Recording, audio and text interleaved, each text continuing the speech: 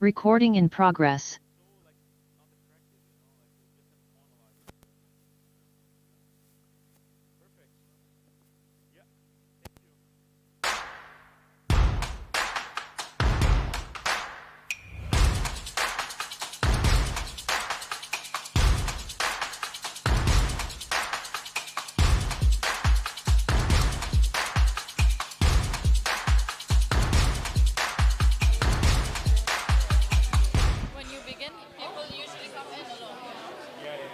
Hello.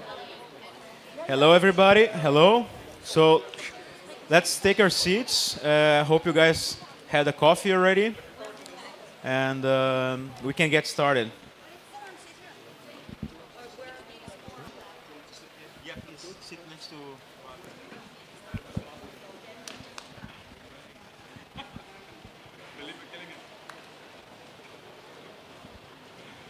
Hello?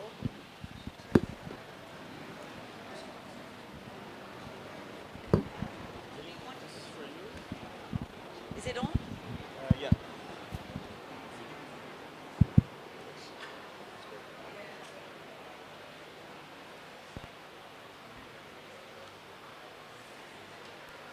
So I've been in contact with Nestle, quite a bit. I also met them in Rome where they're Hello, hello. also you're having a coffee.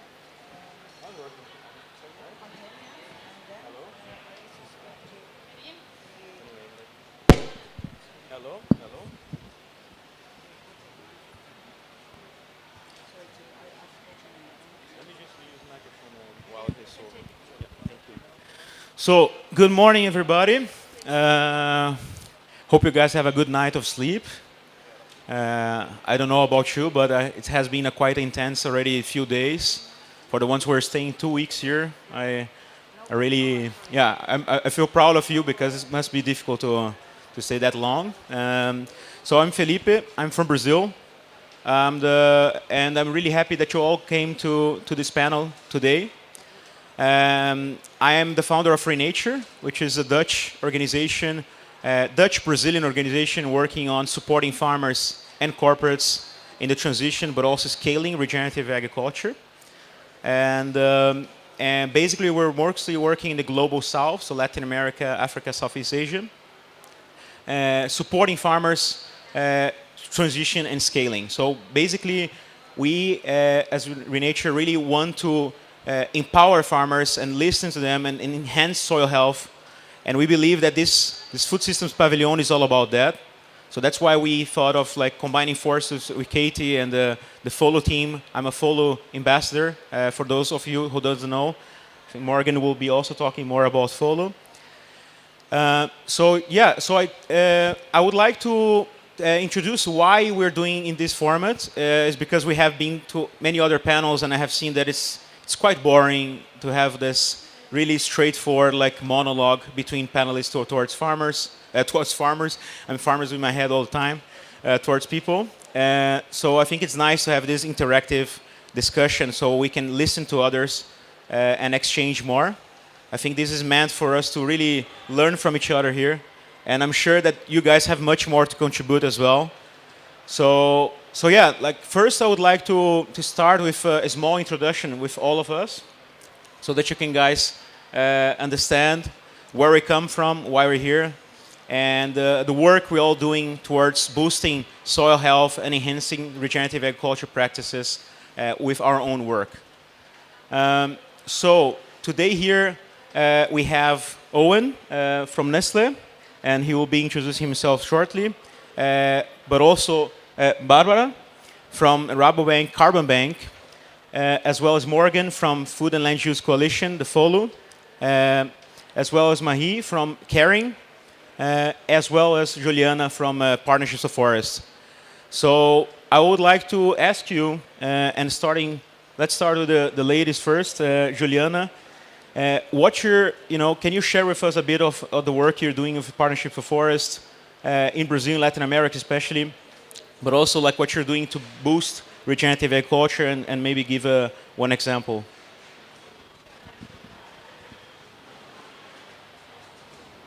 Is it working? Oh, it's working. Thank you. Good morning, everyone. Thank you, Felipe, for this invitation. I'm Juliana. I come from Brazil. Can you all listen to me now? Okay, thank you. Speak close. Okay. And I'm here to represent Partnerships for Forests. I'm not a real producer myself, but I talk to producers all the time, so I feel a little bit entitled to speak a bit about it. Partnerships for Forests is a UK-funded program that operates across the tropical belt, supporting initiatives with a market-based approach. And those initiatives that will have impact on either reducing deforestation or promoting forest restoration. And a lot of that links to the discussion on regenerative agriculture, specifically and more especially in countries in Latin America where agriculture is very linked to land use conversion and deforestation in itself.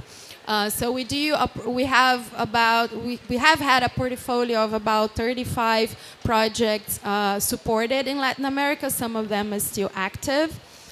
One of them that I would like to share as an example here is the work we've been doing in the southeast of Pará, in the Brazilian Amazon. The southeast of Pará is a hotspot of deforestation in that region, and it has been very strongly converted into pasture land, which also means it's a high conflict zone in the Amazon as well.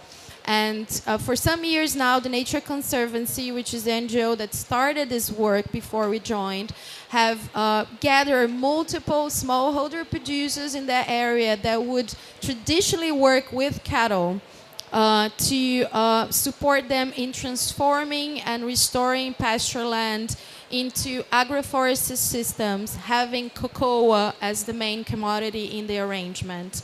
And what we have then did, Partnerships for Forests entered this arrangement to support in bringing the private sector, the value chain along. So today we work with Mondelez, which is the chocolate industry. We work with OFI, Olam trader, the main trader in the region for the cocoa beans. We work with the local cooperatives. We work with technical assistance. We've created a hub for technical assistance for those rural producers, and also working with them to allow them to access credit in the Brazilian bank.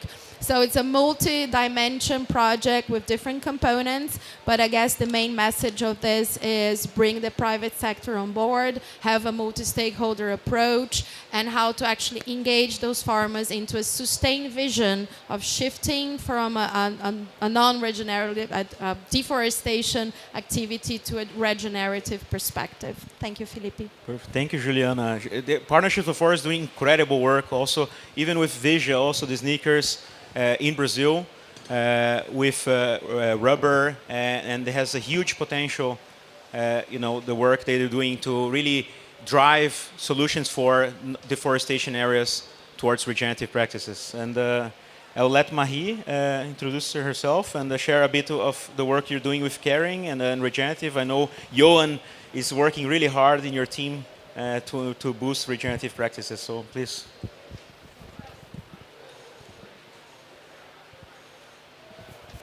So first, good morning, everyone, and very happy to be with you. So Kering, perhaps to introduce in few words, it's a luxury company.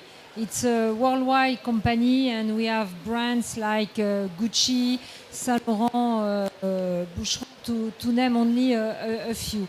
So for us, the first thing when we are speaking about regenerative agriculture, it's very key because the big majority of our raw materials are coming directly for nature. If you think about wool, silk, cotton, or also leather.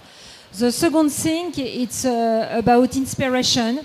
If you look to our ready-to-wear, it's a kind of inspiration for our designers. So that's why also we think you have a specific responsibility.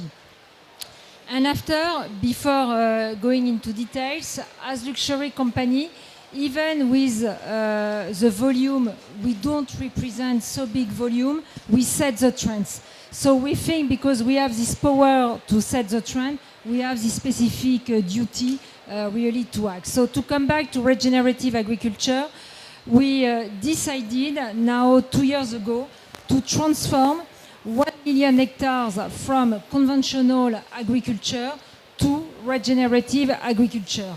Of course, in link with our supply chain.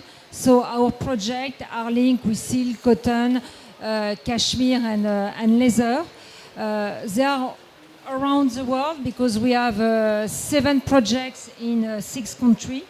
And our target, it's really in 2 years to be able to use this raw material. So, of course, we are working closely with the farmers. After, one thing that you have to keep in mind, which is I will say, a difficulty. As company, we don't buy directly the raw materials. We are not a food company. So we have also to put in place all the supply chain.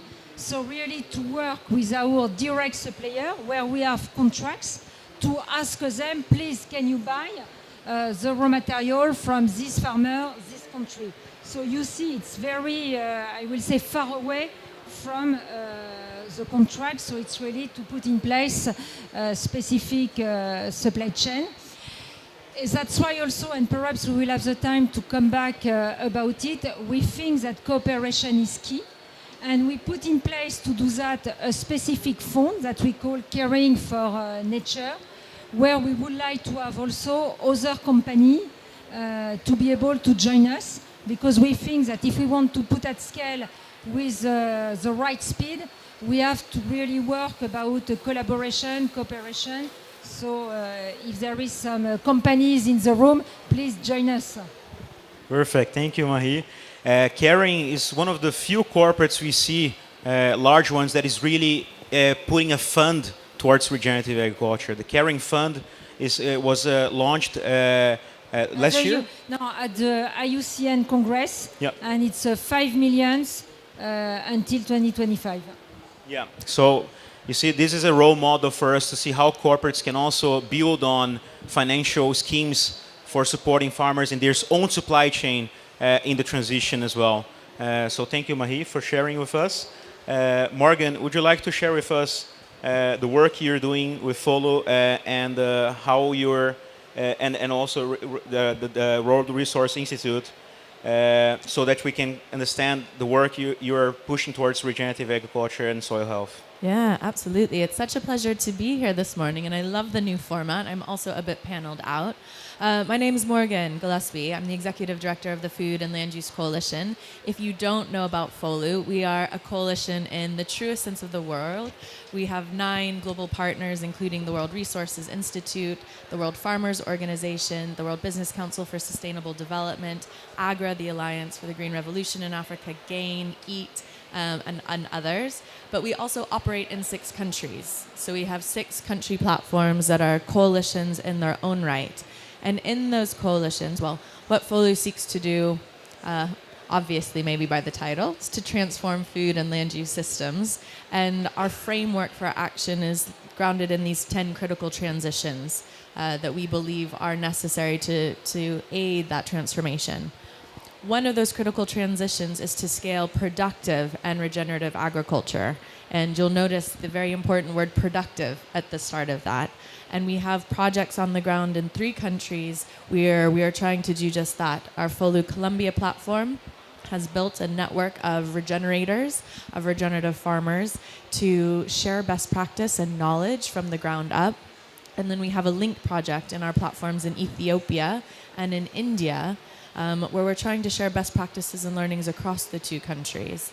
Now, what I wanted to talk to you about today is some of the challenges and opportunities that we're seeing. So when some of these projects were getting started, one of the first challenges we came across is that there is no globally agreed definition of regenerative agriculture. In fact, regenerative agriculture is quite contentious in many spaces. You have folks in the US who believe it's only about soil carbon sequestration, which seems quite narrow in my perspective. You have folks in Latin America and Colombia particularly who really believe in regeneration in the most holistic sense of the word possible. Regenerative societies, regenerative systems. How can we regenerate the world that we live in so that we shift from being an extractive presence on this planet to being a replenishing one. And then you have lots in between, right?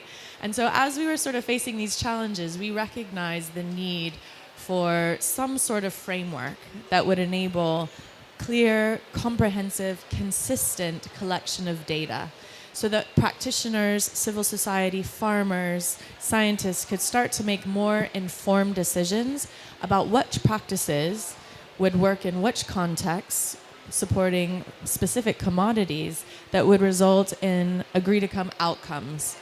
And so because of that, with that hypothesis in mind, I'm really thrilled to share that we launched yesterday a new platform called Regen10.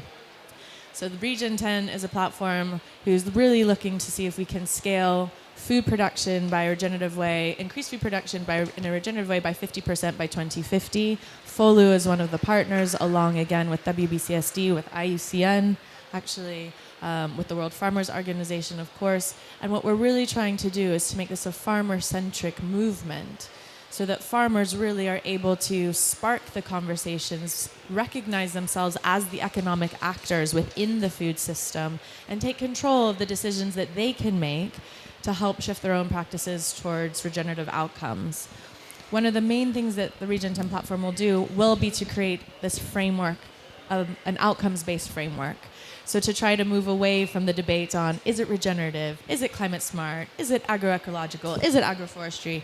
We are agnostic. We don't care. What we care about are environmental outcomes, which do include carbon, above and below ground soil carbon sequestration, soil health, but also includes freshwater security, improved water quality and quantity, biodiversity, and also importantly including social and livelihood indicators. So are these practices making farmers more prosperous? It's not just about yield improvements, it's about productivity and prosperity. Are farmers becoming more resilient to respond to the increasing climatic changes that we're seeing? And we're hopeful that having a framework that we are going to try to get global consensus on, fingers crossed, with farmers at the heart of it, will really enable practitioners and farmers around the world to, as I said, make more informed decisions based on best available data and science as to how these specific practices can lead towards outcomes that we're all in agreement on. So that's the work that Folu is doing to support productive and regenerative agriculture. I'm really excited to have this conversation today. Thanks, Felipe. Perfect. Thank you so much, Morgan. I have joined recently as a Folu ambassador. I totally recommend you guys to look into Folu, but also into Regen10 that was launched yesterday. I think that they're doing incredible work that I think all of you can also play a role and contribute as well. So thank you. And here we have Barbara from Rabobank. Barbara, would you like to introduce yourself and share a bit with us the work the Rabobank is doing in regenerative space? We are collaborating in Brazil, in Mato Grosso state, where deforestation is very an issue. And we're building regenerative forestry business case together so that farmers can have access to carbon credits. And I'm talking about large farmers, like hundreds of thousands of hectares. So it's really amazing what Rabobank is doing, and I would love to hear more from you. Thank you much, Felipe. My name is Barbara Baarsma. I work at the Rabobank, a financial institution. And you might think, what does a financial institution have to do with regenerative agriculture, with soil sequestration, with soil health? Well, quite a lot, because Rabobank is one of the largest food and ag banks in the world. So on the one hand, we have many farmers in our books, mostly large-scale farmers in Brazil, New Zealand, Australia, Europe, North America. And on the other hand, we have food corporates in our book. I'm very proud to say that Nestle is one of them. And we are not a listed company. We are a cooperative. So we believe very much, based on this DNA of being a cooperative, in cooperation. And what we do, we are right in the middle of the food supply chain, and we feel responsible for setting up all kinds of carbon-based, but actually broader than carbon, but we call it carbon. Why? Because the voluntary carbon market is the best developed market. So that's why we have the Rabo Carbon Bank. But actually it's much more also about nature, biodiversity.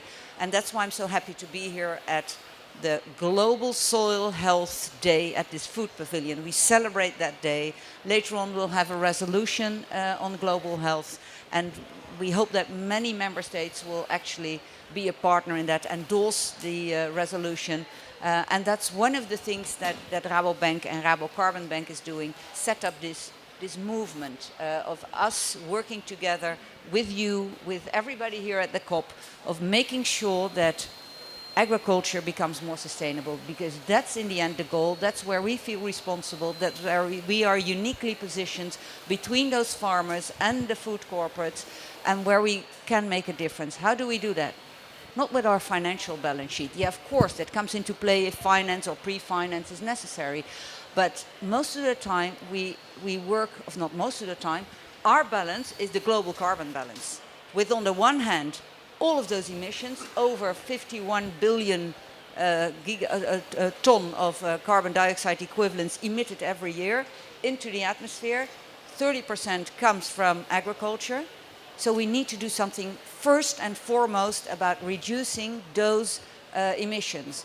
So we have in our propositions one supply chain decarbonization solution, where we link food corporates to farmers and set up reduction projects on farm level with reduction units that can be traded along the supply chain to give the farmers the extra income they need to invest in their practices to become more sustainable. So that's this way, this way of the carbon balance. On the other side, once emitted, 60% remains in the atmosphere, 40% is absorbed back by natural carbon sinks. And that's the other part of the carbon balance, global carbon balance that we're working on. We're doing removal projects, remove from the atmosphere and sequester it in soils and forests.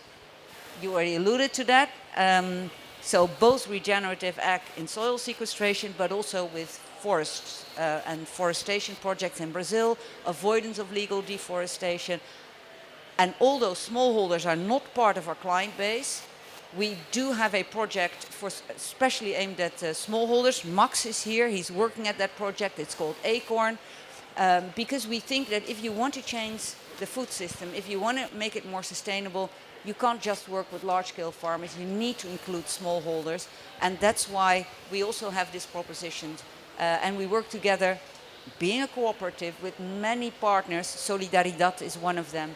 And together we have access also to those smallholders and try as a Rabobank, as a large food and ag bank, to make a difference and to make agriculture more sustainable. But we need everyone here and this round discussion. How do you call it? Not a round table, because there's no table, but you made it very special environment to have a good discussion. I'm looking forward to that. Perfect. Thank you so much, Barbara. You know what I really like about Rabobank carbon credits approach is that it serves not only large-scale farmers but also smallholder farmers. Max is here representing Acorn.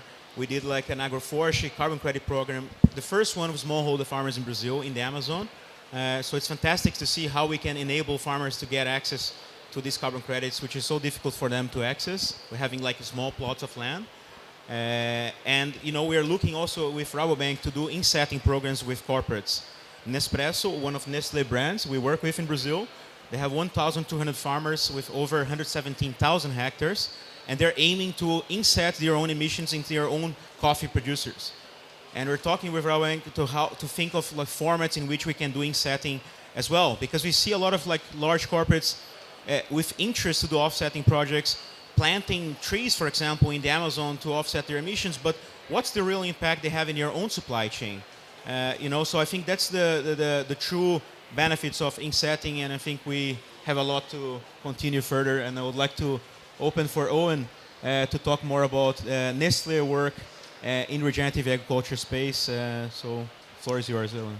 Sure, thank you, Felipe, and I think it's in danger of becoming a formal panel, so I'll try to be quick. So we can get some comments in from those here today. So I'm Owen, I work in our global public affairs team at Nestle, and I focus a lot on climate change and the interrelationship between that and biodiversity, nature and water. So really trying to bring all of those topics together in a more holistic way than we dealt with them in the past.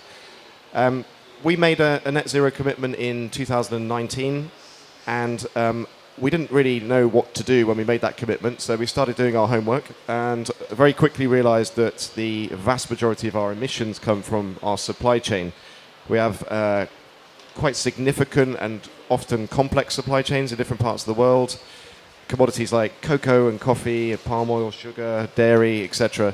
Pretty much any of the big 14 commodities that you can think of will somehow be connected to Nestle in some way in our products. And then, you know, we then started working on how do we reduce the carbon impact of the way those ingredients are grown.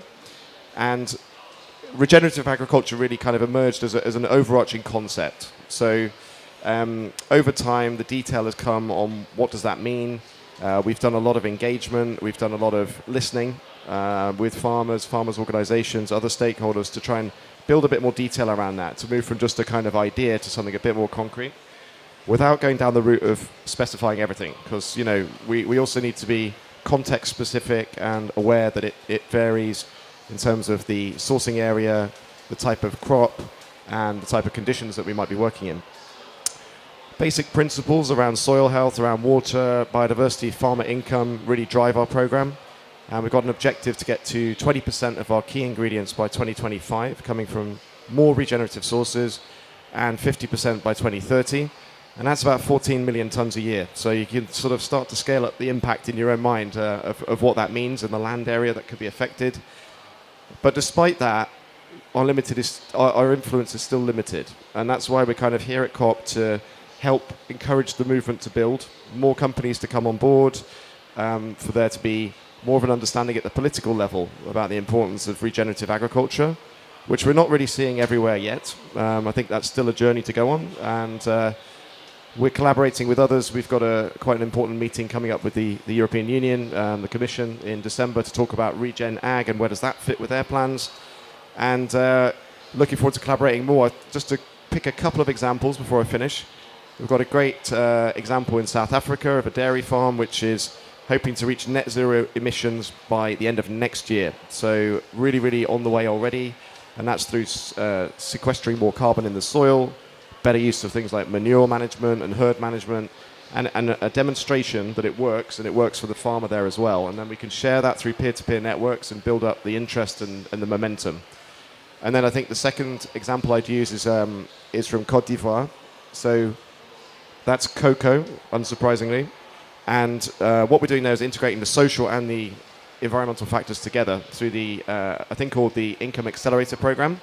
So that's rewarding farmers for practices that not only move in a more regenerative direction, but also help avoid some of the social issues that are occurring through a payment of a premium from Nestle to support long-term supply chain development. So I think key messages, we have scale, but we're not big enough on our own, and we need to integrate social, environmental factors and economic factors to make this a success.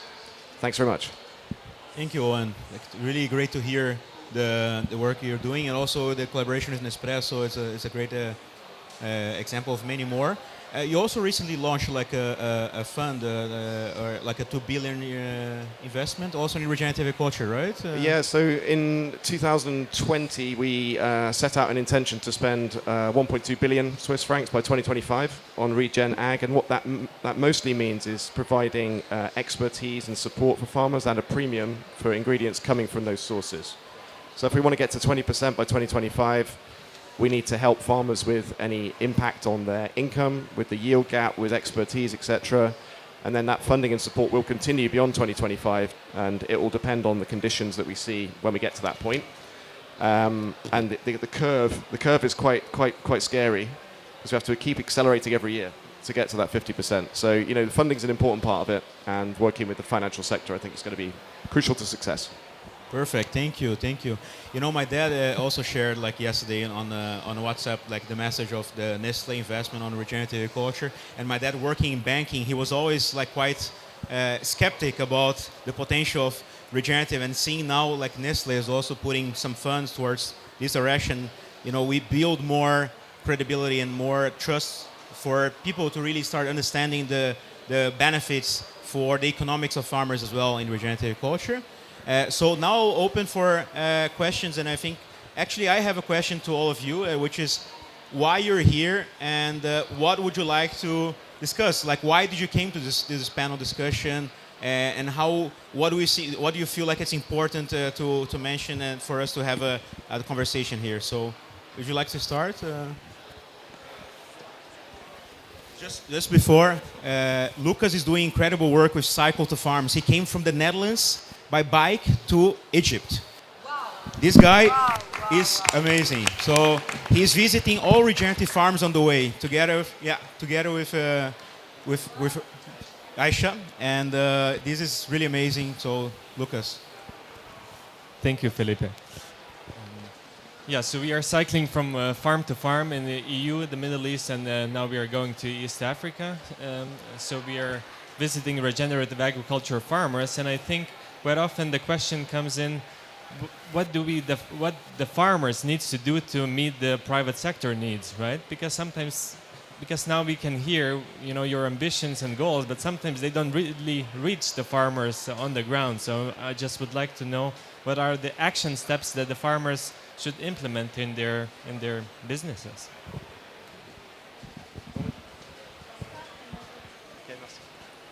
Sure, thank you very much for the question. So I think it does depend a little bit on the relationship between Nestle and the supply chain. So in fresh milk, for example, we have a network of 500,000 farmers that we source from directly.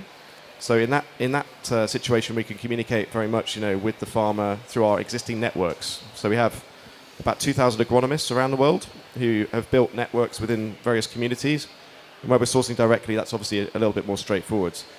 The second way to do it is through our suppliers. So we have a range of suppliers. They're from very big companies who have a lot of influence to much smaller companies who we also need to engage. And I think the first thing to do in terms of impact is to engage those bigger companies who could spread the message, but not forget the others who maybe are less obvious, in terms of candidates for communication. So it's about engagement, communication, working with others in various different platforms, and encouraging all companies working in agriculture to try and get on the same page, right? And then that message will hopefully be a bit more consistent at the farm level eventually.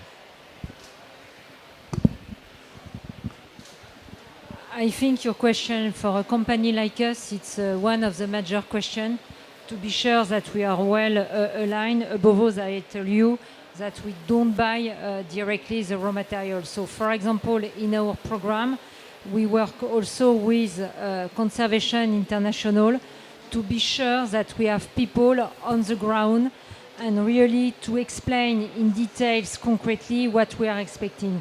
So in our case, for example, in luxury, it's not really linked with the technical criteria for the environmental side or social side, because I think thanks to CI, we have the good way to explain.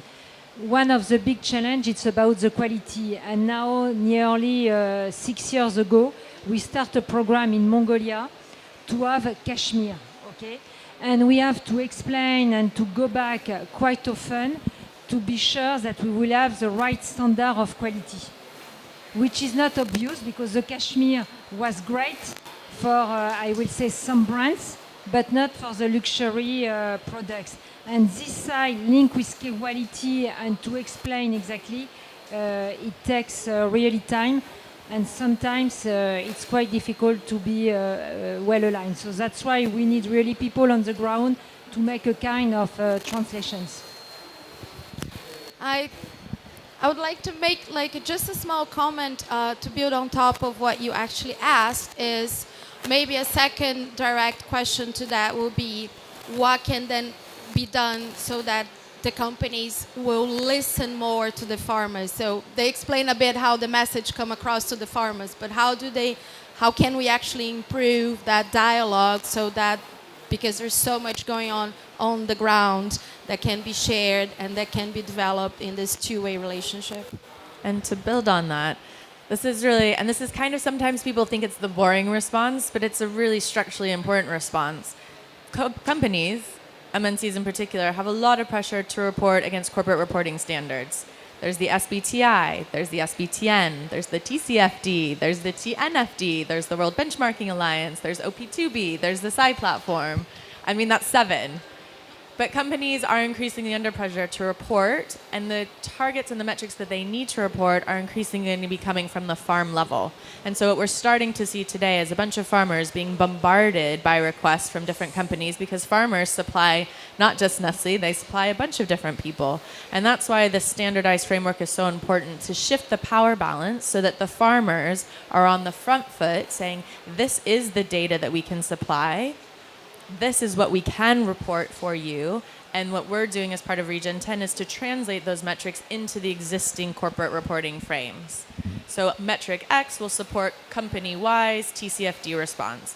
Metric A will support TNFD, company B's TNFD response. And part of that, why this is so critical, is not only to provide or start to collect a whole bunch of data, but to shift the power balance from the corporates to the farmers, to enable the farmers, as I said, to be on the front foot and be in control of what they provide to the companies, and to standardize to some degree. As I said, there's no globally agreed definition of what regeneration is. So what Nestle asks for might be different to what Unilever asks for, which is slightly different to what Danone asks for. But to get that standardized global agreement as to the outcomes we're all seeking to deliver, so that the requests become more consistent, more consolidated, to reduce the burden on the farmers themselves. And to Julia's point, to really enable the farmer's voice to be part of the conversation, to dictate to some degree what they can report against. Well, actually, I fully echo that. By the way, being Dutch, like very much that you are actually on your bike. The Netherlands is a biking country. Really applaud that. Your question is so modest. What can farmers do to help corporates or private organizations? But actually, I would turn it around. What can those private organizations, also banks, do to help farmers? Because actually, those private organizations have set SBTI targets, have set pathways to Paris, so they need the farmers. And if you need farmers, you should unburden them, you should help them. And that's what we're at Rabo Carbon Bank trying to do, is to make a one-stop shop where the farmer is actually unburdened, where there is agronomic advice, you also have agronomic advisors, but where there is modeling, monitoring, everything has been taken care of. At least, not everything, of course, because the farmer still needs to change his practices or her practices, but it's much more the other way around. And I hope that that is actually happening today. So my question would be, are there any farmers here? Yeah, you are a farmer and you're a farmer. Well, okay, but we talk about farmers all day here at the Food Pavilion, and they need to be here. Yeah. And I'm not a farmer, I'm a banker, I'm an economist. But I don't want to talk about farmers, I want to enable them to make the transition. So they should be here to tell us what they need instead of the other way around. So I very much like your question, but it's very modest. Perfect. Thank you so much, Lucas, for your question. Anyone else has a... yeah. And then we can go to you because if you have a question as well. I loved your comment. Thank you so much. It's just fascinating to learn what all of you are doing. And I love your comment about farmers being here. I'm a researcher at the University of Minnesota in the US, and I'm wondering how you engage with science and researchers. And I also, like, most of my research is with farms and on farm, and it's with like really novel solutions to regenerative agriculture that are really hard to get other funding for. So I work on perennial grain crops.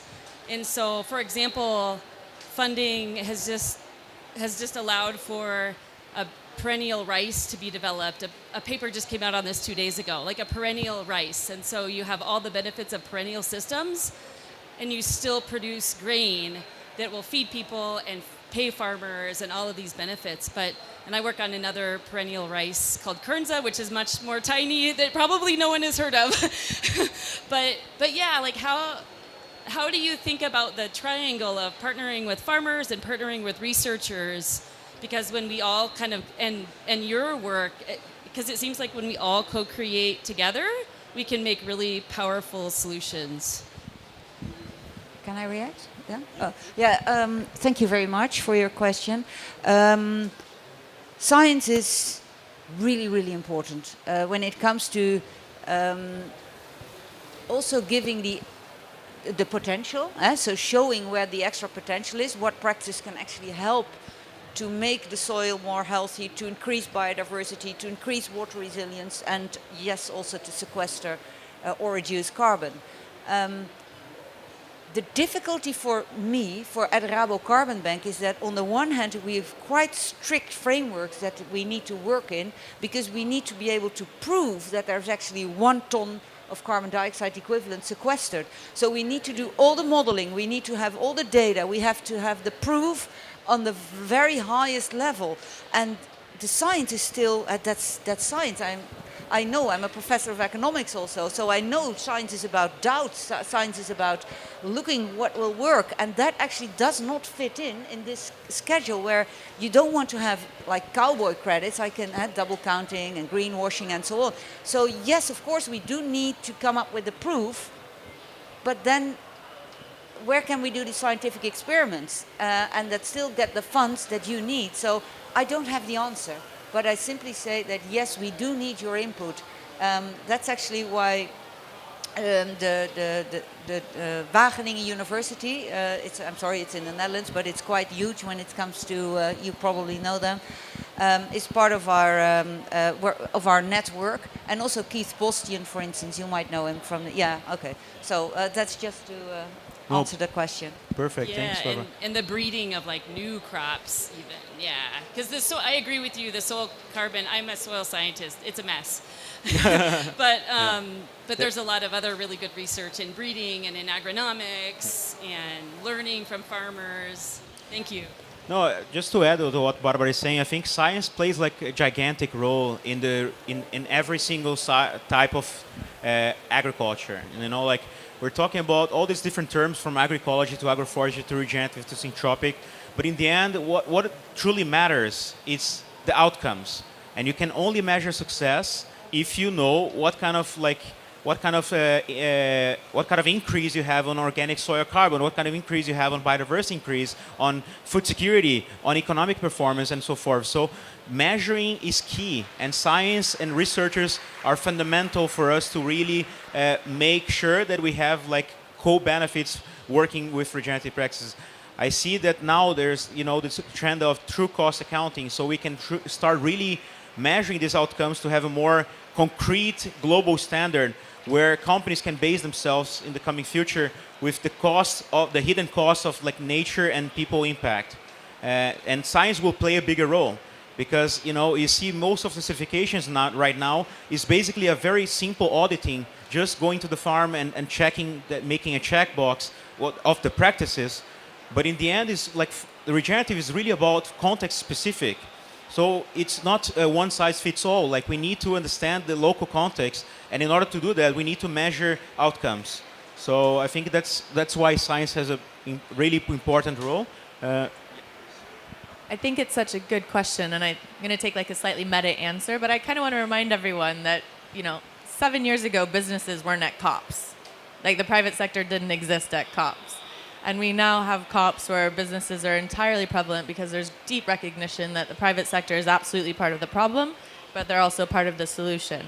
There were probably not farmers at COP last year, but we know through WFO there's 150 farmers at this COP this year speaking, with their voices being heard, with many trying to amplify their voices. And that shift happened in just 7 years. Is it enough? Absolutely not. But I am very confident that in COP28, the farmers' voice will be even more elevated. There will be more farmers in the room.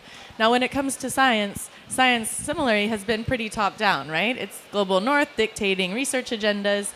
There's a shift in science as well. The 1CGR reform is really advocating this, that we need to listen to farmers and local contacts, and the farmers need to be saying, this is the research that needs to be done. These are the problems that need to be solved. And so the flow of information needs to be switched. Is it perfect? No, but that shift is happening, and so that we should see over time farmers asking for the research from the north or from the academic universities and the local context, and then getting that locally specific information.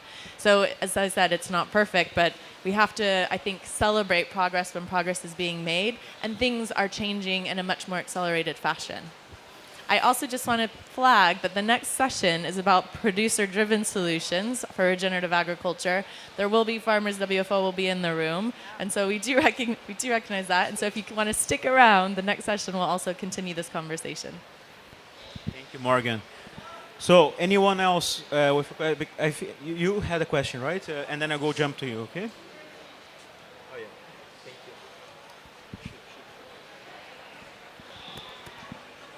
you. Hello, I'm Camila from Brazil. Do you know most part of deforestation, mainly Amazonia, is due to agribusiness. So I'd like to know if and what type of measures you are doing to guarantee that the food you're producing or the investments that you're doing does not to do anything related to deforestation.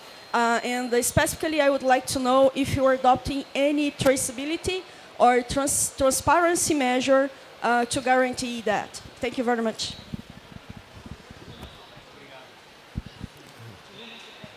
Do you want me to answer that one, Felipe? Yeah. So yeah, deforestation absolutely critical for improving the food system, moving towards a regenerative food system, and also reducing carbon emissions. So we have got to a point where I think around 98% of our 5 key commodities, at-risk commodities, are verified deforestation-free. Well, that's the result of 12 years of hard work, of traceability, of defining origins, taking action where there may be contraventions of that policy, then extending that into commodities that are less directly at risk, such as coffee and cocoa. And by 2025, we want to get to 100% on those two as well. So it's absolutely a priority. And I think one of the things that we're trying to do is integrate insetting projects into sourcing landscapes. So that's actually going to go some way towards restoring some of that degraded land, some of that land that's been lost. For example, in coffee, which can be quite a monocrop type situation. If we start to plant trees within those sourcing landscapes, that can help to improve biodiversity and carbon capture as well. So I think it's moving from that more destructive, extractive system to one that's more integrated and nature friendly. And I think we've made some progress, but we've still got a way to go, including in Brazil. Thank you.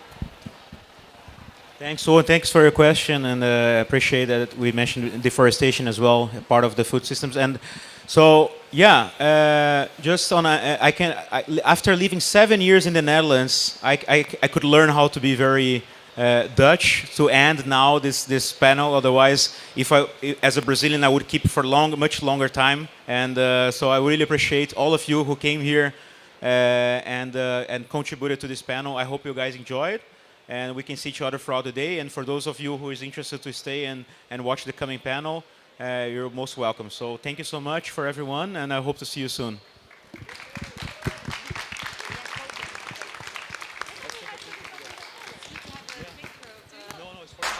You want to have some pictures with a black background as well with the whole panel? I can ask our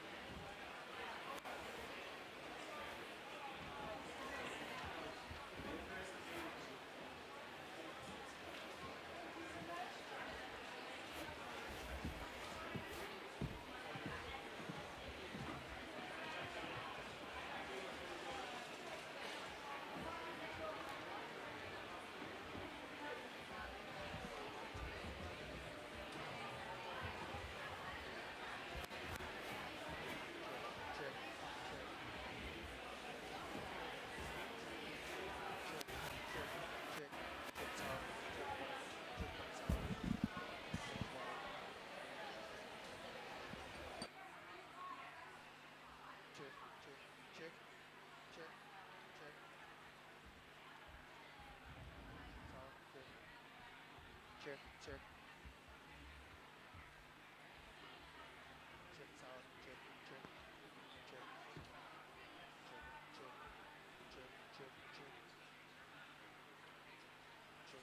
check, check, check, check, check, check. Check sound, check sound.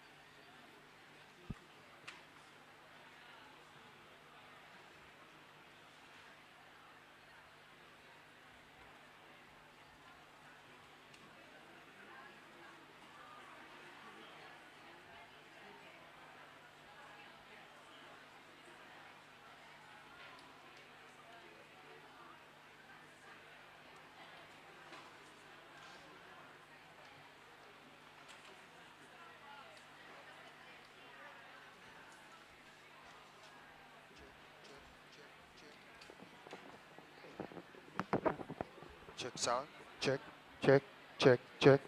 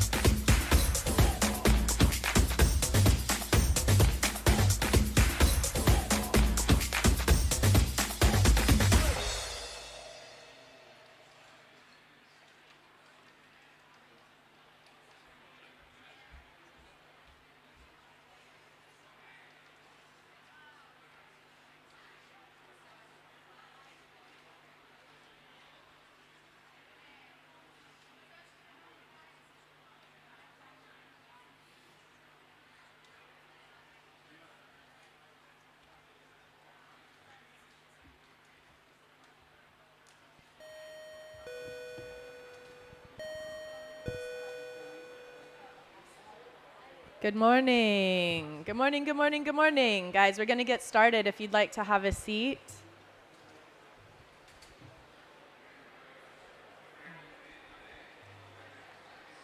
All right, guys, my name is Morgan Gillespie. I'm the Executive Director of the Food and Land Use Coalition. I am thrilled and delighted to continue the conversation, if you guys were here in the last session, on producer-driven regeneration solutions across geographies and ecosystems. We have a pretty tight 45-minute panel today, and we are going to have two folks join us virtually, one from India, one, bless her, it's the middle of the night, from Mexico. So it's really incredible, in addition to our two panels here today. I'm going to give you a 5-minute overview of the context, but we are going to have lots of time for questions for the audience. So all you guys sitting at the back, Julia, come forward. Let's fill this in, because we're going to make this an interactive session. It is day 4 at COP. How are our energy levels? Yeah, exactly. Yeah, come up. We're going to have a conversation. We're not going to talk at you. Come on. Up, up, up, up, up. We're not going to talk at you for 45 minutes. So put your thinking caps on. Think about what you want to ask and what you want to get out of this session. So just by way of kicking started, so the growing global demand for food has obviously been one of the leading factors of why the world is crossing 6 of the 9 planetary boundaries. Those are climate change, land use change systems, biosphere integrity, biochemical flows, freshwater change, amongst others. I think you mentioned in our last session that we still know agriculture is one of the leading drivers of deforestation. The FAO estimates that at least 1/3 of agricultural soils are degraded, and that soil organic matter content of many agricultural soils is very low, which has huge problems for productivity and on yield. Now, as a result of some of these challenges, there's been this massive movement towards regenerative agriculture. And if you've been in this space a year, you may be wondering, but what is this all about? Is this yet another silver bullet solution that we kind of claim is going to solve all of our world problems only to disappear, like organic was, or climate smart ag was, or agroecological practices were? And what we're really trying to do today is shift away from unnecessary debates about titles, but really focus on outcomes. What are the environmental outcomes that our agricultural productive systems need to deliver from an environmental perspective? And yes, carbon is a really important part of that. Soil health is a very important part of that. But so is biodiversity. So is freshwater security. And so producer experiences we've learned as we're kind of having this conversation are really, unfortunately, often missing from the discussion. And the development of frameworks, metrics, et cetera, whilst important, really needs to make sure that producers, the farmers, are at the heart of that, so that we listen to them. Without this, we have unintended consequences. Really ingenious solutions that are being practiced already on the ground might be missed. And so today, this panel is going to explore examples of producer-driven regenerative solutions that are going to achieve not only environmental outcomes, but also social outcomes: soil health, climate resilience, environmental health, water usage, human health, nutrition, farm-level economics. Let's not forget how important the economic viability of these solutions are. And the panel will also discuss some of the challenges and trade-offs for scaling some of these solutions. So we're going to kick off today with a video, which I'm really excited by. Claudia Martinez is the Folu Colombia Country Platform Director. She's based in Colombia. And we're going to watch a short video from her. I'm so glad to be with you in this event, even from afar. I'm going to tell you what is happening around regeneration in Colombia. We, as a platform, the Folu platform in Colombia, have been developing a diagnosis around what is happening in Colombia around food systems.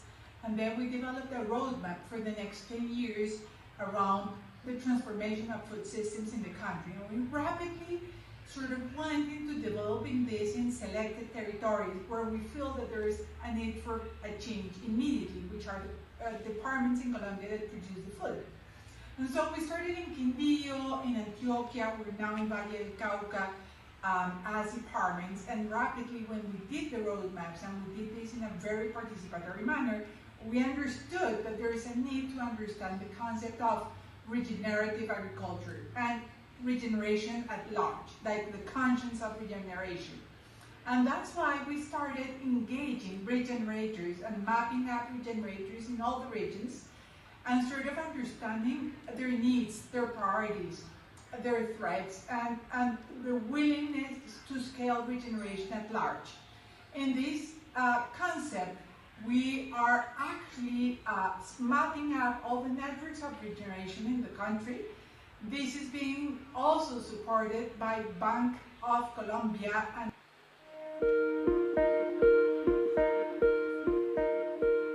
Planet Earth is a living being, and human beings are part of it. The universe, the earth, the oceans, the air, the sun, the plants, the trees, the animals, the birds, the insects, the bacteria, the fungi, the mycorrhizae. We are all connected. We are all one. By taking care of the earth, we take care of ourselves. By accepting our own nature as an expression of nature itself, humanity can become a conscious healing force. For years, our lack of awareness has brought us to a planetary crisis that affects all forms of life on Earth. Our development model is altering the climate, polluting the waters, desertifying the soils, and extinguishing biodiversity. Intensive agriculture has been responsible 80% of global deforestation, and more than 30% of soils are now degraded. The world's population of 7.6 billion people represents only 0.01% of all living organisms. Since the emergence of human civilization, 83% of mammals have become extinct. Of the total number of mammals in the world, 60% are livestock for farming, 36% are humans, and only 4% are wildlife mammals. We are in time to change course and encourage the restoration of life where it has gone, moving towards regeneration, reinventing development by drawing inspiration from the living, understanding territories as living beings, as the result of the interaction between all living organisms of all species that are capable of coexisting to achieve shared prosperity and well-being. Considering the planetary limits, it is possible to achieve new restorative economies, to enhance biocapacities through innovation and adaptation, and reduce vulnerabilities. This is the great opportunity we have as human beings. We can generate fair and equitable governance models, promoting dynamics and transitions between the management of private goods and the common goods. There are many possibilities to ensure a dignified and diverse life on planet Earth and our permanence on it. We are part of nature, and this invites us to feel and think of ourselves as a whole on the planet. Regeneration is to reconnect us with nature, with what each one of us is. It is to advance in an integral approach where the diversity of territories and cultures are recognized, and we work collectively for the restoration and conservation of a living, diverse planet capable of sustaining the beings that inhabit it. In Colombia, we coexist with abundant species, climates, plants, seas, rivers, and diversity. This is the environment that embraces us now. It is our present and future, and this diversity makes us a power to contribute to the regeneration of our planet.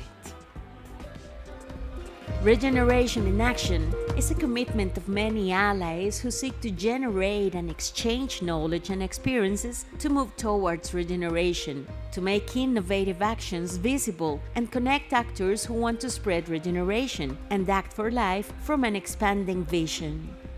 Join Regeneration in Action and start acting for life.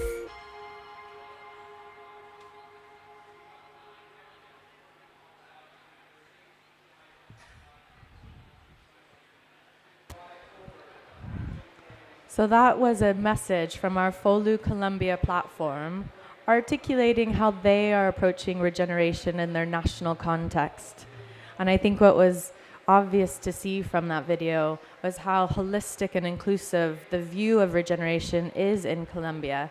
not just focusing on one benefit such as carbon, but really focusing on building regenerative societies holistically that are returning back to the earth, living in harmony with the earth within our environmental boundaries so that we can safeguard our food security whilst also providing prosperous livelihoods for people.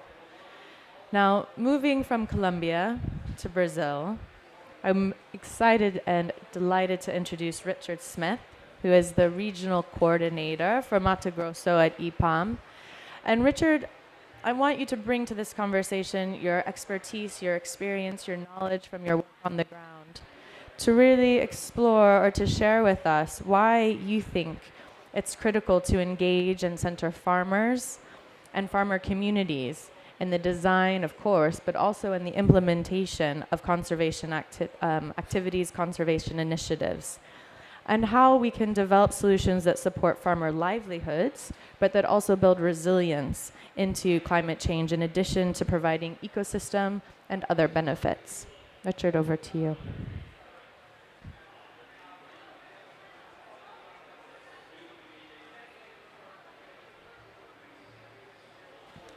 Thank you very much. Hi, good morning. I'm Richard Smith from the Amazon Environmental Research Institute from Brazil. And we work for the protection of the Amazon and Brazilian savanna biomes, which we call Cerrado in Brazil. And my work is specifically in a state called Mato Grosso, which you might have heard about it, a very important production of commodities area, but also very rich in smallholders and also indigenous peoples. So I will talk basically about two different approaches that we have with producers in Mato Grosso, but also in other Amazon states.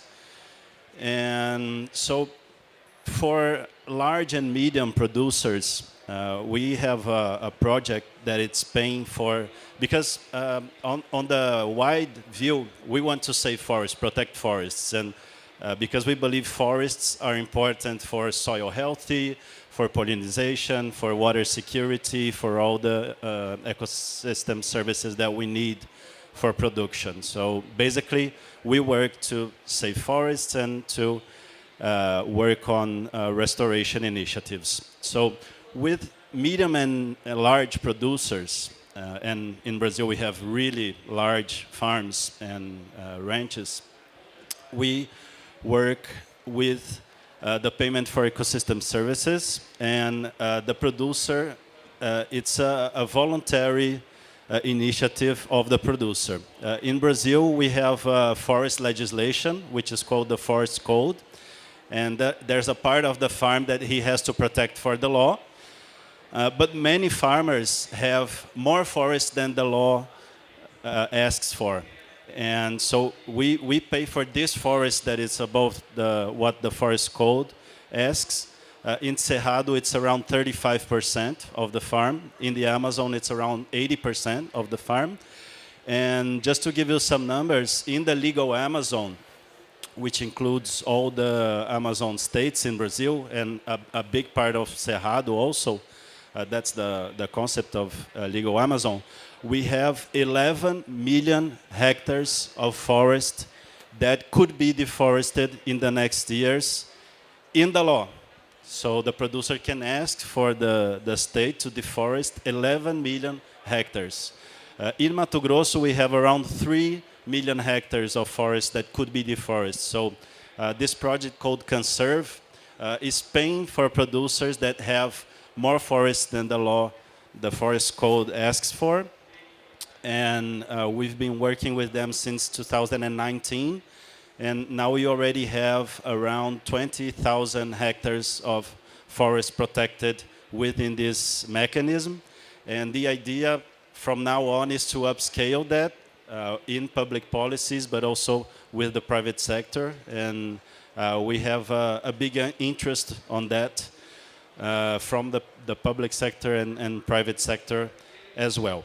With medium and small producers, we work more in the line of restoration And we are calling restoration a productive restoration.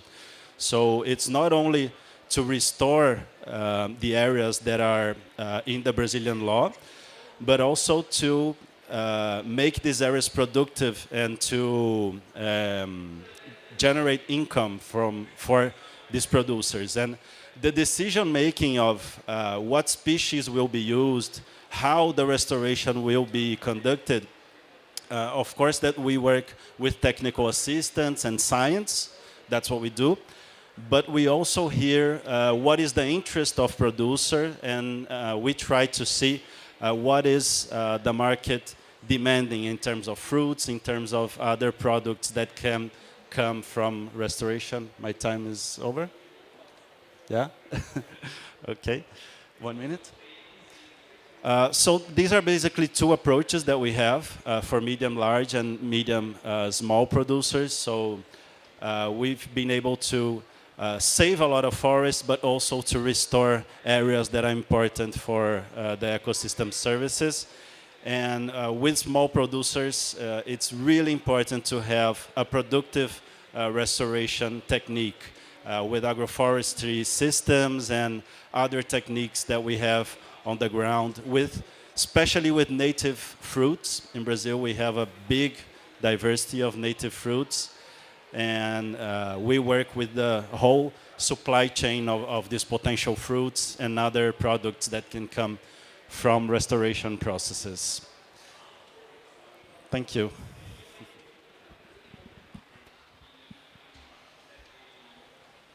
Thanks for that, Richard. And it's wonderful to hear. I think it's always both heartening and like scary when you really look into the forest code. I remember when I first learned about the forest code, I got really excited, and then you went into the detail and you're like, oh wait, but you can still deforest like huge swaths of the land. And you have to really understand why. And that's because, as Ariana quite often mentions, farmers are economic actors. Farmers aren't deforesting because they're bad people. They're deforesting because they need to sell their produce, right? And so unless you provide economic solutions to protect and conserve the forests, we're never going to fix this. And so I think the work that EPAM is doing to provide ecosystem services payments for the protection of that legally deforestable land is such a critical role in how we're going to solve this problem ultimately. Now, from Colombia to Brazil, we're now going to jump over the pond to India. And I'm delighted to introduce Dr. K.M. Johari, who is our India Folu Country Platform Director. He is joining us virtually. Hello, Hari. Hi, Hogan. I love it when technology works, don't you? Now, I would love to hear from you. You are very big on screen right now. To see you. Hari, can you take 5 minutes and tell us how Folu in India is tackling productive and regenerative agriculture? Thanks, Morgan. I don't want to spend too much of time on, why and what are the problems, because most of the time the problems are common. But there is something different in India. A recent estimate which says that around little less than 40 million, people are depending on farming for 50% or more than 50% of their income, household income. So this is a huge number in India. So we are in a position to balance the environmental demands or the planetary demands and the, and as well the human demands or the livelihood demands. And at the same time, there's a huge system existing to feed the large population in India. So there is a governance demand, which is the food production and the yield to be maintained, and without any yield compromise, we need to transform. So the situation is for the planetary requirements, for the livelihood requirements, we need a transformation. At the same time, the government or the administrative requirement is existing there to maintain the yield and the total quantity of production. So precisely coming there, we have initially, made an attempt to understand how much these regenerative agriculture principles and practices have penetrated into the, into the Indian farming community. In 2 years before, when we published our report, it was just 4% of the farming community were adopting at least one of the regenerative agriculture principles or sustainable agriculture principles, like vermicomposting and all. So it need to be, transformed in a large scale, so that exists there. The second question what we have asked was, what is the human resource, existing in the agriculture and allied system in India, and whether it is sufficient enough in multi dimensions to cater the large transitions from the existing practice to a regenerative practice. And we found no. We need more human resources. We need more capacity building. We need more training. So from these two learnings, we are jumping into creating the, what do you call it, as a proof points on ground. And we want to work with, we started working in two fronts. One with the government, where the existing green revolution based agriculture governance and support systems, including advisories, are getting transformed in small landscapes into the way, the regenerative agriculture transformation can be catered. And the second approach, we are approaching the farmers and making them aware about the requirement, or the necessity to change into regenerative agriculture for their own livelihood, health, and other benefits, and including the climate resilience benefits. And we work with the farmers and the local governments, which we call as gram panchayats, and trying to change small gram panchayats into regenerative agriculture hubs. So the small dots can join and become the big area later. So precisely this is the approach. So it's basically working with the governance, working with the farmers.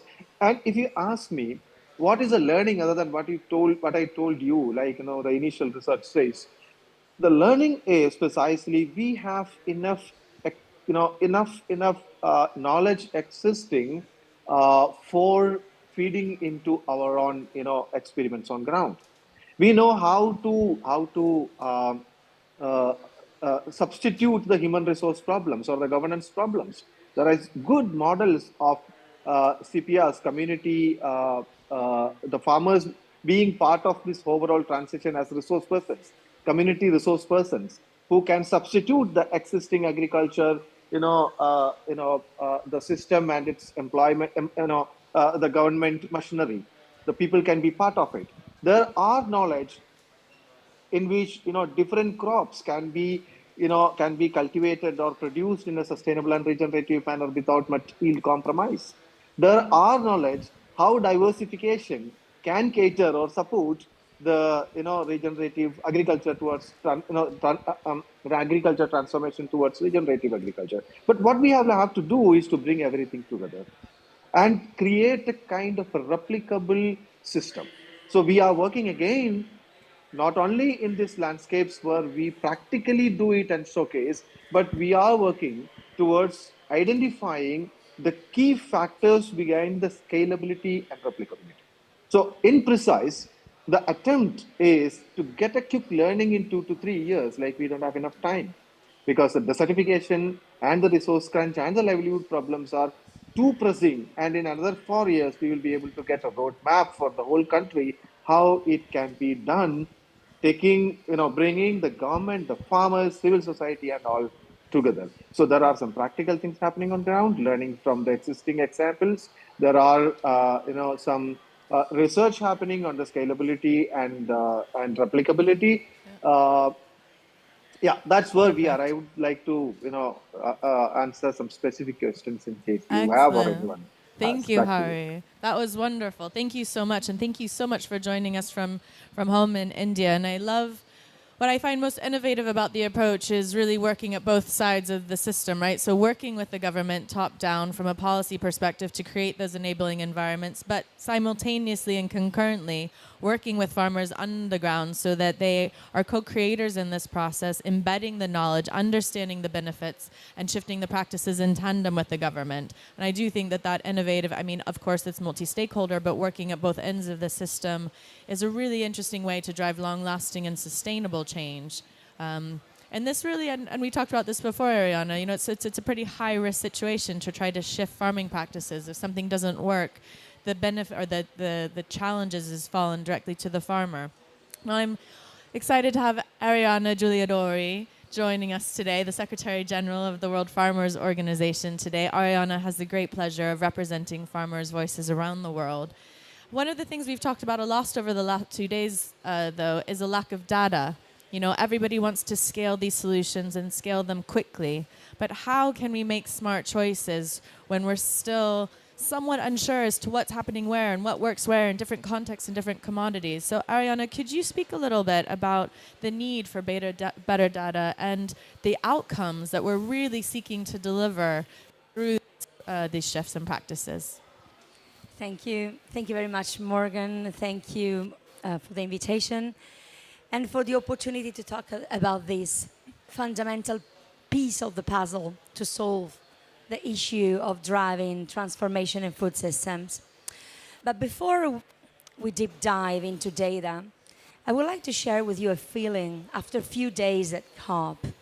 So, farmers are at the center of many conversations this time.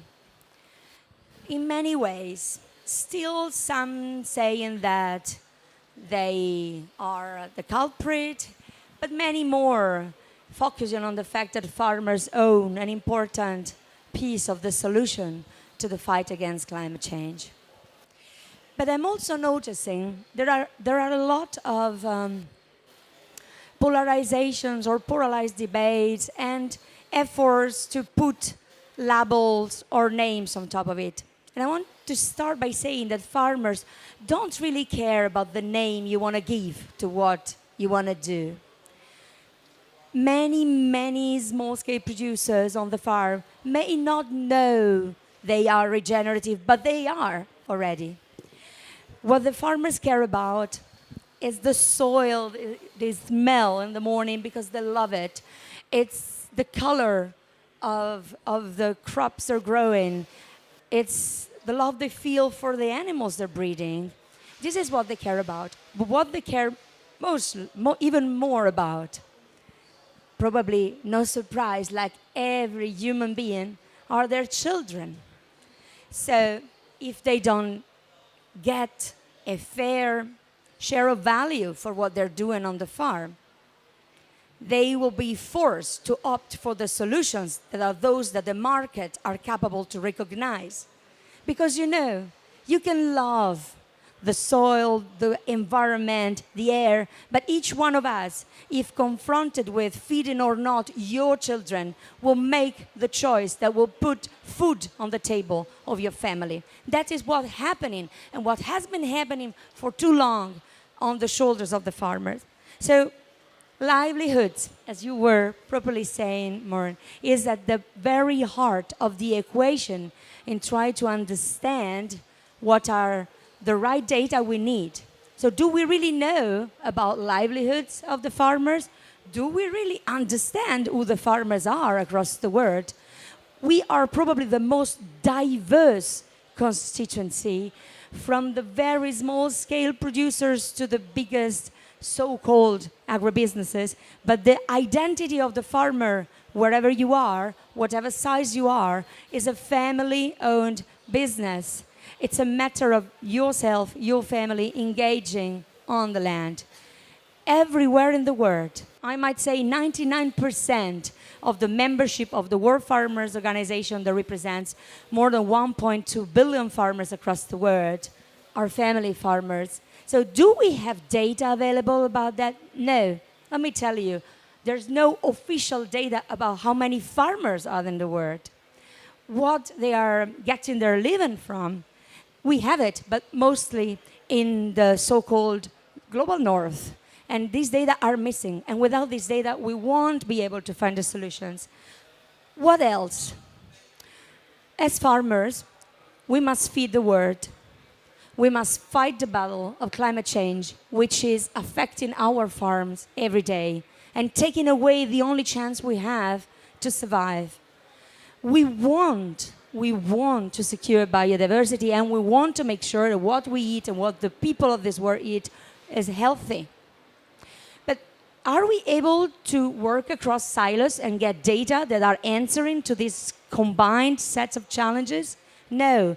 Even the efforts that we are now positively welcoming of dashboards that are looking at food systems are still entering the conversations from one angle or the other. But the farmers are at the heart of all the challenges. So what kind of data? We need farmer-centric data. Data that are built around the farmers for what they need and for what they expect, for what they can provide to the solutions to the planet's challenges. Farmer-centric and solution-oriented. Pragmatic data, data that can inspire action, data that can be transposed into policymakers' choices, into business models, into options for multi-stakeholder collaboration that brings value to all. These are the data we need. And let me add one final comment. Farmers are here at COP. There's a big delegation. I see them in the room. I'm grateful that you're there. I see our members from Nepal, from Mozambique, from Ghana. I see all these people committed to drive change. I'm wondering, so outside and in this room, we are pretty much aware. I'm wondering what's happening in the negotiations room, where we are even struggling to find common ground and agreement on pursuing the conversations around the coronavirus. So, to conclude, we need data, the right data to inspire action. We need the right choices. We need awareness. The farmers are here to say, we are there, we want to drive this change. We want governments to be able to answer. We're not sure they are. Thank you so much, Ariana. We have about 15 minutes left, and so before we come to you, the audience questions, we have one last speaker who again has joined us from Mexico, where it is, I'm very sure, the middle of the night. So this is Liliana Gutierrez Mariscal. She's the coordinator for the Mexican Initiative for Coasts and Oceans. And I want to highlight, we have not had a lot of conversations about blue fish, oceans, sustainable and restorative and resilient ocean life. So Liliana, we're so excited that you're here. I'd love to learn a little bit more about what you and your organization are doing to restore and regenerate local ocean ecosystems that can also provide climate resilience and food security benefits. Liliana, over to you. Hello, everyone. Good morning there. Good morning here too, but really early in the morning. It's 1:32 here in La Paz, in Baja California Sur in Mexico. And I want to thank the invitation, and I want to thank the speakers that were before me. In this part of the world, in the Gulf of California, I've been very blessed to observe several coastal communities that, as we speak, are getting organized to face the challenges of sustainability.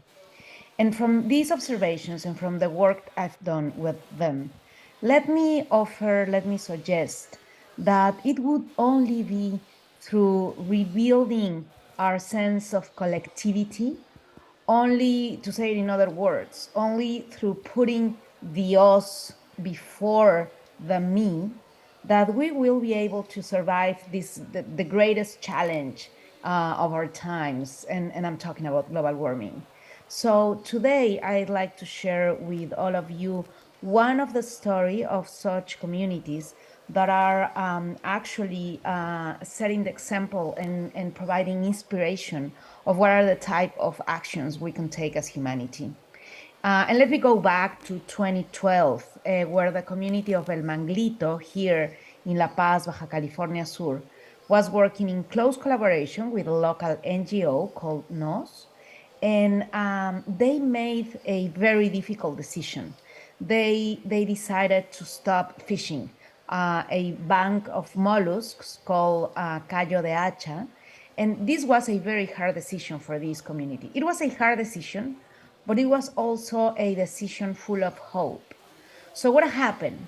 They stopped fishing for 5 years, and through that time, they built capacities such as monitoring the bank of mollusks, such as surveillance for the growing bank, such as putting together a new fishing organization that will put together around 11 or 12 little organizations that existed before into one large one. And after 5 years of no fishing, they were able to restore the bank and reopen the fishery. So everything was kind of the same as before, but everything was different. This process of restoration had touched, of course, the ocean and had provided a new local business, but had also touched the relations inside the community. One in particular, one very important relation in particular, and I'm talking about women. When the fishery reopened, there was these critical questions that women were making to the whole community, to their partners, to their fathers, to their brothers, to their husbands. What about us? They had been participating through the process of fishing restoration. However, they had not really been that included or considered or listened to or been Recording visible. stopped. And I don't know if this sounds familiar to any of you. But they asked the question, what about us? We want to fully participate in this new economy we've built together. And some of the men were really reluctant to fully include them. So they began patrolling the shore as the bank had grown. Recording in progress. You could see the mollusks growing at the shore of the ocean, really near to the shore. So they were having trouble of illegal extraction of those mollusks. So they began patrolling the area. This was a problem that they couldn't get rid of. And after 3 months of patrolling, and when I'm saying patrolling, what I'm actually saying is that they would go to this estuary, walk, and demand for the illegal poachers to get out with their voice, with their body, with their determination. It took 3 months for them to contain the illegal extraction. And what happened? They occupied a public space. And by being there with the primary activity of containing illegal extraction, they began cleaning the area. They began paying attention to other things that were happening there. And if you go now there, it's a beautiful public space for the people of La Paz to go and actually be at a full of nature area and enjoy the estuary.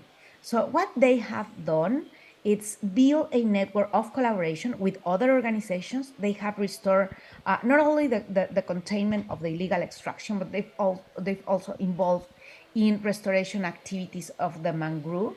And now they call themselves Las Guardianas del Estero El Conchalito, the guardians of El Conchalito estuary. And that's exactly what they have done. They're restoring the mangrove, they've contained illegal extraction, and by containing illegal extraction, they're providing good food to the city of La Paz and to the entire country. So this is a very beautiful story that I could go on and on and on. It's full of stories, it's full of learning, it's full of color, and it's full of hope. But it's more than that. Let me suggest that there are some characteristics of this story that can be considered a model to follow. And I do agree, there are no magical recipes, and you cannot just translate one case from other geographies. But let me also suggest there are some key ingredients that, if mixed in the right way and considered and taken into account, will give us some light on how to face these challenges. The first one I would say is gender equality. We need to get rid of this patriarchal system that has prioritized competition over collaboration, knowing over learning, and one individual leadership over over the power of collectivity. Second, nature-based solutions and beyond. Restoring fisheries. If we have an ocean that is healthy, we will be able to fish. So actually, fishing is a good sign of a system that is healthy. And if we have a healthy ocean, we have something that resembles a pretty well functioning air conditioning for the air. So restoring habitats, that's the second one, like mangrove. It also provides all kind of environmental services that we are going to need in this time of crisis. And I'm saying beyond because restoring social relationships, it's probably the highest leverage as communities to adapt to these challenges. Third one, placing common good at the top of our decisions. The predominant system we live in, the economic system and the political system, again, it's based on competition. And it is that system, the one that is responsible for the relationship we've developed with nature and therefore for the crisis we live in. Yeah. But talking about the system, it's kind of, it can give us without hope or without responsibility. The system is us. We belong to that system. So rewiring the system to more functional, equal social relations, it's necessary. Perfect. And Thank you, finally, Lilian. No, go ahead. Finish. finally, supporting with policy and transparent, fair economic systems the work that these communities are doing as we speak, it's mandatory. It's the policy framework and the economic system, the one that needs to adapt to those solutions that, as we speak, communities are already implementing. Thank you very much to listening to me, and I can wait to answer some of your questions. Thank you so much, Liliana, for that inspiring story of hope. It's really pleasant to hear these and such key messages that we need to take home with us. We have 5 minutes left, guys, and I know there's already questions from the audience. So I'm going to take 3 questions from the audience so we can get them out. Please keep your questions to 30 seconds, and then we'll try to answer as much as we can. One there. Hello, yeah. Yep. My question is for Richard. Hello, Richard.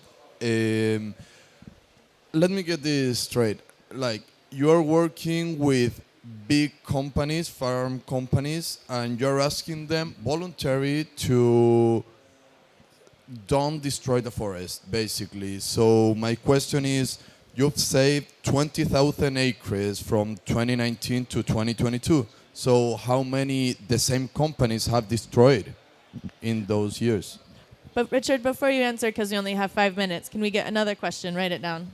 Sir, in the back. Yeah, this is not so much a question, but to your presentation, which was excellent, the one thing I would add to that is without buy-in from farmers, nothing's going to change. Excellent. Question over here. Go Hi, ahead, Christina. just really quickly for Ariana. If there is a political system in place that incentivizes farmers to keep going business as usual, say, for example, in the EU, there's a common agricultural policy that is giving subsidies to just keep going as it is with no environmental considerations. How do you get into conversations with farmers to bring them on board with you if there's no, natural motivation to change when the economic system is already supporting them? How do you get into that conversation? I'm finding it really hard in my own experience. So I would welcome your thoughts. Thanks. Excellent question. Richard, you have 1 minute, and then Ariana 1 minute. Okay. Thanks for your question. Well, in terms of the numbers, I said what we've been able to protect was the experiment phase of the project. So we got funds from Norway and the Netherlands to pay for this 20,000 hectares as an experiment to prove that producers in Brazil are interested to keep forest standing and not deforesting what is above the forest code.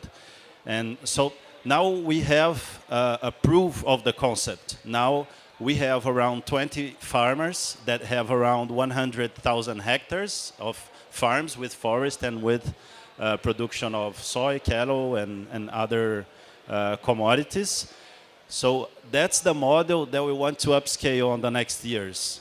And as I said, we have an opportunity to upscale up to 11 million hectares in the legal Amazon that could be deforested under the forest code of Brazil. So where these funds are coming from for the 11 million hectares that we have to protect is the question we want to answer for. We know that carbon markets could help, we know that private sector could help, and we know that public policies can help a lot. So all these things together, we think that we can save maybe not 11 million hectares, but we hope to save a couple of million hectares. and keep 1.5 degree. Thank you. Thank you for your question. I'll give you a general answer, then maybe a comment specifically on Europe, as I understand correctly. The issue is not to have public support to agriculture. Probably if agriculture if we have to drive such a huge change, we probably need more support. We need more support directed to the practices and the choices that can drive change. So we shouldn't be in a position to condemn the public support to agriculture. It's fundamental. Change happens when there is a political will and there's a clear support to those who must drive change. So that would be my general indication. That's why we are trying to work with all farmers also to raise their awareness about their role. That's what a global farmers organization does with their own members. Specifically about Europe, just a quick flash that the CAP was born with a specific mandate, a specific point in time to guarantee food security for a continent that was still starving soon after the Second World War, and the farmers exactly delivered to what was asked by the policy. And during the years, it has changed a lot, and there are new objectives included, and farmers are still proving they're able to deliver on rural development, on agro-environmental commitments. So again, it's where the steering of the political strategy goes that is fundamental. And I'm going back to what I said earlier. Are the governments, the countries, the parties here really aware of the central role agriculture is playing? Because we come here to say we can do more, we want to do more. We are the only sector that can mitigate and adapt at the same time. We want to go even beyond. We can generate positive impact. We can store carbon. But we need the conducive environment and the right political environment, if you want, and the right support, public or private. But that's specifically for Europe, for sure. But there are other regions of the world that do not have any, and they would need probably. Thank you. Thank you, Ariana and Richard, for those excellent questions on the fly. Now, friends, unfortunately, our time has come to a close. I really hope that you've left this session full of inspiration from Colombia, from Brazil, from Mexico, from India, that solutions are afoot, are underway. We can to continue to act, to scale, to provide the right technical support, capacity support, financial support through repurposing agricultural subsidies. But that we can do this, we must do this, we will do this. I hope you all have a wonderful rest of COP. If you have questions, please feel free to reach out to myself, to Ariana, to Richard. We can put you in touch with Liliana and Jahari as well. Thank you so much from the Food and Land Use Coalition. Have an excellent day.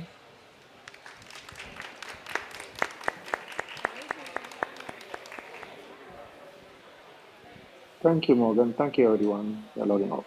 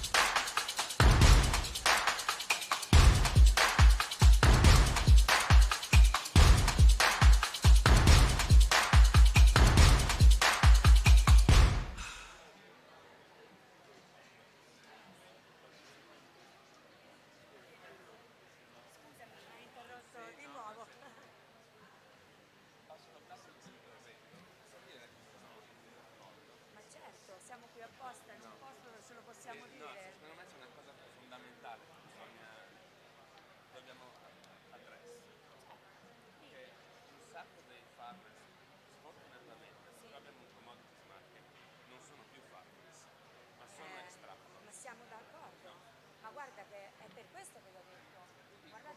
Vedi, siamo family farmer. Ma anche le family farms, io ti parlo dall'Asia, Sì. intanto Sono sforzati, ti dico, posso dire ancora più di te, sono stati trasformati in workers, in operai di qualcun altro. estrattori di una, schiavi estrattori di una monocultura. Ma questo Quindi da come dove viene? facciamo a decomodifizzare Certo. e far sì che i contadini davvero diventino di nuovo proprietari del loro capitale che Guarda, è la la terra? risposta, lo so che è banale, ma la risposta l'ho voluto dire apposta. Quelli che sono stati resi ridotti quasi schiavitù, quelle persone, perché è l'unica scelta tra o muoio di fame o faccio così. Se noi gli offriamo una Ce n'è prospettiva, un altro miliardo che aspetta di diventare estratore. posso dirti, però io vedo due cose, infatti l'azione è per questo che deve essere sistemica. Noi dobbiamo offrire loro una prospettiva alternativa che genera reddito. Guarda, quando a me una banca mi dice, vabbè, ma il passaggio per una pratica rigenerativa fa 7 anni di gap nella resa e io però non te lo posso coprire perché no, mi serve un de-risk perché 7 anni.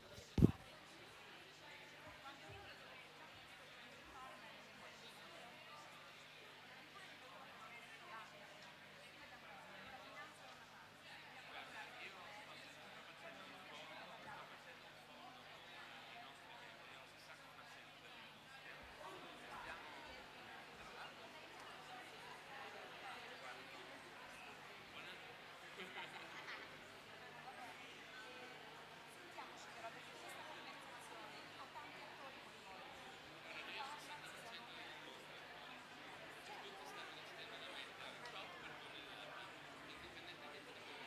ma devono accettare, dico questo, dobbiamo cambiare le international value chains da renderle più regenerative, ma l'altra cosa è che dobbiamo fare un business globale, così il piccolo produttore ha un interesse a produrre qualcosa di diverso perché ha un mercato, non che fosse il mercatino del rilascio, dobbiamo creare l'opportunità, oggi è economica l'opportunità che dobbiamo creare e essere bravi a combinarla con la dimensione ambientale e sociale, se no andiamo a sbattere con il limite, perché quello che poveretto continuerà a fare la nuova cultura senza senso. Allora, siamo basati a siamo tornati. Abbiamo uno dei nostri social media, sono le cooperative, il nostro board member della casa è Capo Gianni.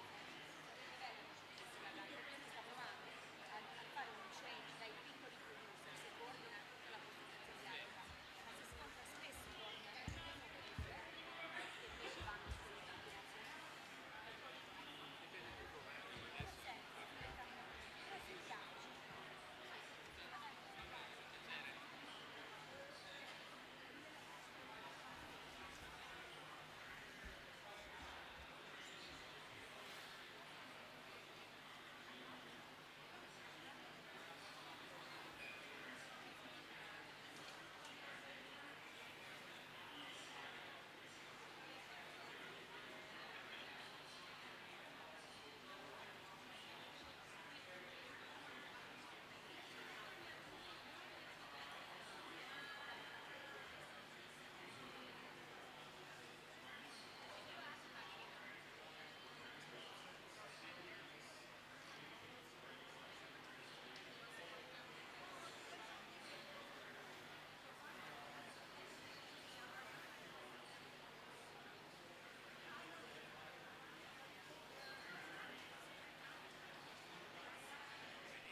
Check, check, check.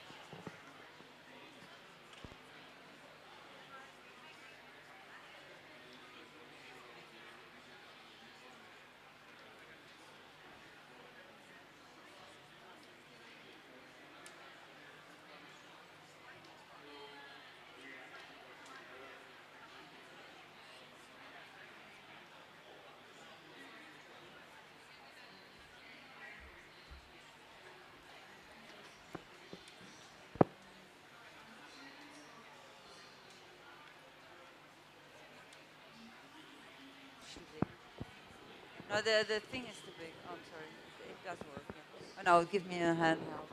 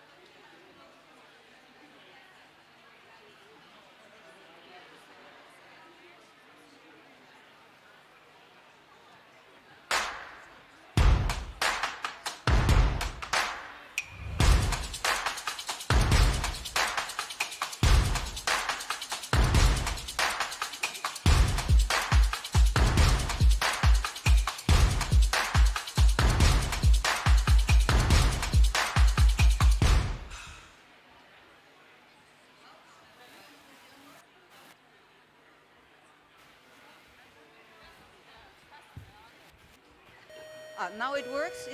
Can you hear me all right? That's great. It's actually zooming a little bit, but okay. Otherwise, welcome to this session on carbon farming, its value and its potential. It is with great pleasure that Rabobank hosts this event on Soil Health Day. I know it's Decarbonization Day, but here at the Food Pavilion, we celebrate Soil Health Day.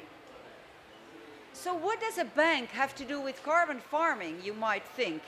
Well, Rabobank is actually one of the largest food and ag banks in the world. On the one hand, we have farmers in our books, mostly larger scaled farmers in Brazil, Australia, New Zealand, North America, the Netherlands, Europe. But on the other hand, we have food corporates in our book.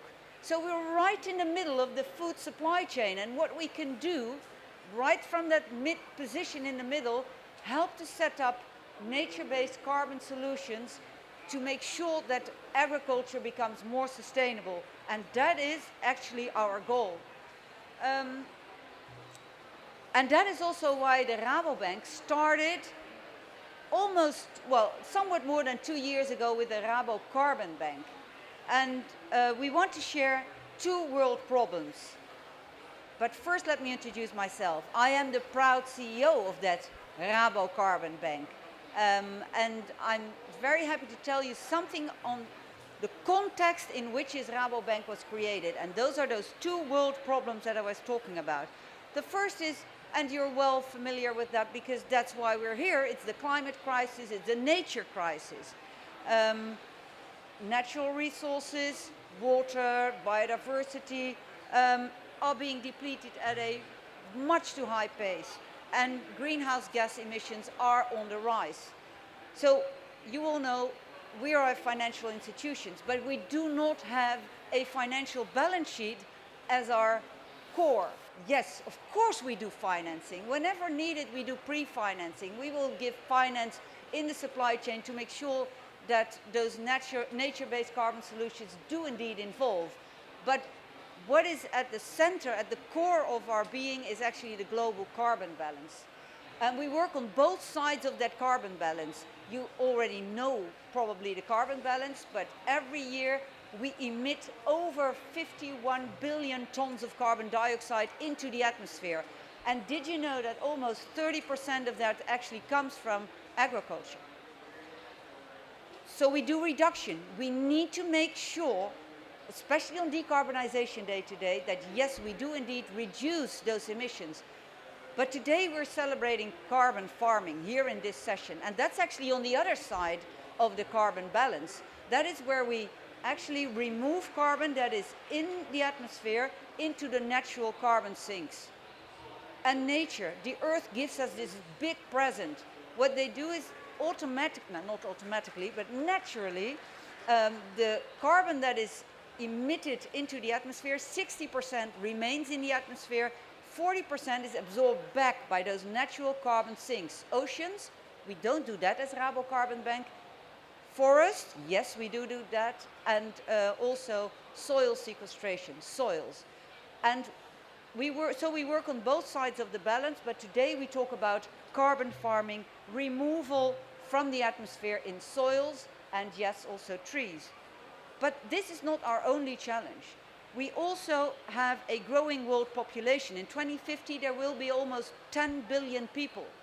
So on the one hand, we need to very dramatically reduce our greenhouse gas emissions emitted from agriculture by more than half. And also, we need to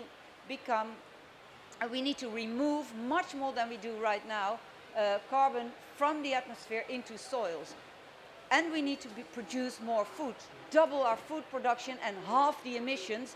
That means that we have to become 4 times as ecologically efficient. And that is what Rabo Carbon Bank is all about. And we do that, yes, with carbon farming.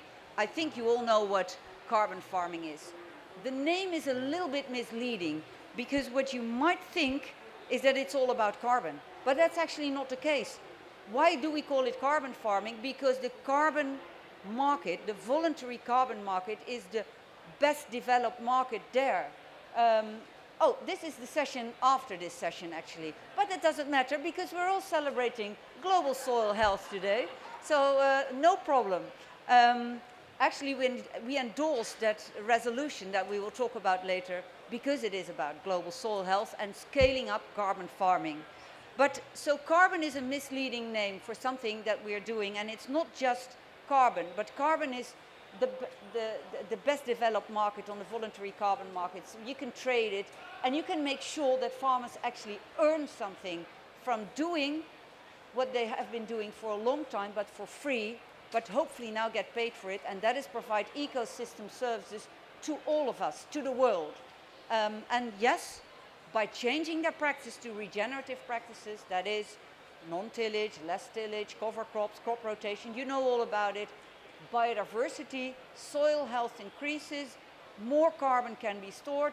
Every ton of carbon dioxide equivalent stored in the soil is 1 carbon credit, and we as Rabobank make sure that farmers are unburdened by a one-stop shop to both give them agronomic advice, how to change their practices, model what the projected income will be, what the extra stored carbon will be, make sure that we monitor, make sure that we have the validation, and in the end the certification, and then the trading. So it's not just about trading, it's the entire one-stop shop to make sure that the farmer doesn't have to go through all of the hassle. So what we mostly work with large-scale farmers, because those farmers are in our books. Those are the farmers in our client base. But we do also, if we want to change the food system, we do also include smallholders. That is so important. If you want to change the food system, we need to involve all farmers, smallholders and larger scale farmers. So that's why we have within the Rabobank a special project aimed at smallholders doing agroforestry in developing countries. And my colleague Emma will tell you all about it later. But before we go to Emma, before we go to the panelists, let me share one other thing with you. Rabobank is not a listed bank.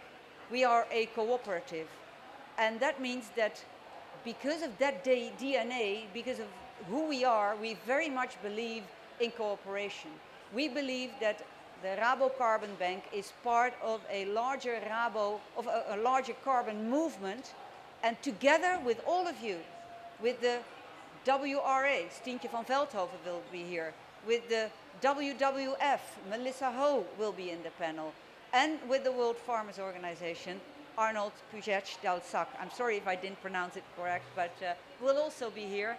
And with all of those partners, and especially with farmers, we want to start this carbon movement and make sure that we have this voluntary carbon market based on transparency, on trust, and on high integrity credits that are not just about carbon, but also about nature, biodiversity. And I think climate and nature can go hand in hand.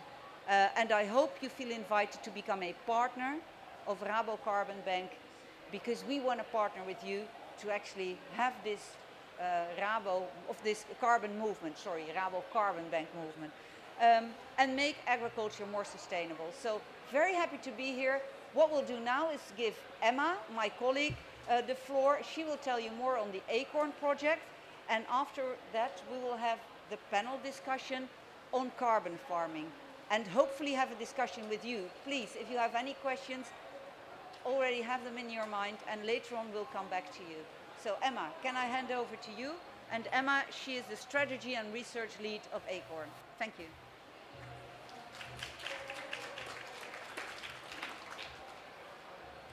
All right, good to be here today. Jaden, can you help me with the presentation? There you are. So, hi everyone, my name is Emma van der Ven. It's my pleasure and honor to tell you about what we are doing with Acorn within Rabobank. I had the honor of co-founding Acorn way back as one of the first initiatives that we've started within Rabobank. And like Barbara said, thank you for introducing me, and the project, we work with smallholder farmers. And ACORN stands for Agroforestry Carbon Removal Units for the Organic Restoration of Nature.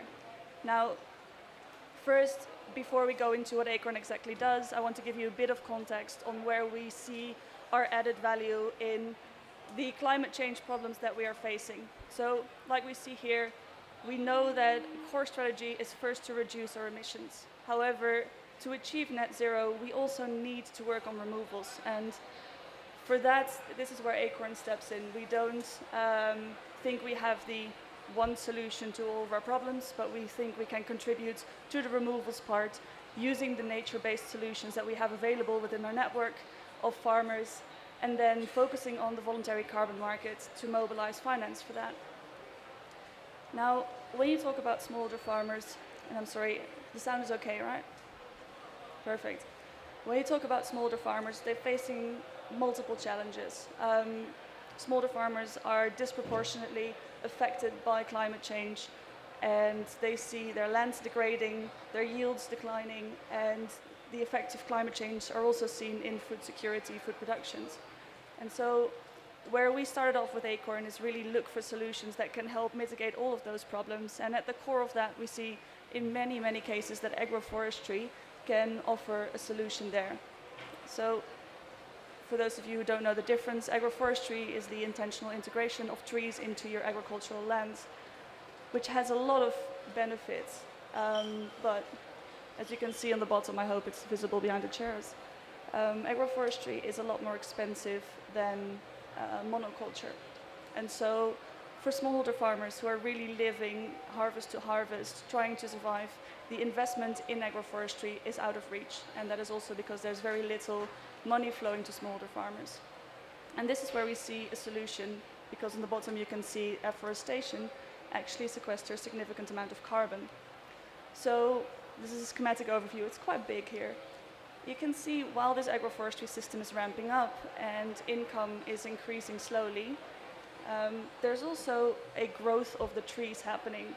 And in this growth phase, we can, on a yearly basis, sell carbon removal units or carbon credits to help bridge the transition to agroforestry and finance that. Now, in the top right corner, you can see what we're already doing.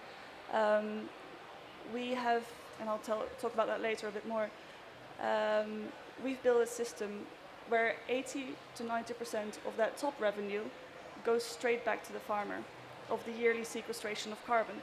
And we've been able to sell that for a minimum price of 20 euros per ton of carbon. Now, I'll dive into how we do that. But first, these are the three biggest hurdles that smallholder farmers face for accessing finance through the voluntary carbon market. That is the high monitoring costs, the high costs for certification, and no access to the markets. And this is where ACORN comes in. We took it upon ourselves as Rabobank to take away those hurdles. So what we've done, we've developed remote sensing algorithms that can help us to measure on a yearly basis on a very small piece of land with a very diverse growth. Agroforestry is not a one-size-fits-all solution. We can measure the yearly change in biomass.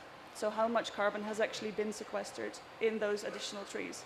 Then we've developed a certification system together with Plan Vivo that helps us to decimate the cost of certification, which have traditionally been prohibitive. We use an umbrella certification system and drastically simplify the whole certification onboarding process. And then third, like Barbara said, we use our network of clients looking to lower their emissions to help bring those credits to market. Now, we work in an ecosystem, so you can see within the gray square, that's where ACORN operates. We have our partners in certifiers, we work with third-party verifiers, as is very common in the carbon markets, and we have our technical network that supports us for the remote sensing part. Now, our local partners are key in bridging Rabobank and the smallholder farmers, but the real stars of this system are the smallholder farmers themselves. And so on the right side, you can see the buyers. Everything that happens in that gray square is what is covered by ACORN. For that, we take 10% of the carbon revenue. Not talking about profits, this is really the carbon revenue, and that's a big distinction for those of you who are aware. Benefit sharing is a key subject in this market. 10% of all of that is used for what ACORN covers, another 10% goes to our local partner, 80% goes to the farmer. In some cases, local partners decide to bring more of that 10% also to the farmers. Now, with all of this, sorry about that, we are able to offer these high quality, in our opinion, carbon removal units that really just use the voluntary carbon market to bring Western money from emitting companies back to those who are most affected by climate change. You can see that here through our remote sensing. We're actively working with people on the ground to develop those models. We're actively working with Plan Vivo again on our framework and methodology. Those are fully transparent. You can look them up online. Transparency is very important to us. And then this is the impact of what we're able to achieve. I'm going quite fast because I want to save space for our panelists who have a lot of interesting thoughts on this, I am sure. But what we see is that on average, a 40% additional revenue can be available for those farmers of a combined extra food income plus the carbon income, which is significant, and we're very proud of that. So looking at the impact on a global scale, right now we're working with 25,000 farmers on 3 continents that are already generating these carbon removal units. We're selling them on the market. We've just had an auction last, was it Tuesday? With a great result. I'm very happy about that. And then you can see here on the global scale where we are already working with farmers. Now, there are many more farmers that we can give access to the voluntary carbon market. Many more are in the pipeline, currently planting trees, being onboarded. And so we see a very significant scale for the next few years. This is what I'm also happy about. We can make a big impact using the voluntary carbon market as a vehicle, and that's why we're all here today. We want to see change, not just in carbon sequestration. We want to see much more structural change, honoring those who are feeding the world and who are keeping our soils healthy. So thank you for your attention, and I look forward to the rest of the panel.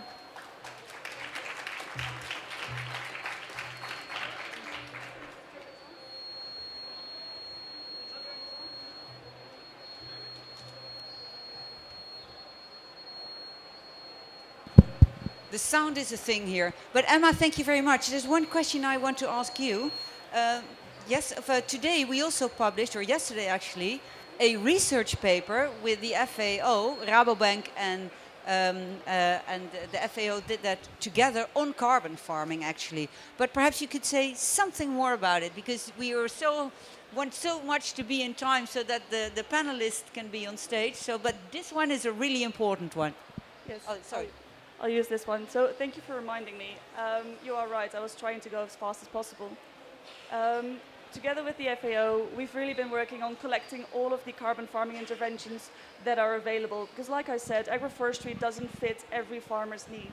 Agroforestry is a specific solution for specific agricultural circumstances. Barbara already alluded to many of the carbon farming interventions that are available to farmers.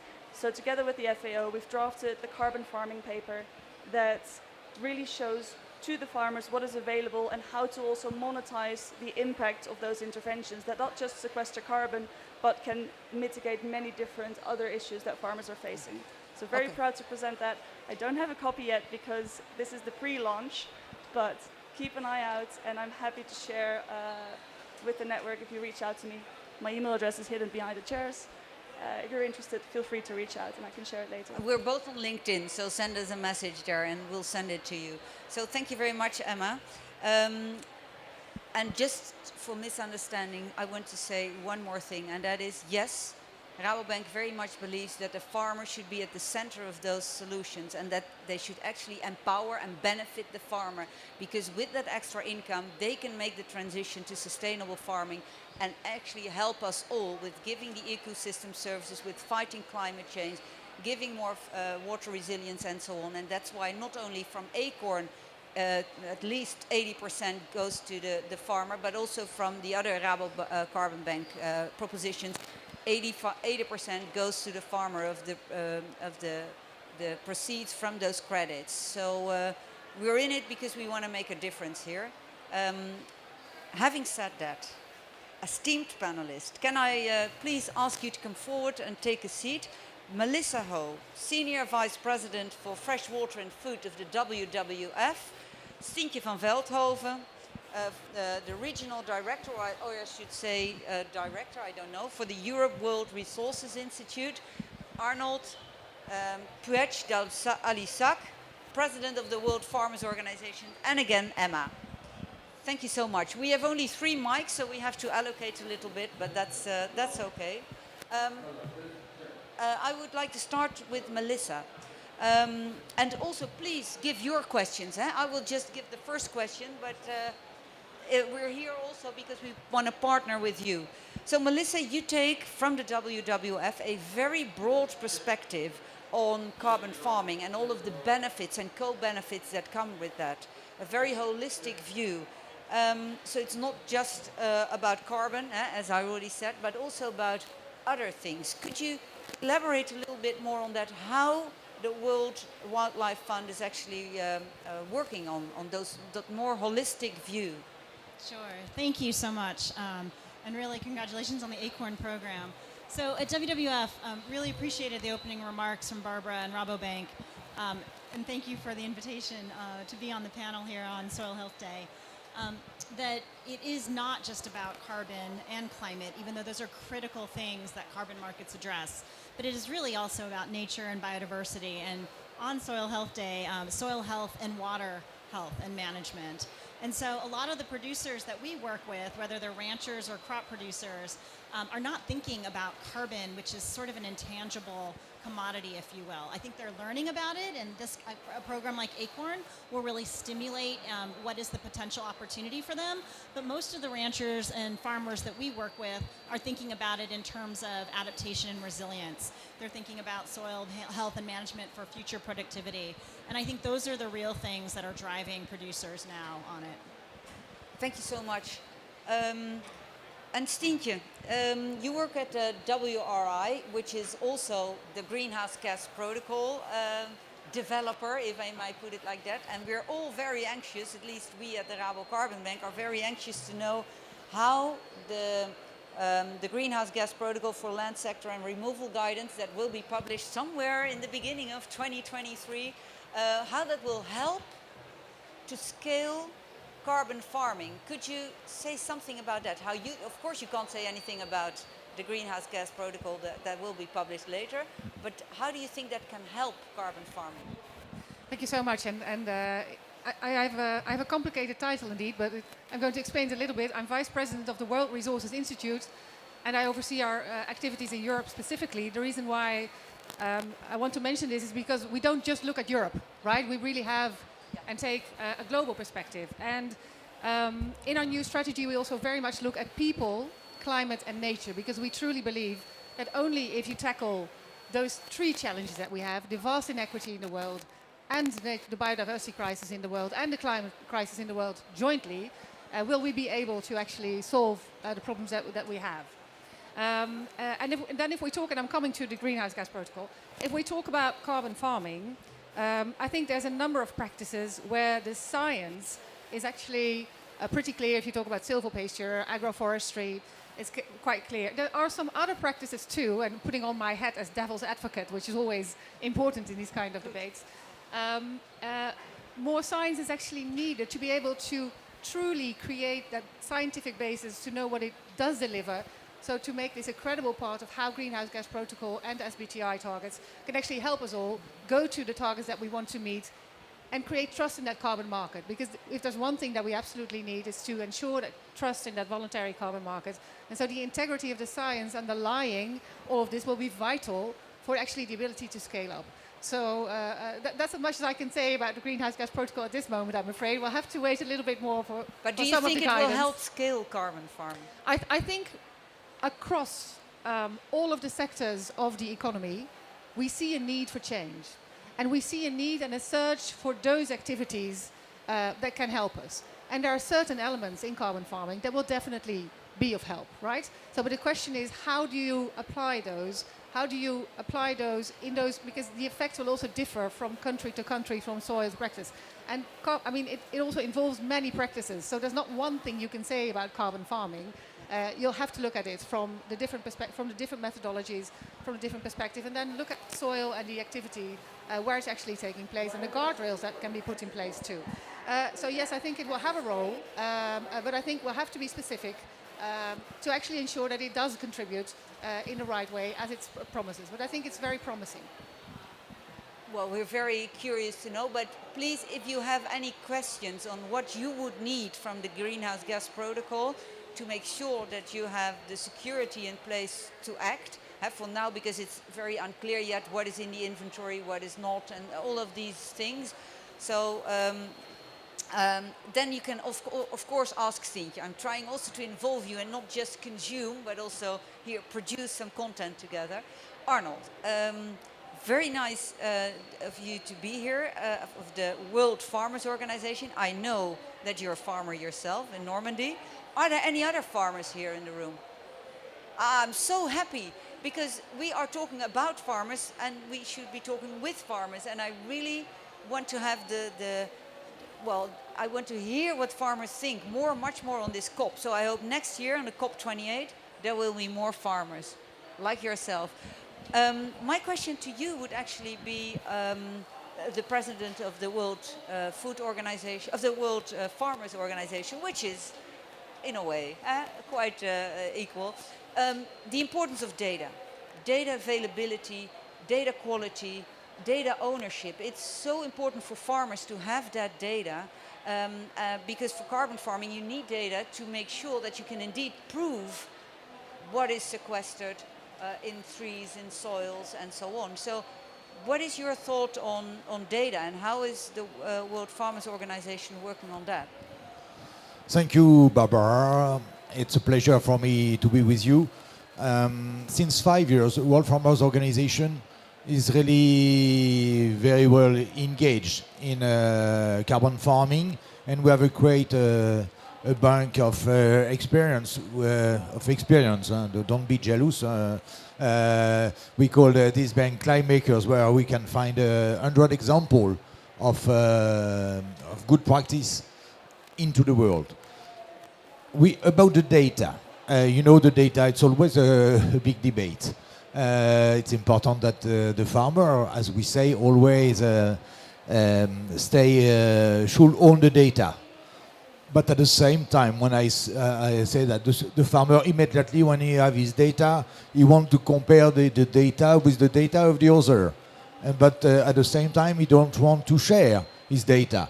And it's important to create, as soon as possible, a real international charter, code of conduct, where the farmer and his first partner really are engaged in a contract where the first partner can use the data, but in an anonymous way, and it's always the relation between the two first contractors who will create the right level of information.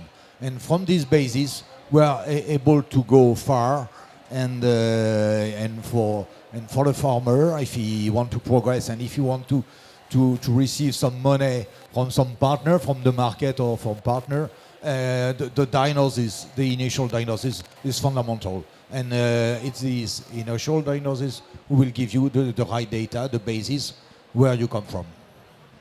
Thank you so much. A question to all four of you. What do you think is needed to actually, because carbon farming has a huge potential. The IPCC report is also very clear on that. It is almost as large a potential of wind and solar energy, but still the usage of sequestration and carbon farming is still quite limited. So what can we do, all of us here with our different roles in the field, what can we do to make sure that that potential is actually used? And a random order. Who would like to? Melissa, I see you. I'm very happy to start. Well, I also want to put carbon markets in perspective of the solutions we see in terms of where agriculture has a role to play as a solution for climate. So I think one thing we haven't talked about here yet, but in other panels that we've had, is really the role of avoided conversion and avoided emissions from land use change. And so that is one of the largest contributors of the ag sector to emissions. It's also one of the largest drivers of biodiversity loss is land use change. And so I think we also need to think about that and what is the incentive to make sure we have avoided conversion and we avoid ag expansion. And then yes, there is this manage piece. So that's the protect, manage, and restore. And I know WRI shares that as well. In the manage place, there's so many things we can do to mitigate our footprint and think about nitrogen use efficiency and our driving mitigation of inputs. And then, yes, there's also this sequestration and the ability to think about where you can sink more carbon into ag land, and agroforestry is a great possibility.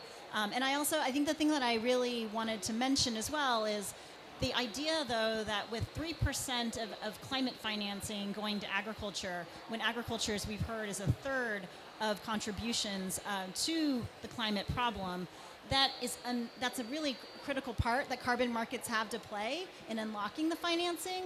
But I think we still have a long way to go. The ACORN program is a really important one, but really thinking about how to reach smallholder farmers, local and indigenous communities, and beyond just individual markets, but really landscape financing and empowering and putting financing, which isn't only carbon markets. I think there are other mechanisms to think of how to empower local and indigenous communities in terms of doing what they're already doing now and incentivizing them and providing them the empowerment to continue it. Thanks. Okay, thank you. Perhaps Tientje or Arnold or Emma? Well, I very much align with what you said, and I think that all of us, if we truly want to solve the world's problems, we have to acknowledge that avoiding further deforestation is the #1 challenge that we all face, and where also the agricultural sector has a very important role to play. So the avoidance of further deforestation and land use change is absolutely crucial, it's absolutely vital. And then what do we need from them? I think we all know that the agricultural sector has an incredibly important role in tackling all of these challenges, but we need to find ways to do it in a way that's good for people, the farmers, and nature and climate. So we also need to indeed position these kind of practices, and that's why I loved you starting with this is World Soil Health Day, into the perspective of what is it that they contribute to most. And we need to position these kind of solutions also realistically on the different agendas and find ways on the different agendas to get, let's say, the incentives right from the perspectives of where they lead to most benefits. And then, of course, 2 things that we should be doing.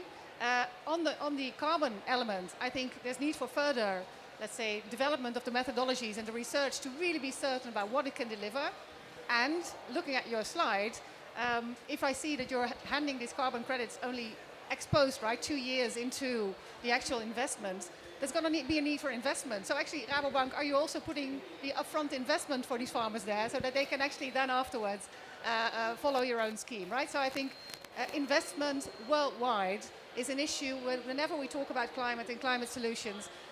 The financing of these transitions is just a major challenge that we're all facing. And how to get that finance to smallholder farmers is a particular challenge for us all, I'd say. Yeah. Indeed, smallholder farmers is particularly challenging, but we do also pre-finance for the larger scale farmers if they want to. But Emma? Yeah, I think you raise a very important point, Tientje, thank you. My colleague Max is here in the front. He's actually chatting with the online people.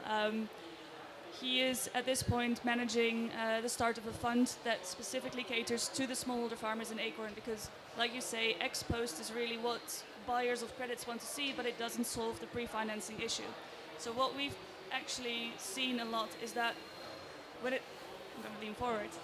When it comes to the carbon market and the way the carbon market finances projects, is very often expecting a return on their investments, which should come out of the pocket of the agricultural revenues from the farmers, on top of a claim to all of the carbon credits. And this is something that we don't see as honoring the farmers' work.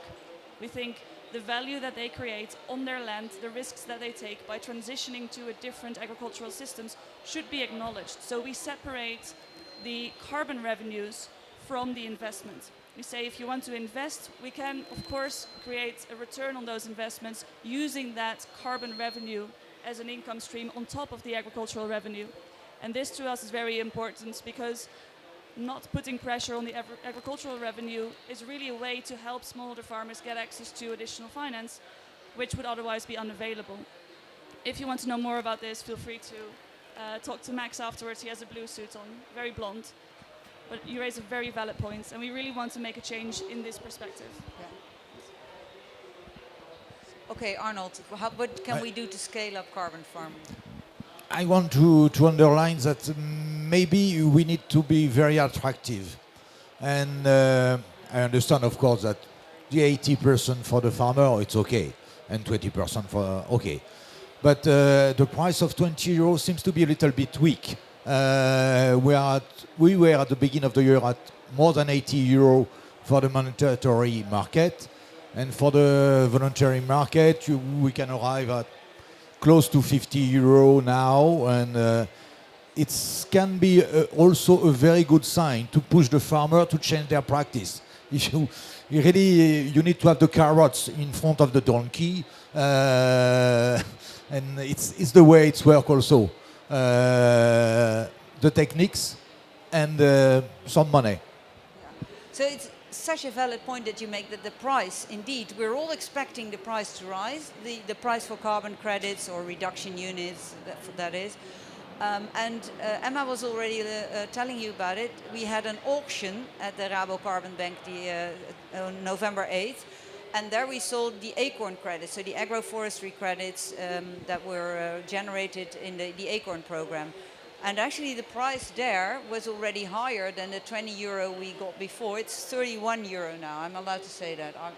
Okay. I just wanted to share it with you. So you see the price going up, but it's the more private organizations set a pathway to Paris, the more actually demand will hopefully help to scale these efforts and also to increase the price.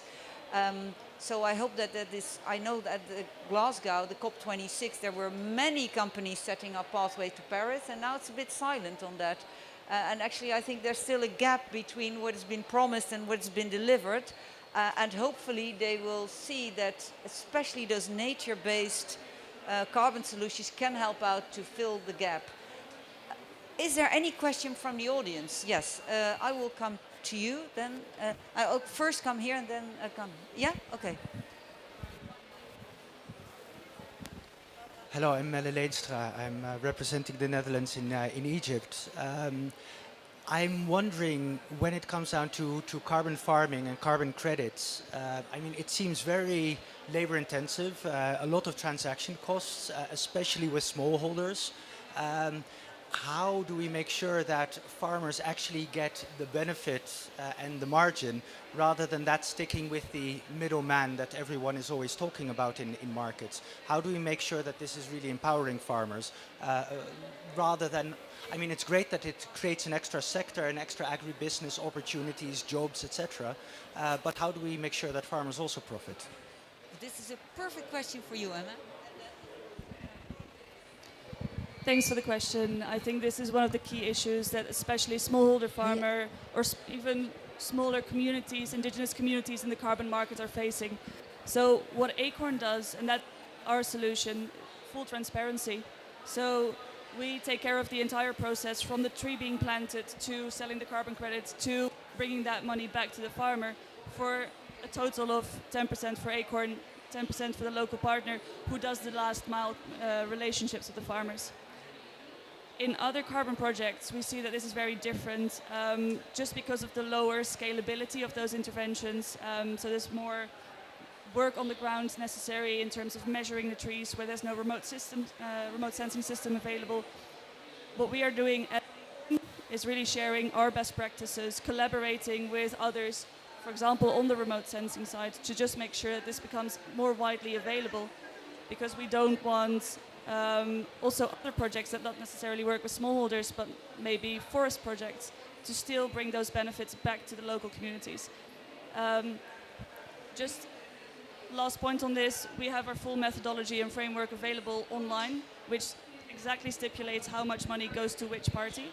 And with that, we want to set a new standard in transparency as well about these payments. But so the goal of the entire, and then we'll go to you, Melissa, the goal of the entire Rabobank, all of the propositions, is to empower farmers and not to make them locked in some system where they give away their credits and get something else for free. or for a lower for a discount or something, farm inputs or whatever.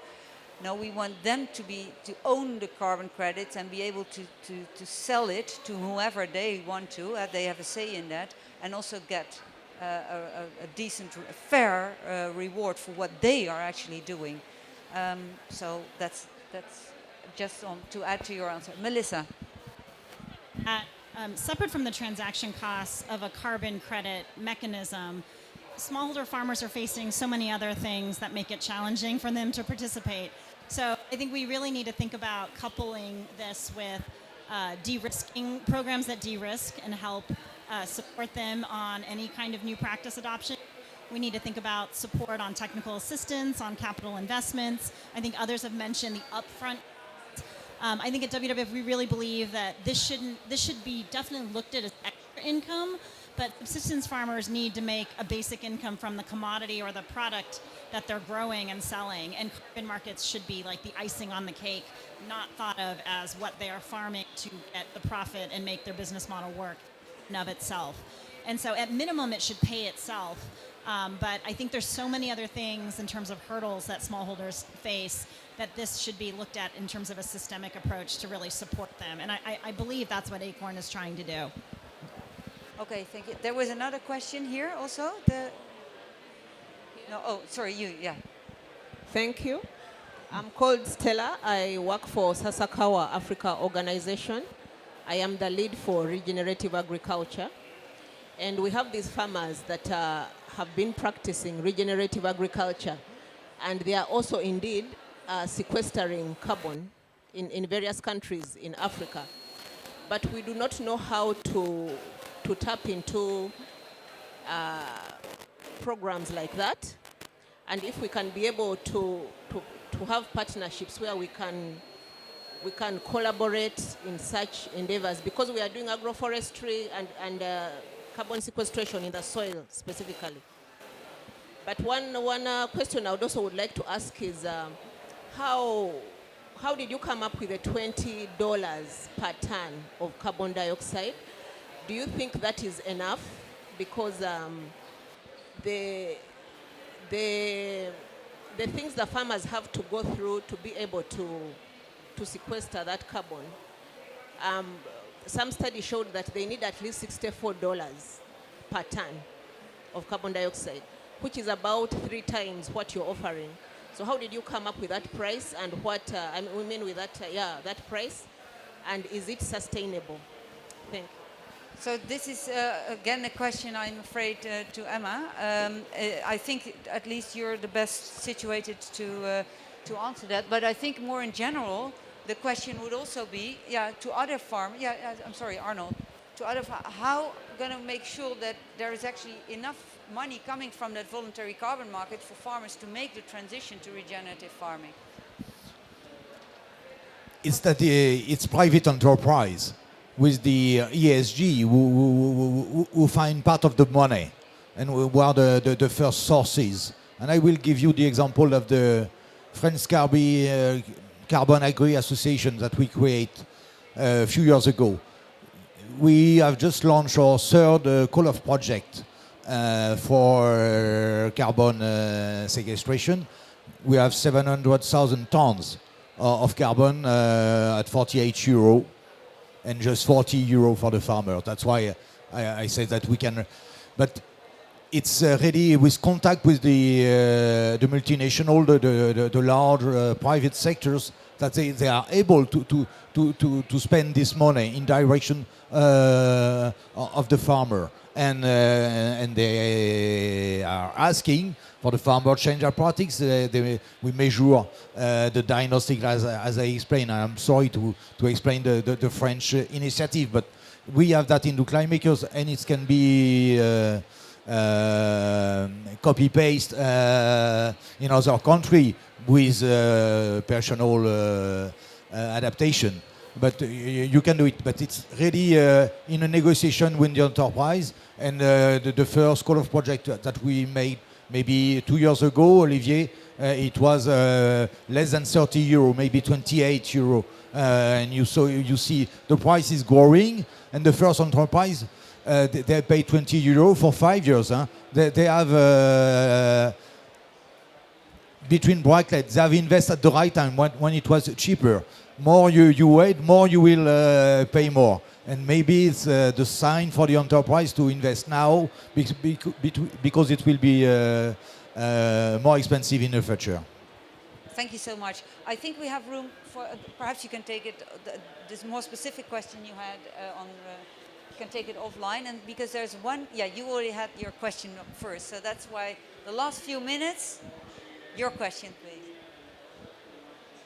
Hi, I'm Patty Fong from the Global Alliance for the Future Food. I have some questions from the perspective of human rights, nature protection, and equity. So there are many critics of carbon farming. So I'm wondering, first is, many smallholder farmers actually face issues with insecure land rights. And that needs to be solved first. So first, how are kind of your program looking at making sure that there isn't land grabbing that's happening? It's already accelerating now. So how are we preventing that from happening? The second question is around, there are also concerns we learn from kind of reforestation projects, like land gets deforested, right? They make money from selling that timber, and then they get money and to reforest with agroforestry. So how are you actually trying to prevent that from happening? And then the third is agroforestry. You're planting trees that are for basically commodities, but making sure that actually there is room for farming, for subsistence farming as well, so they can feed their own communities. Yeah, very great questions. And Stientje, could you first answer, and then Alyssa, and perhaps others?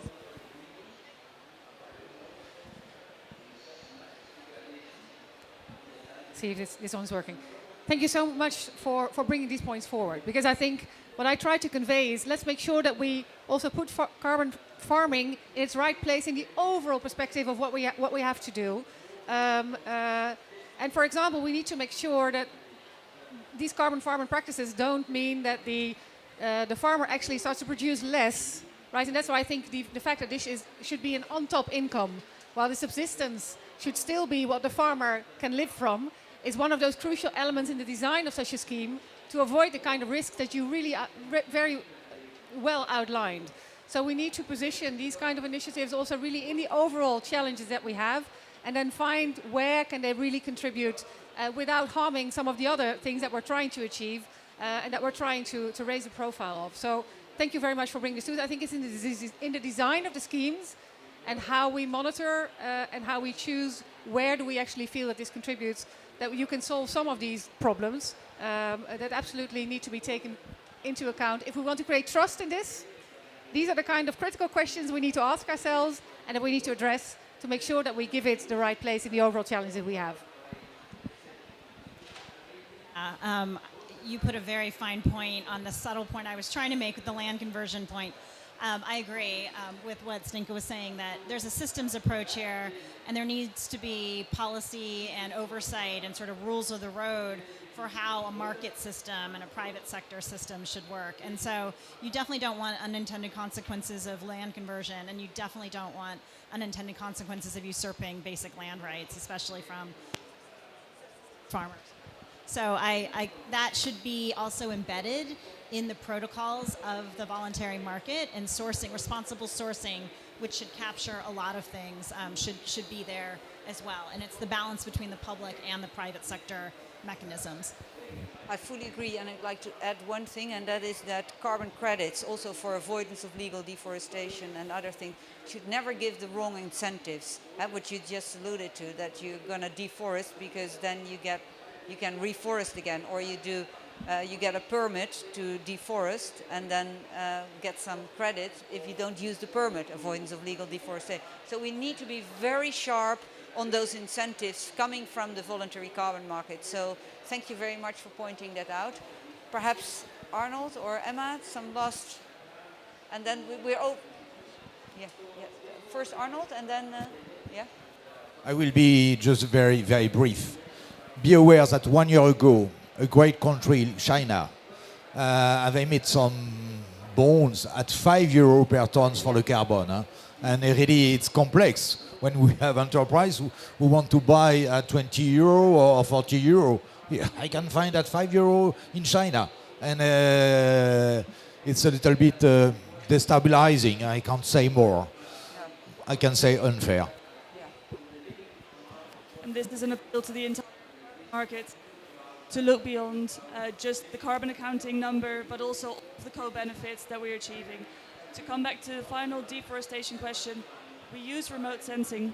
We use remote sensing to also check if there's any deforestation on those specific plots of land, because this is crucial. Those incentives that Barbara mentioned, we do not want to incentivize any deforestation. On the other hand, also do not want to reforest with, for example, eucalyptus trees that are notorious for sequestering a lot of carbon, but doing absolutely nothing for the agricultural business.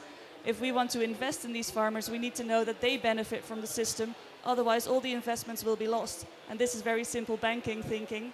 There's a great incentive for us as well to be empathetic towards the farmers' needs. Otherwise, all of our investments will be lost. And so, happy to close on that. It needs to be credible.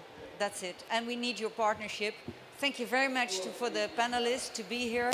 Thank you very much for your interest in carbon farming and the Rabobank, and within that Acorn. Thank you so much.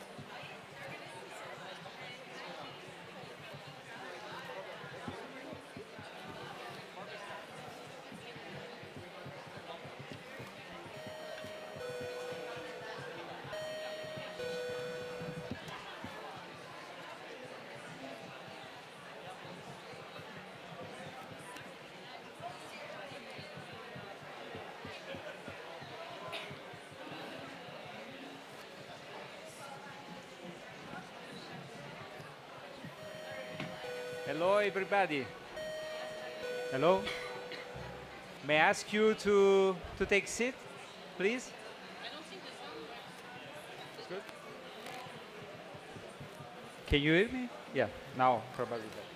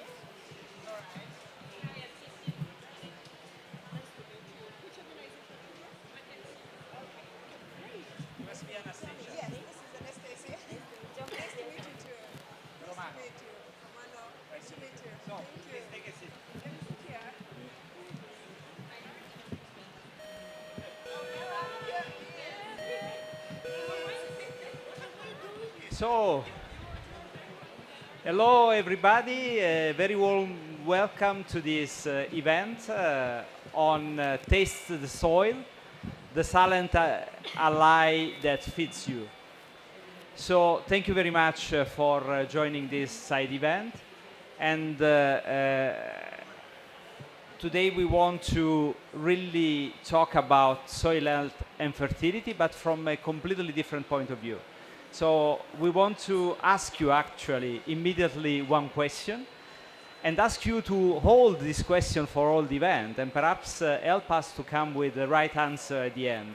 So the question is really about the fact that we may think or not about soil while we are having the food or the drinks that we love.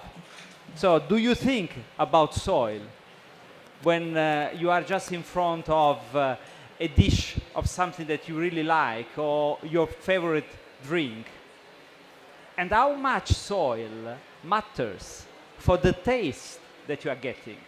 So we hope today to discover all this by talking to some key experts that will help us explore some fantastic foods and drinks that are really very much dependent on the quality of soil on which these crops are growing. So we have a great panel today. We have Shlitsi Manzibaliva, the CEO of Frampan, Piet van Asten, that is connected with us from remote. He is Sustainable Food Systems at Olam Food Ingredients. Then we have Cécile Dupré. She's Director Global Public Affairs at Moët and C. And Inji Zaki. She is Sustainability and Digitalization Manager of BSF for Nile and Middle East. And Anna Batia, Senior Technical Manager of Farm Africa. So without further delay, I would suggest that we start with our first speaker, with Shilitsi. And Shilitsi, I mean, many people understand that soil health and fertility is really important for the crops, but very few people think about our health. So how much soil is important for nutrition and for human health? Thank you so much for the opportunity. And I really appreciate the question because it is the fundamental of our discussion today. And when I got seated here, I got reminded that I am the only male amongst my colleagues here. So thank you so much for being a male as being part of the panel. To come back now to answer your question, let me give you a real life example. Hypothetically, I will give you an example of Margaret Sherway in Malawi. Let's take, for example, in 2021, she has lost her crop due to flood. That means that the vicious cycle there is that she will not be able to afford inputs, especially fertilizer, for the next cropping season. That means the crop harvest for that season is compromised in terms of quality. That is how much fertilizer is important. But saying that, what I want to underscore here is, because she's starting that season on a compromised soil, it means that she will not be able to harvest enough, and that means the household already, in terms of delivering on nutrition outcomes, the household is already compromised. And that means that she will not even have access to produce for the market. And if by any means she produces for the market, it means that that produce is going to the market with a very compromised quality.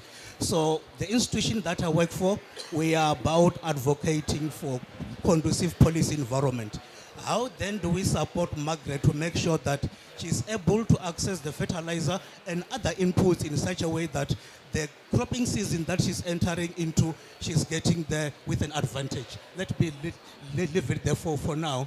But when we continue the discussion, I'll give some example in terms of how best can we assist Margaret in this example to make sure that she is benefiting from a healthy soil. Thanks a lot, Shitsi, and I think this is really a very important element. I mean, this sort of links, we start linking the soil really to the livelihood of the farmers, but also to the nutrition of the farmer and his family, the rural community, and clearly also the individual people. Now, let's go a little bit to the crops. As I have anticipated, we have Pete online. I guess he's connecting from Singapore. And Pete, I mean, one of the most iconic crops is coffee.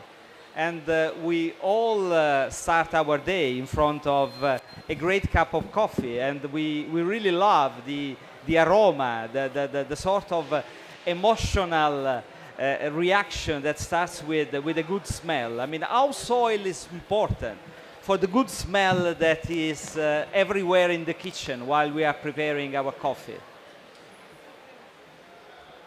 No, soil is the key, right? I hear some Italian accent, so I understand, right? The love for coffee is genetic. I think, you know, if we talk about coffee, maybe I don't know if everybody in the public right knows, of course, but there is two types of coffee. There is Arabica, there is Robusta. Robusta, high volume, not always such a special coffee. It often goes into soluble coffee, right? really a lot of the coffee that we crave about, right, the nice quality is Arabica. And when we go to the Arabica in general, originally it comes from Ethiopia, from Africa. Genetically, that is where the coffee comes from. And and when you go at the original landscape, it's high altitude in the tropics, rain-fed, of course, steep slopes. But these perennial crops, of course, prevents also these slopes from being eroded, protects the soil. And of course, when we saw the expansion of this high-quality, super flavor Arabica coffee, it went to Colombia, right, to the Andes. It went to Indonesia, to Kenya. So if you actually think still, now in the world of coffee, of the high-quality coffees, these are the areas where it comes from, right? What in coffee has become increasingly important is what we call also terroir, right? This combination of climate, altitude, and soil conditions, which gives that unique flavor. And what we have seen over the last 10, 20 years is that before everybody was just drinking coffee. Can I have a coffee?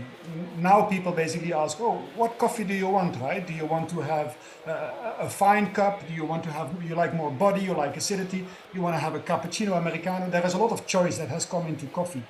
What we see now, of course, as well, with climate change is that these areas, which have these high altitude, steep slopes, smallholder farmers, they have conventional old-style coffee varieties that are quite sensitive to pests and diseases. These pests and diseases increase as climate, of course, warms up. But we don't want to lose these coffee crops, right? Because they protect that soil. The perennial crops are much better to protect the soil than of course, annuals. So we see there is a lot of high-quality coffee still coming from these systems, but increasingly these farmers and these systems are under threat, I would say, also by climate change. So climate change is affecting, the diversity, particularly of these high-quality coffees, and that's increasingly being replaced by, I would say, industrial type, lower latitude, lower altitude coffees. Nothing negative for the Brazilians because they really help a lot of the coffee, to be produced in the world, and that gets us through the day. But of course, a lot of those coffees don't have that fine terroir, taste. We do know that when it comes actually to nutrition, nitrogen, but also potassium have a lot of impact, on the cup quality. Potassium is very important for the transport of sugars. So you want to have high acidity, good quality coffee. Plant nutrition is absolutely vital, right? So when I step back, right, the whole story of coffee is about terroir, altitude, landscape, soils, soil protection. And these systems, of course, also, with climate change are a bit under threat. So I don't think that coffee in itself and the soil in itself is directly under threat by climate change, but the diversity and particularly those highly sensitive steep slope areas, are increasingly being threatened, I think, by what's happening. Right? So I think there is a strong relationship between soil quality, soil management, cup quality, and climate change. I think that's important to remember. And most of these steep areas, of course, are also smallholder farmers. So I fully agree also with the previous speaker. These, of course, are the most exposed, right, to the kind of shocks and have less capacity and less funding, to deal with those shocks. So I think, unfortunately, it's rather complex. If we want the cup quality to remain high and diverse, we should focus on soils and on smallholders in those, let's say, more steep, beautiful environments. Thanks a lot, Peter. And I really appreciate your image. You are really talking about the convergence of a number of different elements. The altitude, the practices, the quality of soil, that are all converging into a very special terroir that is changing. The biodiversity of that terroir is changing. The altitude probably is changing with climate change. So it's very important. So we hope our coffee, the quality of our coffee will not change and will stay the same. But there is another terroir that is very important probably in all our lives. It's a terroir that talks about the good wine, the good spirits. And this is a unique alchemy that is putting together really good management practices of a very precious land, but also a lot of tradition. Cécile, do you want to tell us more about this very special alchemy? Absolutely, and Pete, I could draw so many parallels between what you said about coffee and what we see in champagne or cognac. Some of you might be surprised to wait and see on this. Can you hear me okay? Yeah. No? It has to do with the fact that our iconic brands, whether they're Moët & Chandon, Veuve Clicquot, Dom Pérignon, or NC, all depend on one thing, which is living soils. And mentioned terroir and those complex ecosystems that link communities to a territory. Thank you. Territory to a know-how, and to the soil and the climate and the specific conditions of one region is absolutely essential. So this complex ecosystem is indeed what we call terroir. And today we are really at a turning point. So to be honest, so far, global warming is to good weather, little rain, not too cold, healthy ripening. Yeah? Okay. But we are at a turning point because we see now the effect of the change. We face harvest, which is coming sooner and sooner.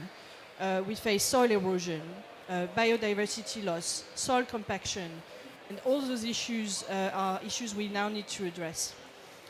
There's also a generational change in our terroir, and I think while we were seeing in previous generations the soil as a mere support for nutrition and to get the good yields, we now understand, I mean, we see it with different eyes. We see the complexity of soil and the richness it can bring, not only in terms of sustainability, of course, but also on the taste profile. So this issue of living soils has become a priority for us beyond the glitter and the glamour. So Moët & Cie invests in soil health as a #1 priority for its sustainability programs. 95% of our vineyards today are certified with the highest environmental standards. We recently opened a research center that focuses on sustainable viticulture. We're very proud to have achieved 100% herbicide-free certification for our Champagne vineyard in 2020. And last year, in May, we had a major event called the World Living Soil Forum, where we gathered 400 experts, including the International Organization for Wine and Vine, which is a very important multilateral organization for us. But those experts could discuss those soil issues that are not too high on the political agenda, we think, not high enough anyway. So we think for the future that regenerative agricultural practices are the way to go, and this is where we want to invest. We're experimenting, but the pace of change is not fast enough. And if left to private initiative, the progress is going to be fragmented. So we also need the right framework conditions, the right regulations, incentives and indicators so that we can have progress at scale for our regions and beyond. So systemic approaches are needed to restore soil, to decrease chemical inputs, to restore biodiversity. And this will only happen through coordinated efforts. So here at COP, where we're pressing for a soil resolution on health, and beyond at national and local level. Thank you. Thanks a lot, Cécile. Really, I think you summarized very well some of the key elements that are also here at the center of the discussion at COP. So regenerative agriculture, the management of soil, the fact that we can really have a more soil-centered way of managing agriculture is extremely important. Thanks a lot. But don't forget the question. You are still holding in your mind the question why soil is important for the taste of the food and drinks that we are eating. And we started with breakfast. We had our very good coffee. We had an Aperol. Now it's time to have something more solid. And there is nothing better than tomatoes. And I would like to ask Ingi, I mean, many of us grow up with one variety of tomatoes. That's it. Now we have probably 11 in all the supermarkets. And, but again, how is possible that we have such a variety? Probably because we have learned also to manage soil and a number of different threats for this very special crop. Can you tell us more? Okay, let's first agree that farming is the biggest job on earth, and it's a tough job, I have to admit. So sustainable farming needs to be a holistic approach. And in order to start, we need to start with preserving the soil. So preserving the soil is a key element. And it's a key element to have a productive agriculture. So again, back to your question about the tomatoes, I would like to give concrete examples, because to have a productive agriculture, it needs to be in lockstep with the innovation. So as we speak, we are here in the COP discussing the climate change, and one of the industries that is infected very greatly is the agriculture. So in BSF, we do care a lot, and we pledge to have a better yield. So we start with the farmer, because if you don't educate and you don't start with the farmer, then he needs to understand, and he needs to have some responsibility towards the next generation. So if we don't preserve the soil, we don't have a better yield, then the next generation won't be able to have more supply for the food. So back again to the tomatoes. I would like to give a very concrete example of innovation. It's a digital innovation that we have applied and launched 2 years ago in Egypt. It's an early disease warning system, and the idea is to support the farmer to detect the diseases that can destroy the tomato crop from the early beginning. So this system is calibrated on 3 main pillars, which the first one is the weather conditions, is the weather data. The second one is the on-ground observations, and the third one is the historical data of the disease. So in combining the 3 main pillars, you can definitely have a good prediction of the disease. So controlling the disease earlier can definitely save your soil, and then you can have a better yield for the future. Thank you. Thank you, Ingi. It's a very important aspect, the management of soil and the use also of a number of new tools for digital agriculture, really to allow the farmers also to bring together a number of critical information. But I would like now to go to Anastasia, because clearly you are a technical manager, you deal with smallholders. And there are a lot of opportunities in managing the soil, but there are also a number of challenges. Can you share more about the opportunities and the challenges for smallholder farmers? Thank you. For context, I work with an organization called Farm Africa. We work with farmers in East Africa, and we work with smallholder farmers. The characteristic of the farmers we work with are farmers who own less than 1 hectare of land. So when you look at their soils, when we get to integrate their soils, is one, these are soils which have been cultivated over and over 4 generations, because families are farming on these farms, and this is their main source of livelihood. So when we look at the soils and we go deeper to see, the soils are mainly infertile. They've been rendered highly acidic. And what happens is that when these soils have been monocropped for so long, is that they become inhabitable for crops which are well adapted to those ecologies. Another thing to note is that in as much as farmers in Africa do not contribute to climate change a lot, they're heavily impacted by the effects of climate change. And so if the farmers do not change their farming patterns, is that they're not able to be sustained by the soils themselves.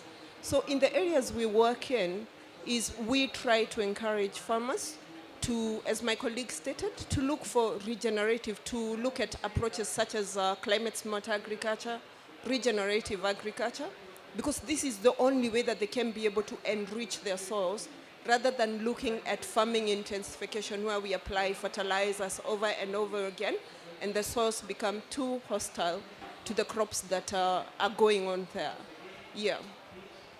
Thanks, Anastasia. I think this is really a very important element because also the shift that I perceived in what you said from climate smart to regenerative.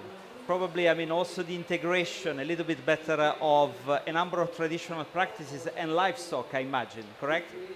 Yeah, that's correct. The characteristic again of these farmers, because their livelihood is agriculture, is mixed farming. So you'd find a household is keeping animals or livestock, and still they're producing crops for sustenance.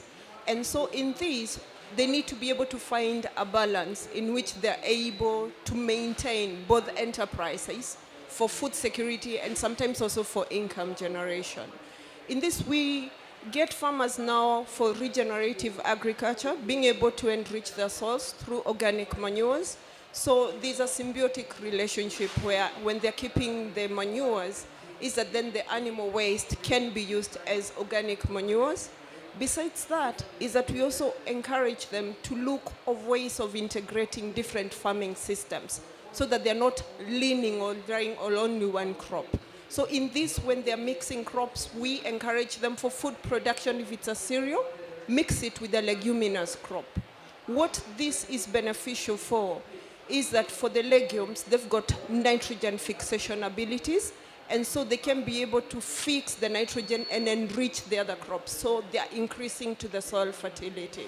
So when the farmers are able to combine these measures, that is now they're intercropping, they're doing the organic manures, they're mulching their soils, is that this helps in climate change, in preserving the soil moisture.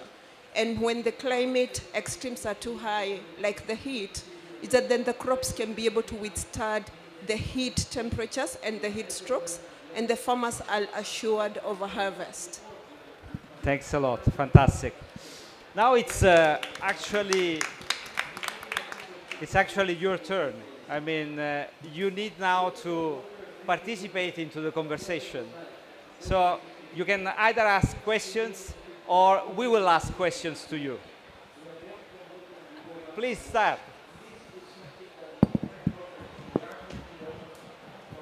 Hi, this is Burcu with International Fertilizer Association and one of the fertilizers companies that I represent. I think that's a question for all of our esteemed panelists. We talk about regenerative farming practices.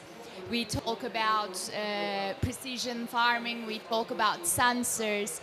I think the key is to make sure to track that data and to turn it into knowledgeable information that feeds back not only to the farmer but also to your respective companies or organizations. As much as we learn from the diseases history, we learn from the data's history as well.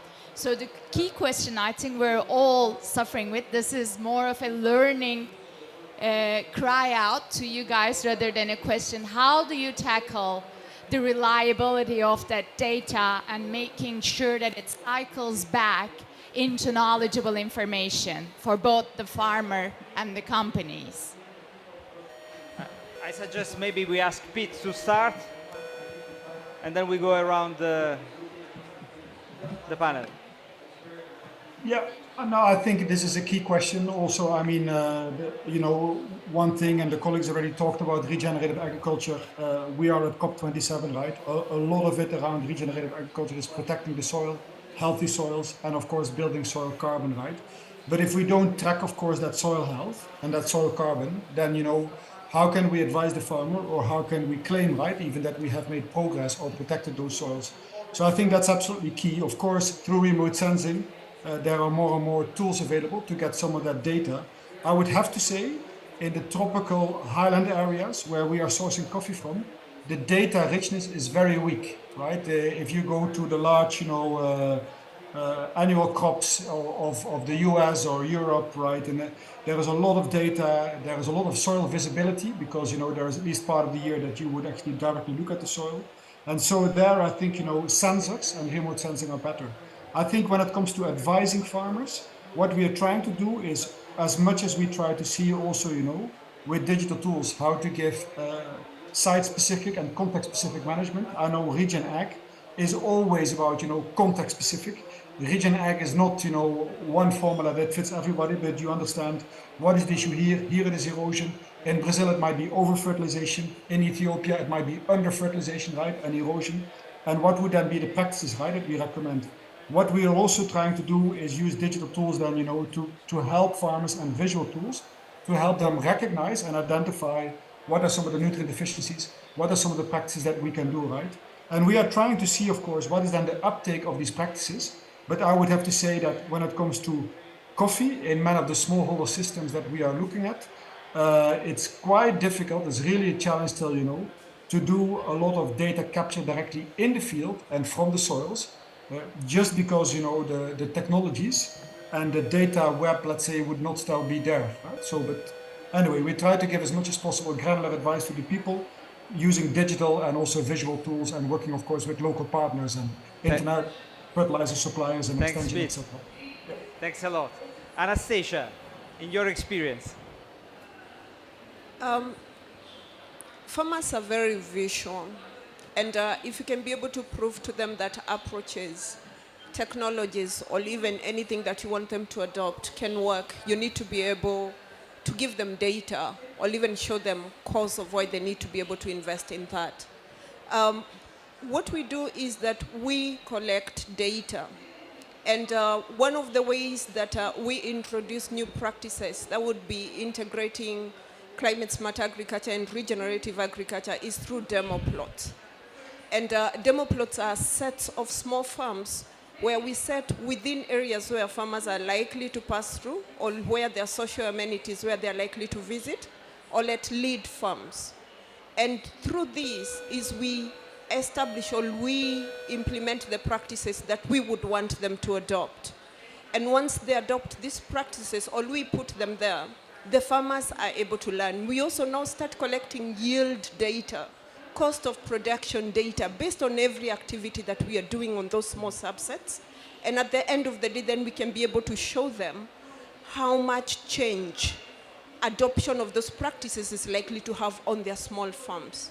Remember that their farms are very small, so they are risk averse. They're not likely to want to invest in something that they're not sure how it works. So once they're able to see for themselves, and you can be able to show them this is the yield that was harvested out of this plot, this is the cost of production to be able to get from point A to B, is that then they're able to believe, and they can easily adopt then the practices.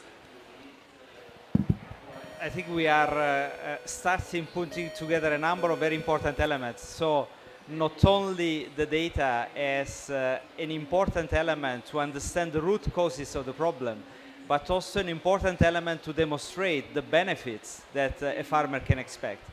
Schlitzi, in your experience? My experience is that totally agreeing with the issue about making sure that the research that we do is done in situ where the farmers can learn. But my observation is that when we want to derive enough benefit, we really need to co-create with those that research is supposed to benefit. More often than we rely on data towards the end. But how can we start from the inception of our innovation or interventions to make sure that the intervention is participatory in nature, the people who are supposed to benefit from the intervention are participating and inputting into the design of the project. This, at the end of the day, will make sure that adoption happens. What I've observed is that even when farmers know the benefit of adopting a technology or a practice, more often they do not. The question is, why don't they? The reason is that they are not part of the process when we design interventions that are supposed to benefit the farmers. So my message here is that co-creation, co-creation, and co-creation. Thanks a lot. Cécile. No, I fully agree with that, and I'm not going to repeat what has been said. Just one point, which is about the value of public-private partnerships when it comes to data collection and dissemination. And I think this is where we can work at the nexus of the public sector, the private sector, and academic research to really inform that transition where farmers and viticulture as well need reassurance that they're going to have a sustainable economic model ultimately. Fantastic. And perhaps, Cecile, is there also one element of linked to the climate financial disclosure? So are data more important today for companies also from this perspective? That's a really good point, Romano, and the ESG disclosure is also part of the community. So when I talked about public and private, I should add investors to the mix because indeed that's a key consideration. Ingi, so you are living with data, no? I mean, as a digitalization manager. Thank you so much for your question because it's a very important question and everyone should ask about the data and the verification of the data because it's since we're talking about digitalization, data is very critical. So I would like to give you a reassurance that, for example, when we built on this digital system, it took 3 years.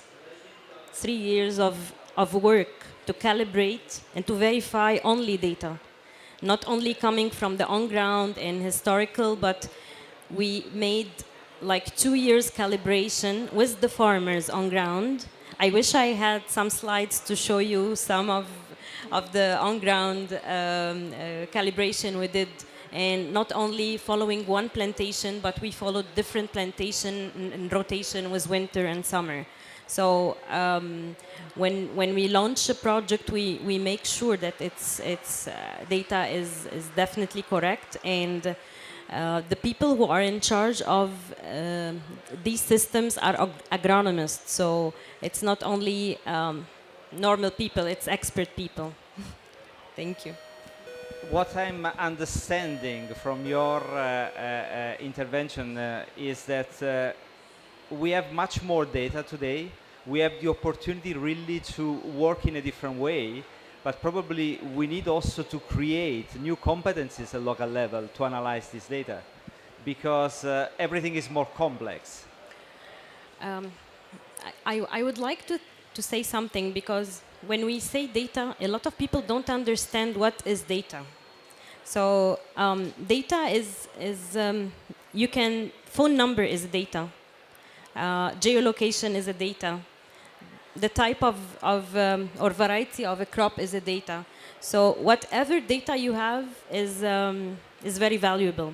So it's what differentiates someone from a company or organization is how do you deal with this data? How can you make it on ground? How can you make the best benefit out of the data?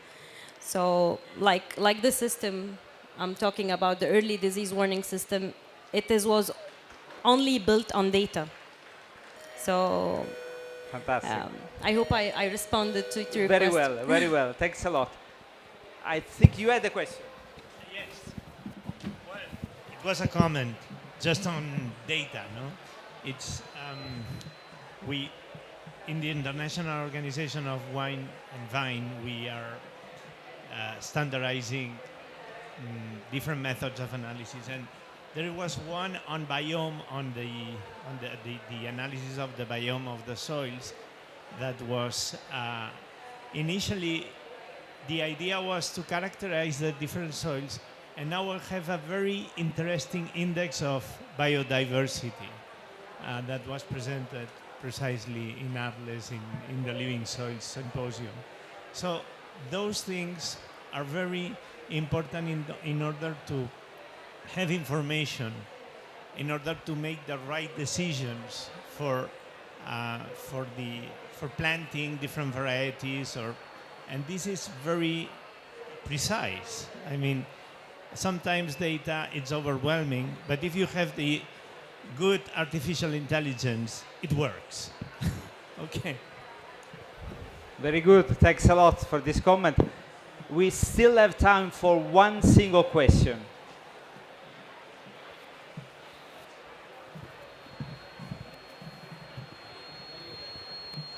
Thank you very much. Mohammed El Bouhdidi from Morocco, agriculture engineer.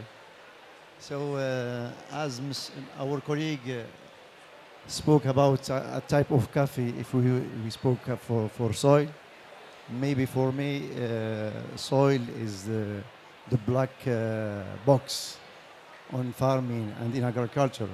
So, type of food, if we want to produce a food, we must know what is the origin of the soil. There is types of soil, rich soil and poor soil or bad soil.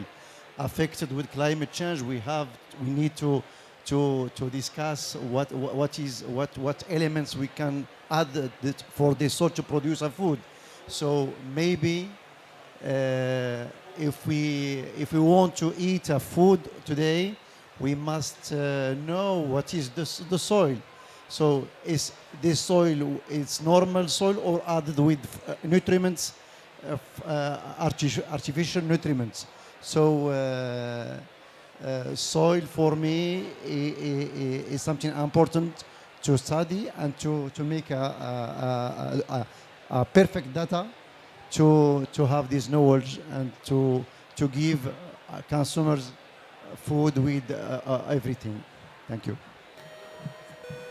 And thanks for this comment. I think Morocco is such a fundamental country for the soil in Agadir for all the vegetable crops, but also the soil on the Atlas for all the aromatic crops. So, absolutely.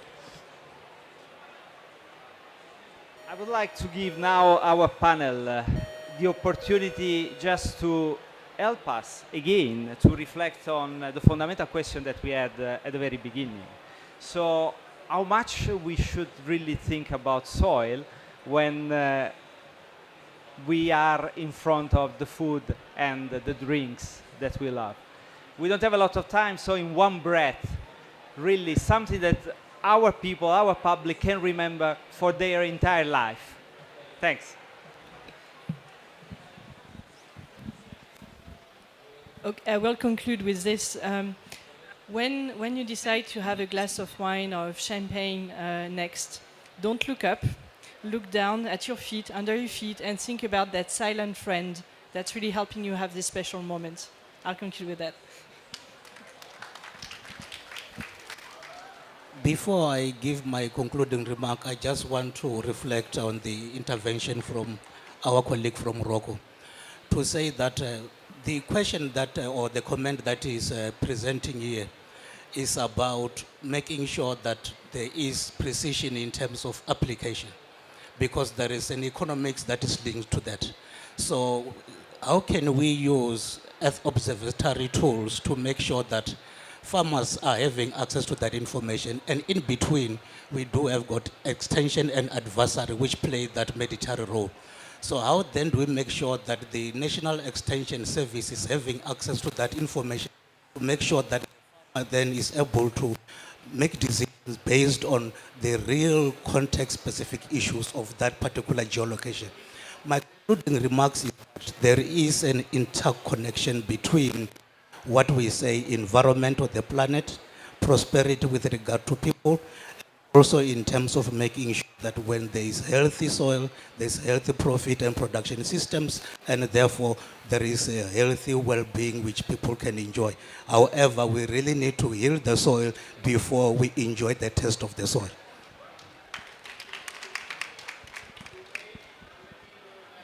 It's difficult coming last after all the other speakers. When you look at soil and we think about soil health, soil is life-giving. And if, say, you were just to listen to maybe Cecile and look at the soil as you're eating, is that there are millions of microorganisms which we cannot see that are living on the soil. And their livelihood or even their survival is dependent on our activities. Because if we pollute the soils and deplete them, and make them very acidic, is that these microorganisms are not able to live there. These microbes are very important because they're the ones which break down every organic material or any material for the plants to be able to absorb important nutrients that help to grow. A happy soil gives a happy crop. And when you eat a happy crop, which is good crop, then you're happy. So for us to be able to sync and be able to make it all related, all happy, it starts with us because we are the ones who are in control of the activities and what we do to the soil. Take care of the soil. Thank you. Inge. Okay, for me, I see it a bit different, but I would like when we see a fruit or vegetable in the supermarket, we don't only think about the soil, but we appreciate the farmer. We appreciate the effort, the on-ground, the people that are on ground preserving the soil and preserving the security for the. Thanks, Ingi. And Pete, we probably need coffee before next event. So inspiring us. I would hope so. Your role. No, I mean, it's clear, right? Yes, soil is the biggest natural asset, right? The biggest natural capital that we have on this planet. We've heard, of course, already that such a massive storage of carbon as well to even prevent the climate change, right? But besides that, of course, yes, it gives us the food, right? We need to protect it. We need to recycle organic matter. We keep the nutrients balanced. We have to avoid the acidification. It's a lot of work, you know, to keep all the life in the soil and the nutrients in the soil, you know, there. I think what's important is that it's not only giving us the right food with the right quality and the right taste, it's also important indeed, you know, that the farmer is being, you know, rewarded for being the best guardian of that soil, right? Sometimes we want to go and take shortcuts, go fast, etc. It can give you short-term profit, right? But in the long term, it degrades our natural capital. And I think, you know, if we can appreciate a high-quality food coming from farmers that are very dedicated to protect that soil, I think, you know, it's worth every penny paying that money then to that farmer. So I hope next time you pick a very high-quality coffee that protects, you know, the soils in Ethiopian or Colombian highlands and will give you a very good smile as well. So with this very last comment from Pete, I would like to thank you, our public. You were really fantastic today, and clearly our great panel. Thanks a lot. And remember about soil while having food and drinks. Have a good day.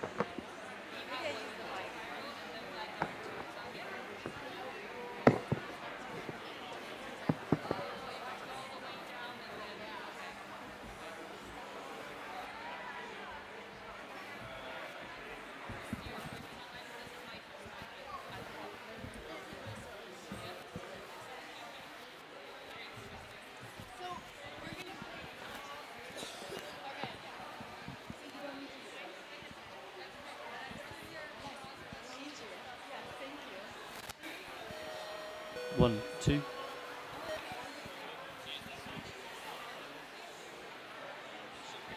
One, two. Nice and close.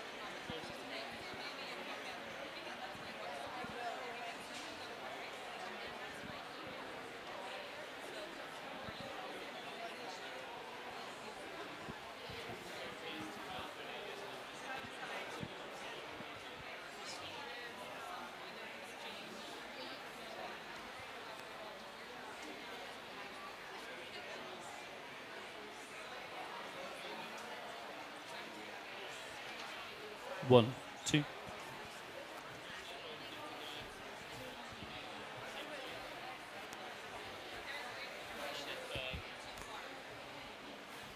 Yeah, there are mute buttons. There's mute buttons. There's mute buttons, and then go red if they're muted, and then go green if they're on. So those. Yeah, green lights on there. So and this one is.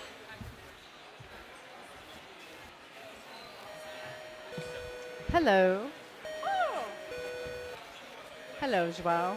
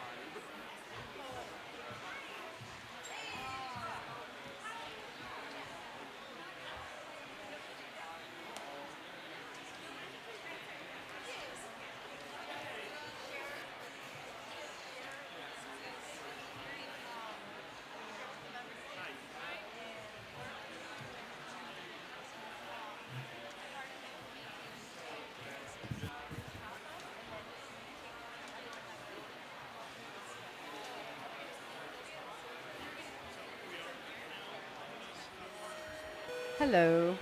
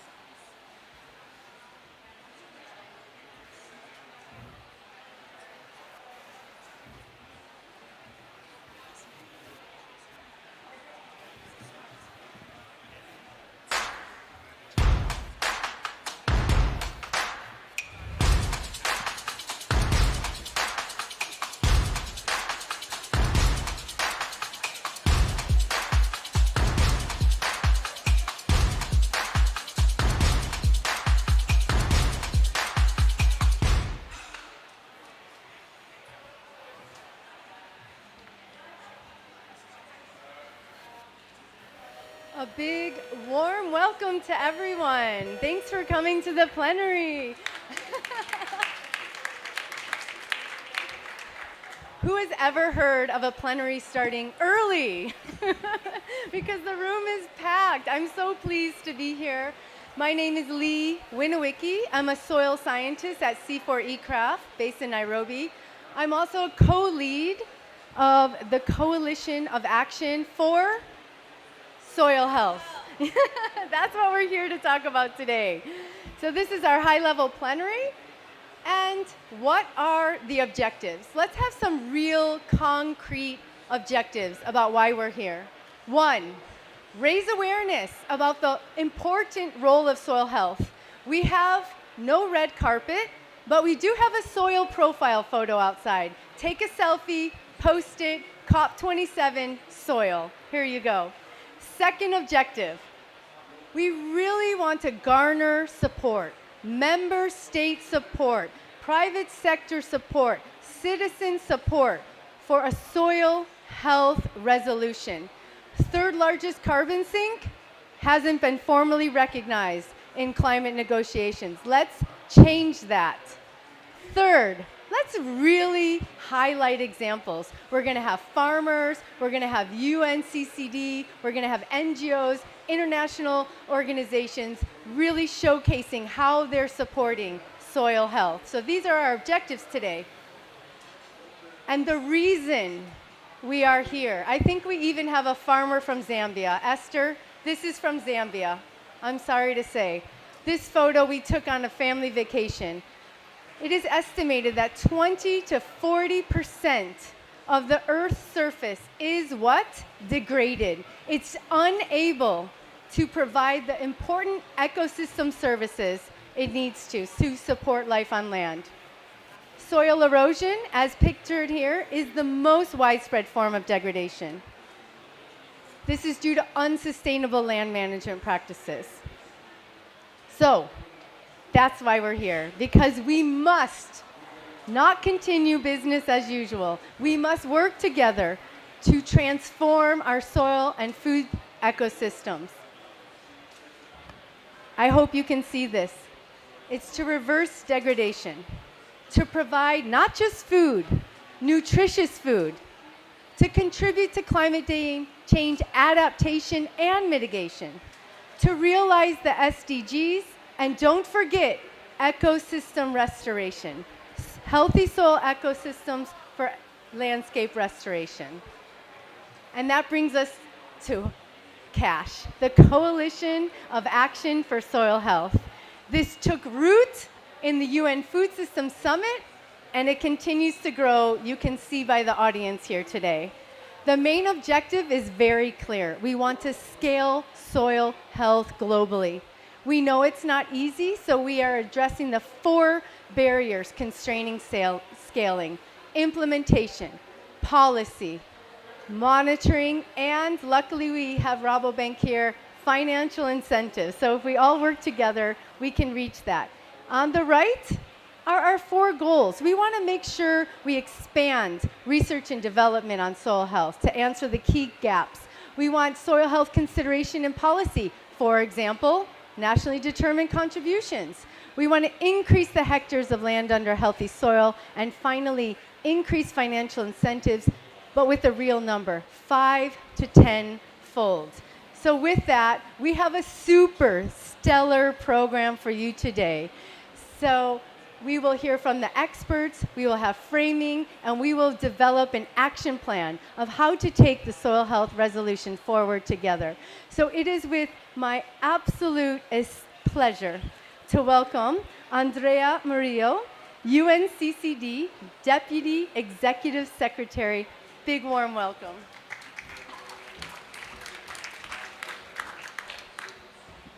Thank you, Leith, and it's really my pleasure. And wow, what a room! So packed, so full, that this is showing the interest that we have to have a healthy soil. And why we're here? Well, because soil health is in the heart of our convention. We are the convention that deals with land, with soil, with land management. So of course, when we're talking about healthy soil, we know we're talking about healthy people. We know we're talking about healthy economies. And we need to make this transformation. We need to achieve these goals because it's also critical to achieve climate goals in mitigation and in adaptation, and also to reverse biodiversity loss. So when we're talking about transforming our food systems, which is a critical element, when we're talking about landscape management, when we're talking about conservation and restoring of critical ecosystems, we need to scale up these soil good practices. And that's why we're here. We think that the coalition and this radical collaboration, and let me talk about this, we need radical collaboration to see this transformation happening. Now, we know we have the goals for 2050, we have some goals for 2030, but to achieve those goals, we need to implement the right policies, the right signal markets, the concrete actions in the ground today, and scale up those solutions. And to do that, we need to work together with the different sectors. We need to be clear that we're talking about a new development model, that we're talking about transforming the different sectors. We have the technologies, we have the knowledge, and it's about how can we really make this transformation happen? How can we work with the government so they have the right policy frameworks? How can we work with the different farmers, with the private sector, at different scales, foreseeing the adoption of these policy frameworks, of these concrete actions? And it's about these platforms. This is why we're supporting the coalition, because we know it's critical to work together. We will not achieve these goals working in silos. And we also are very clear that we need to work with these synergies between the 3 Rio conventions. At the end, we only have one country, one territory. We need to have systemic plans to do this transformation. So looking forward to have this panel, and very committed and very happy to see this room full of people committed to have this common goal. Thank you. Muchas gracias, un placer. Thank you so much. That was fantastic. And I feel really motivated now. I feel even more motivated than when we got up here. Thank you so much, Andrea. So now you must be wondering, what is this soil resolution we're talking about? We have 4 slides. Kelly Witkowski from ICA, Climate Change Manager, is going to run through what are the key elements of this soil health resolution. Kelly? Thanks, Lee, and thanks, Andrea, for that rousing introduction. We think that the soil health resolution is really a key opportunity for making sure that soils, which as Lee mentioned are a critical carbon sink and most important for our resilience, is better integrated not only into the UNFCCC, but also the other conventions. My colleagues already mentioned the importance of healthy soils. We all need to be on board to defend this complex ecosystem that really provides us our lives, our health, our livelihoods. It's the basis for our growing economies and for water and biodiversity and so many reasons.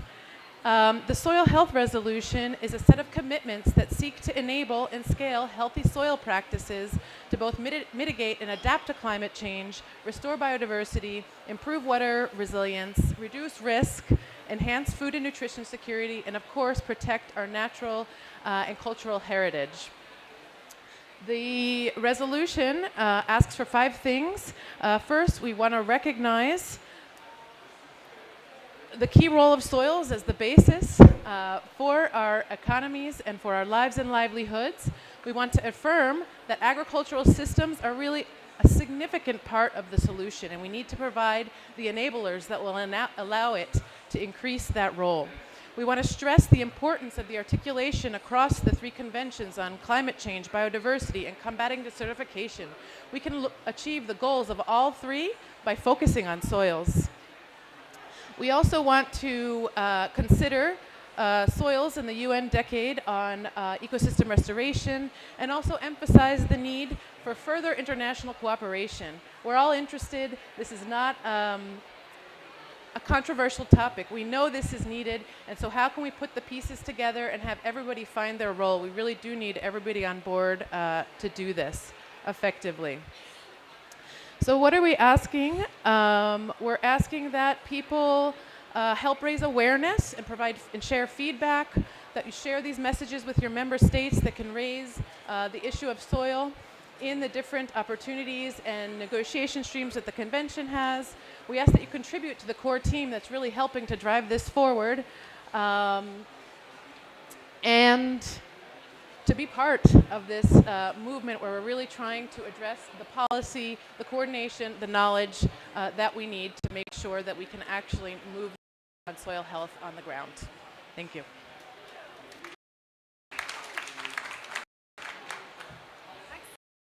Thank you so much. So I would like to welcome our panelists to come up here, and they can take a seat. You can take your seat. And we will start with our video of Paul Liu from Copper Mill, and he's going to explain the collaboration amongst these initiatives, right? Because we can't do it alone. So while that video is going, we can have our panelists come up. Thank you so much, Adam. Hello, everyone. I am delighted to share this moment with you through this video. I would have loved to be with you, but I am on my way to COP27 as you watch this video. And I hope, nevertheless, that we will have the pleasure of seeing each other at the 4 per Mil Day organized on the 16th of November at the Tropitel, where you are all invited. The Cash Coalition is the result of a long-standing dynamic initiated by pioneers, led by Professor Ratan Lal, who has been stressing the importance of soils for decades. Scientists have played a key role in sounding the alarm. Soil stewardship is at the heart of climate change mitigation and adaptation, and the essential lever for food security. Civil society, with films such as Kiss the Ground, has also helped to bring about this revelation. It is in this context that the Global Soil Partnership, the International 4 per Mil, and numerous global, regional, and local projects on soil and soil regeneration were created. CASH was the UN food system in 2021, adding the food system dimension to the long list of reasons and motivation for action. And for a good reason. There are never enough of us to defend the importance of soils and their health to meet the challenge facing humanity, climate change, biodiversity loss, desertification, food insecurity, etc. Our common leitmotif is to make all actors understand that if we want to address all these issues, the single starting point is soil health. Without this prerequisite, we will never be able to solve all these interrelated problems. Since 2015, already 7 years ago, the International 4 per Mil initiative has a unique multi-stakeholder partnership with over 740 members, has been working to move all actors in society to work towards soil health through the natural sequestration of carbon in soils through agroecological practices. With its 2050 strategic plan, validated in 2020, its implementation plan, validated this year, its operational framework, and soon its strategic implementation cycle, the initiative now has a real global mechanism that is built around 24 objectives broken into 148 concrete actions on the ground. In this regard, the proposed declaration on soil health and resolution, which is introduced here today, is a powerful way for us to speak for one voice and make sure that the relevance of healthy soil is really considered in the climate and the Waste Week and beyond, for instance, next year at the COP28. Thank you for your attention.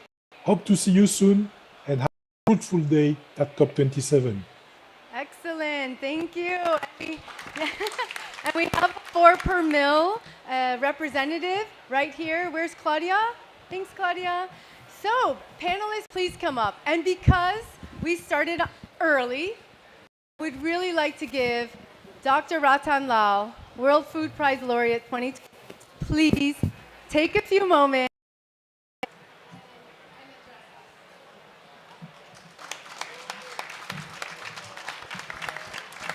Hello. Dr. Lal, please. However long you want. Oh, hi. How are you?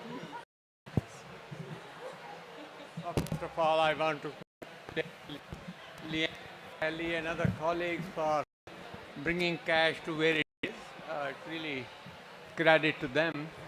I simply like to mention I'm very glad very high level people are here today. You know, the world is really going through a very difficult situation. At the end of 2019, we had less than 700 million people hungry. At the end of 2020, because of the COVID, there were 820 million. At present, because of the Ukraine crisis, we have 1,200 million people. And the problem may and in this regard, cash really can be a very important issue. Now, one other part which is very important to recognize is that going back to the Ukraine crisis, we obviously know that the people are suffering. More than 10 million people are refugees, and you see, but also think about the soil, natural resources, water resources, biodiversity suffering. And therefore, to restore all those natural resources, especially soil health for its functionality, it's going to take generations. So I hope and pray, and those who have the authority to stop it. So this crisis against humanity, against nature, should never have happened, but it must stop immediately. And when it stops, Leanne and Kelly and others, ambassadors, have a great role to play to restore the soil, environment, and humanity back to well-being. Thank you so much. It's a great job.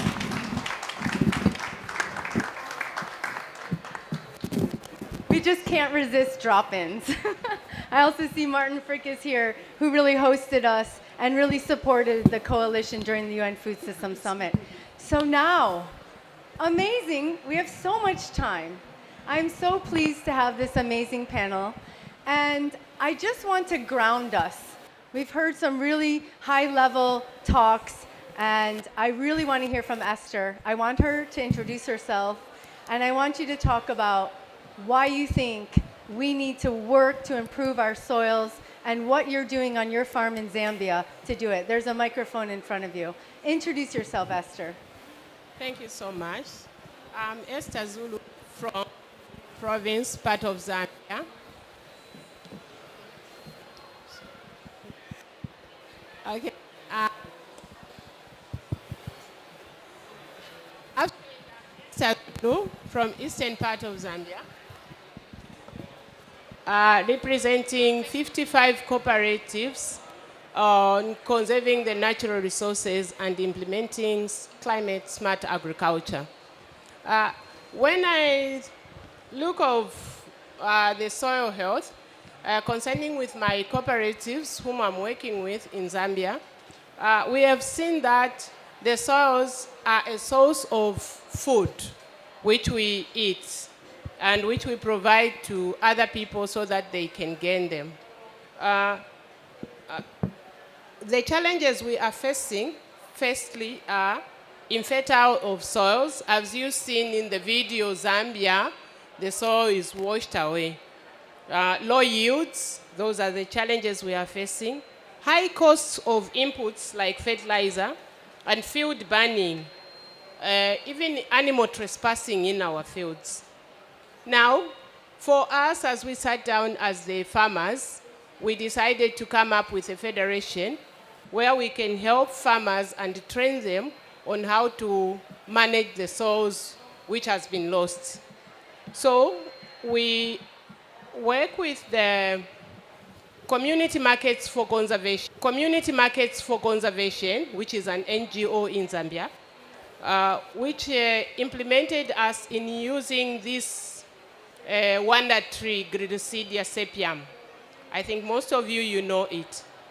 This tree has helped the farmers in our community not to rely on fertilizers. We no more use fertilizers with my 55 cooperatives who are implementing that in conservation farming. This tree really helps us to rebuild our soils because we've got more trainings where we are training our farmers on the ground just to implement using Gridicidia sepium. The way we use this tree, we plant it in our fields, which were washed away with soil erosion. When we plant them, in 3 years' time, we see the impact of the Gridicidia tree, which is bringing back the nutrients to the soils. As a result, our farmers have adopted it. The way we do this, when it grows, it is a big tree, yes, but it grows at a fast rate. The way we do it, when we plant it like this year, we have got a target of 50 million trees which are to be planted by our farmers in their fields. So in the coming year, we will see the survivorship. That survivorship, we won't do anything to it, but after the other year, the second year, we go in the field and scoop those trees to 1 meter level. When we scoop those trees, those leaves which falls on the soils, they will bring the nitrogen to the soils. So the soil starts to become with the nutrients. Then, when we scoop again those leaves, we take them, we form a pit-like, then we start throwing those leaves. Those twigs, which we remove the leaves from, we also take them as firewood, not to destroy the trees which are there. So as a result, we are resuscitating the soils. Again, we are keeping the forest heavy. We have also encouraged our farmers to practice minimum tillage, crop rotation, and making compost manure on their own, rather than venturing into fertilizers, because fertilizer is very expensive for a small-scale farmer, which I'm talking about in Zambia. We are not farmers who can have more funds or more money to buy the inputs because fertilizer is just too expensive. So we are promoting our farmers to use compost manure, using the things they have in their fields, like the crop residues and the Gridicidia tree, which we mix when we put them in the ground. Then we keep it for 3 months. Then it will compose and come as fertilizer, which we apply in our fields to resustain the soils. Thank you, Esther. Thank I really appreciate that because I think we need to remember, because we're sitting in a conference hall, that we really are talking about actual practices that we can implement on the farm. So can we just give Esther a round of applause? Thanks for making time. And you are excused to your next speaking event. Thank you so much. And now staying with these concepts of conservation agriculture, I'm so pleased to now take us to Argentina, traveling the globe here. Maria Cecilia, she will introduce her NGO and what they're promoting. We're so happy to have you here. Please talk about the implementation with the farmers you're working with and why you feel it is so important to focus on these healthy soil ecosystems. Thank you. Thank you, Lee, for the introduction, for the coalition, for this invitation to be a part of this amazing, distinguished panel, and also the Food Systems Pavilion for hosting us. My name is Cecilia Gines. It's an honor for me to be here in representation of APRESID. APRESID is the Argentine No-Till Farmers Association.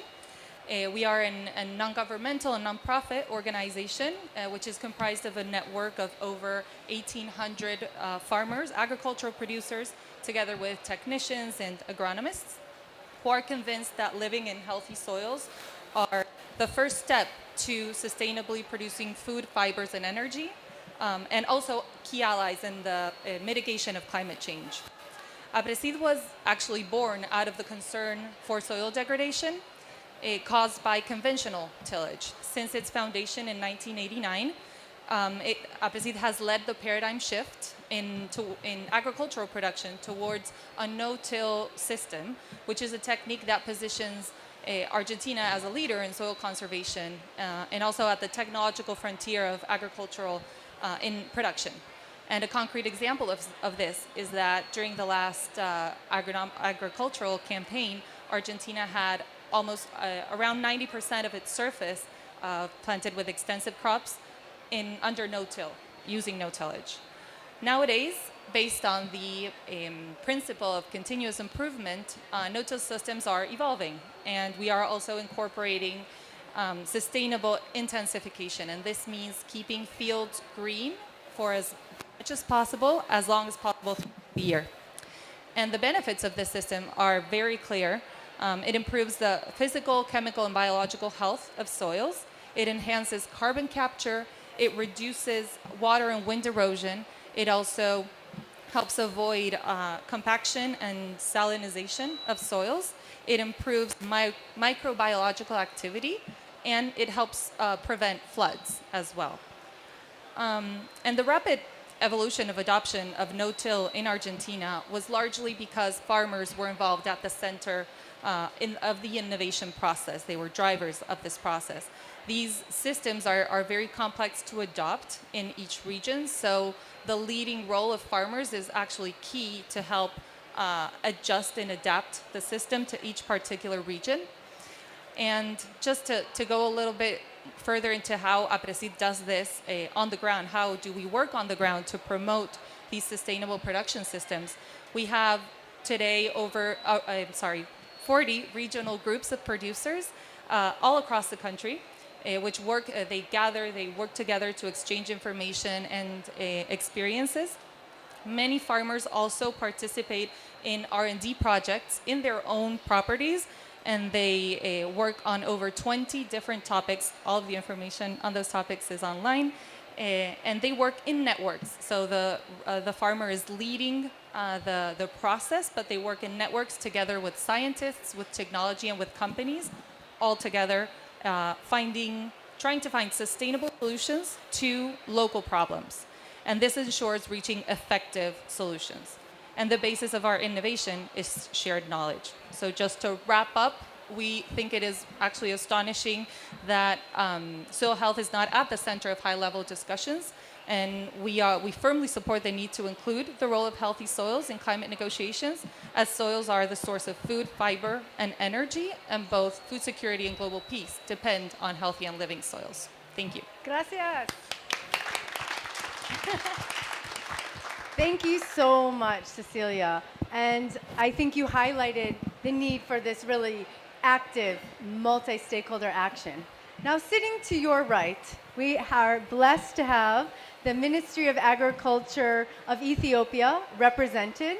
And Ethiopia is very committed and engaged with the soil health resolution. We're so pleased to have Mr. Asefa here with us today representing the Ministry of Agriculture. Please, I hand the mic to you and give you 4 minutes to really just talk about the situation in Ethiopia and why you're here today. Thank you so much. Thank you very much for your introduction, having me on this in this very important event. I think, as you know, Ethiopia is one of the as you know, Ethiopia is one of the agrarian country. Economy is highly based on the agriculture. Agriculture is contributing more than 13%, almost 35% of the GDP. Unless and otherwise, we are working on the soil fertility issues. It is difficult to feed the increasing populations. I think the agriculture are practiced more than 3,000 years in Ethiopia in conventional manner. That is resulting in the degradation of the land. Almost different studies has indicated about 54 million land are degraded. And this is economically, when we change it to economic, it costs us 10 to 11% of the agriculture sector GDP. This is as a result of soil erosion. We lost 12 tons per hectare per year on average from the agricultural land. Unless and otherwise we are going to curb these issues, it is difficult for us. The issue of the soil fertility and healthy, for us it is the issue of existence. Unless and otherwise we are managing our soil, it is difficult to attain our food security issues. I think our government is very much alarmed in these issues and trying to in order to curb these issues, the government is launching the climate resilient green economy in 2011 in COP17. Most of the actions included in the CRG, our CRG strategy, is the issue of soil, healthy and sustainable agriculture and food security issues, one of the pillars in that strategy. In order to sustainably attain our food security, we need to work on the practices or priority actions. Those can enhance the soil fertility and healthy. Most of the actions we are going to promote is agroforestry is one of the areas we are focusing on in order to enhance or improve the existing soil fertilities. The other one is, as you know, the government of Ethiopia is promoting the integrated watershed management for the last 10 years by mobilizing about 13 million people per year. And our community is providing 20 to 30 days free labor in order to rehabilitate the existing land. This is one of the areas the government is focusing on to curb the existing soil land degradation and the soil fertility loss issues. The other one is our government is launching the Green Legacy Initiative. We have planted about 25 billion seedlings for the past 4 years. Most of the seedlings is multi-purpose tree, the agroforestry trees.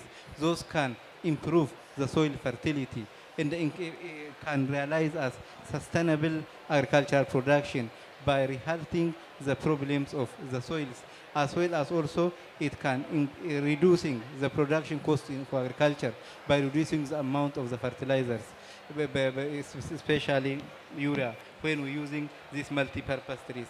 I think we try to do a lot in order to improve the soil fertility and healthy issues. Unless and otherwise our population is increasing, it is difficult to feed our people. So soil feed us as of now. Now onwards we have to feed each other. We have to feed the soil through improving nutrient recycling, climate smart intervention. Thank you very much. Thank you so much, Mr. Asefa. because we actually cannot do anything without government support. And I hope everyone heard what he said. Feed the soil. Dr. Law always says, healthy soil for healthy people for a healthy planet. We must feed the soil, and I really love that message. And we're so grateful for the support of the Ethiopian government. Thank you so much. One more round of applause. So we're here today because this coalition took root in the UN Food Systems Summit, specifically Action Track 3. João Campari has many hats, including being the food practice leader at WWF. João, please, the floor is yours. Did you think this was going to really grow? And how do you see the role of healthy soils for your food systems initiative? Lee, thank you. Is it working? Yeah, Lee, thank you very much. Yes, I believed that this would gain so much traction. And, you know, like a year ago, we were in the process of the UN Food Systems Summit. This is the first time, by the way, that I meet some of you in person, because I have seen your faces in Zoom for that long.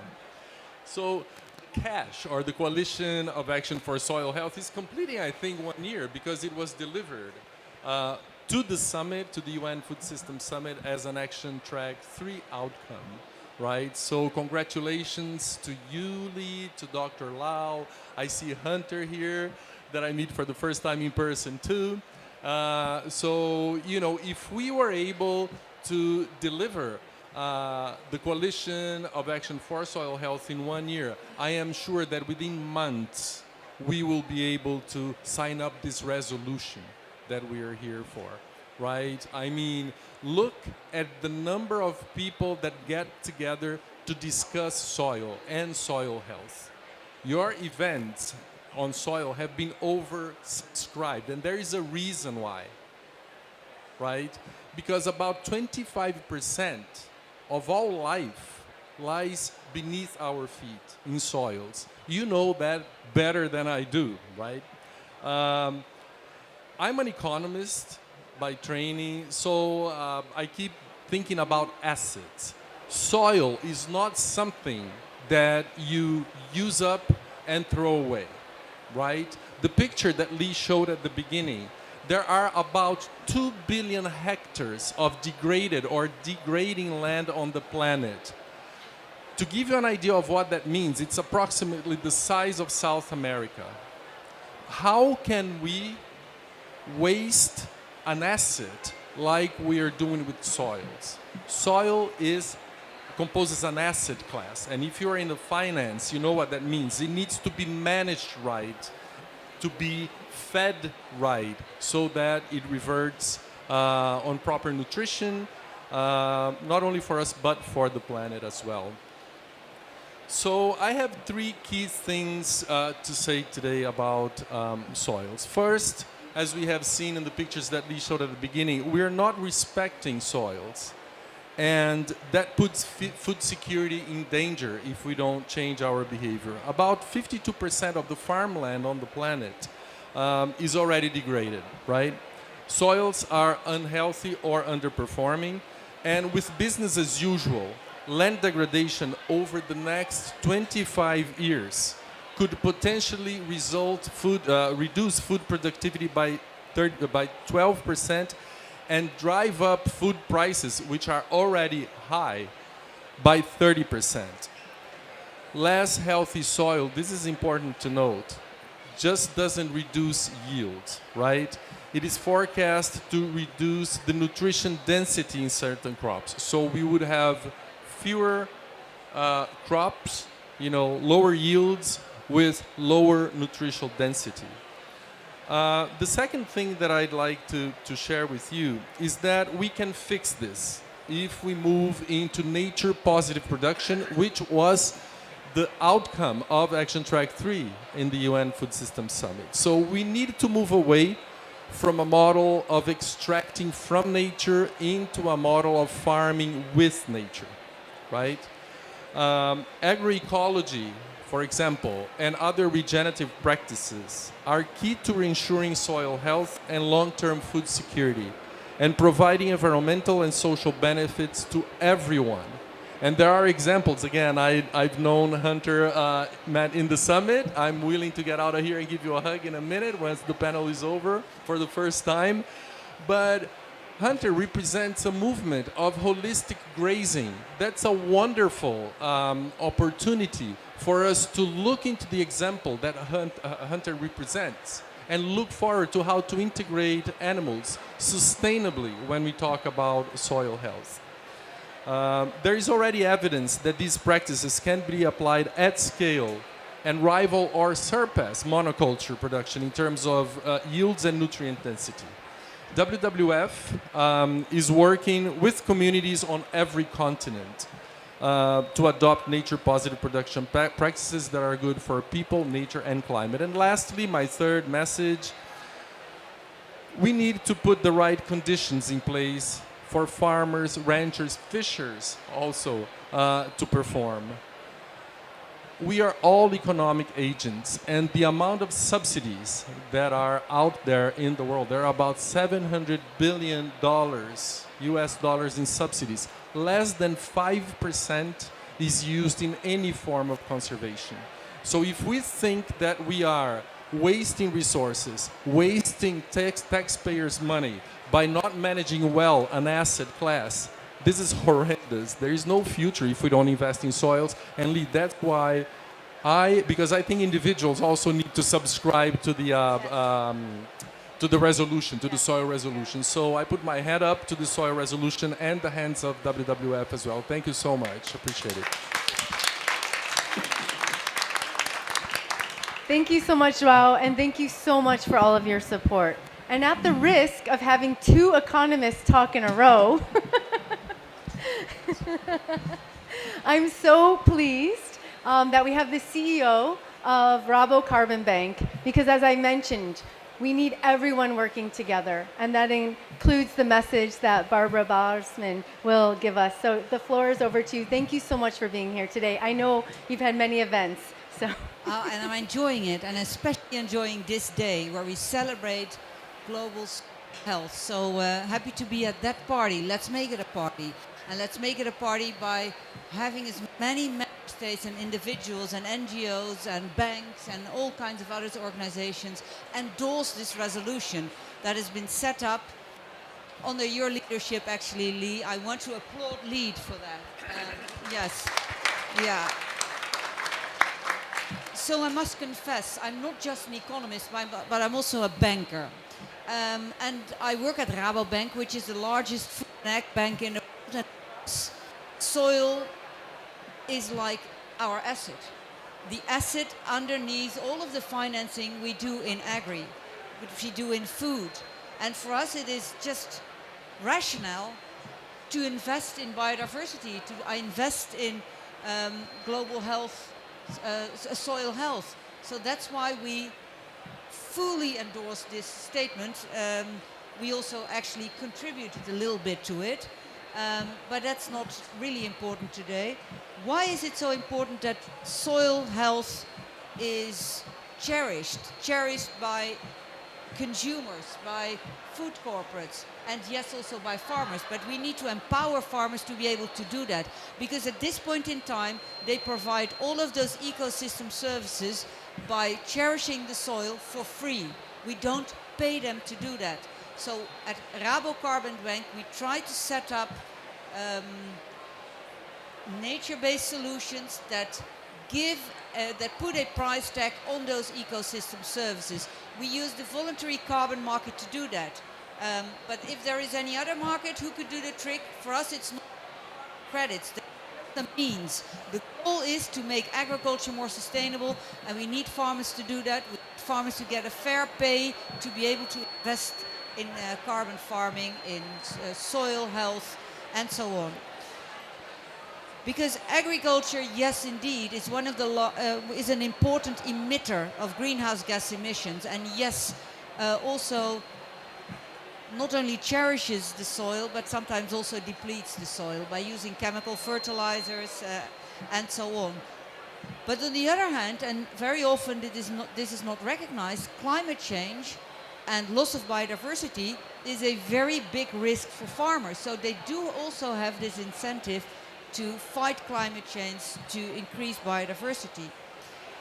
And we know that the IPCC recently came out with a report where it said that the potential for soil sequestration, the potential for land-based solutions, for reforestation, for agroforestry and so on, is huge. It compares to what the potential is of wind energy and solar energy. But if you compare how that potential is used, we see that soil sequestration, that investing in soil health is so limited.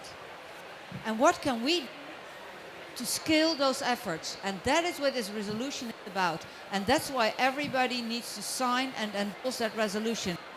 Some concrete action in that resolution we need from NGOs, from regulators, governments, yes, and other organizations to team up and to really do soil health. Sorry, this mic is not working as good as I hoped.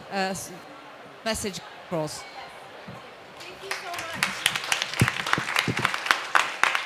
Thank you so much, Barbara. That was fantastic. And you're absolutely right. We have to work together. And I think Rabobank is doing a lot. I know even in Kenya where I'm living. So you mentioned governments. We have the Ministry of Agriculture Ethiopia. But where's the EU? I think we have a video because the EU has the soil mission. They're actually putting in a soil law and a soil health policy. So let's hear from the DG of Agri, the video from Adam, on their support of this resolution. Good afternoon and greetings to the panelists and the audience of this very important event. I am Kerstin Rosenau, responsible for agricultural research at the EU Commission's Directorate General for Agriculture and Rural Development and Soil Mission Manager at the same time. I would like to congratulate the Coalition for Soil Health and the 4 per Thousand initiative for organizing the Soil Health Day at the Food Systems Pavilion of COP27.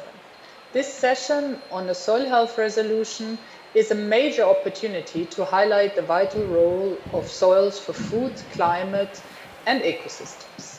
Equally important, it provides a platform to develop a global shared vision for soil protection and restoration.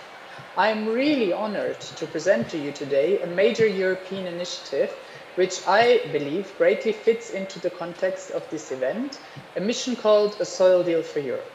The mission was launched about a year ago and is part of a wider EU framework for moving towards healthy soils and climate neutrality by 2050.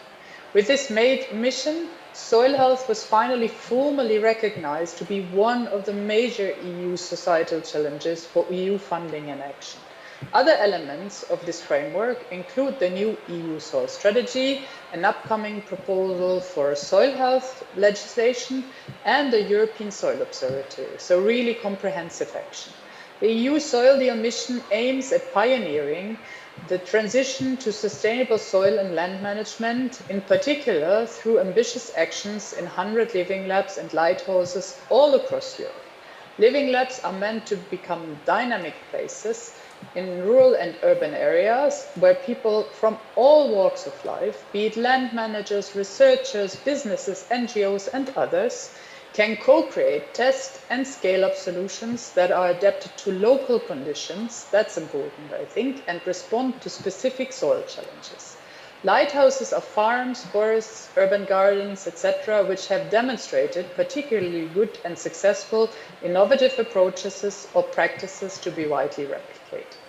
The work in living labs and lighthouses will be complemented with interdisciplinary research, as well as with training and advice, soil monitoring, and citizens' engagement. The first call for living labs will be published end of the month. Soil health is, of course, a global concern, and we are very pleased about the interest of partners from all over the world in taking part in mission activities. This includes the active involvement in research projects, the exchange of experiences, or joining forces to work together on common issues. To give you one example, through the project OCASA, we are coordinating and further developing international collaboration for research on soil carbon sequestration. I hope that we can establish many more partnerships like this and embark into joint actions with members from the Coalition for Soil Health, the Global Soil Partnership and the 4 per Thousand Initiative, and other soil advocates from the private and public sectors. I am confident that together we can mobilize the necessary resources and expertise to enable step change improvement in how we manage and use our soils.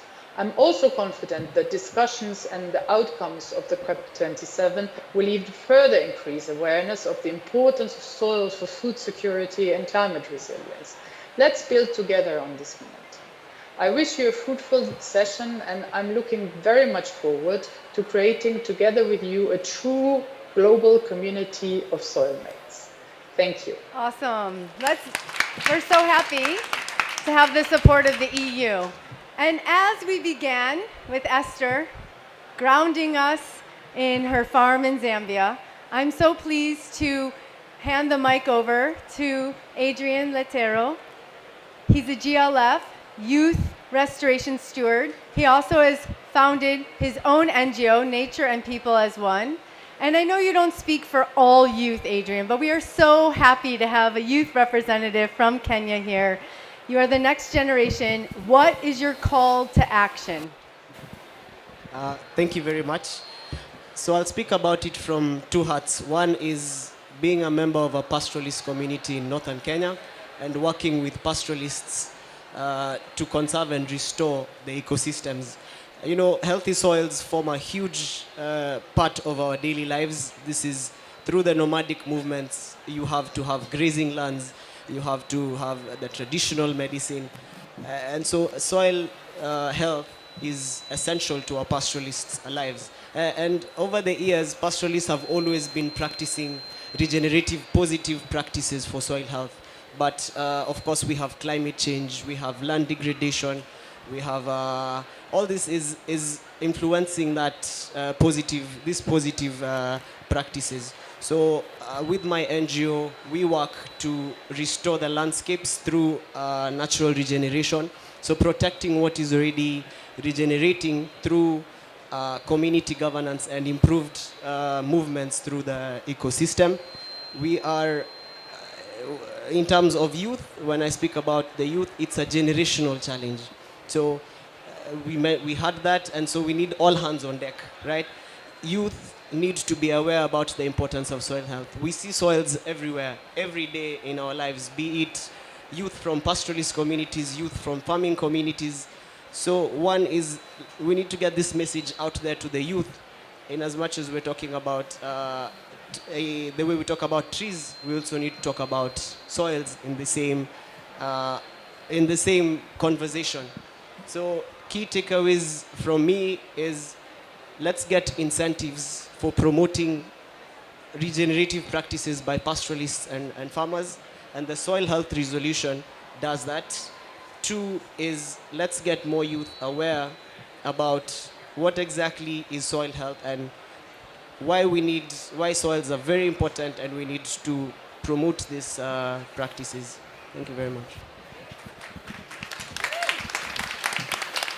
A bigger round of applause for Adrian. Yeah, our youth representative. We're so happy. This is fabulous. I am so grateful for everyone here today. And I know we're going to have some questions. And I just want to have our closing. Oh.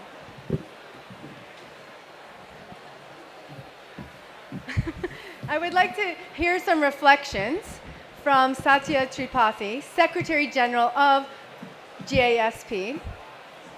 I don't know how you're going to sum it up, but at least I don't have to do it.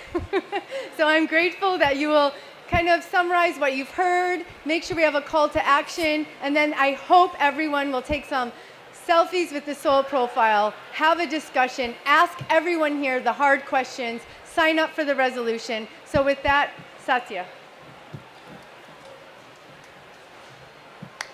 Wow, thank you, Lee. This is amazing.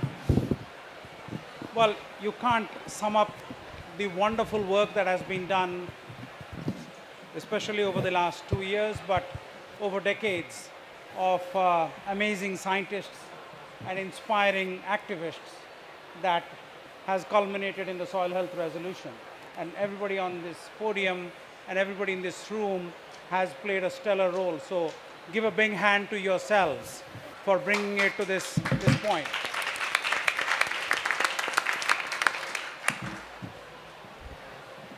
I think there is no better way to show respect to, we keep praying, we get around our dinner tables, no matter our religion, we pray, we thank God for giving us this nourishment and this nutrition. There is no God. The God is the farmer who actually produces the food. And that's what nourishes us to be able to go to our religious places and pray. If you're spiritual, you know where your ancestors are? They're in the soil. All of us, every ancestor, every species is in the soil. So if you're respectful to your ancestors, respect the soil. If you're respectful to those that produce your food, respect the soil. We talk about one health between animal health and human health and pandemic. That's important. But soil health is equally important because there is no animal health and human health without soil health. So that is why this is such an important point of time in the history of all the species. And I have worked at the forefront of soil health as a humble contributor. We support a big program in India that has now exceeded 1 million farmers. And thank you, Ravi, and thank you, Lee, for the pioneering work you guys have done in bringing science to the forefront of that conversation, that it does work. Natural farming, bioinoculation, the results, it works. Not, as Ravi famously says, as our grandfather's farming techniques, but as something deeply anchored in science, in practices that are regenerative, that are not retributive, that doesn't punish nature for feeding us. And thank you very much. It is amazing to have this opportunity to sum this up. I can't sum this up. I can only feel super excited about the journey ahead and the humble part I might get to play in that. Thank you all so very much. Thank you.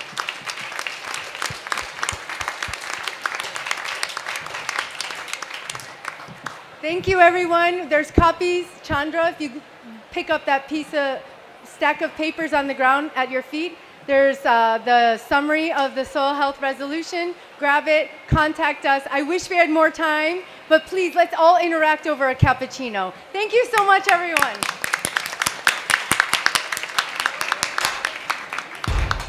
Thank you so much.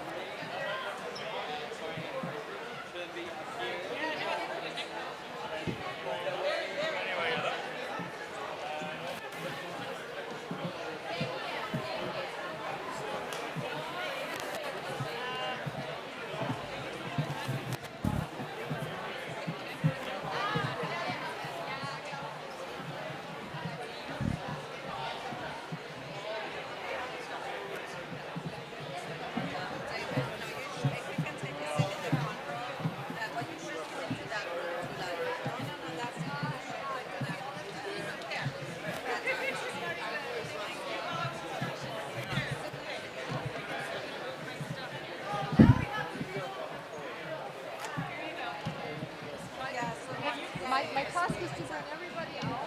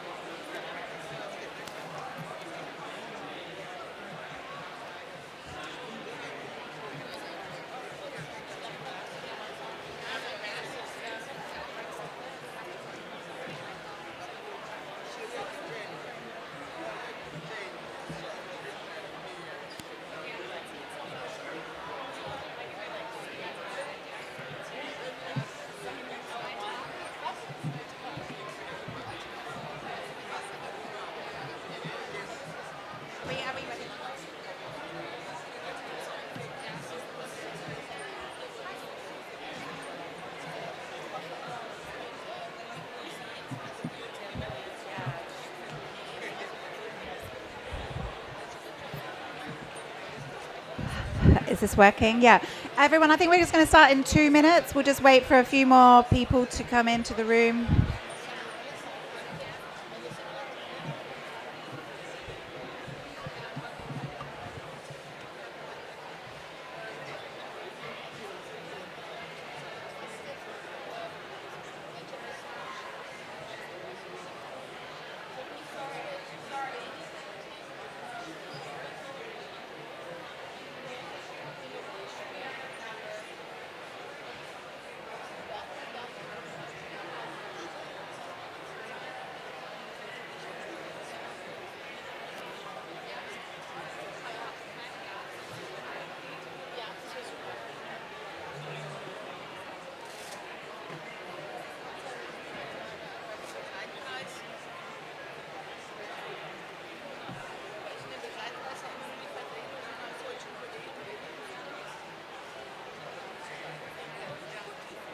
Okay, good afternoon, everybody. Welcome here. Thank you so much for taking the time to come and join us today. I know that it's a really, really busy day today, this week, and so the fact that you've come to sit in this room and listen to this discussion topic is really means a lot to us. And I know there's also people joining us online. Sorry, I've been told to talk closer to the microphone. That's a lot better. Let's get started. My name is Melissa Pinfield, and I'm a senior partner at Meridian Institute. And I'm an executive director of the Just Rural Transition Initiative, which is housed at Meridian, and I'll be moderating today's discussion. Just to put you on notice that we really want this section to be quite interactive. We're trying to mix it up a bit because it's 90 minutes, so we need to sort of break it up into different segments, but also we want to open it up to Q&A, because I've been to quite a lot of these panels over the last week, and I think it gets most interesting when we get questions from the audience. So putting our panelists and speakers on notice and putting the audience on notice, we'll also be taking Q&A from those who are watching and listening online. So the Just Rural Transition is supported by the UK Government, Foreign Common Development Office and Climate Works Foundation. We launched at the UN Climate Action Summit in 2019, and it's really focused on creating a global community of practice to try and focus on people-centered approaches to the transformation of food and land use systems.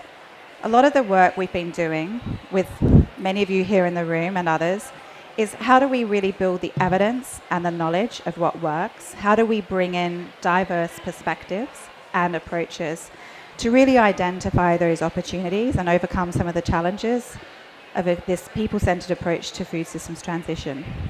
There are two main areas that we've been focused on in particular, organized around policy action and investment partnerships. Today's discussion, we're going to focus mainly on this role of policy action, although of course it relates very much to the topic of how we drive investment into food systems as well. In recent decades, you all know this, but public policies and support has really focused on increasing productivity and yields of a few staple crops.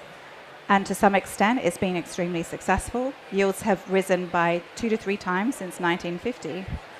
But this success has come at a cost to climate stability and resilience, global biodiversity, and even food security itself. And in addition, these support measures have delivered little value for money in the way of helping farmers, many of whom continue to live in poverty and are themselves food insecure. There are really significant opportunities to repurpose existing policies and public support to deliver better outcomes for people, nature, and climate. There's a growing body of evidence, case studies that point to this, and growing interest from policymakers, food producers, agri-food businesses, civil society, and others in how to create more effective, better targeted incentives to drive these people-centered food systems transitions. And this is so critical because we face this polycrisis, which I think was listed as one of the terms of the year. We've got COVID impact still, conflict, climate change, and a cost of living crisis all really converging on top of all of those environmental and nature and biodiversity pressures that are building up as well. Public finance is under massive pressure everywhere, and many countries face significant debt burdens. So it's so important that public finance is directed in the most effective way to deliver multiple outcomes. The purpose of today's session is to really learn about some of the efforts that have been underway in the last 2 years to mobilize political and technical support to move forward with this repurposing agenda, and to ensure that this is grounded in inclusive dialogue with farmers and other stakeholders to ensure a just rural transition. Obviously, these policy options and support measures will look different in different countries. Each country has its own national context to contend with and local factors as well. So to ensure success, policymakers really need to have careful planning based on data and evidence, and really need to have that solid political economy analysis and need to ground what they do and start the process with inclusive consultations that have farmers at the table. In this event, we brought together perspectives from key stakeholders, from governments, farmers, businesses, and we're going to hear some of the latest academic evidence on this issue. So enough from me, that's some of the background context. And to speak more to the UK government role in driving this agenda forward, including under the COP26 presidency, I'm really thrilled to welcome our keynote speaker, Director of Energy, Climate and Environment at the UK's Foreign, Commonwealth and Development Office, Debbie Palmer.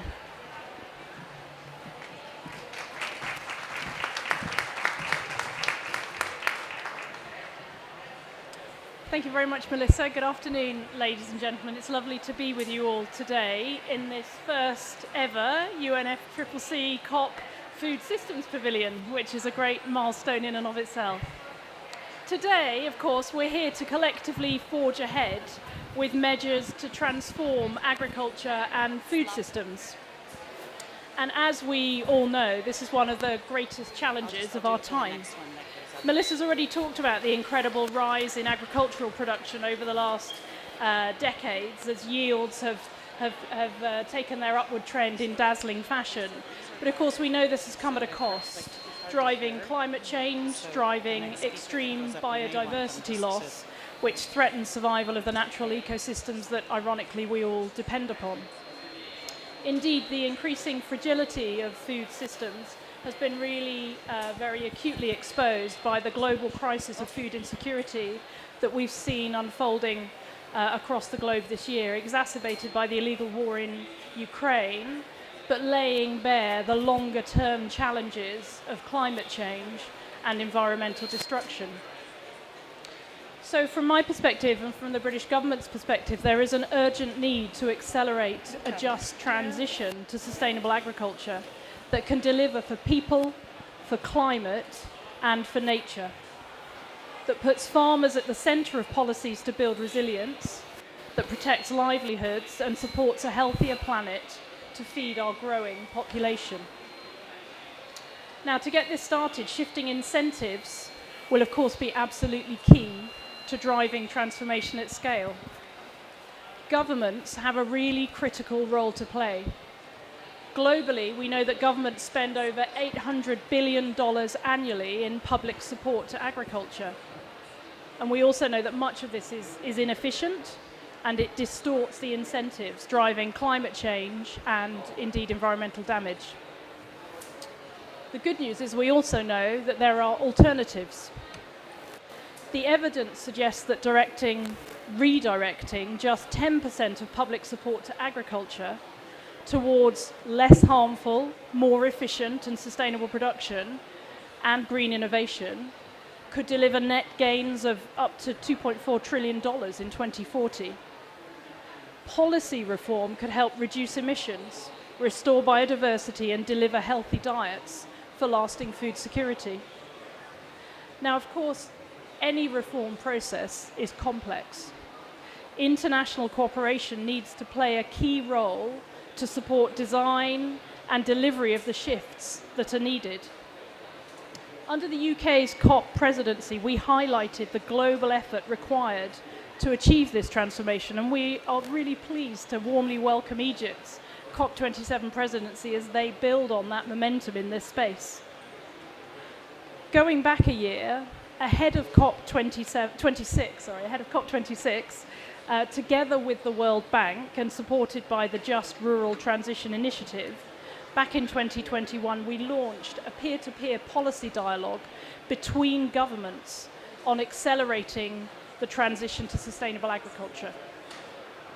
The idea was, and I think it's proven to be the fact, that this provides a forum to catalyse policy leadership, share experience and mobilise collaboration.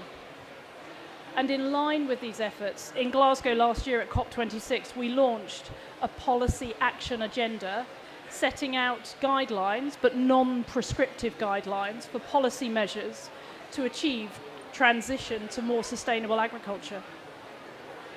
The Glasgow Leaders Declaration on Forests and Land Use was endorsed by 145 countries.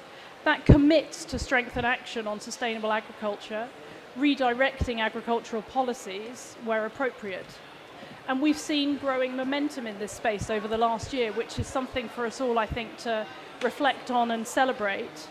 Through that policy dialogue, countries are continuing to build and share their experience, inspiring and mobilizing others.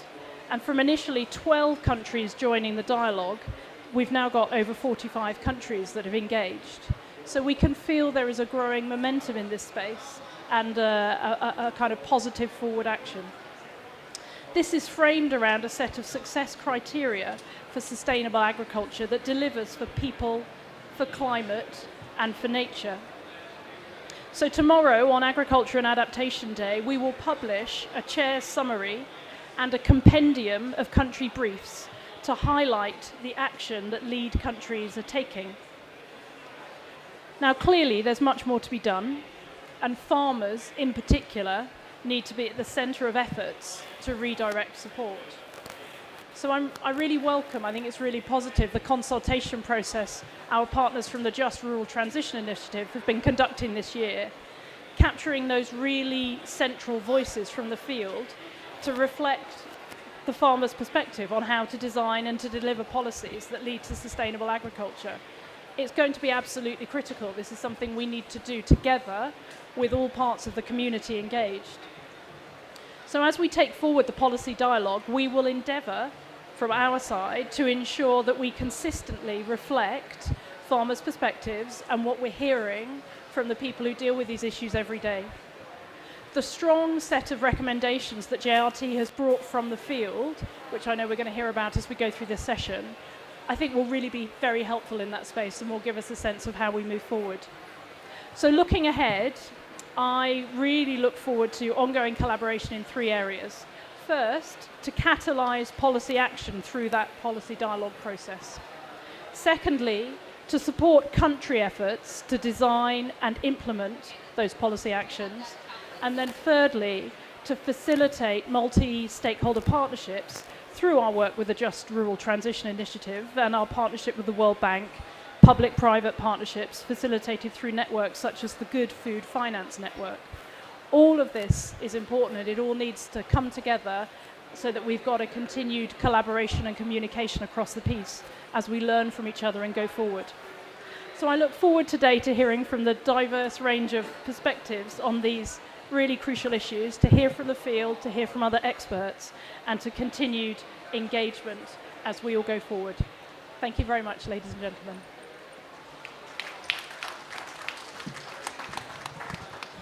Thank you so much, Debbie, and really thank you to the UK government for, with the World Bank, really initiating this policy dialogue process. I remember it was in the lead up to the UN Climate Action Summit, there was first some, discussions, tentative discussions with countries on, would this be of interest? Is this something, we think there is appetite for? And to see this process really mature, develop, and bring more people into this conversation has been, really amazing. I think the interest that's come from governments has been far greater than what we anticipated when we set out on this process 3 years ago.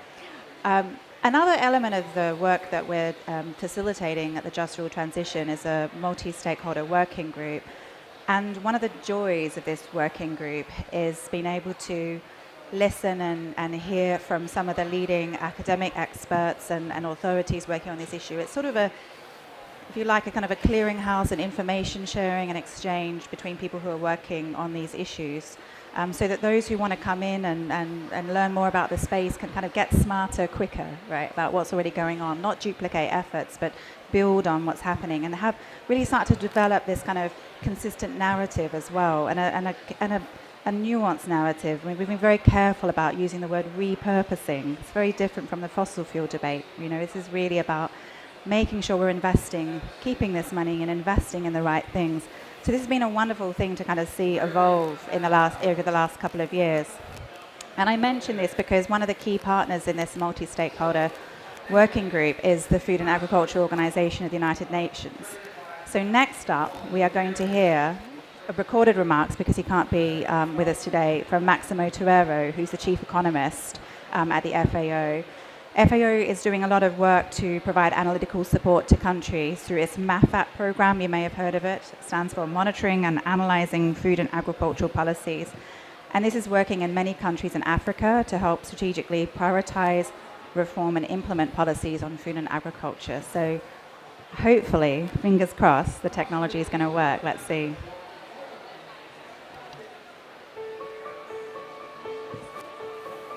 Dear colleagues, it's a pleasure to be with you today. I'm sorry I cannot be today in person, but I did not want to miss a chance to send a video message. So thank you so much to the organizers, who I know very well, Just Rural Transition, IFPRI, and the Food System Economic Commission, for this invitation. It is great to see so much interest with events dedicated to food and agriculture, really giving agri-food systems a seat at the COP27 table and the attention they urgently needed. In this session with you, I am happy to see a clear mission to accelerate action on the agri-food system transformation to make it more efficient and effective and sustainable, but especially on the importance of using repurposing of agricultural support to achieve this goal. Given the step-backs in food security and nutrition and the economic, health and environmental challenges that the world is facing, making healthy diets more economically accessible for everyone is critical. To move towards this target, it is critical that we transform our agri-food systems. Global economic growth prospects for 2022 have been reversed downwards significantly, and this means less financial resources are available to invest in agri-food systems. However, the SOFI report shows that governments can achieve more with the same public resources. Governments are expending a significant amount of public resources to support food and agriculture. The different support measures being used can distort prices, trade, production, and consumption decisions. Worldwide, support to food and agriculture accounted for almost $630 billion per year on average between 2013 and 2018. Producers take the lion's share of this support globally, about 70%, and about $111 billion were spent yearly by governments for the provision of general services to the sector, while food consumers only receive $72 billion on average every year. Most of the support producers get is through price incentives.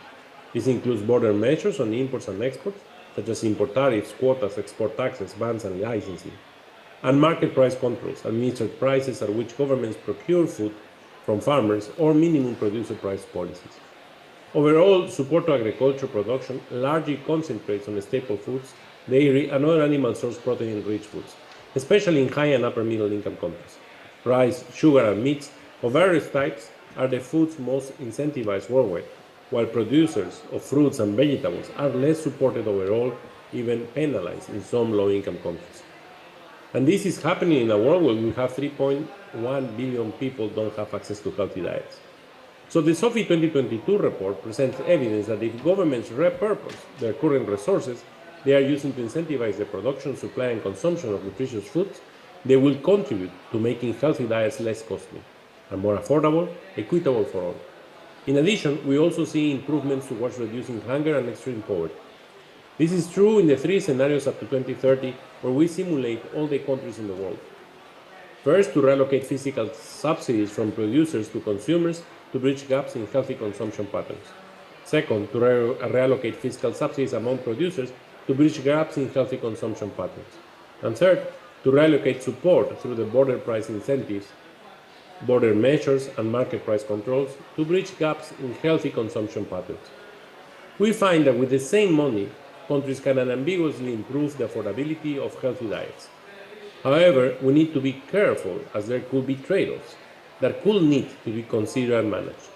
As you can see from the table, green arrows represent positive gains on all three scenarios of repurposing lead to large gains in improving the affordability of healthy diets, the last column. They can also reduce undernourishment and extreme poverty. However, depending on the scenario, there could be trade-offs and negative outcomes from this repurposing in terms of greenhouse gas emissions, agricultural production levels, and farm income. The magnitude and direction of the trade-offs do vary by region and income group. So it is not the same for every country, as the results and solutions will be country and context specific. Now, I know what you are thinking. How do we do this then? In the multi-billion-dollar opportunity report that we work together with other agencies, We go into much more detail to empower countries and policymakers on the repurposing journey, which needs to be country-specific, as agricultural policy is very different in Colombia than in, say, Indonesia. But in a nutshell, and as closing takeaways, this involves first to estimate support already provided and the impact it has. Second, to through an inclusive multi-stakeholder process, design the approach for repurposing agricultural producers support and assess future impact. Third, to review and refine the strategy before implementation. And fourth, to closely monitor the outcomes, understanding the trade-offs, and measuring them carefully, so that we can implement the policies that will optimize our results. Colleagues, what is important is to understand what are the consequences of the actions we do. What is important is to use our scarce resources in the best efficient way. What is important is to have information on what are the trade-offs and how we can minimize those trade-offs, and how we can repurpose this support to benefit and to create the proper incentives so that we can achieve a world which is sustainable, but also at the same time an agri-food system that delivers the food that is needed for all and the healthy diets that we need to have access. Thank you very much, and again, apologize that I couldn't be with you today, and it has been a pleasure to be able to talk to you at least for 5 minutes. Thank you so much. Great. Round of applause for Maximo. Great. We're going to hear from another expert now, David Laborde, who is a senior research fellow in the International Food Policy Research Institute, IFPRI, about some latest academic research that IFPRI is publishing. Thanks. Do you want to... Thank you. Thank you, and good afternoon, everyone.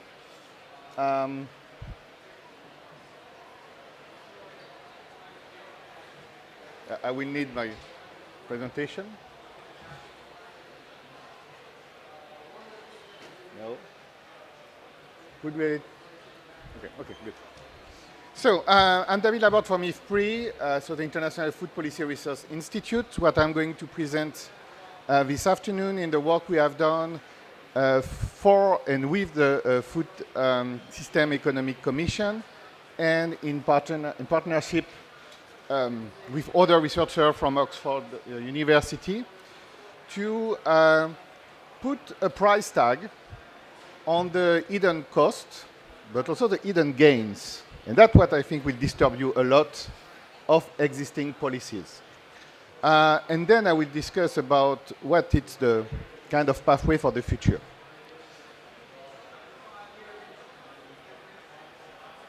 Okay, so I'm going to start by pointing that we cannot go back in past in time. The policy that exists today have already shaped the world in a specific manner. Maybe it will have been better to not implement some of them, but they already exist. So in something I'm going to show you is what's happened if we eliminate them, and actually eliminating them will make the world a worse place. And then we are going to learn how we can make the world a better place. But in many cases, this discussion on repurposing can be highly confusing, and I'm going to try to explain them. So, David Laborde, it's me. Stephen Lord is my colleague from Oxford University, and you have the logo of the different organization. So the first thing I want to make clear is the world has been increasingly integrated. And at the same time that we have produced much more food and feed per capita, so we have moved from more than basically 4,000 calories per capita 60 years ago to, no, don't look the years at the end. It's between 1960 and 2020. To more than 7,000 calories per capita at the world level. So a lot of these calories also feed cattle that will feed human, and we lost calories during the process. But basically, the world is producing more than enough calories to feed everyone. And this increase in production has been largely done, more than half, through innovation, through gain of what we call total factor productivity.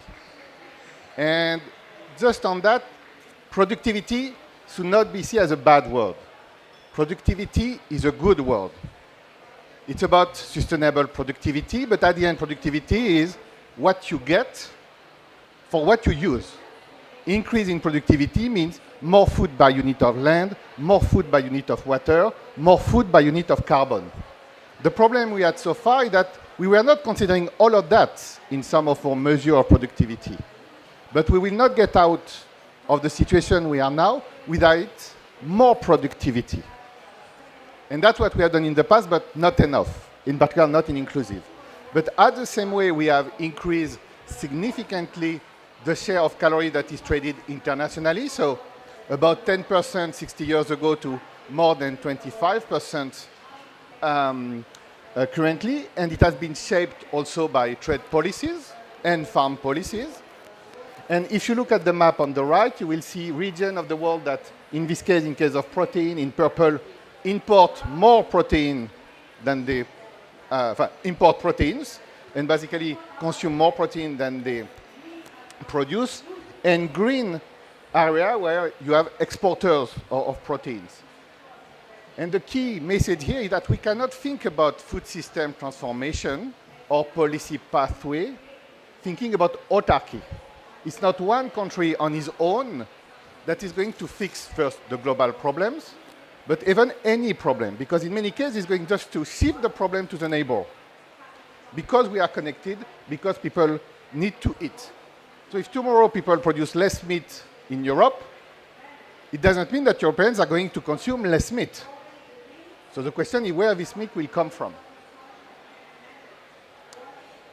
And as I've said, it is shaped by policies, and as Maximo Torero has shown before, we have two families of policies. We have the subsidies.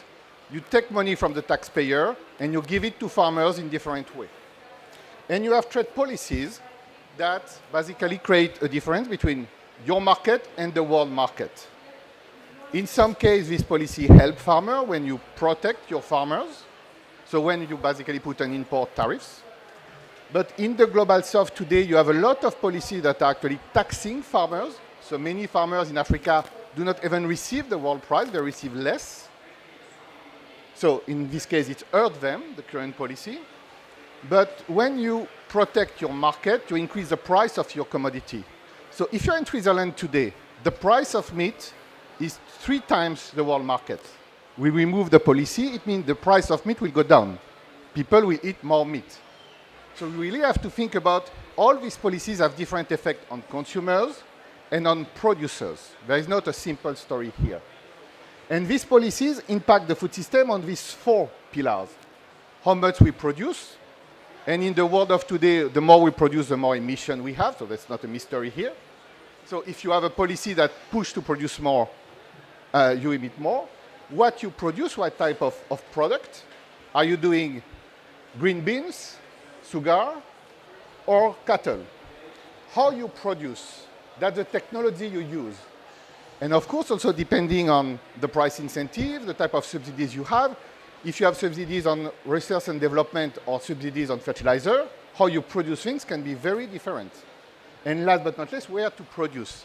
Are you producing in Tanzania, in Brazil, or in Switzerland? And here also the story is not as simple as you can think.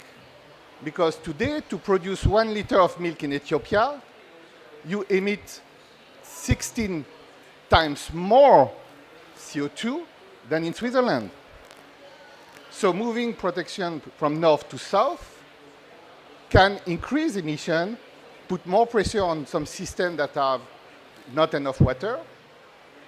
Doesn't mean that we don't want to do this transition. It means that if you don't bring the technology in the south before, you have a problem. You know, you need to increase productivity in the south. You need to help farmers in the south to start to do this transition. But basically switching off the light in your bedroom is not going to light it in your kitchen or somewhere else. And at one point, that's the sensitive part, it will cost money. So, world is complex, just make it sure, and that's what we need to keep in mind. So here we are going to try to make it less complex, and we use models to basically compensate for the weakness of our brains. We are going to look at 3 scenarios quickly here. What's happened if we remove all type of supports, subsidies and tariffs, both in the north and in the global south. But let's be already clear, especially for this type of support, meaning subsidies. 95% of the subsidies in the world are given by OECD countries, plus China, plus India. So there is a lot of discussion about repurposing that, for example, for most countries in Africa, is largely irrelevant. You have people that are discussing how we can do better with the money we have, but for the country that doesn't have money, it means we don't are part of the discussion, we cannot benefit from it. So in the same way that I was saying, we need to, when we talk about repurposing, closing the productivity gap between the south and the north, at one point repurposing will also mean bringing money from the north to the south, because if you don't have money to repurpose, if you don't have policy, not only space, but action, what does it mean for you? You know? It's like you're outside of a restaurant, and now you are start to have a better menu, but you are still outside of the restaurant. So that can be good for the people in the restaurant, not for you. So we combine a large-scale, we combine a large-scale model that is a CGE that has been used in a couple of studies from the World Bank, in the UNDP, UNEP, FAO report, $1 billion opportunities, in the last SOFI report that Maximo has shown before, with a very detailed accounting of the various costs associated with food production. And that's the SPIQFS. And so that's what the work done by Stephen Lord at Oxford with a lot of details, and I will come back a bit on that.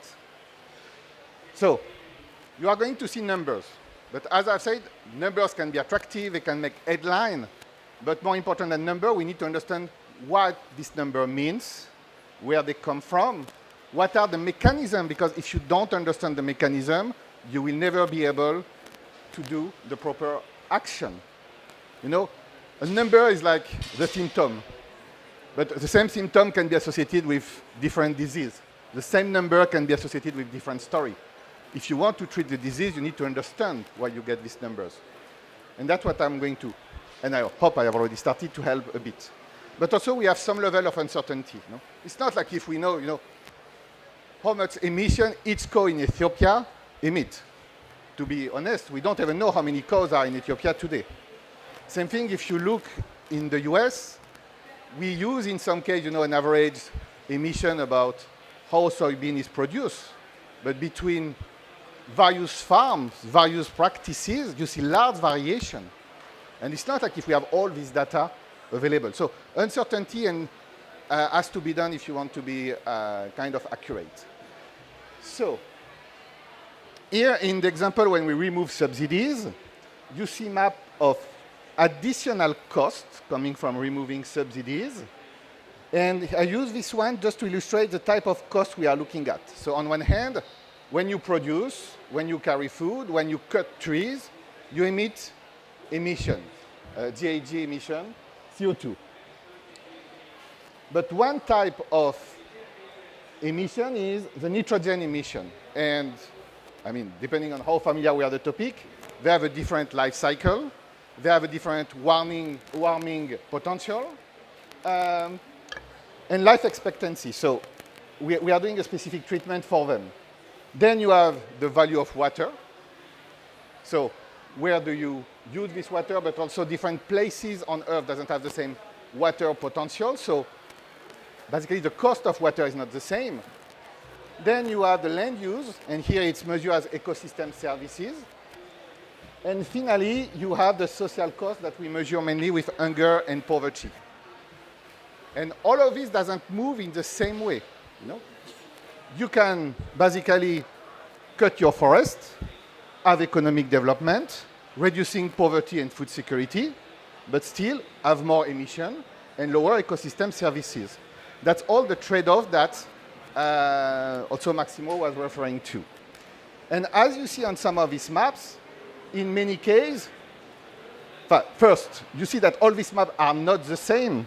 So it means that even in terms of graduation, the different costs and the effect of policies will be different from one location to another.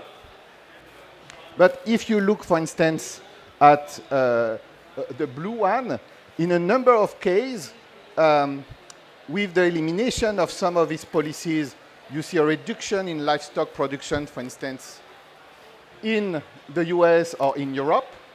But the main region that will produce more of this livestock will be Brazil, Argentina, Australia, Namibia. And so you are just shifting costs. And potentially, if per unit of meat, you emit more CO2 in Argentina than in the US, the net balance will be a global increase of emission. So, when you start to aggregate this map at the global level, what we really find is if tomorrow, like in the Marvel movie like Thanos, you say, okay, I'm deleting all the policies, we are going to have extra costs for the world. And depending on the scenario, especially the one where we remove everything, it's about a net value of $500 billion. And that's really coming from the fact that you are going to shift some production from China, from Europe, to Latin America, for instance, but also to Africa, to Southeast Asia, where productivity today is lower, where protection of forests today is still lower. And to give you an example, so I'm going to move from livestock now, for example, from corn. But if you lose 1 hectare of land of corn in the US, you need between 3 and 4 hectares to compensate in Africa. And the carbon value of land in many African countries is much higher than in the US. And in any case, a lot of the damage have already been done in the global north. You are never going to recover the primary forests that were destroyed, and that has a very high value in terms of carbon. So, when you do then by instruments, you also get different things. And why we separate this instrument is trade policy is linked to trade negotiation. So it's very much more potentially politically sensitive. And trade policy doesn't really cost money for most governments. When subsidies, it's taxpayer money. But also, if you are a poor African countries, the only thing you do today is trade policy, because you don't have the money to do other type of farm policy. So you know what type of reform we want will be different. So here is just to say that this type of costs and social versus environmental are distributed differently. If you're on the left, you are least developed countries. If you are very on the high, you are high-income countries. And some of this reform can actually bring positive economic gains in the south, but today it's just going to shift some of the environmental costs. And this one is just about this question of uncertainty. The number I have shown you, so 500 billion, is in average. So basically, we have 50% chance to be above or below these numbers. Sorry, you have more like 80% chance to be at this level. But if you are very risk adverse, you can basically think that the cost can be higher or the cost can be lower, and especially when we look at the environmental cost of some of these policies. So to conclude, as you have seen, we cannot do repurposing just one country at a time, even if it will be practically part of the process. We need to find a global agenda on that to make sure that things make sense and you are not just shifting deforestation somewhere else. For instance, then you have very different policies around the world. Not every country has the same policy mix today. Not every country has the same policy space today. Then, when you look at some number of this report, yes, the headline, you will see newspaper, oh, this costs 1 billion, or this costs 500 billions. Actually, it's not the really important thing. So for some policymaker, that can be a trigger. But understanding where the problem comes from is key if we want to find a solution. And The solution is going to take basically two shapes, as I've said. Reducing the productivity gap, and that will involve transferring resource from the north to the south. And that's going to be much more politically sensitive. But as you see also in the result I have shown is, during a long time the repurposing was, oh, the farmers are not going to like it, the political economy will not allow it. Here you saw also that removing policy, even from an environmental point of view, doesn't make sense. What you need is better policies, not no policies. So how we shape them are going to take different form, once again, in different places.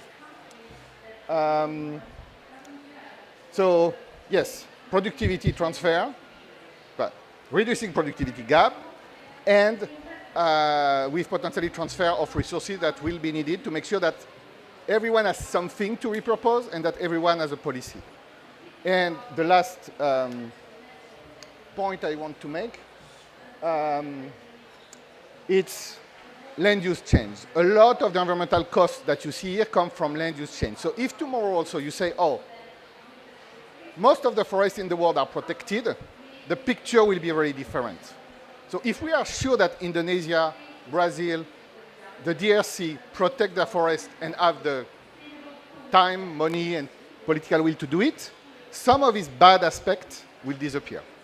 Thank you.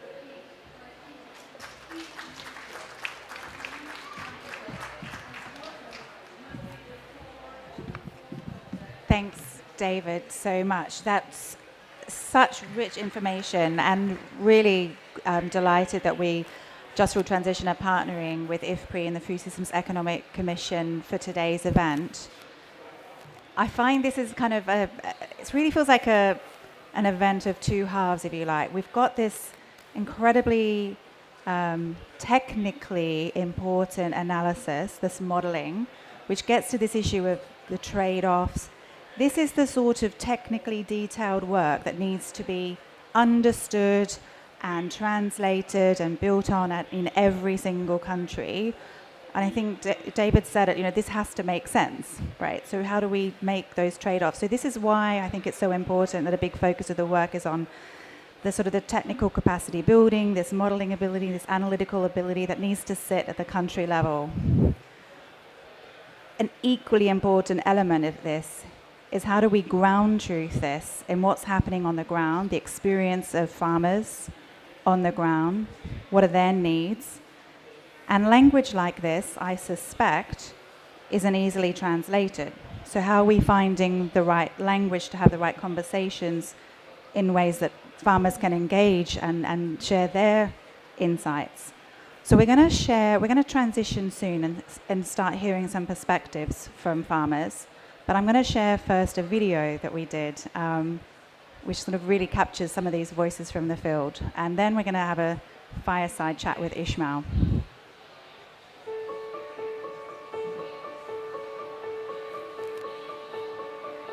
Farmers are on the front line when it comes to the challenges that are faced with climate change. Every year, the climate keeps changing.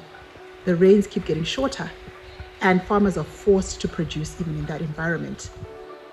I've been in the field for 20 years and borne witness personally to megastorms that contribute saltwater incursion into our soils, warm winters that drive pest pressures up in subsequent seasons, invasive species, drought.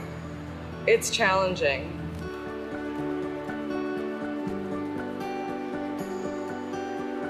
أولاً الزرع المباشر بديناه في المنطقة نظراً لتغير الظروف المناخية، يعني قلة التساقطات وحتى استنزاف التربة حتم علينا أن نعتمدوا على واحد التقنية اللي ما كيكونش فيها الحرث.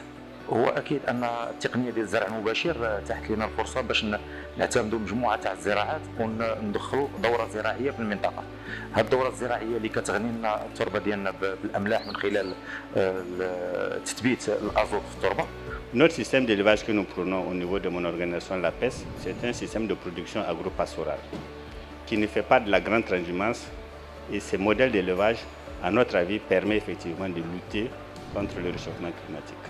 Silvopasture, which is the intentional integration of livestock and trees, performs a really key part of the business in terms of giving our cattle shelter and shade, depending on the time of year, enabling them to exhibit these kind of really natural behaviours like rubbing their heads and necks against the tree bark, but also from a nutritional benefit as well. So the cattle are able to eat the leaves, and that gives them an amazing nutrient boost. And obviously just having trees in the system means that you get that immediate increase in biodiversity, but also the above ground carbon storage as well.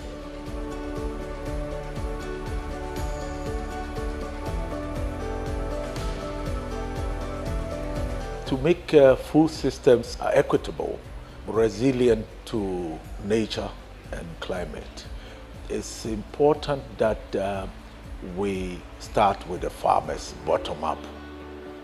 The revision of the nationally determined contribution, NDC, must involve farmers and ensure that farmer, cooperative, farmer organization, indigenous people organization must involve in development programs, nationally and internationally. Speaking to indigenous and peasant farmers the globe around, because with the resurgence of regenerative techniques that are some of our traditional food ways we still use today, without those being implemented and incorporated into an alternative system that's scalable and workable for those that will be there doing it, I feel like we're sleepwalking towards our own destruction. If it is that we hope to achieve sustainable agriculture, any form of sustainable environment, and achieve food security, our youth and women have to be involved. Don't make decisions for the farmer without the farmer. Make the decision with the farmer, not for the farmer. Let the farmer be at the table when the research is being done, when financing the areas is being discussed, when farmer organizations are being discussed, so that they also have their own input because they know where it pinches most. Urgent action has to be taken for the welfare of the farming community, the consumers, and the future generation. Let's all come together to have a joint effort to make this planet a better future.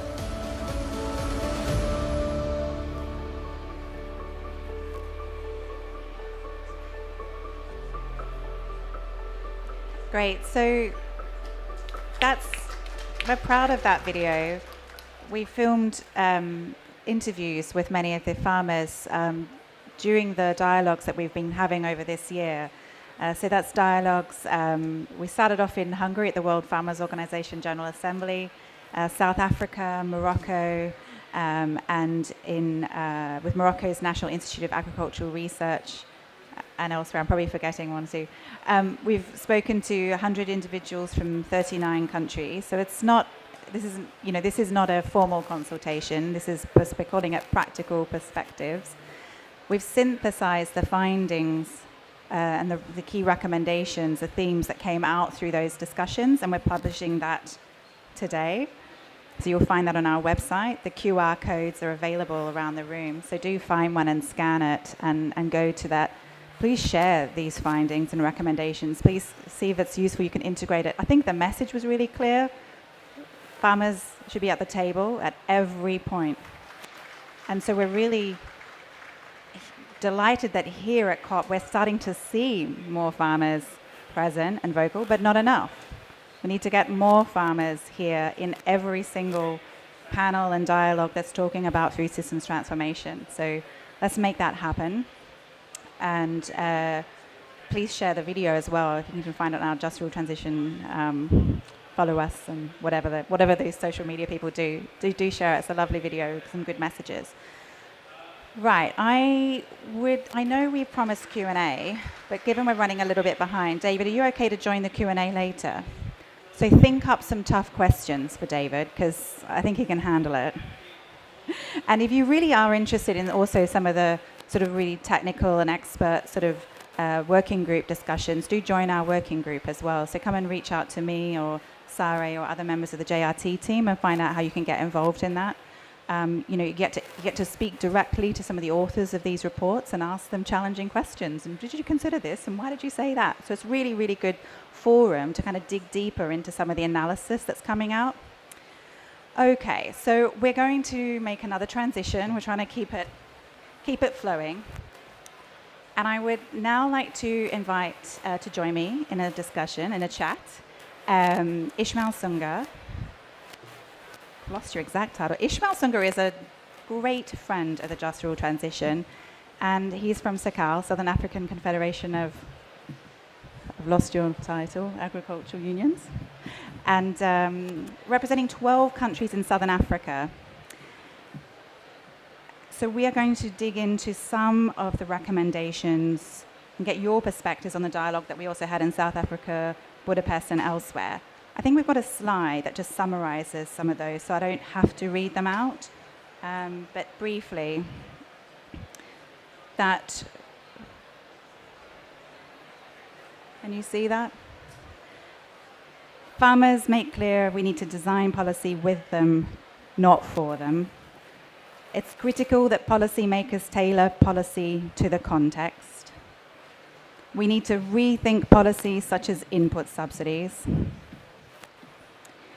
We need to incentivize landscape stewardship, and we need to significantly expand agricultural extension services. So, Ishmael, let's come and talk about your perspectives and what you learned.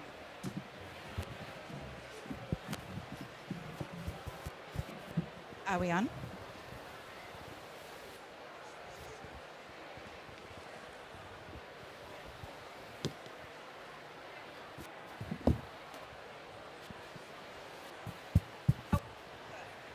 Hello?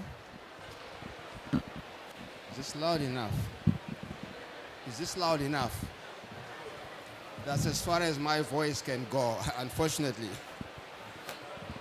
Is this where? Oh. Hello? This is much better. Okay, thanks. Do I have one too? Yes, excellent. Okay, so key takeaways from you from the dialogue that we had in Southern Africa and elsewhere, but maybe we can just pick off a couple of them, Ishmael. But design policies with farmers, not for farmers. Tailor policy to the context.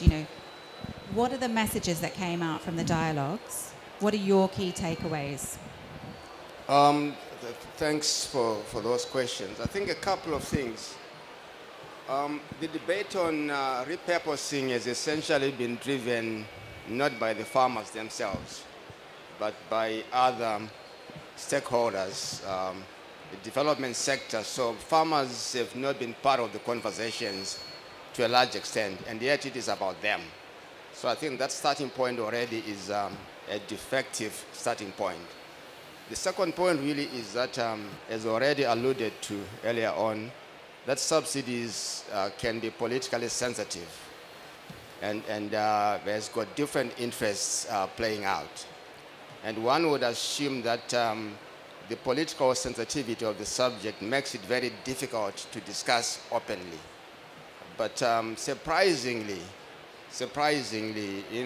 one of the key outcomes and key takeaways of the meeting in Johannesburg in South Africa was that, maybe let me not start with the surprising thing. Let me confirm the correct thing first, that farmers love subsidies. That was very clear. There's no doubt, and they want them to continue, by the way, but that's not the issue. The issue that was surprising was this.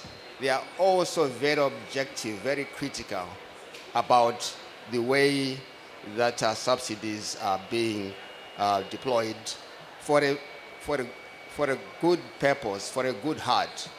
But there are serious deficiencies around many things about them. Perhaps you want to ask me further questions. I can elaborate. What do they want to see? What they want to see is subsidies that respond more to their pain points. It could be access to production inputs on time. Quite often they are distributed or delivered much later than when they are needed. And secondly, it's a one-size-fits-all. It is the same formula for the entirety of the country, which doesn't help. Thirdly, there's an issue about also targeting. There's also a fundamental problem is that we always classify smallholder farmers as homogeneous. So we think that everyone is a farmer to 100% degree. There are some who are not farmers in many ways. They farm to eat, and those that farm commercially.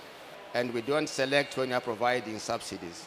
Fourthly, subsidies alone are not the solution. There could be other complementary requirements that they should be given together with. For instance, if you buy seed alone, but there could be other inputs that will make the seed germinate better and grow better, that is also not provided. So one could really name them. They promote monocropping. Essentially, it is about the same crop.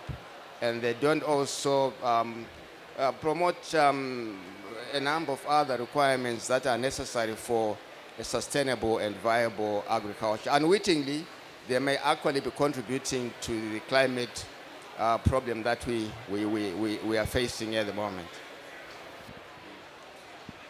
Another one I can see up there is expand incentives for the private sector that drive socially responsible investment. We're going to hear from Thomas Lingard from Unilever soon.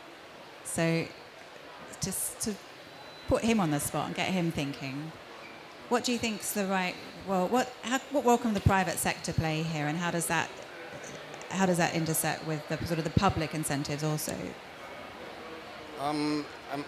Much as near as you are to me now, I can't hear the question properly. The noise. Can you try again? Role of the private sector in this. The role of the private sector in the provisioning of subsidies. I suppose the small and medium enterprises in the rural areas might be the best solution to distributing them because they are closer to the populations that we are talking about. And as we know, the smallholder farming sector is geographically widely distributed, and centralizing the distribution of subsidies to vast areas that farmers reside or practice in is not going to be very helpful. It requires that maybe we need intermediary services that are so small enough to reach all the different corners of the country.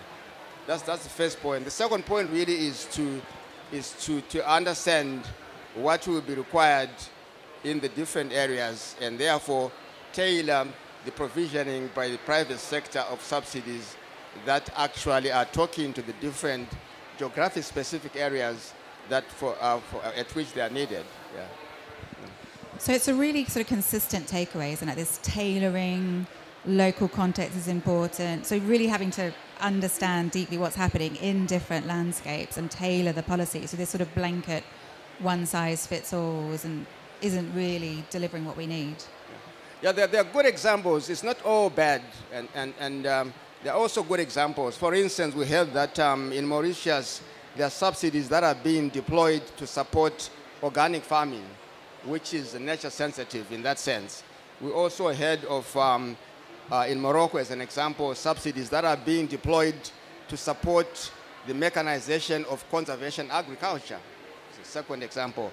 The third example is that there are subsidies that are actually being provided to develop a community of practice, a dairy platform in one of the West African countries.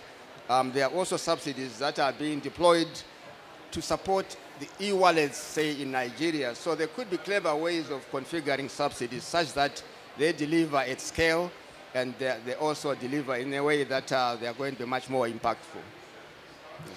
Great, and I think this idea of like showing what's working as well and shining a light, like you just said, there are places where it's working well, and so one of the things we try to do is develop these case studies to share learnings with others about what works. So I think Debbie mentioned, earlier that we'll be publishing some case studies from some countries tomorrow as part of the work through the COP26, the policy action dialogues. But also, these case studies that we're really hearing from the ground as well. So we want to do more of that. Again, if you have thoughts, if you have sort of examples of things that are, really deserve to get more attention, please also do get in touch with us. We'd love to kind of, profile things that are working well. I think that gives us this things to draw upon. So if you can stay on the stage, Ishmael, because we're going to do Q&A and people may want to also direct some questions to you. I'm going to invite up our panel members as well, and we're going to direct here's some more from Elizabeth Simadala, who is president of the East African Farmers Federation, Thomas Lingard, global head of sustainability at Unilever, and Enke Opperman, head of the Directorate of Decent Work Worldwide Food and Nutrition Security, what a great title, at the German Federal Ministry for Economic Cooperation and Development, BMZ. Elizabeth, let me start with you first. We've heard the academic evidence and analysis for repurposing policies and public support, and we've heard some of these key takeaways from the farmer dialogues. As a Ugandan young agripreneur and a smallholder farmer yourself, and past and current leader of many different farmer organizations in Africa, what are some of your experiences of government interventions in your region? What were the impacts? And how can we make these work better for smallholder farmers? Yeah, thank you very much, Marisa. The question is a bit broad, but I'll try as much as possible to narrow it to our perspective. But I think to start with is just to know that government is the custodian of our policies. I think that is very critical. And then for the implementation of these policies and the investments that they attract, it is always dependent on the inclusiveness, on the proactiveness, on the investments, and on the leadership that our governments provide. Of course, it is usually, embedded in the role and the responsibilities of our governments. But when you read the joint sector reports from our different countries, they always show positive progress in terms of reporting on what is happening at country level, as far as their targets within the Africa Union commitments are concerned. But we also need to understand that our governments are also under pressure. They're experiencing a lot of challenges, partly because of the public debt, because of climate change, conflicts, both internal conflicts, but also when you look at the Russia-Ukraine crisis, and also the pandemics like the COVID-19. So all these, of course, lead to, impact negatively on the performance of our governments. But overall, we've seen a lot of progress, except for a few countries that don't really report. Some of the successes we've seen are in countries like Rwanda that has really, regardless of these challenges, have met their targets. So, as a farmer and a farmer leader, what I would say is that our governments usually involve us. They include us in the discussions regarding policy, regarding some of the bilaterals that they sign on our behalf, regarding some of the public-private partnerships, but it's not enough. It's not enough. We need to be, brought on board in terms of numbers, but also in terms of the discussions that are always on the table. So what do I see as a challenge? So from our side, what I see as a challenge is that most of these investments, most of these policies, they don't really attract what I would call the sufficient investments that are required in the agriculture sector. And so you really see that there is sort of limited progress in terms of the agriculture sector. And because of the challenges that I also touched on previously, the COVID-19, the climate change and so forth, whatever progress that is reached is always watered down by those challenges. So what needs to be done, over and above is a public policy. It is very critical that we have a public policy. But also in terms of urgency, we really need to see investments in the agriculture sector and especially in safety nets. These, of course, will, move a step further to cushion the farmers who are the most vulnerable when it comes to climate change. But also, these investments, these safety nets, are going to increase agriculture production. And we know that once agriculture is supported, then it also has a direct benefit to other sectors, but also in terms of the GDP growth. Thank you. Thanks, Elizabeth. So speaking to some of those challenges that farmers are facing in this poly crisis and the need to kind of get the supportive, the role of government and the public policies that can be put in place. Thomas, I'm turning to you next. And really, we've seen private sector, we've seen companies and financial institutions as well also calling on this, calling on governments to really repurpose public support and incentives. So can you tell us a bit about, the private sector role in all of this? And, for Unilever, what are some of those challenges and opportunities that you're seeing? And for you, is this a sort of a, short-term response, or is this part of a longer-term strategy? Oh, yeah. Is that 3 questions all at once? Thank you very much. You can cope. Well, thank you. Look, thanks very much for the invitation to be here. I'll start with a bit of a preamble on what it is we're trying to do as Unilever. And within our sustainability strategy, we've got climate goals, so we've got science-based emissions reduction goals right across our value chain. We've made commitments to protect and regenerate 1.5 million hectares of land, forest or ocean by 2030. And we've also made commitments to help empower smallholder farmers to protect and regenerate farm environments. And critically, we're trying to do all of that while remaining a profitable, growing business.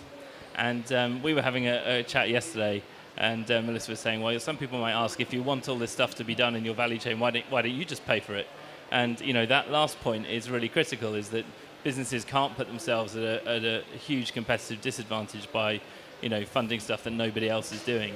And so we think this has to be done collaboratively with farmers, with governments, to redesign the system. And if there are inefficient subsidies driving the wrong kind of behaviours against the goals that everybody is trying to deliver, the whole sustainable development agenda overall, then we should have a collective interest in reshaping those policy frameworks so that we're all pushing in the right direction.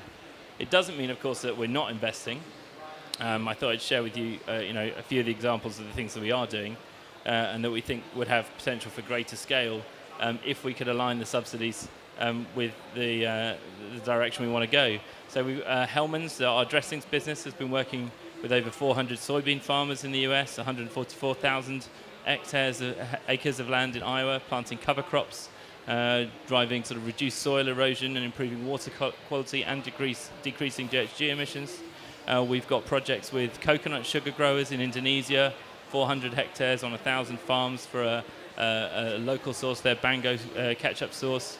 And that's making those farms more resilient to climate change, improving pest management, and having integrated fertilizer and water preservation projects.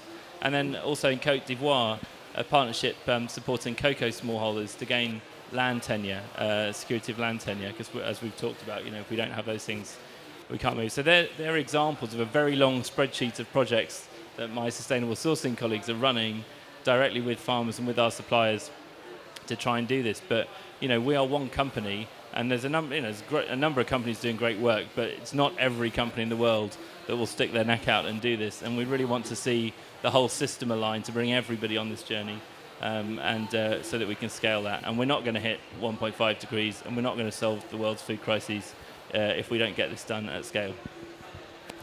Thanks, Thomas. Save up burning questions for Thomas on what he said there.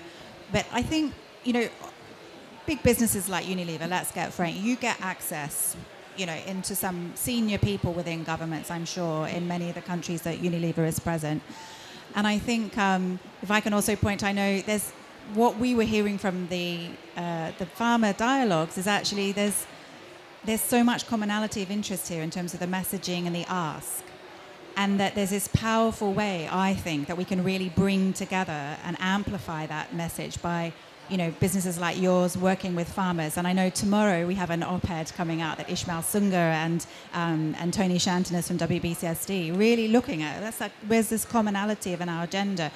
We can be, this idea of working in partnership across different stakeholders. That's something that's such at the core of Just Real Transition. So thank you for being part of that and that willingness to really put into action what it looks like to work in those multi-stakeholder partnerships. I'm going to turn to Anka. We started with the government perspective, and we're kind of coming back, at this stage with the government perspective. We thought that was good because we wanted to give you a chance to listen to, here's what we're hearing insights from the analysis. Here's what we're hearing from the insights from farmers. How can policymakers integrate some of this sort of, this technical analysis, this insights from the ground? How do you see that working in practice for policymakers? Thank you very much, Melissa. And indeed, I'm very grateful that you gave me this insight, and I learned quite a lot from all that contributions. Thank you very much. Let me start by saying that Germany... Is it better now? Okay, thank you. Let me start by saying that Germany very much welcomes the increasing research, scientific evidence, and the activities of stakeholder communities on repurposing agricultural policies and support. And we will continue to support this as much as we can, since we really think that that is of utmost importance. For policymakers, these insights are incredibly valuable contribution to identify what forms of public support to phase out and where to redirect state support. Indeed, I learned a lot today from all the contributions. And to inform decision makers about politically viable, coherent and effective repurposing approaches, policymakers need to develop country and context-specific strategies. So I think also from our discussions today was very clear that we have to have a look from one land to the other and really assess the particular circumstances to learn more about this. And to do so, these insights must feed into evidence-based and inclusive consideration and negotiation processes. So I think this is really something which is on the agenda already since quite a few years, that we really have to have evidence-based policy decisions, and we just have to develop that further together with all other actors and in direct discussion also with partners. Policy dialogues should take place between the ministries responsible for the respective policy areas, representatives of the private sector and civil society, and of course farmers very intensely. Negotiations should focus on identifying pathways to repurpose support in ways that contribute to a healthy economy, healthy people and healthy planet without compromising farmers' welfare. I think that is also something I think we didn't highlight so much today, but which also has to be taken into consideration very carefully. However, like any policy reform, repurposing agricultural support will affect the distribution of state resources among stakeholders and will likely create both winners and losers. And I think from David, from your presentation, we already learned quite a lot about that issue, and it is very important to take that into consideration. Environmentally and socially harmful policies persist as a consequence of asymmetries in political power and costs of collective action between that groups that gain from policy changes and those that lose from them. And therefore, navigating political economy challenges is key to political reform. To overcome the political economic challenge, governments need to establish structural adjustment measures and temporary compensation mechanisms that address the costs borne by the food systems actors as a result of policy reform. And again, this, I think, needs to be assessed very carefully from state to state. When it comes to collective policy action, institutional frameworks such as the German Commission on the Future of Agriculture and the Canadian Food Policy Advisory Council can be particularly important. I think those are good examples for multi-stakeholder commissions where everybody sits on the table and that assessment is taken quite intensively. These allow different economic, environmental, health and social perspectives to be brought to the table to identify challenges for the food system. Thank you, Anka. I know it's really challenging for everybody to try and speak with in this such lively environment, let's just say, and really to the audience who is sticking with us throughout this. I'm turning now to you. I hope you've been saving up some tough questions for our panelists. Do we have a microphone? Maybe we can see if this one works. Question. Hello. Here, we'll come to you first, and then to this gentleman here. I might just take. Is there any more? I might take 3 questions. David, do you want to? Thank you. Why don't you sit up here Hello. in case there's any questions for David as well? Don't forget questions for David, and we can. If there's anyone else, let me know, and we can do one or two quick rounds. Yeah, thank you. Thank you for this opportunity. I come from the Philippines, and my question is, this is not really a question, but I want to hear your thoughts about it. Public subsidies is always a part of the problem in our case in the Philippines, but also equally challenging and equally challenging is the question of the land, because the land is not really owned by the farmers themselves, so they cannot control it, and the things or the plants that they planted in the land is not theirs too. It is not their control, and we cannot do repurposing in one country, or in the case of the Philippines, the farmers is being the land of the farmers and the agricultural land is being reclassified in another purpose. So how do you think, what could be the farmers' situation, and how could the farmers can get a just transition in that case? Thank you.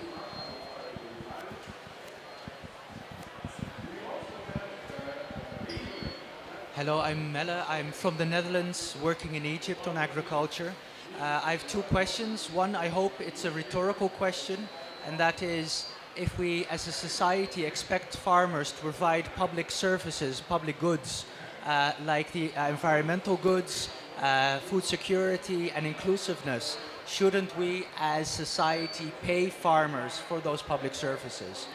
And my second question is, if we agree with that, why are we now in this circle preaching to the converted, I hope, and not talking to the Bretton Woods institutions that are still stuck in a neoliberal orthodoxy, who are not seeing that?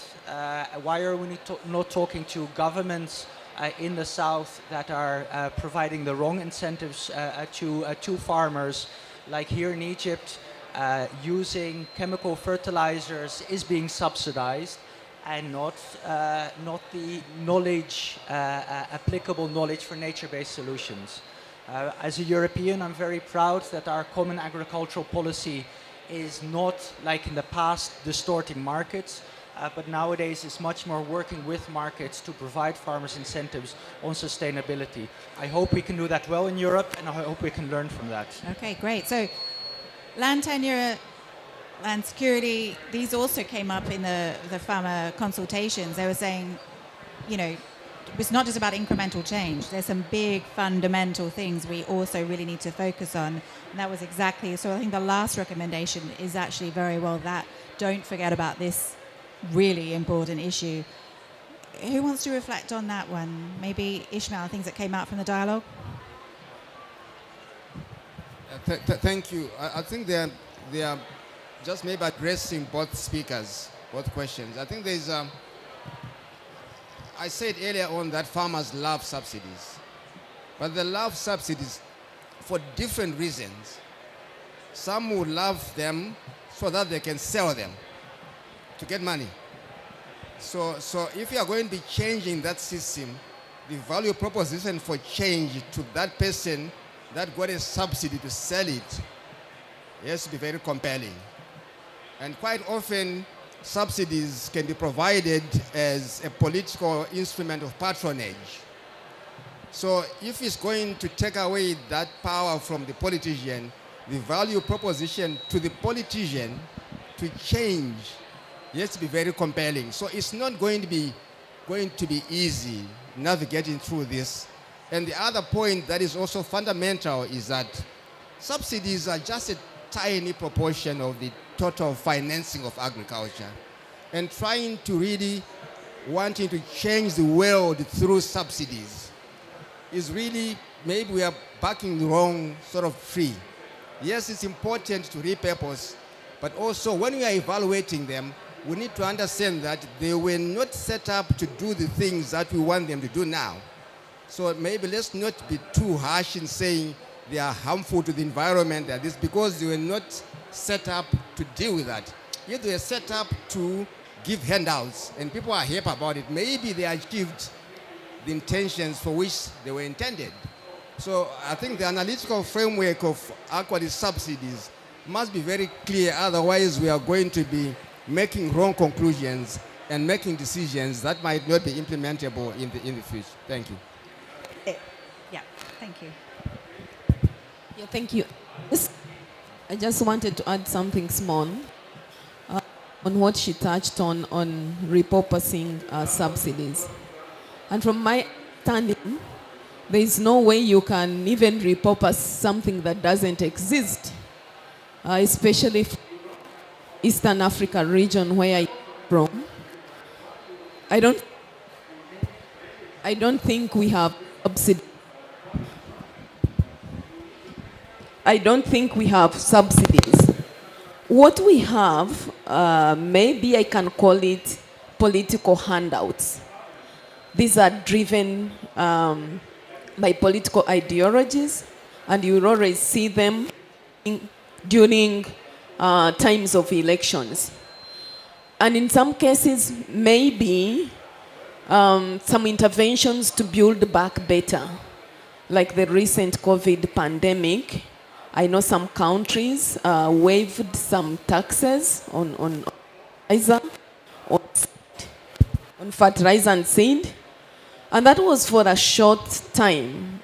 For example, in Kenya, I think it did that for 3 months. In Uganda, it was giving out certified seed to farmers. But you can imagine a farmer would line up to receive seed, and at the end of the day, you receive half a kilo or 1 kilogram of seed. So what kind of impact does that have on the farmer? So I think for me, the discussion of repurposing subsidies is not really a topic of discussion for Africa as a continent, maybe save for a few countries in Africa. And this is why we are calling for more funding for subsidies, because farmers are interested in subsidies. Thank you.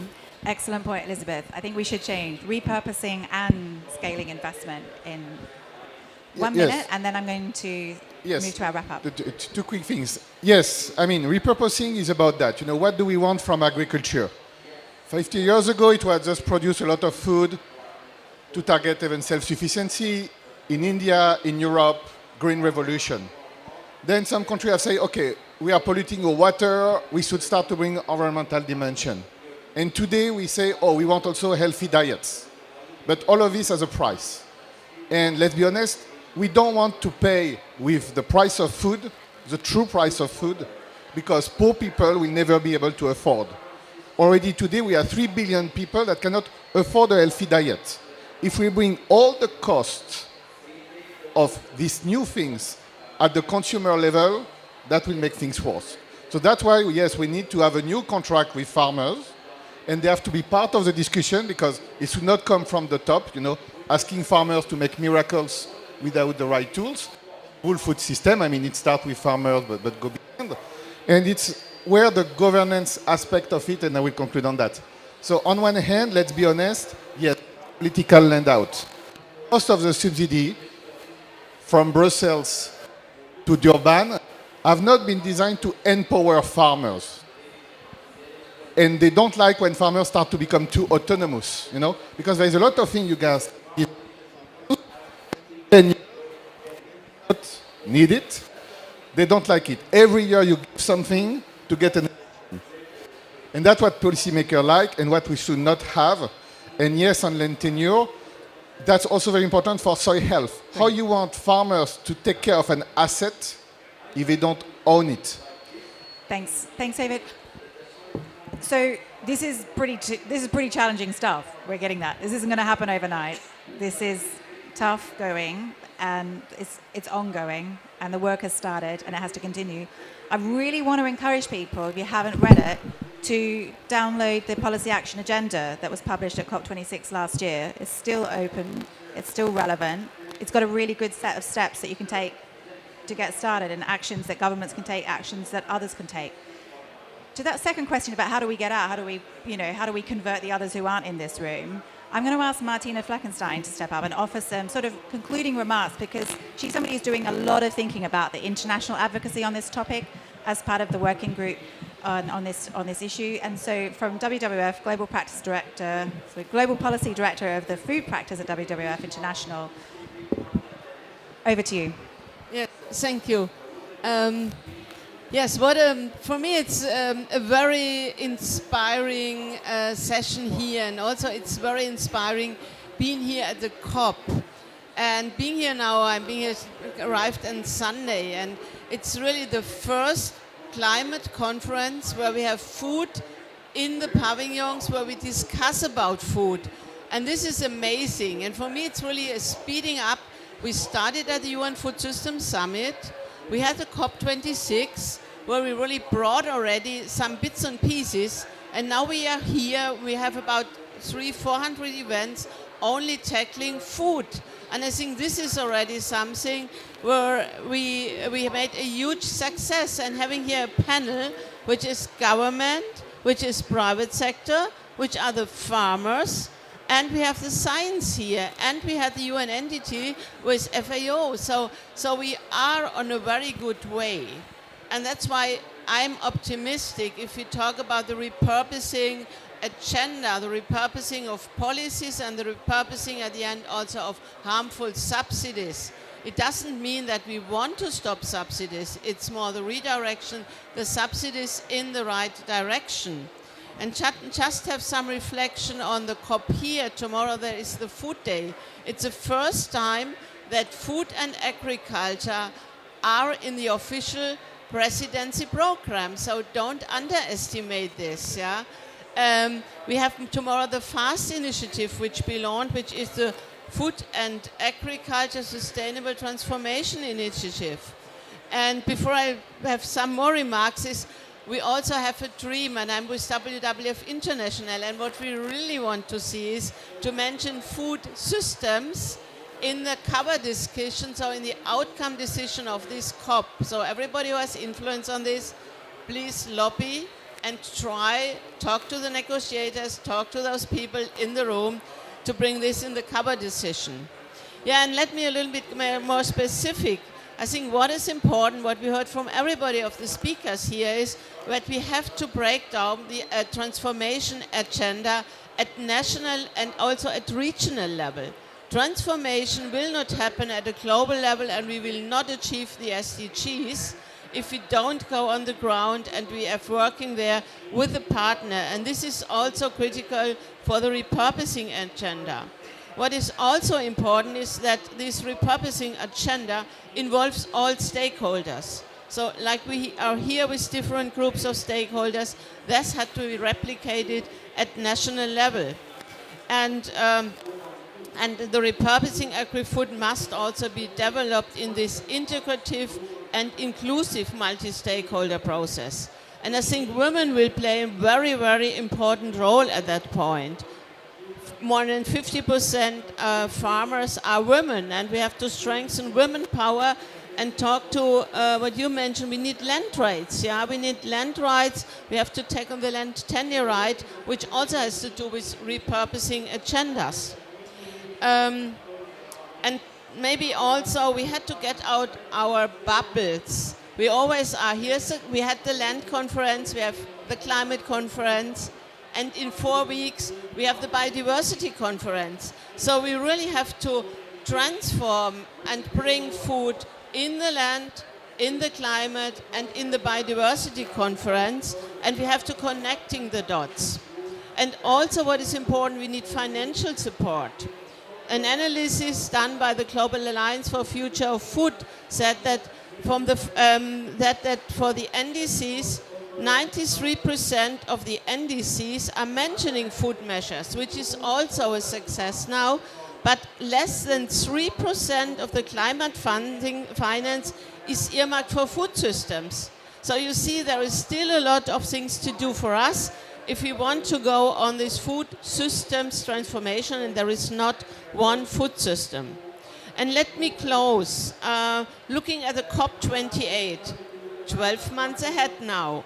What do we want to see there? And it's one of the questions we always get, what would you see as an outcome of this COP and of the net COP? I think we have time to strengthen our food system.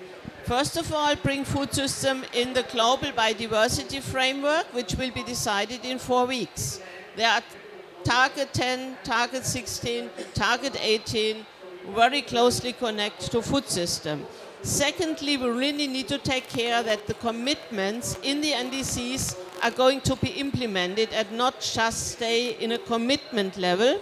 And we all could take actions, and I would like to encourage you to participate in the other events this week, to carry on, and hopefully to see you in one of the other global conferences, but also strengthen implementation on the ground, and to carry all this energy which we have here on food system transformation over the next 12 months and longer. Thank you. Thanks, Martina. And thank you to all of our speakers and panelists for this great session. I'm sure there's so much that we could talk to all of you about and get insights from you. If there's issues that we've discussed today that you're really interested in, if it's the global advocacy or if it's work that's happening in country, it's case studies, it's data, it's evidence, please do get in touch with us. As I said, we have a multi-stakeholder working group, people who are working on this topic, who want to work together collaboratively, find out more what's going on, how can we work more effectively together. So please do come and reach out and contact us if you'd like to learn more about that. Please do go to our website and see our recent publications. I just want to thank the Food Systems Economic Commission and IFPRI for working with the Just Rule Transition in organising this event. I want to thank our hosts at the Food Systems Pavilion. They've been amazing, so good to work with. I know the technology is challenging at times, but they are doing their level best to make this work every single day, and it's really in a fairly challenging environment. So thank you to them. She's not here, but I want to actually give a shout out to Vita, who's the person who's keeping this whole food system pavilion going. I can't believe the woman, every time I see her, she's smiling and looks zen, and I can't believe how much she's done to make all of this happen here at the Food Systems Pavilion. So a huge shout out to her, and also a shout out to the JRT team, Sare, Holly, who can't be with us today, Liz, Christian, many others. So thank you for all the work that goes on behind the scenes. Alejo, who's just joined, who's absolutely brilliant as well. So thank you for your sustained commitment to this session. It's a really important and challenging topic, and please keep going out there, talking about it, learning more, and seeing what we can do together to shift the dial on this issue in an ambitious way. Good afternoon to you all.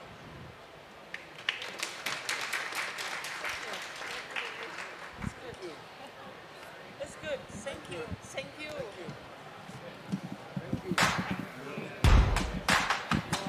Sorry, that's like challenging.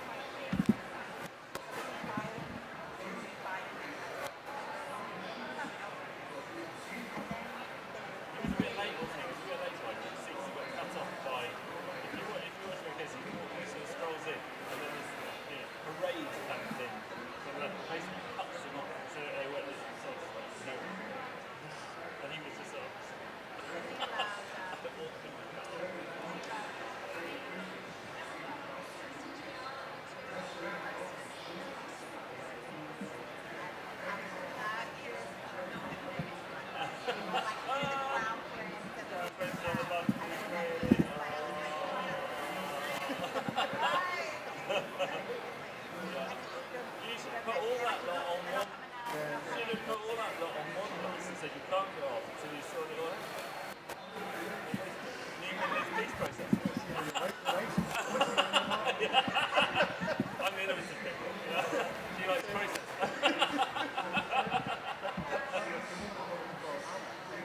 All right, okay. Yeah. So you're not actually the only one. You work.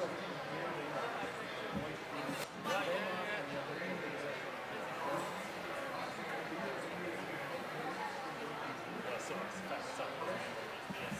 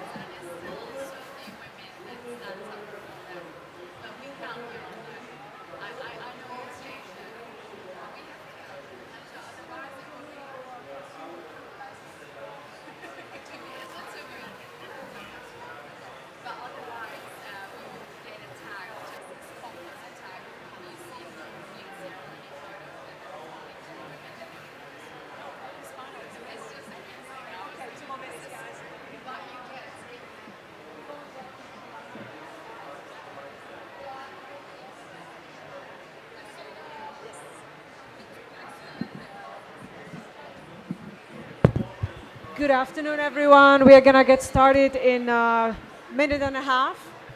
So please take your seats. Welcome.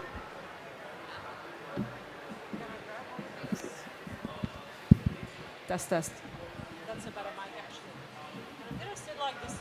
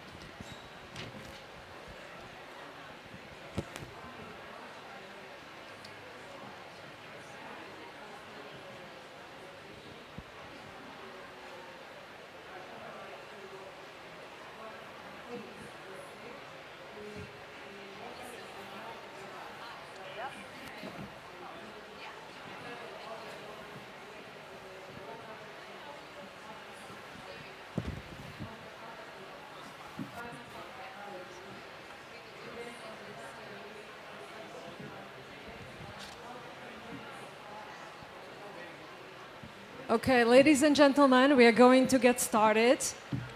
Please have a seat and welcome to this very exciting session that is going to focus on soil. I am very pleased to welcome you all to this Food System Pavilion. And I'd like to highlight one thing, that this COP is very special because we have a whole pavilion that is dedicated to food and how we feed the world. And whether we like it or not, it all starts with soil. And this COP places an enormous emphasis on all the elements of feeding the world and doing so sustainably. We have worked on a coalition of action for soil health during the UN Food Systems Summit. And this pavilion is part of what was created last year. Because most importantly, the work on soil is not done. There are so few people who actually even know what soil is. There are even less of us who understand why soil is an asset.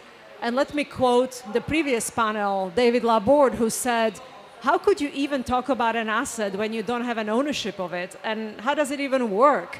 How do you finance it when you actually don't hold ownership over it? So many of these questions we are going to touch upon in this panel. I am delighted that we have an amazing gender diversity. I'd like an applause to that because so many panels do not have this diversity. Thank you very much. I am seeing here good friends and good colleagues, and they are going to highlight many aspects of soil for you. So we are going to get started. And the first speaker with us is Marion Jansen from OECD, and she's going to give us a bit of a global perspective on soil. Marion, the floor is yours. Thank you very much. I've brought a few slides with you, and above all, a picture. Next slide, please. So I'm at OECD, I'm the Director for Trade and Agriculture, and soil is, of course, very much linked to agriculture. Next, oh, I can click. I wanted to bring above all this picture with you, because these are tens of ministers. 42 of them agreed last week on a declaration on sustainable agriculture at the OECD. Now, in a declaration, you will find a lot of reference to climate change, and including references to soil. And you read all these references here. And I said to these ministers and to the team around them preparing for the declaration, I said, look, you're going to discuss this early November and you are going to decide something on climate change and agriculture. A week later, there's the COP27 and there will be a Food Systems Pavilion and there will be discussions on climate change and agriculture.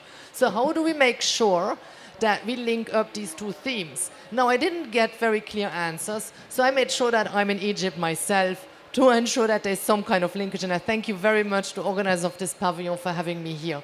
I do think this is very important, this declaration. It is the first time that such an important number of countries agreed on an international text on agriculture that made very explicit and strong linkages to climate change. So I strongly believe that this is an important international instrument that helps us move forward and then can help notably for the discussions here at the COP27.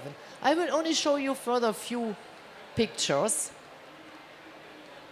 Okay, sorry, I didn't know. Just to show you where the difficulties around agriculture lies. When you speak to farmers or to agriculture ministers, they are in the current period very frustrated and are feeling very insecure. And they are saying, we are facing in many countries huge input prices right now, in particular in terms of energy. We are assumed to feed the world, and there's currently a big concern about global food security, yet everybody just accuses us of this. You are polluting the world. Now, they remind us then, and that's part of the discussion here today, that agriculture and notably soil can also be a contribution to solving climate change problems. And I'm going to say a bit more about this, but I would like maybe to alert here the public to this contradiction, this tension that farmers are facing. They are increasingly feeling we are being asked to invest a lot in more climate friendliness. We are being asked to change our way of producing. We are willing to do this. We are the first ones to suffer from climate change. We are the first ones to know about climate. We are the first ones to use the soil. But please help us with this, work with us and not against this. Here another slide that shows the potential. Here on this, on this left bar, you see the numbers that you hear a lot about. Agriculture produces around 1/5 of anthropogenic man-induced climate change, so greenhouse gas emissions. That's a lot, 22%. Now, half of that comes from production in agriculture, the other half from changing forestry into agricultural land. Now, the hope, and that's the discussion today, lies here in the second bar. There you see in the yellow, orange, and red the potential of soil to contribute to improving the climate change dynamics, for instance, by carbon sequestration in the soil. And that's the, which one is it? That's the yellow bar. Now, if you take the red, the orange, and the yellow together in the middle bar, then you see that by using soil in an optimal way, technically you could offset what is being produced in terms of carbon gases through agricultural production. That's technically and theoretically. I don't think that that's entirely realistic, but it gives you a bit of a sense of the magnitude of the potential that a responsible and climate change-friendly use of soils could bring us. Unfortunately, and you can only achieve this kind of positive outcomes probably by a set of complex and multiple policies.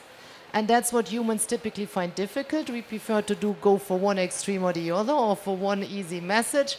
We think from our work that you need a combination of regulations, knowledge transfers, and voluntary incentives. Here we can put the slides online. You find the material that we have produced in order to come to these solutions. But let me close by inviting you all to Google OECD Agriculture Minister Declaration and use also in the context of the COPs this international instrument now that links agriculture to climate change and that has 3 very explicit cross-references to soil.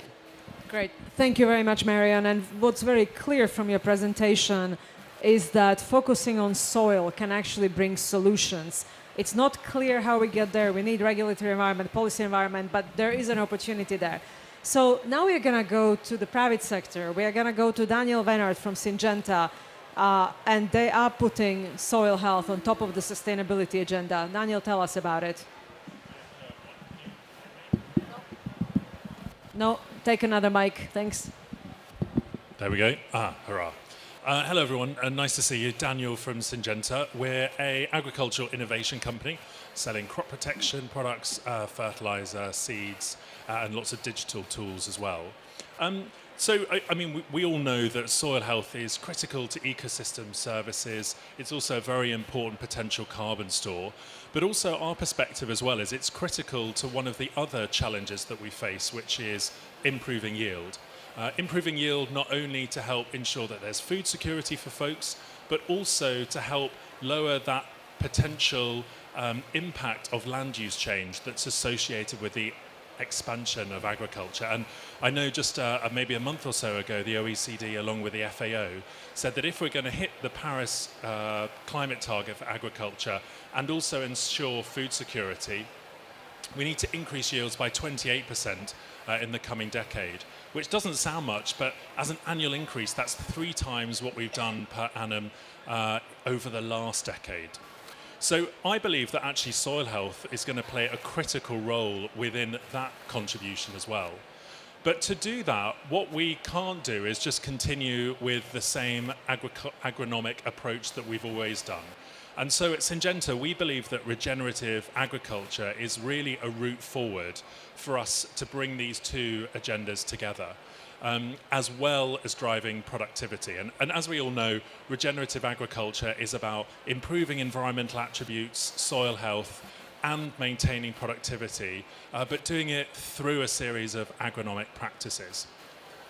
Now, one of my reflections, though, on regenerative agriculture is that we often just talk about it as a set of practices that are currently established.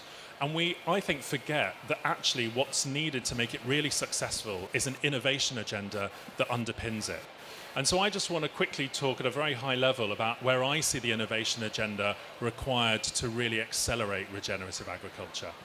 I think the first is our industry and beyond really needs to play a role in innovating products.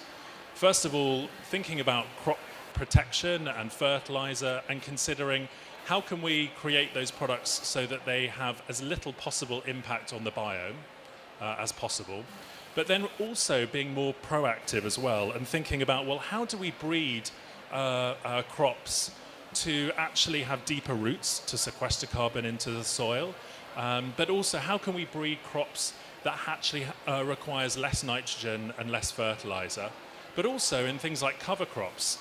The breeding agenda for cover crops is very nascent. How can we really bring the expertise that the industry has to bear on that so that actually that solution becomes a lot more effective and also efficient as well? I'd also say that there's a really exciting innovation agenda around biologicals. How can we actually really get the soil biome working for increasing yields? What's those biostimulants products? What's those biofertilizer products that gets positive microbes and bacteria to work in our favor? I think the second lever for me is around services.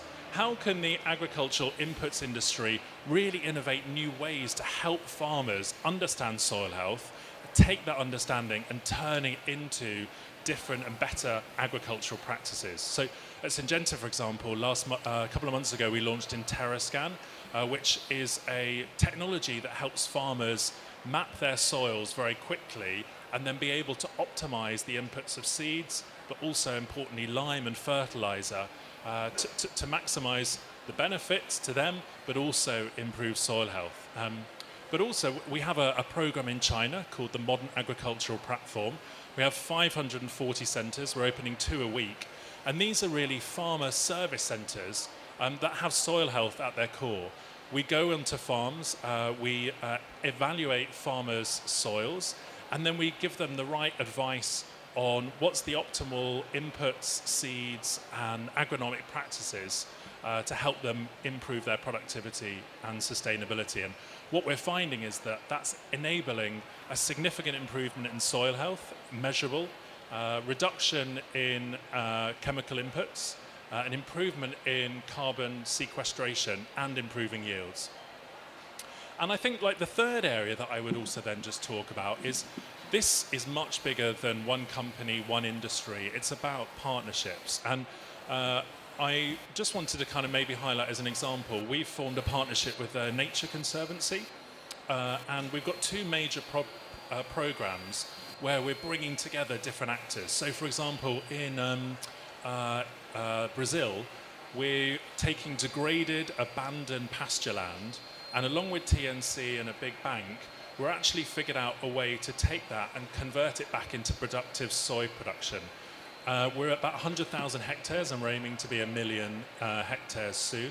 And we're also working in China with the Ministry of Agriculture and Rural Affairs, along with TNC, to take the right agricultural practices and scale it across 2 million hectares. So in summary, I think the agricultural inputs industry needs to think about, well, how do our products maintain soil health, but actually go beyond that and really think about how can we innovate to accelerate the regenerative agriculture and soil health agenda. And at Syngenta, we've declared that we'll set aside $2 billion to do this, and we've also just established a soil health centre in Switzerland to help pioneer this effort. This is great, Daniel. Thank you very much. I'd like to highlight a couple of things from your presentation for the audience.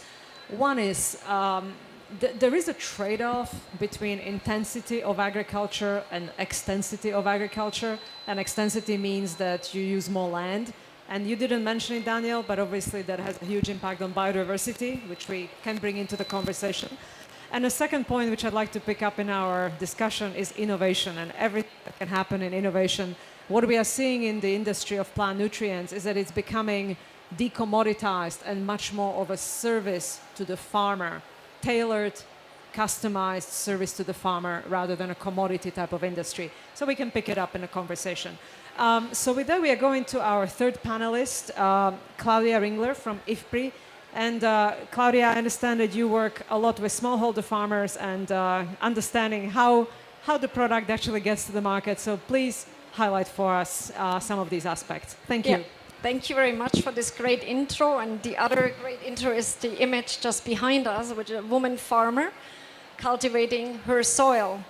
So while we've heard there's many innovations, many practices, many technologies to improve soil health, there are also socio-cultural, political, economic, institutional challenges to uptake any of these strategies. And gender inequalities are deeply embedded in soil health, and they're a key reason for limited uptake of many of the practices that we are trying to see in the field. The mic is a bit funny.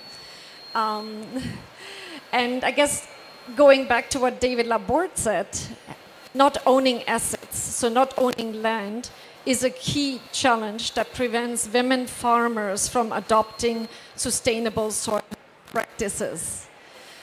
Land ownership, there's many statistics out there, range from 4% to 17% in terms of women's real ownership of land. But what I'd like to stress here, what we really need to focus on is knowledge about the rights associated with land management, land ownership. And we have seen, for example, in a study in Ethiopia, where women are actually on the land title. So their image, their pictures on the land title so that the husband can't go out and sell the land, bringing another lady along. Even so, they have implemented capacity building, they have put pictures of the women on the land title. But due to very different levels of knowledge about what those what it entails, we have found those women who understand their rights, they're more likely to plant leguminous crops, they're more likely to implement afforestation practices, and those women who don't understand their land use rights, what they mean, they do not implement soil health practices. So we need more knowledge, more capacity building to understand land use rights if we're serious about soil health. So that's one important measure. We also know women manage a lot of land. They actually will manage more and more because, again, our studies have shown that with growing number of climate extremes. Men are much more likely to leave agriculture first. They're not running away, but basically it's much easier for them to find off-farm jobs. So we find more women being in charge of agriculture and land management and soil health. But these women don't have access to credit, they don't have access to information, they don't have access to formal extension services. So all of that has been demonstrated for a very long time. So we really need to do better, and we have to be a lot more serious if we want to improve soil health. Not everything is bleak and bad. We know that women are more likely to deal with mulching, they're more likely to do the composting, they're more likely to deal with crop residue management. But again, there's also a big trade-off between using cow dung for cooking, using crop residues for cooking at home, or leaving these materials on the farm. In Ethiopia, again, we have shown that those women and those farms where crop residues and cow dung is removed and used as a source of cooking, agriculture productivity is lower. So again, a second intervention is, if you want to leave these nutrients in the soil, you actually have to provide a sustainable alternative source of cooking material for those households. So I guess I'm just trying to widen the circle and in some of the options and some of the interventions we have to consider if we truly want to make a difference on soil health. Yeah, thank you. Thank you very much, Claudia. Thank you for highlighting the extremely important topic of land rights and land rights for women. Thank you for highlighting access to credit for the landholders. And thing I didn't think about is leaving organic material on the farm rather than using it elsewhere. This is something that probably not many of us think about every day. But very interesting topics to highlight. I know that you will not be able to be with us for the Q&A, but thank you for the contribution, and stay as long as you can. Our next participant is Naufal Mahdar, VP Climate and Action and OCP, and he is with us virtually. Would you please join us in the room, Naufal? There you are. Okay, we can hear you. Go ahead. Okay. So, we are very delighted to be here as OCP. We are as a world leader for phosphate and phosphate-based nutrients. We consider ourselves as our mission as a soil health provider, and with the slogan of feeding the soil to feed the world. So this is a very important topic to us. We know that Folu, agriculture, forestry, and land use is responsible today for 20% of GHG emissions, but at the same time bringing 95% of the food production to the world. So it's crucial to the food security system, especially looking at the projections for the growing population, especially where we are based here in Africa, but also for the rest of the world where our activities extend. We said that Folu for positive emissions is 20%, but at the same time, they have a great potential for sequestration and generating negative emissions. So studies show that it's up to 50 gigatons by 2050 that the land sector can sequester in the soil, and most of it, 60% of it, would be coming from regenerative agriculture. So, but how can we unlock all this potential, great potential? So we know that sequestration of carbon in the soil is critical to the soil health by securing more nutrients in the soil, bringing more water captivity to the soil. It's also important for the fertility and feeding the soil organic matter, and for the by consequence for the food security. So sequestration is determinant for giving this sustainable agriculture and the food system, and at the same time can be a leverage for giving improved and sustainable revenue to the farmer as well. and we have seen that recently the African leaders, they launched the African Carbon Market initiatives, which reflects the growing demand on sequestration and removal certificates in Africa. What we do as OCP, we put, as I said, this carbon sequestration, carbon farming, and soil health at the heart of our strategy. So we have launched many campaigns for years now for regenerative agriculture, either in Africa, Brazil, other areas of the world. We have invested massively in innovation and bringing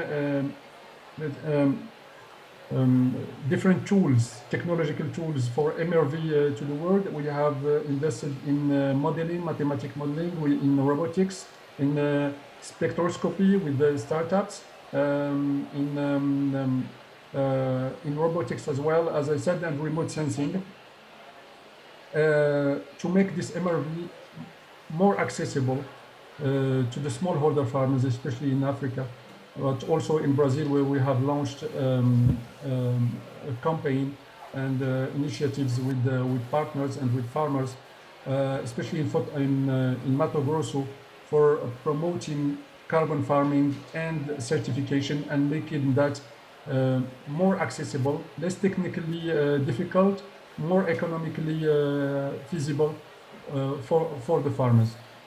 We do it, this carbon farming promotion, we do it a lot in Africa through many campaigns such as Agri-Booster, Al-Mutmir, School Lab, Restore Africa soil project that we have to unlock this potential to accompany farmers. We have more than 1.5 million farmers that benefited from education, and here I join what Daniel said about educating and training farmers for being able to change practices and promote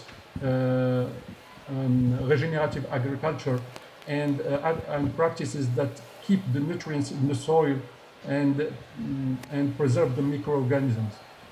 Great. Naufal, thank you very much. This was really, really interesting, and a couple of things I'd like to pick up from your presentation for further follow-up is African Carbon Markets Initiative. We're here at the COP, so carbon markets are obviously a big topic. It would be good to delve deeper what that is and how that could work. And the other thing is echoing what Daniel said, new technology, spectroscopy, remote sensing, et cetera, so we can follow up on it in a Q&A. So now I'd like to turn to Laurie Kerr, who's the CEO of Development Finance Institution in Canada. Laurie, nothing happens without financing. Nothing happens without financing that reaches the ultimate beneficiary on the farm. What can one do to create sustainable agri-finance chains? Thanks so much, Elsbeth, and it's really great to be here. And so I'm going to bring a little bit of a different perspective, the financing perspective, but I have to say it's really complementary, and it actually picks up on some of the aspects that my colleagues here had mentioned. So from a financing standpoint, going back to soil as an asset, soil is the primary asset in farming. Whether you're a large corporate or whether you're a smallholder farmer, it's really the primary asset. And heretofore, I would say it's really underrated as an asset. And so we need to bring that forward. I'd also mention that soil quality impacts everyone in the value chain. It's not just the farmer. It's certainly production, it's processing, it's manufacturing, it's retail, and it's also the investors and financiers that support all of those segments. So as soil health then is a cross-cutting issue, again, at every segment in the value chain, and the decades of poor land management, of agricultural practices, has really negatively impacted that, as we've heard. And I think even back in 2015, there was a UN report that said, in the year of Paris, that soil health is actually going to be one of the greatest contributors to either well-being or lack of well-being of humans going forward. And so that was recognized many, many, many years ago. So it's an issue, it's a cross-cutting issue, but therein also lies a cross-cutting opportunity. We heard the recent report that says nature-based, including climate-smart ag, could represent 37% of the climate mitigation that we need by 2030, whether that's the 10 to 20% that was referenced in your report, 10% in a more recent report. Really looking at climate-smart agricultural practices can be really beneficial. There's also not just a mitigation aspect to that, but there's also an adaptation and resiliency piece to it. So I'll get to that in a moment. So how do we address this? How do we bring in the financing piece to it? So I'd argue that it's not just about the financing, it's actually about the entire ecosystem. And I definitely would echo some of the things that both Danielle and Claudia said. So need to look at it sort of in three different levels. The first one is education. So whether that's the capacity building, the knowledge, the capacity building, information, data, measurements, support, land rights. There's that whole area that really needs to be part of the solution. So education. The second piece I would say is inspiration. We need to recognize and share that enhanced soil leads to enhanced yields, which leads to enhanced productivity. It can also decrease the need for additives. It can decrease the need for water. There's other benefits for water quality with less additives. And it also increases resilience. And I think that this is really an important piece. There was a case study done in Brazil by Oxford University back in 2021, last year. And it looked at how exposure to degraded land impacts the value chain of companies in the ag food supply chain after a severe weather event. The results are really, I know we're looking at a very specific part of the ecosystem, but it concluded that farmers operating on predominantly degraded land saw their market value decrease by 13% versus those that operated on healthy soils that actually saw their market value increase by 6% after a severe weather event.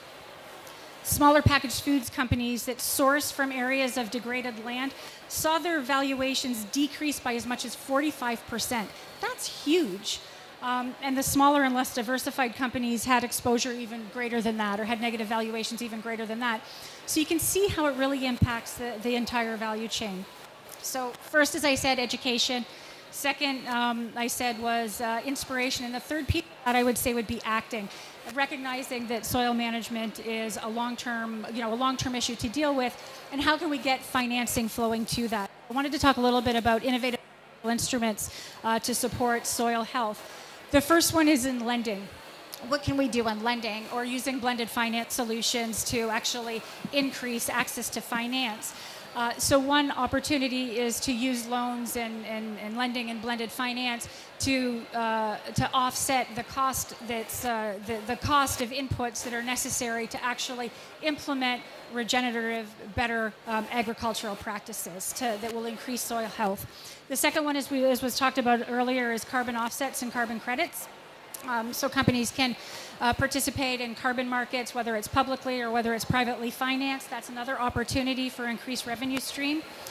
Bayer actually has a really interesting program in Brazil that provides a yearly cash payment for verified and validated practices of farmers participating in their enrolled program. So it's a revenue stream that's motivating and incentivizing better farming practices. Payment for ecosystem services, as was also mentioned. So paying the growers for whether it's watershed protection, whether it's biodiversity or soil conservation or carbon sequestration. Cargill actually has an interesting program for payment for ecosystem services, where they're providing financial incentives for farmers that transition their on-farm practices that yield positive impacts on soil, water, et cetera, et cetera. So there's some of these innovative financing practices that are actually in play right now. But I would also say, and also investing in tech, right? Investing in technological advances and companies that are providing technological and innovative solutions. But again, financing is only a piece of the puzzle. There's the technical assistance and the capacity building. There's also policy. As was mentioned, policy also needs to come along with that. So again, financing is one piece of the puzzle across other aspects that need to go along to really move the entire ecosystem forward. Thank you, Lori. This is great. So the insight that I'm getting from your intervention is that for lenders, if a farmer has good ag practices, it actually enhances, in very concrete terms, the value of that company and therefore reliability and credit quality to a lending institution. The other thing I'm taking from your intervention is that it is very regional and it is very local. So yeah, we all talk about global carbon markets here, but at the end of the day, it's a local legislation, local regulation that makes a difference, like from your example in Brazil. So with that, we are going to go to another national example, and we're going to go to Australia. Mahani Taylor is from Australia and will highlight the example of soil practices as done in Australia today. Thank you, Mahani. Thank you very much, and thank you for having me. I work in Australia's Department of Agriculture, Fisheries and Forestry, and I'm very happy to be here today. Australia manages 8 million square kilometres of soil as a key national asset. We're a country but also a continent and a very ancient landscape, which means our soils are not very nutritious relative to other parts of the world, and so they're really precious. Last year in May, Australia released our 20-year national soil strategy, which is a result of years of cooperation with our state governments to come up with a national long-term plan for our soil health. The plan has got 3 goals, overarching goals. 1, to prioritise soil health. 2, to empower soil innovation. And 3, to strengthen soil knowledge and capacity. And as others have said, that understanding of soil and soil health and how to measure it and value it and protect it and nurture it is something that we're also lacking as well. One example of where this strategy will go is in capability, and at the moment we have a short-term program where we're paying farmers to test their soil with them, and we go out and test the soil with the farmers, and then when the results come out, go and speak to the farmers about what that means for their land and how they can alter their management practices as a result of that. We have a special representative for agriculture, a wonderful woman called Sue McCluskey, and she's been part of this project for the past 2 years. Sorry. She's been part of this project for the past 2 years. And it's been very demonstrable and measurable. The resulting changed practices has increased her productivity on her farm, and of course, she's a wonderful advocate now for understanding her soil, and this program supported her to increase the productivity of her farm, and she'll keep paying this in future if we can't afford to keep doing soil testing. One of the key aims of the program in the first 5 years is to get that soil testing price to $3 per hectare, $3 Australian, which will make it affordable for farmers to have a go and look at that soil health. The other thing we're doing is in terms of that knowledge is collecting that data in a national database, and we're trying very hard to get some consistent measurable indicators and variables there, because we really want to make this a national asset, and you need to know the state of your asset in order to understand it and manage it. So that's also happening. And I suppose the other thing I would say is this has been an enormous collaborative effort at all levels of government, but of course with all our stakeholders as well, including, it's essential to get everybody on board, but I think that'll do for now. That's great, thank you. Great example from Australia. So I know, Claudia, you have to leave, but I'd like to ask you and Marion a question.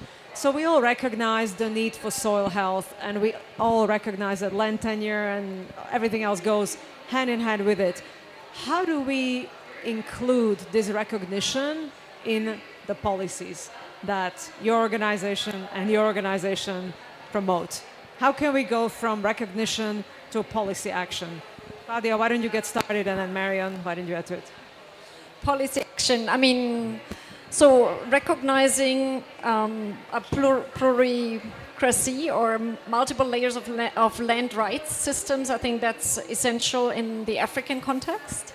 And then really building capacity of women farmers, because we know when they understand rights, it has been shown that clearly then adoption of soil health practices grows. We need to take this broader approach. I think you mentioned water. So again, water policy has to recognize benefits for soil health, similar soil health policy has to link with water. In fact, also with nutrition. Nutrition policy needs to recognize that soil health is actually beneficial, zinc, etc. It's important for nutrition. So I think a stronger nexus, interconnection, bringing things together, and also not thinking that your sector or your asset has to deal with everything. You actually can nudge, for example, biogas operations. We know that, for example, Self-Employed Women's Association as an example, they started a biogas program, they get carbon credits. So right away, this trade-off in fact, they're not leaving cow dung on the field, but at least they get the emissions reductions and they use the slurry and put it back on the field. And the women manage the systems, it's carbon credits, so they were able to afford it. So there's these policies that we have to bring in if we're serious about soil health. And yes, we can formulate that in national policies. And I think a key one is really the land rights recognition. And there are, because you mentioned incentives, volunteer incentives, I think we need to pay farmers. And you mentioned all of those programs that exist. There are some programs also in Africa, biocarbon credits. But the early programs, for example, all the money went to men because only the men were on the land titles. Rethinking that, who's actually working on that land, and then put these people to get the money from the, who actually, they should also co-sign those carbon credit contracts and then give the money to the family. So yeah, all of that can be formalized in policies. Thank you. Thank you, Claudia. Marion, would you like to add anything on a policy side? Maybe to add something from the different strategies, I think come from very different levels. I spoke to you from the international highest conceptual policy level. So maybe the bridge to the field. We do not work in the field. And our members, 38 members at the OECD, are among the wealthiest countries in the, on the globe. So these countries, for instance, to become a member of the OECD, we have already looked at the land ownership rights and have at the distribution of. So certain of these have already addressed. So as I mentioned before in this declaration that we came up with last week, 42 countries agreed on principles. So of course, one thing could be to enlarge that set of countries. Now, why is it important for countries to agree? It matters because these countries trade with each other, and it's important that they all go in the same direction.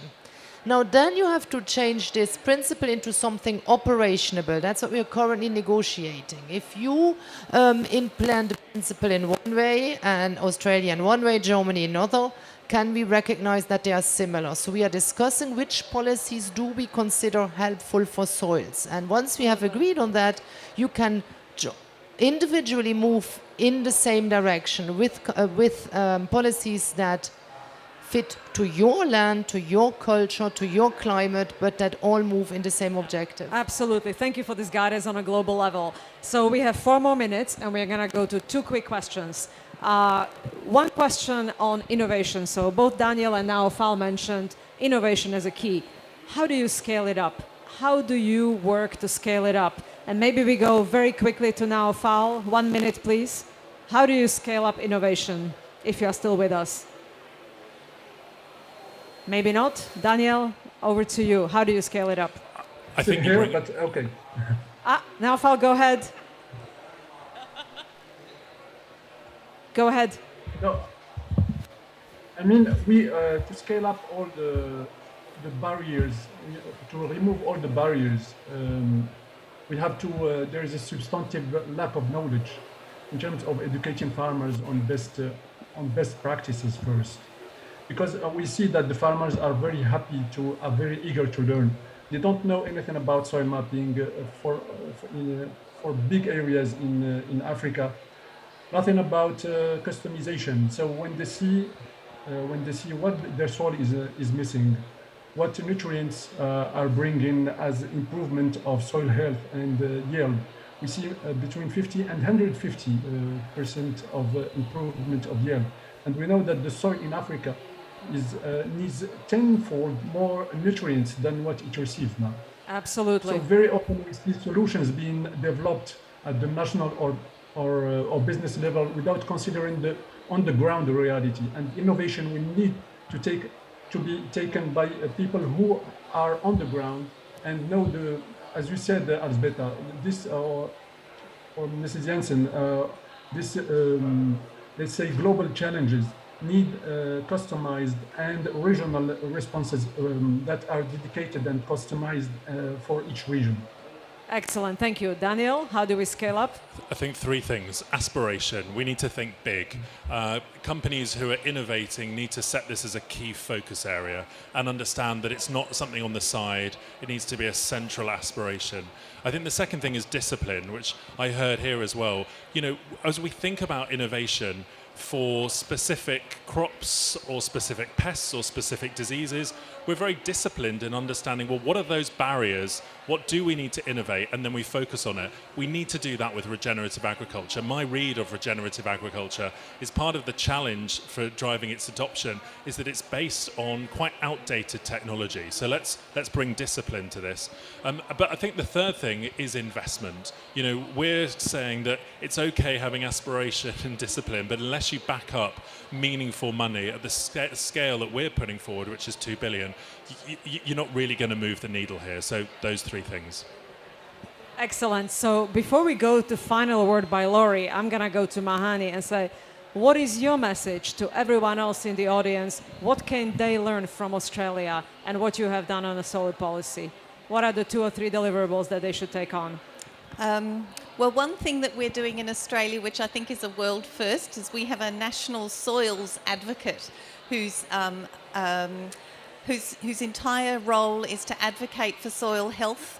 She's a very senior, respected person, which opens doors and has a long, distinguished record, which makes it easier for her. And she's like a whirlwind in getting all range of stakeholders from the very top round down to the landholder to really understand what a win-win good soil health is for productivity as well as for our environment. So I think that's just a different idea that we have, which is working very well. Great, thank you very much. And last question to Laurie. So Laurie, you talked about inspiration and education. You are a large lender, relatively speaking, to agribusiness, to agriculture. What's one message that you would like to pass to other development finance institutions on lending in ag and scaling that up? So we take a two-pronged approach. One is working directly with companies. So, for example, we're working with a company in Peru that's an agricultural producer. So we're providing them lending, and we're also providing them technical assistance so that they can improve their agricultural practices. So again, it's that two-pronged approach. It's not just one product. It's financing and technical assistance. And we're also working through financial intermediaries, to the point that Claudia was making. In order to reach those smallholder farmers, we work with a lot of cooperatives. So again, we provide them financing that they can provide on lending to smallholder farmers, along with technical assistance, again, to do that education aspect with the smallholder farmers. So direct as well as indirect. Great, thank you, Laurie. So do we have time for one question? We do? Okay.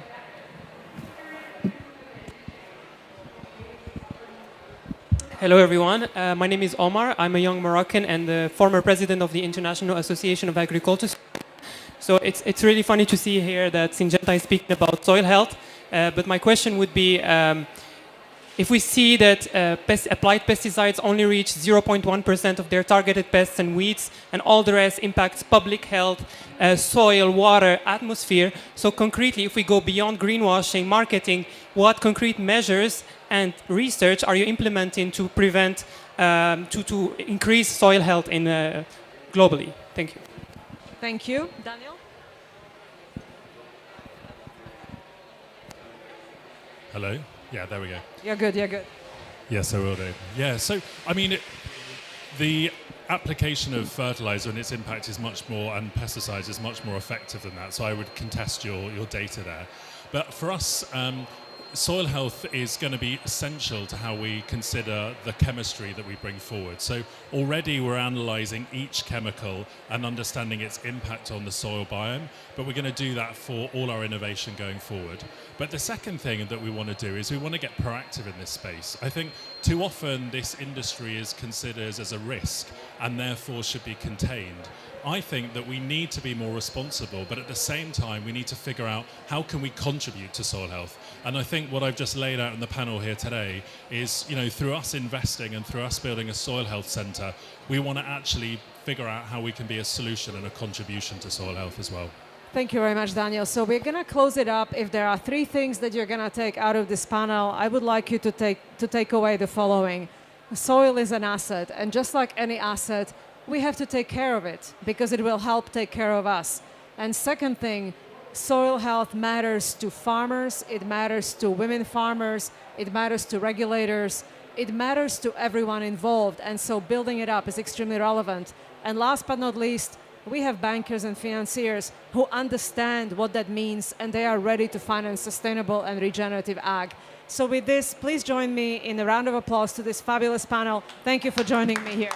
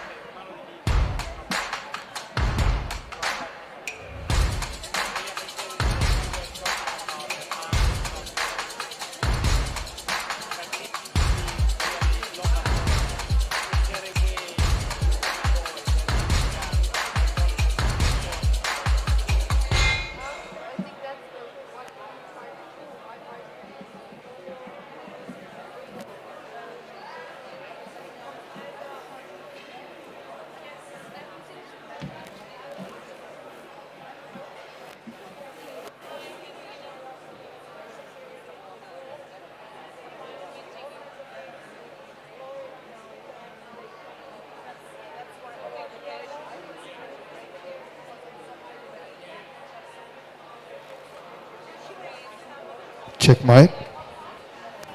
Check. Yo.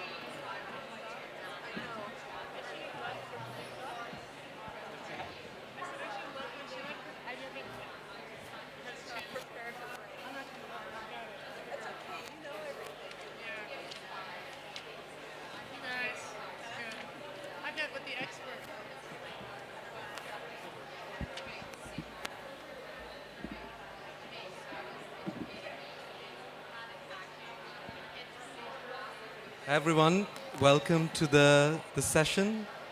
We are starting. You're welcome to take seats. Come on in. If you're waiting outside, welcome Barbara. Have a seat. Good to see you here. It's at the end of the day and there is so much interest in this session. But this is a very important session, so don't leave. Please stay. So we're going to be discussing one of the things that's been high up on everybody's agenda here at the COP and also beyond, and that's food security. And we're going to discuss what are the key partnerships and who are the key stakeholders that we need at the table to make food security happen under a changing climate. And today here we are at the Food Systems Pavilion, the first ever Food Systems Pavilion at COP27 to discuss this. So great to have you here. And what we're going to do is in this panel hear from different perspectives on how can we actually do that? What are you bringing to the table at COP and at this pavilion? And how can we build on each other's offers to create food security?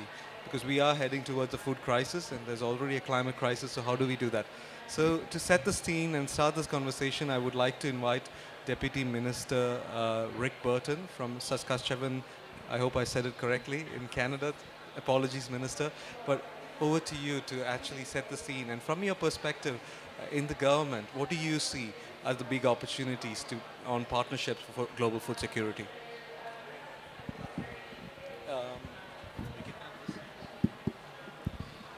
Thanks, Dinesh. And it's an honor to be here today. And I want to start by sharing a little bit about Saskatchewan's story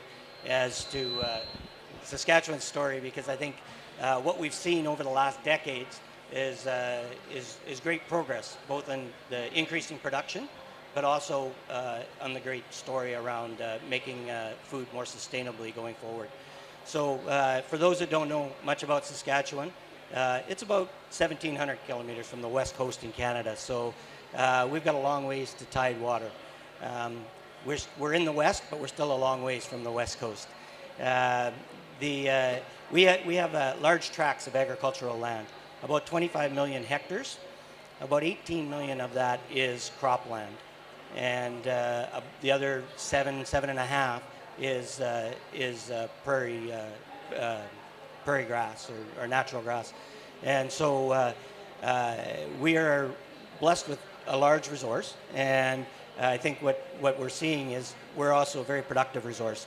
So on average, Saskatchewan farmers produce about 35 million tons of grains, oil seeds, and pulses. And most of that goes into export market.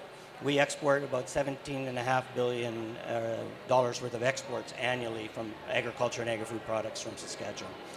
The other one I would mention is on the livestock side, we have 1.1 million cows in Saskatchewan to make use of that grassland.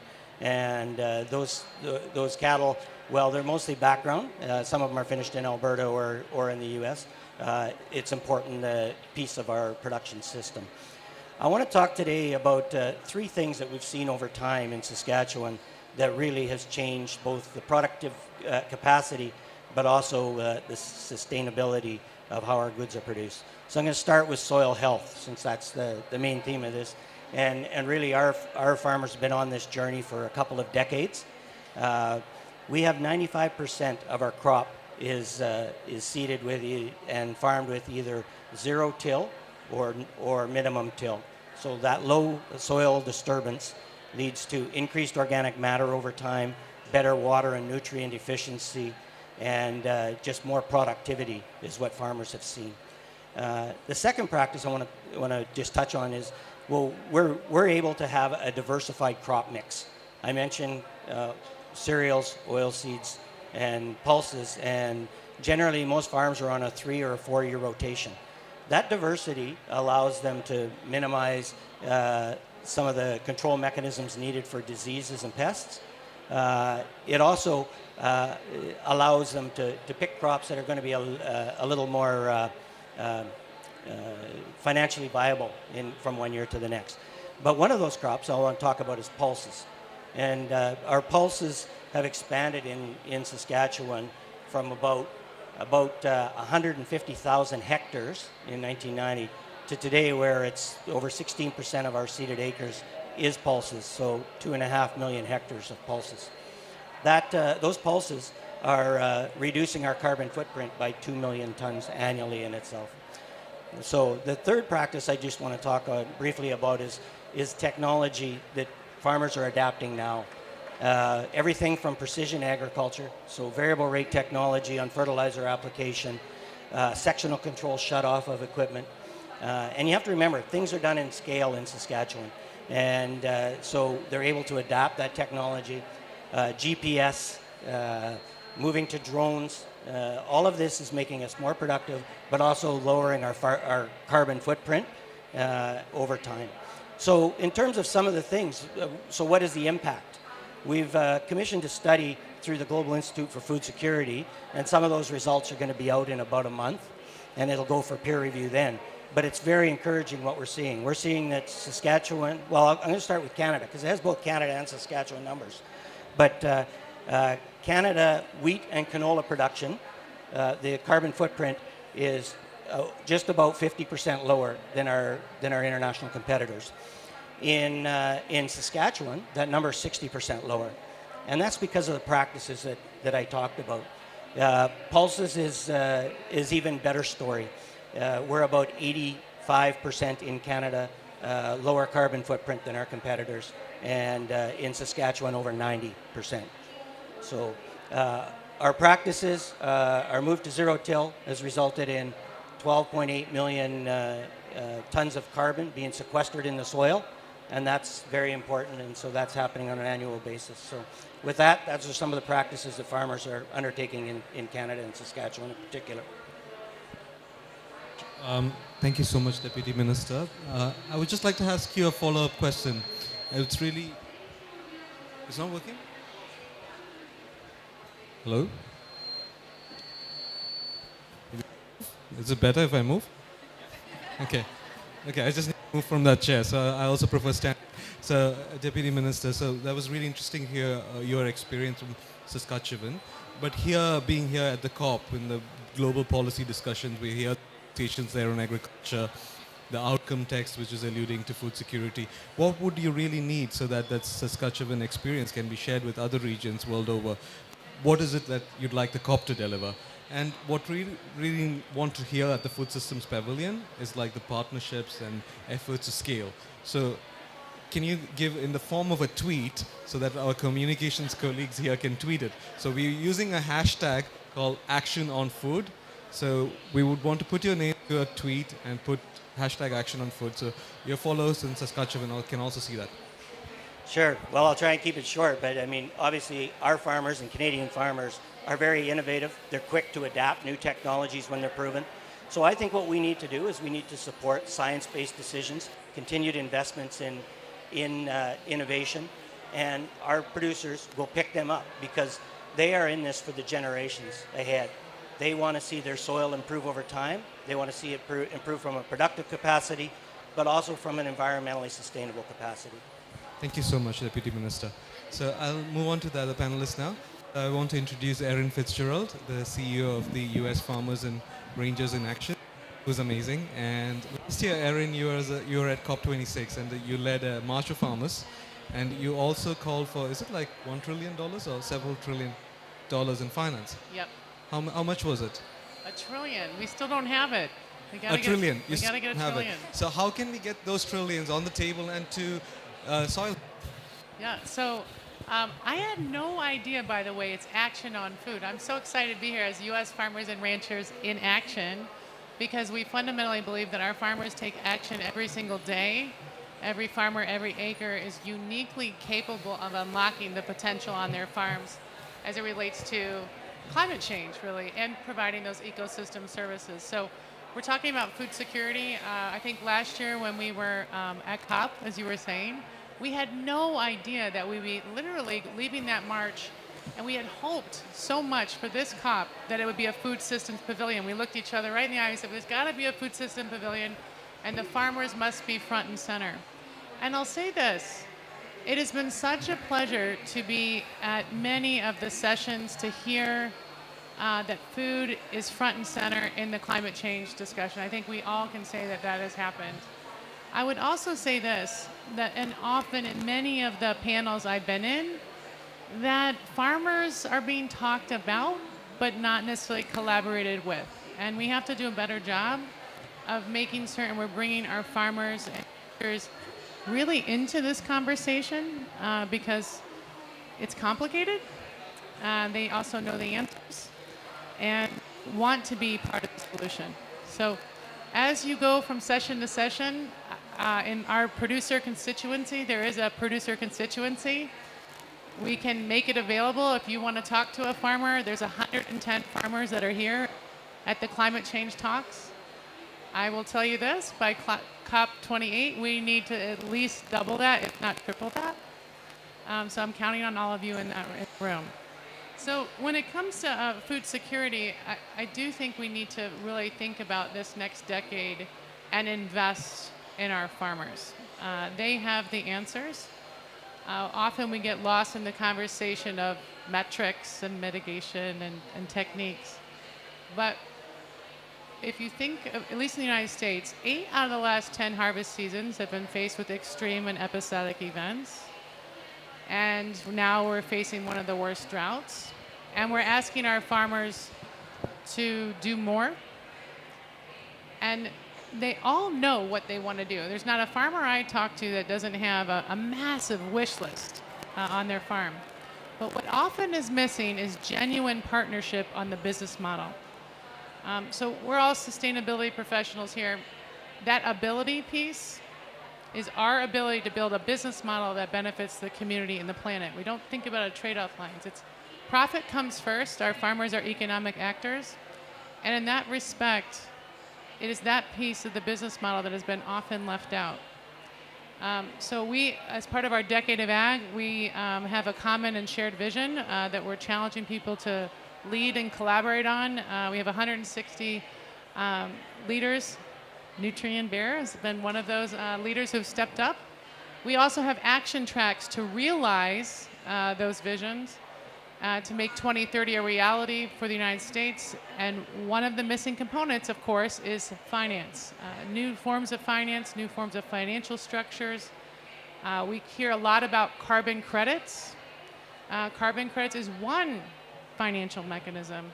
And we need to be mindful that there's a whole financial stack of solutions that are really required for our farmers to de-risk, invest in the long term, and then, of course, get paid and rewarded for the ecosystem services. But we must think of the kitchen table for our farmers and bring the financial solutions to our farmers.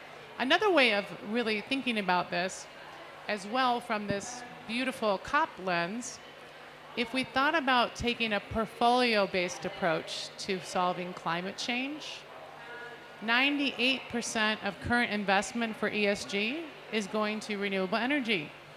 Only 2% is going to agriculture.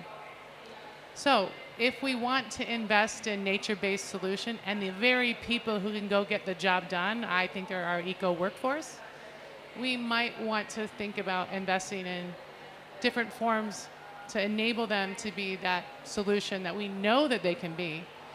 The other thing to think about is that we have technology. You're going to hear from some of the panelists. We have technology that can be deployed now by willing actors in the value chain. So compared to all the other sectors in this that you walk around, they're ready to rock. That's all I can say. So how do we bring the right finance tools? And I just hope we can get into conversation about that, because investing now, as David Beasley says, if we invest now in solving food security, Barbara Stinson's here from World Food Prize, we know it'll pay it forward by 2030. We know this from a people perspective, but we also know this from a carbon perspective. Nature, investing in our soils and investing in the people who can go get this job done is critical. And we've got to continue. So tomorrow is a big day. I hope we can talk about that, to put our farmers front and center and invest in them, because that's what our food security all depends upon. So, thanks.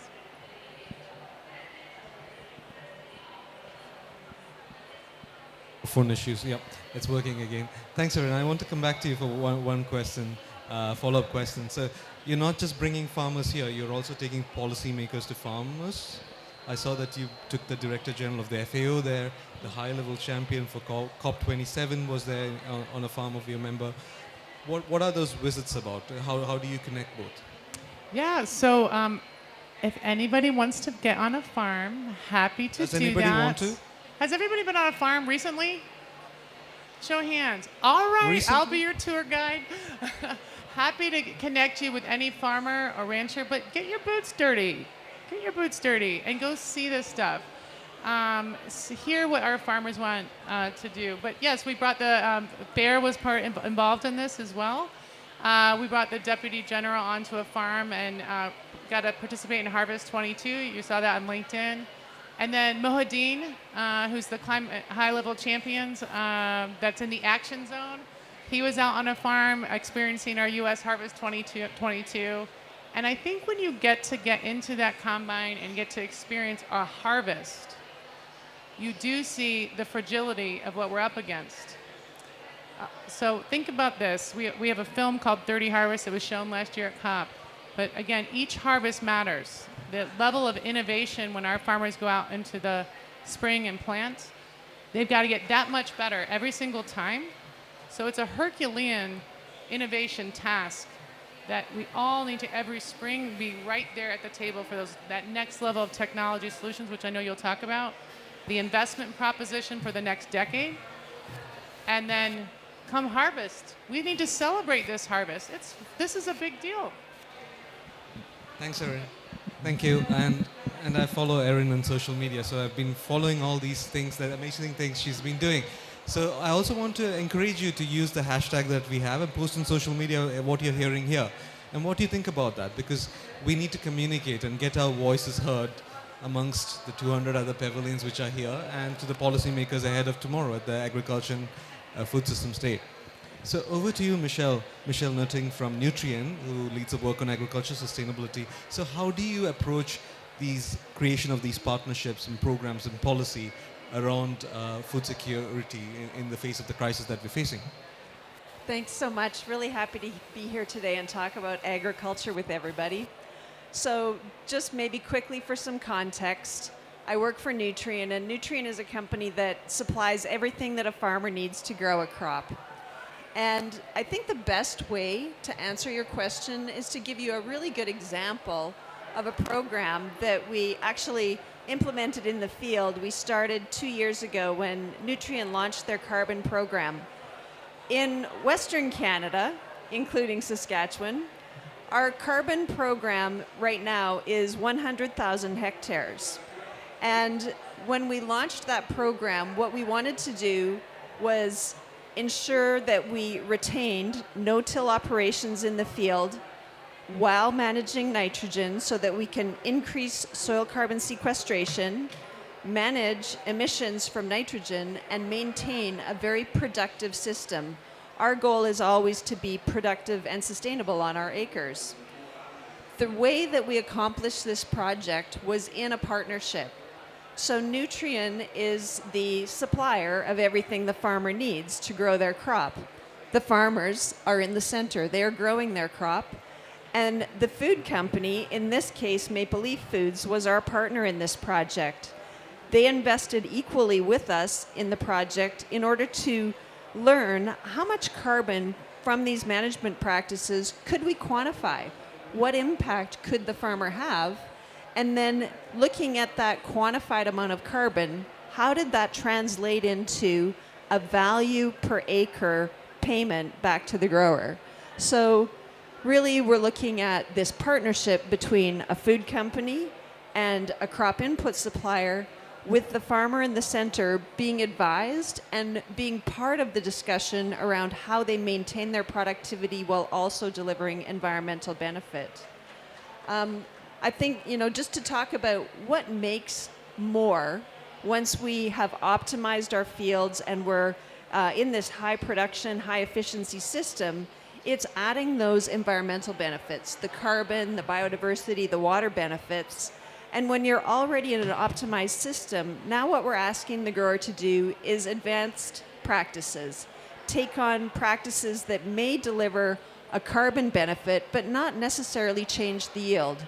So now we're looking at variable rates, We're looking at nitrification inhibitors, urease inhibitors. These are nitrogen management products that are aimed at reducing those nitrous oxide losses in a no-till system. And they don't necessarily return a crop yield value. What they return is a carbon value. So now we have to think about what was the cost of these advanced practices in relation to the carbon value that they created. And do we have a gap? Are we able to create a good emission reduction opportunity, a good carbon sequestration opportunity, and how do we ensure that we're financing the carbon value gap so that farms can continue to be productive and effective? And now I'm going to think about what is my other partnership opportunity. And I'm going to use some words that I just learned here called blended finance. So there was this program that the Canadian government launched to help farmers pay for new practice adoption.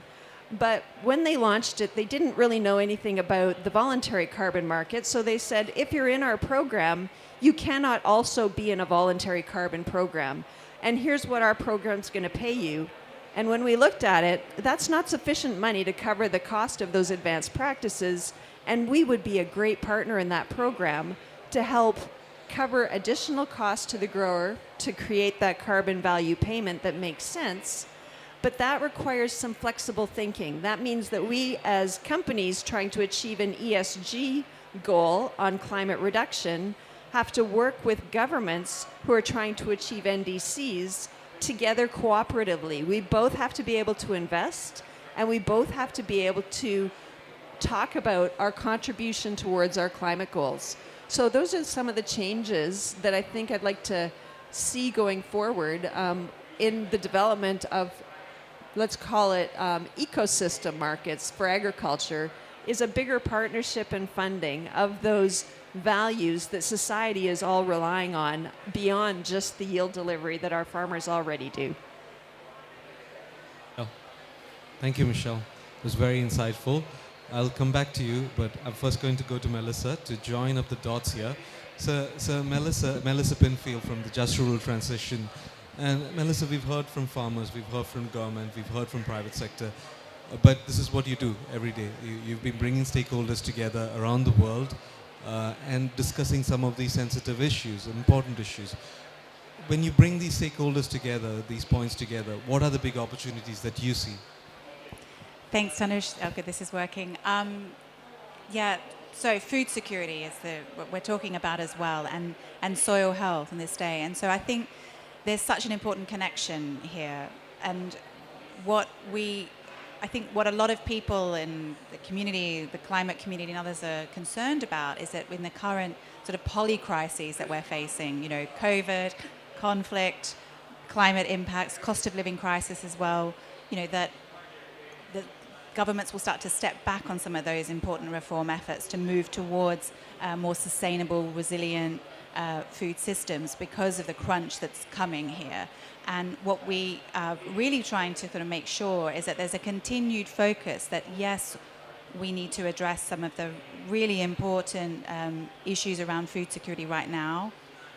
And that means, in fact, renewing and ramping up our efforts for the policy reform, for the investment, and these farmer-centered approaches to the transformation of food and land use systems. We can't keep going with the policies and practices of the past because they are, we all know, the kinds of impacts that we're seeing.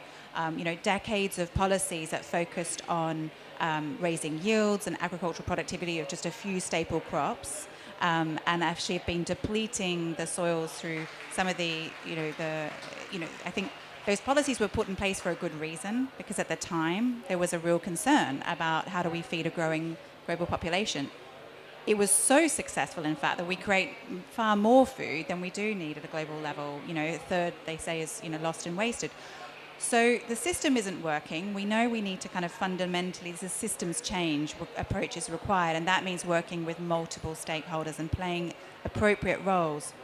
Two opportunities, I think, I want to really highlight. So one, which we're working a lot on with the Just Rural Transition, is repurposing public support for agriculture. So we talked about the need for finance. So what's the appropriate role that public finance can play here, whether through its, at the moment it's through agricultural subsidies, but also trade support measures. What's the appropriate role? We need public finance to deliver, being supporting these public goods that are being delivered. We're asking farmers to produce food, but we're also now expecting them to deliver these kinds of, climate outcomes, nature, biodiversity protection, protecting our soils and our watersheds, and there needs to be some kind of reward and incentive for them to do so.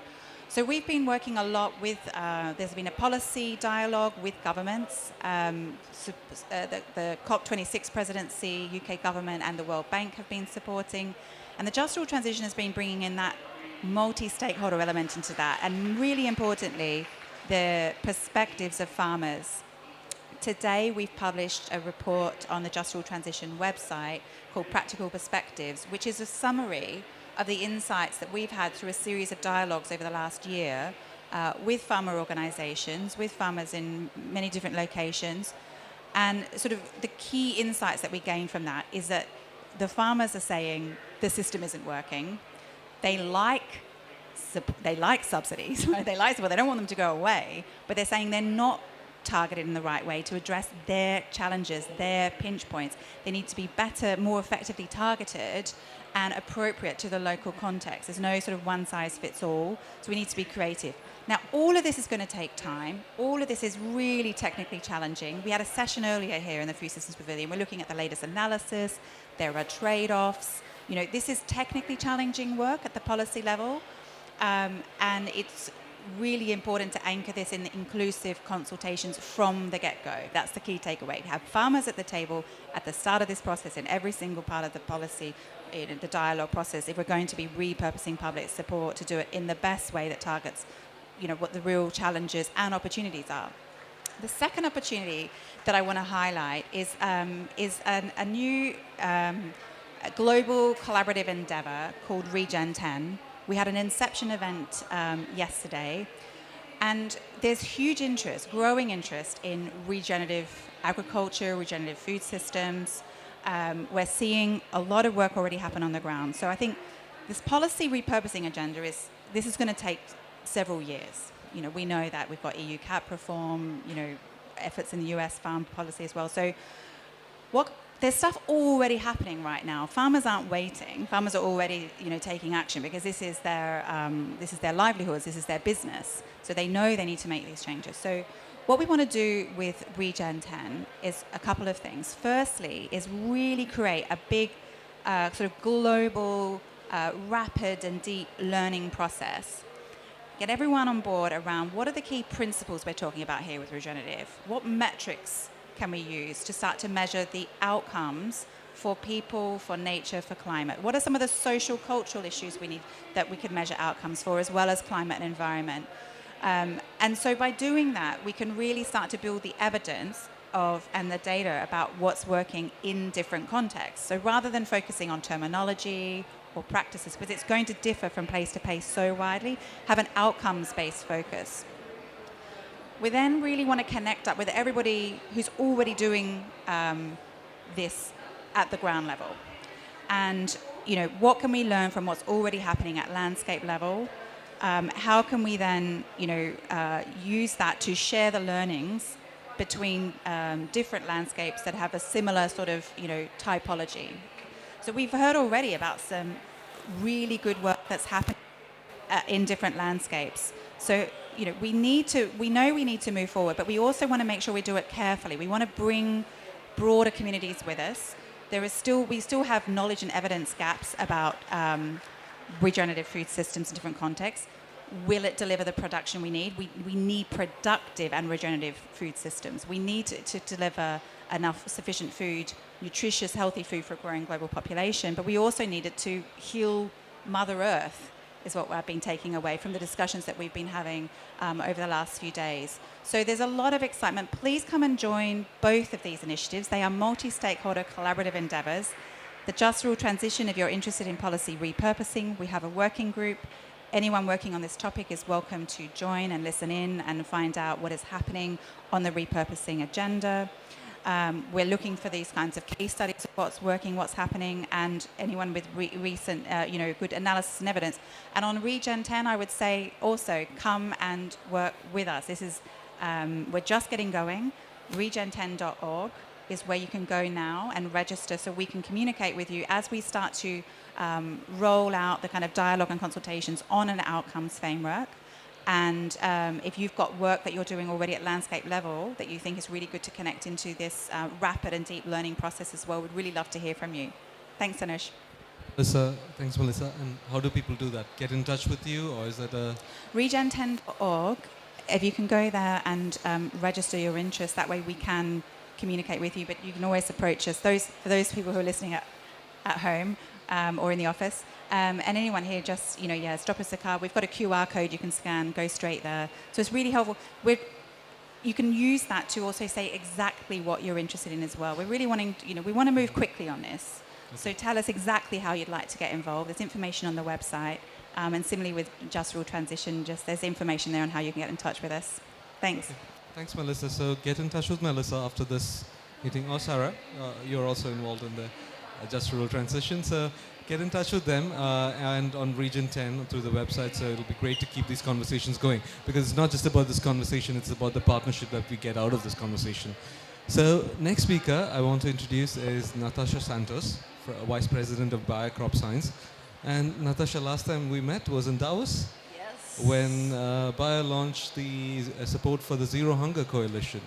And this conversation is about food security and soil health and the partnerships that we want to achieve. So how does Bayer approach these issues? Thank you, Danush. Guys, tomorrow is the last day of the first week of COP27. Like half of it is gone. I hope you're having fun and doing enjoying as we do hard work, as we engage, but I hope you're having opportunity to meet people and learn things. I think I've learned a lot on the past days, and it's really nice to be here on the ground and, of course, meet like-minded people, but people that actually are not really in line or have other opinions about how to find the solutions. And it's great to hear, because I think there's more synergies than we can imagine. So thank you for inviting us, and I'm happy to be with those panelists here, because I was thinking, which angle will I bring to this conversation when you have so amazing, fantastic panelists? So I decided, thank you for mentioning the Zero Hunger, I decided to focus on smallholders and maybe share a bit of our learnings of the projects that we have on the ground that we are trying to intersect, of course, the food security piece, close yield gaps, which is very important in low and middle income countries, but as well do this in a way that we can leap environmental, climate smart practice, regenerative agriculture practices with smallholders. So I lead a group that lead the Bayer Crop Science partnership platform. This is not CSR, this is not corporate social responsibility, which we have and do an amazing job. For example, when the war started, this was the organization in my company that really helped our employees, that really helped emergency funds, that really did an amazing job in Ukraine, by the way. But my group looks at more commercial partnerships, so how we create new business models. So I represent the big agri-business and private sector commercial driven. And I wanted to make it clear, because what I want to share is some of our learnings on how we invest. And we are trying to make, of course, the smallholders even more successful and make it sustainable, make a business out of it for them, because they are our customers, so they need to be successful. Otherwise, I don't have a job soon.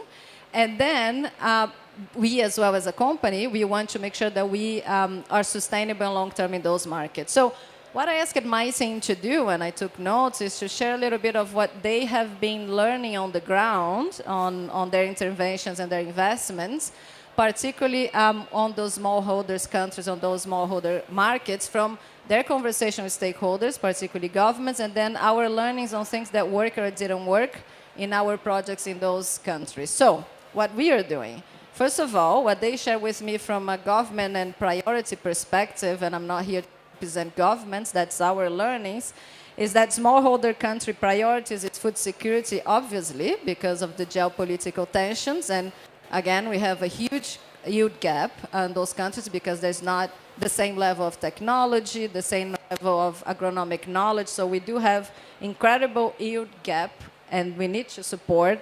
Food security and productivity is still very, very relevant anywhere, particularly in smallholder. I think the second point is there is a strong focus on those countries to improve farm incomes, because more than 60% of the population is directly or indirectly connected to agriculture. So it's just transition. It's really, really important. And then the third piece, I think environmental, right? Environmental from agriculture is on mitigation and adaptation, as we all know. So environmental, because there's a lot of pressure on climate change, obviously, which impact their productivity and their production. But then as well, because there is a pressure on water availability, on GHG emissions, particularly on large acre crops like rice, for example, which is important, particularly in the Asian part of the world. So what is our vision in terms of the interventions and the investments that we are doing? We have a ESG commitment that we are focused on and reporting against transparently to empower 100 million smallholder farmers by 2030. And we want to do that, leveraging, of course, our innovation engine and our portfolio, but particularly building partnerships that are led crop system with the goals, connecting those partnerships, of course, with our commercial goals, but more importantly with the smallholder needs and farmers' pain points and those government's objectives when we think about the SDG. So our vision, we have 5 strategic pillars. One is, of course, to enable equitable and affordable access to crop inputs. We are inputs providers, seeds and crop protection.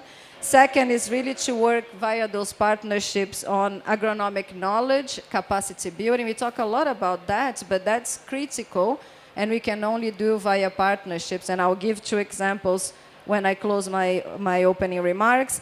The third piece is to connect market access, to help those farmers to connect to markets in a way that they can enable perhaps even carbon credits, but more important, in a way that their ag produce is competitive, and we are here talking about pricing, and they can realize that value. The fourth pillar is access to credit and risk mitigation opportunities, and there is a great opportunity here, not only on public-private partnership, but private-private, because off-takers, because finance partners together with us, input providers, can have guarantee schemes, for example. We can work, of course, the blended finance that you mentioned, but there are options and mechanisms that we can create for smallholders, particularly as we develop digital platforms, for example, easy access to loans. We can have low-cost loans if those are connected to inputs, quality inputs. So there are many mechanisms that can only be enabled by partnership. I cannot do this alone as buyer, for example. And then I mentioned, but the fifth pillar is to enable digital tools to connect value chains, and that's unlocking potential ecosystem service and credits in that direction, because we need to have the off-takers in when we think about Scope 3 and other opportunities. But then for us, still, and going back to closing yield gaps or smallholders, is really looking at even interventions, advice and intervention on the crop cycle. That's the agronomic knowledge piece. And really, if they can have weather information, or even if our agronomists or a network of agronomists can share agronomic knowledge real time to solve a real issue that the smallholder is having, that has a lot of value. And we have been doing some of those investments with partners in countries in Africa and Asia. And then maybe to close and to answer your question, which I haven't yet, is what we are doing on the ground. So I think maybe 2 big initiatives that I'm very proud, and I think they are transformational enough. One that I'm talking every day about it, and so if you were in any of my events, you heard about this, so keep me honest. But one that we are very excited about is the transformation in India of the rice system, going from transplanted rice, which is labor intensive. We know rice is a big methane emitter, GHG in general, water resource intensive. So looking at changing the practice to directed seeded rice, which has, number one, big opportunity from a labor intensity point of view. You can decrease, but then you need to upskill, because there is there is innovation. So there's an opportunity here, upskilling and increasing capabilities in that cropping system. But two, that directed seeded rice system, which is, it will incredibly reduce the water usage by the pilots that we have up to 40%, so maybe water credits, co-benefits. And then more importantly, the methane emission, so significant reduction on methane emission. And the best of all, there is MRV protocols approved as well in rice. So it's really a game changer from our point of view because of the scale of it, because the livelihoods impact for smallholders, and because of all this big environmental potential. So heavily invested on directed seed rice, on rice, big footprint in India, but looking at all rice production countries. And then maybe another one, which is really important and maybe is a proof point on that capacity building, is an initiative called Better Life Farming that we are looking at. We really create kiosks and support farmers to manage those kiosks. And they have access to inputs. We use those kiosks, not only as partners, it's a partnership with IFC and with Netafim and Bayer to date, and then local organizations on the countries we have in Bangladesh, in India, moving in Asia and as well in East Africa very soon. But then those kiosks, they not only have access to quality inputs, which we support them and other fertilizer companies as well, but then using those kiosks to give training, to be a hub where who farmers trust the most, other farmers. So not for us to tell what to do, but then the farmers learning from the technology and then doing a peer coaching supported by the organizations that are investing in that platform called Better Life Farming. And that has potentially the ripple effect that we want to empower that community. Which is very important for smallholders. And then with IFC, having these finance mechanisms and those low-cost loans, so we can empower those farmers to be as well as entrepreneurs and a source of good to their communities. So those are two examples, happy to engage, but I think maybe to close, there's no way back, right? So we have to work on our responsibility to get that big leap for the smallholders and to really unlock value, additional value for farmers so they can get paid for food security, for food production, but as well for the ecosystem service that they have been doing and they will continue to do next generations, many generations to come. Thanks, Natasha. But we are in a crisis point because we are time up, right? But I have 5 more minutes. Yvonne has kindly given us 5 more minutes. So we haven't had the discussion yet. So I want us to be super efficient and get some discussion points. But the way we're going to do it is we're going to do it as tweets. So I'd like to come to you for your comments, but in a form like maybe a LinkedIn post is also okay, but not longer. But very quickly, get your reflections. The panelists have shared their perspectives, and they put some offers on the table from different perspectives: government, farmers, business, multi-stakeholder platform. And I take your perspective as an implementation perspective, Natasha. Lee.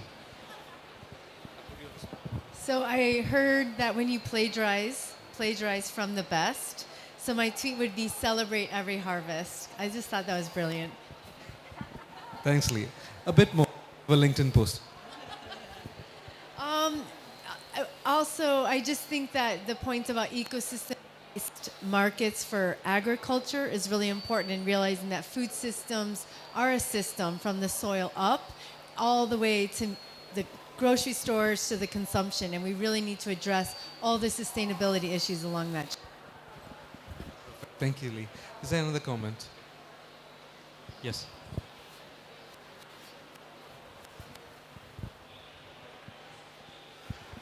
My question is to Deputy Minister. The scale at which you actually worked in a so small span of time is amazing. So what were the initial constraints to reach out to those many number of farmers? Thank you, and great question. I think we have lots to offer. We have the University of Saskatchewan. We have a number of institutes there that support research that can be transferred or partnered with other institutions around the world. So the Global Institute for Food Security, which I mentioned is one, and it's partnered with Bangladesh Agriculture Research Council. But the Crop Development Center on Variety Development has great information that they share with a number of universities around the world.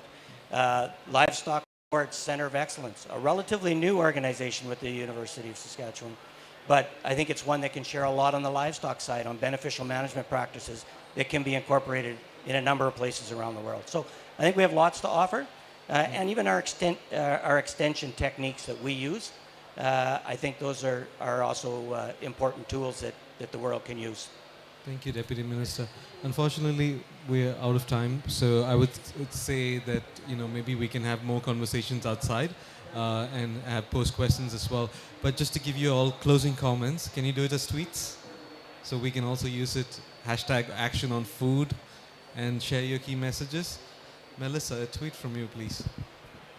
A closing tweet. What do you take away? Why are you starting with me? I need time to think about it. Well, I'm not active on Twitter. A LinkedIn post. And definitely wouldn't be now. I think what's come out for me is really farmer-centered approaches for food. Yeah, for action on food. That comes through. But also there's something, maybe you can all help me, we can crowdsource, but we can do this better together. Better together, farmer-centric approaches. That's great. Natasha. I think maybe my message would be, let's break silos, let's get more farmers here, but let's talk to the others, let's talk to ourselves, but to the other ones, let's get the farmers to talk to them. So I think my message would be, let's break silo and let's really get the role of agriculture that agriculture deserves in the global discussions. Yes. Deputy Minister. I think probably the main message from me is that increased production to respond to food security and good environmental outcomes can go hand in hand as we move forward. And I think it takes a number of tools in people's toolbox, a number of tools that'll work in different jurisdictions, and I think we just have to be open-minded to try and move forward all of those tools. Thanks, Minister. I take it as win-wins are possible for soil and for food security. Michelle. I'd like to say what Melissa said, but she already said it. So I will say that it's really recognizing the value of farm management as a nature-based solution for climate and finding a way to work together to finance that value gap, the carbon value gap, biodiversity, and water value gap. Thanks, Michelle. Erin. This is an implementation conference. I can think of no better way to implement than investing in our eco workforce, our farmers, who are boots on the ground solutions to climate change. And so every farmer, every acre matters now, our leadership. See you next year at COP. Let's really make certain we have farmers and work towards that 1 trillion. We must. Yesterday was Finance Day, guys. No more, there was not a single dollar for ag. We cannot, in the year of food security, move forward and get to COP next year without investment in our eco workforce. Thanks, Erin. So I'll just try to summarize this in 2 sentences. So essentially what we want and what's coming out of this discussion for me is that we need 1 trillion on the table of investment, and these investments need to go to nature-based solutions which bring together the partners around the table, but also the partners that you mentioned, investing in farmer-centric solutions, those multi-stakeholder dialogues which bring farmers and other stakeholders together into the examples, the kind that you brought to the table, Natasha, and you, Deputy Minister.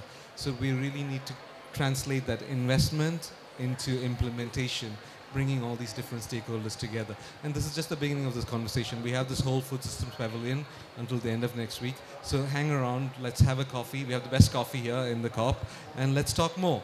And we need to bring these messages tomorrow to the first ever Agriculture and Food Systems Day at COP27. Thanks, everyone.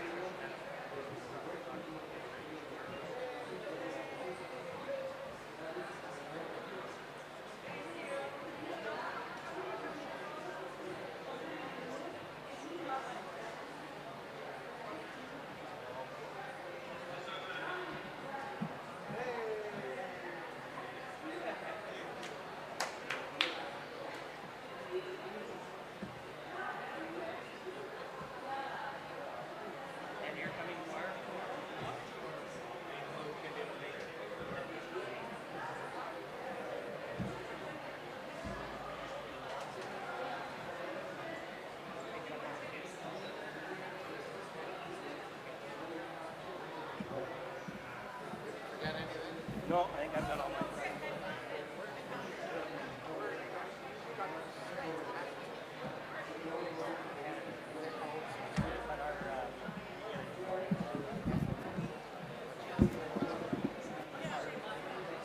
Hello. We're starting the next session shortly. Request you to kindly take your seats. Thank you.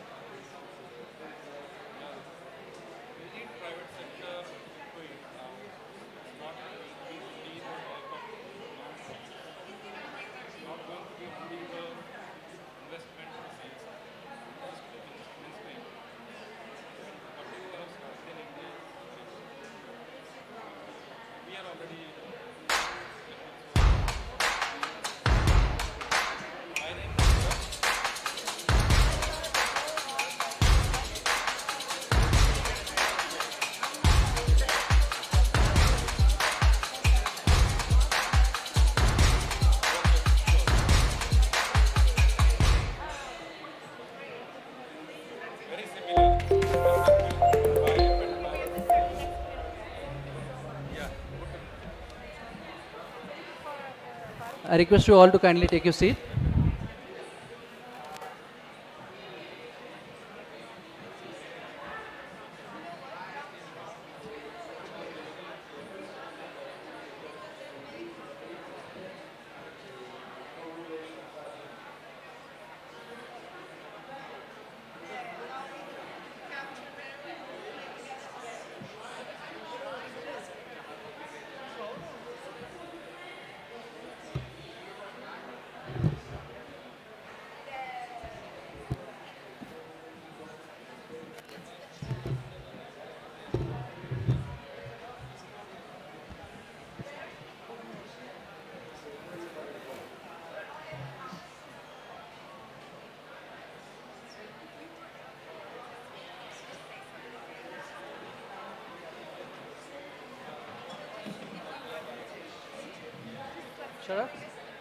Good evening, everyone.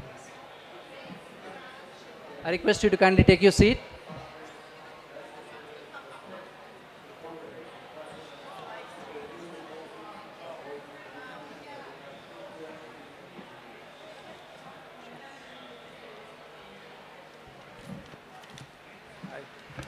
Namaste and good evening to one and all. I am Sandeep, Initiative Lead at Center for Social and Environmental Innovation at Ashoka Trust for Research in Ecology and the Environment, A3, Bangalore, India. I am your fellow panelist for today and moderator for the evening. I am joined here today by my colleagues Anuja and Abhivanak. A little bit about A3. A3 is a global non-profit organization which generates interdisciplinary knowledge working on socio-environmental issues from local to global policy levels. A3 is ranked among top 20 environmental policy think tanks in the world 2020. I welcome you all to today's session on creating win-wins on soil. How can we reward small-holding farmers for building soil organic carbon? Last year at COP26, the United Nations Climate Change Conference last year emphasized the urgency to limit global warming to well below 2 degrees Celsius, both via emission reductions and sequestration of atmospheric carbon dioxide. These calls, however, have resulted in a massive push for tree planting. But the potential of soils to restore carbon has hitherto not received as much attention as tree planting. Indeed, the Earth's soil contains about 2,500 gigatons of carbon, more than 3 times the amount of carbon in the atmosphere, and 4 times the amount stored in all vegetation. Soil carbon markets, however, have had difficulties even in advanced economies and very large farms because anyone wanting to avail these carbon credits has to use an approved technology to demonstrate the carbon sequester. While smallholder farmers would benefit greatly from being able to avail the carbon credits from shifting to regenerative agriculture practices and managing their land better. So here today we look to discuss successful approaches by which smallholder farmers have been rewarded for boosting soil organic carbon, how such efforts have been scaled, and what are the institutional architectures needed to overcome the transaction cost problem while protecting smallholders' interest. It's an honor to introduce our fellow panelists today. Introducing Lee and Vinayaki. Kindly join us on the stage, Lee. Lee is Global Research Leader on Soil and Land Health at CFR ICRAF, based in Nairobi, Kenya. As a soil scientist, her research focuses on scaling farmer-centered landscape restoration, understanding drivers of degradation, and quantifying the impacts of land management on soil organic carbon. Since 2009, she has co-developed and implemented the Land Degradation Surveillance Framework, known as LDSF, in over 40 countries across the tropics. She has published widely on soil organic carbon, ecosystem services, and land degradation across sub-Sahara Africa and tropics, including a coherent set of open access datasets. She co-leads the Coalition of Action for Soil Health, which aims to catalyze investments in soil health for human well-being and climate. She is on the Scientific Task Force and the Monitoring Task Force for the UN Decade on Economic Restoration, as well as the Scientific Steering Committee for the Global Soil Health Program. She co-leads the Landscape Restoration Transformative Partnership Platform. She is also a funding board member of the International Union of Agroforestry. Thank you, Lee. Now I'd like to introduce Mr. Bharat Kakade. Mr. Bharat, kindly welcome on stage, please. Bharat is President and Managing Trustee of BAIF Development Research Foundation, Pune, India. He is well known for his contribution towards innovative and replicable projects, including conducting usage of water resources in Deccan Trap, ravine land reclamation with equitable groundwater utilization in Kanpur. It's a place in Uttar Pradesh in India. His innovative decentralized water resource development using farm pond network in Karnataka and a trilateral project between India, South Africa and UK has seen much of appreciation abroad. Instrumental in developing sustainable rural livelihood in backward districts of Maharashtra in India under World Bank supported National Agriculture Innovation Program NAIP of ICAR. As an external evaluator, program development consultant of domestic and bilateral programs, he undertook several assignments. Major assignments completed include for organizations like Tata Trust, IWMI, Hindustan Lever, Unilever, USAID, and others. He also played advisory role to organizations including Malnadu Development Society in Kerala, India, as well as he has been admin of Andaman Nicobar and Government of Jammu and Kashmir interventions. He has been a faculty at Civil Engineering at Government College of Engineering, Pune, Bharati Vidyapeeth Institute of Environmental Education and Research, and Lead India. He is recipient of prestigious Tejwani National Award for Excellence in Research, Training and Development of Natural Resource of Biennial 96-97. The project Conjunctive Use of Water Resources in Deccan Trap, India, implemented during 93 to 97, was recognized by United Nations and awarded by Government of Maharashtra. Thank you so much for being here, sir. I'd like to introduce Mr. Barry Martin. Mr. Barry, can you join us on the stage, please? Barry is a member of Managing Board of Rabobank. Barry, over the course of his career at Rabobank, he has gained extensive experience as an international banker in both wholesale and retail banking, working in various senior executive positions in Australia, Indonesia, Hong Kong, and Brazil. Mr. Martin moved to the Netherlands in 2004 to become chairman of the board of directors at Rabobank Amsterdam. He, from 2009, he joined the managing board with special focus on Rabobank's international wholesale and rural banking activities, and further responsibilities include leasing, which is DLL, Rabo Carbon Bank, and Rabo Research. His principal other activities outside Rabobank include serving as president of EACB, European Association of Cooperative Banks, member of the board of Newman Foundation. Moreover, Mr. Martin services as the first chairman of the Global Steering Committee of the Food Action Alliance, where World Economic Forum together with IFAD, WBCSD, CIAT, AFDB, and Rabobank, and over 20 global leaders unite to deploy large-scale action through game-changing initiatives for food systems transformation.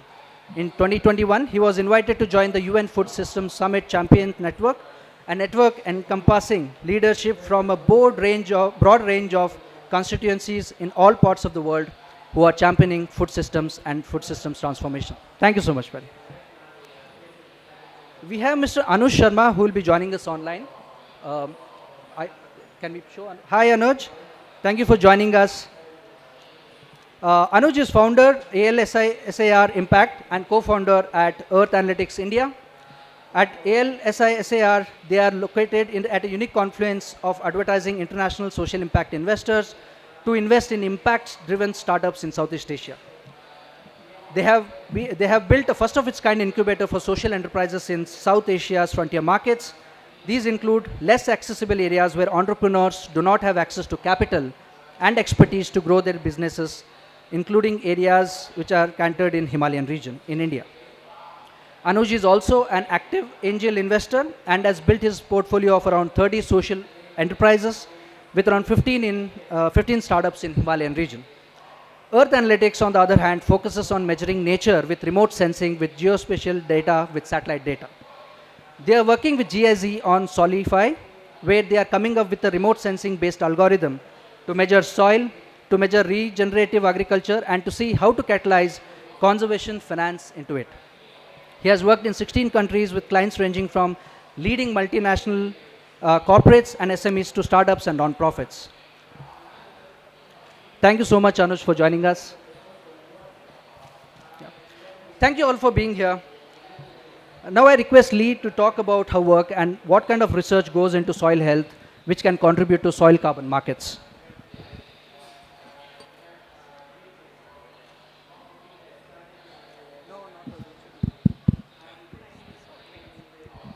Great. Thank you. Namaste, Danyawadam. Thank you so much for inviting me to be here today, and especially today, where we're talking about boosting nature-positive production and soil health. My name is Lee Winowicki. I'm a soil scientist. So why are we here today? We're here because we all recognize the important need to scale healthy soil solutions globally. And that means there's a lot of different contexts, a lot of different environmental, social, economic contexts. We're here because soil provides so many ecosystem services. Food, nutritious food. It stores carbon, cycles water, helps prevent floods, has cultural significance, biodiversity. We must have healthy ecosystems to enable soil to provide those ecosystem services. However, as you mentioned, so much of the Earth's surface is degraded. Over 1/3 of the Earth's surface is just unable to provide these vital ecosystem services. So that means we have to come together. We have to find solutions that work for smallholder farmers, with smallholder farmers, to meet their needs, to reverse the degradation and to stop any further degradation. So this requires partnerships. So one of the exciting partnerships that we've been doing at C4ECRAF is research in development. So we're bridging the gap between science and implementation. We're using evidence-based solutions with and co-created with farmers to scale interventions, restoration on farm that meet the context of the farmers. How do we do this? Not to be cliche, but we now have access to big data. So one of the things we've been doing for the last 20 years is systematic monitoring with farmers in India, in many countries in Africa, in Latin America, in Southeast Asia, to assess multiple variables of soil and land health, not just carbon, also biodiversity, also erosion, also above ground biodiversity, also crop productivity in the same georeference location.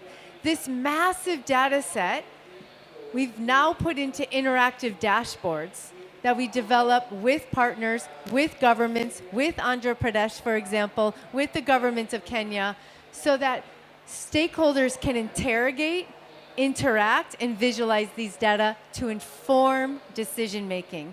And now we use these data and maps to prioritize actions, but now we're tracking, we're filling knowledge gaps. Okay, how does conservation ag really influence soil carbon, and to what depth, and for how long? How does tree planting survival increase with application of manure? All of these questions that have been plaguing us, these research gaps, we're actually able to fill across multiple contexts. So I think it's about collecting data with farmers. Farmers are part of the solution, making sure we're partnering with implementation partners, with governments, with banks, so that we can really scale this. It's not acceptable to work with one farmer, 10 farmers, tens of thousand farmers. We need to reverse degradation on 1/3 of the Earth's surface. We need to scale this, and we need to work together. Thank you. Thank you so much, Lee. That was very, very insightful. Especially the knowledge gaps which you mentioned, I'll cover it up in a while by asking you some very specifics on that. Now I request Mr. Bharat to talk about his work and his major assignments around soils and how regenerative practices can be a possible solution where the farmers can be benefited from the carbon sequestration and carbon markets.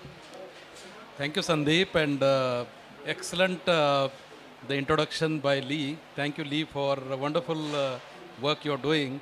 And let me also thank ATRI for inviting me over here, and thank you so much, and thank you, audience.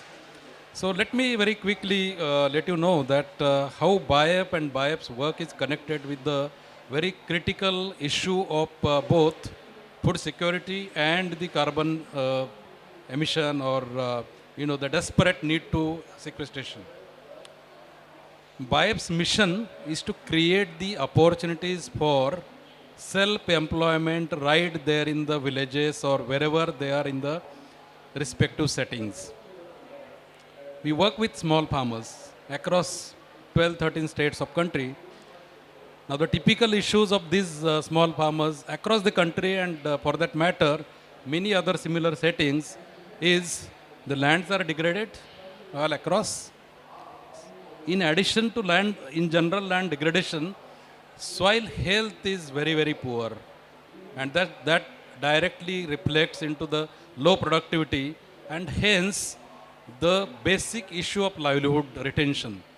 And hence, all these people, local people across the smallholding, farming communities, they are required to migrate for their living at least for 4 to 6 months to the nearby cities or the towns or the roadsides wherever they get wages for their living.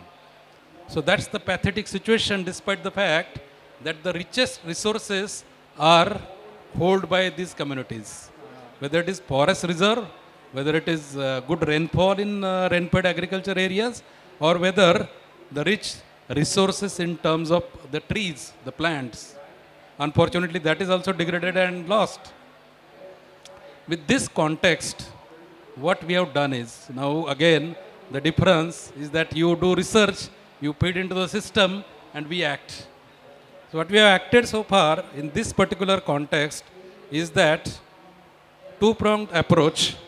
Number one is to create the livelihood opportunities by planting trees in the small farms of say 1 acre, 1.5 acres by the farmers with their capacity building, with skilling, training and supporting to some extent for planting trees, forestry trees on the border of their land and in the middle the fruit trees which give them income after 4 to 5 years. Meanwhile, their soils are enriched, the land degradation is stopped, and the small water resource management is done in the smallholding farms or in the vicinity of that area. So with this integrated approach of management of soil, of management of land in general, of growing trees, of growing crops, short gestation crops so that they have immediate income and immediate food security issue is addressed, and in long run they get sustainable income out of the production coming out of this land. Not only that, now if you stop there then there will be a big problem. There won't be sustainable production and sustainable living of these people.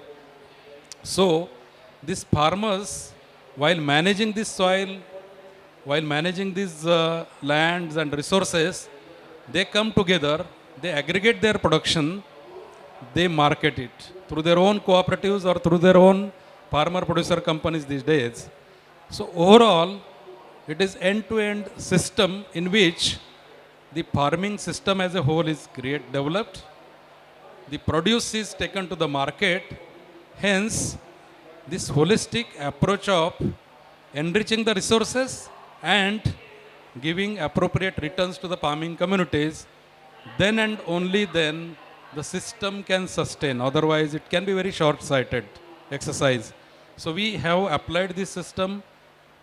The famous program with which this system is being applied in India is called Wadi approach. This Wadi approach, we ourselves, BIAP, implemented in about, say, 100,000 hectares of area, benefiting to 250 million families. And now, NABARD has replicated, they came forward, they have replicated across, I think, 10 or 15 times of what we have done ourselves. With putting in resources, many government agencies, including tribal departments, they are putting in resources and they are replicating. Excellent contribution in terms of soil health in general, soil carbon sequestration in particular. Huge amount of soil carbon is sequestered to the extent of 23 tons per hectare of land. And it is giving a good amount of income to the families, and they are getting settled down in their own village, in their own lands. So this is about, brief about what we are doing. Lovely. Thank you in so terms much. of soil and water and, the tribal livelihoods. Lovely. Thank you so much. Uh, how did you organize the institutions around it is very interesting topic. So we'll hit that very soon.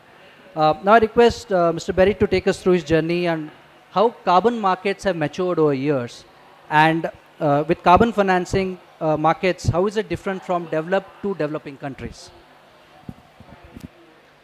Well, let me first start with how humbled I am to hear the stories here of research. I'm just a banker, so so let me just. But before I go there, I do think that I would like to go to the question which are being raised here, in the sense of the smallholder farmer. We at Rabobank, as you all know, our origin is as a cooperative. We actually have been founded by smallholder farmers, and we always, in our DNA, we always have gone and tried to find the smallholder farmers outside of the Netherlands through our foundation. We have millions and millions of smallholder farmers that we support through our foundation. What happened 5 years ago is that we started to conclude that only helping farmers with finance would not solve the problem.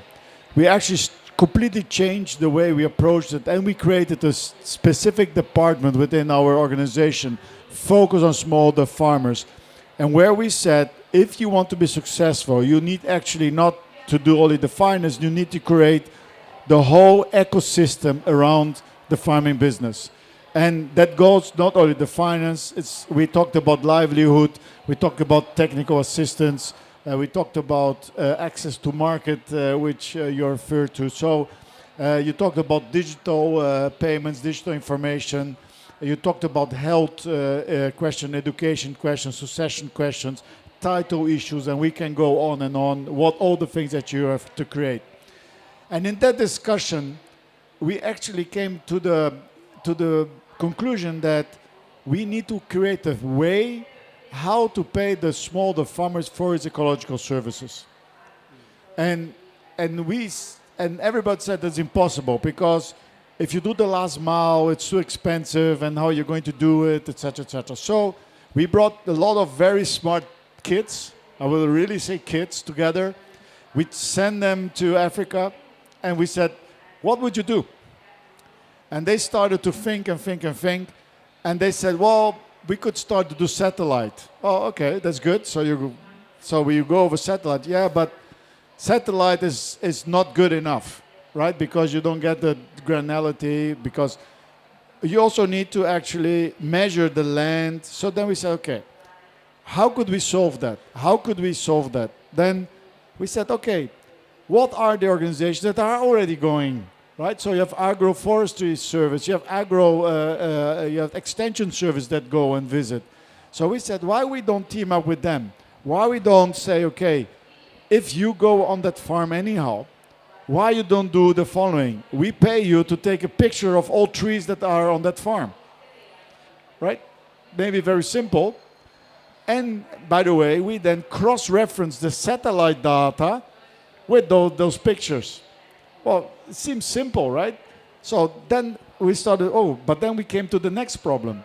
Then we came to the conclusion that actually, and you asked for the price, that the price for carbon from smallholder farmers at the time was around $15 per ton. And only the certification already wanted $20 per ton. So that didn't work. So then we start talk to a lot of certification, and we said, how could we do it? Can we use artificial intelligence to do certification? Can we use data? And we were able to reduce that certification cost to numbers that don't even go in one hand of mine. So that was very important. So that was a big troop. And then what we now have, then we have everything together. So we have the satellite data, we have the data off the ground. We have already, now we have a certification umbrella that we can do it based on data.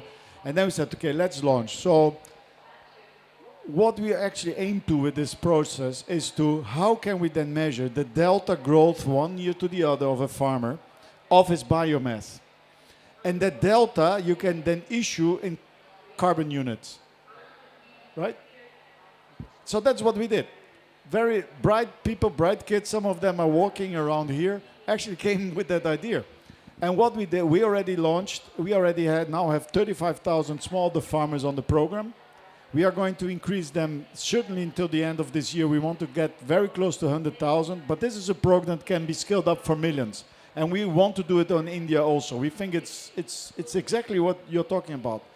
And once you're already going to on the farm, so we grow that. We have also a scheme. A lot of people say, yeah, but you know, the farmer is going to chop the tree or is going to burn it. It's not true, because the moment that the person knows that he gets money, he's not going to do it. But we have built a buffer in there, a reserve, to be able, okay, if it happens, if there is a burn or something, we did that. So what's right now? So yesterday, we issued a new batch of 30,000 tons of this type of carbons, and we got a price of $30 for it.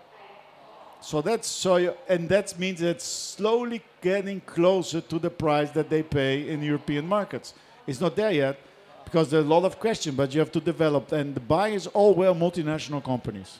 So that's very nice. So that's the development that we are looking right now. And now the view that we have is that the next phase of this project that we are thinking, and to your point, is that we now have to incentivize farmers to plant more trees. And we should be able to pre-finance them with the funds that are happening. So we already know from what we can calculate that for every hectare and to plant the trees, we need around $100. But we think that once the trees are growing, we can pay almost $200 a year per hectare to that farmer. Makes huge difference. But we will have to find, and we are now looking at actively our own money, but also trying to get funds to finance. But it's also clear that we now need to put this process into management systems, extension services, and those platforms that are there. But now the next step to carbon soil becomes very much closer, because you already have the farmer on your system, you're already giving him cash flow, you're already visiting his farm, you're already having a discussion of agro-services, and that for us, I think we are getting closer to the step that we can also start talking about the biomass into the ground. Not there yet, but that's certainly part of our project, and therefore we have the carbon bank. So the carbon bank right now is doing all the tests with larger farmers, but I think, and that's the philosophy of Rabobank, we are never going to be, or we are a true global food and agri bank, because we look at food and agri not only for the large farmers, but also for the mid-size and the small farmers. That's the way we look at it. That's what we are doing right now. So I give you some numbers of the last numbers, and I think this carbon is so beautiful because not only it's natural carbon, but there's also the social component, and there's also the biodiversity component, because if you plant trees which are natural of that region, you really also add biodiversity in all the senses. So I'm very excited about this project. I'm very excited about what's happening, and it's something that you can easily scale because it's satellite-based and it's based on agroforestry services that are already being rendered by many of you here in this room. Thank you. Thanks a lot, Barry, for that insightful talk. Now I request Anuj to take us through his work and how can technology offer a solution in the small farmholder market. Yeah, thanks, Sandeep, for the opportunity, and great to listen to all of you and understanding the perspective from different angles. So maybe I can give a brief about what I do, and then I can take deeper insight into how we are solving the problem. So I kind of wear a couple of hats. One is I've been active in impact investing and social enterprise landscape for the last 15 years. And I was one of the first person to start way back in 2007-8 when the impact investing movement was starting in South Asia. And recently, 4 years back, we started out with a technological startup called Arthanalytics, where we are focusing on soil carbon through remote sensing data analytics. And what we are trying to see is some kind of fundamental things as well, where technology is one side and the economic development is the other side. And we are trying to converge two things which are very important as well. And just to kind of give a little bit of statistics in the background, what we are talking about global south, primarily not just South Asia, but even Africa, if you can talk about, or South America, majority of farmers, we are talking small farmholders. In India, if I take alone, which is 1.4 billion population, 90% of farmers are small farmholders. And when we talk about them in terms of isolation, not a single benefit actually comes to them on ground. We keep talking about great initiatives and various other kind of things, but they don't percolate to them because economy of scale is not there. And since the economy of scale is not there, they are always left out.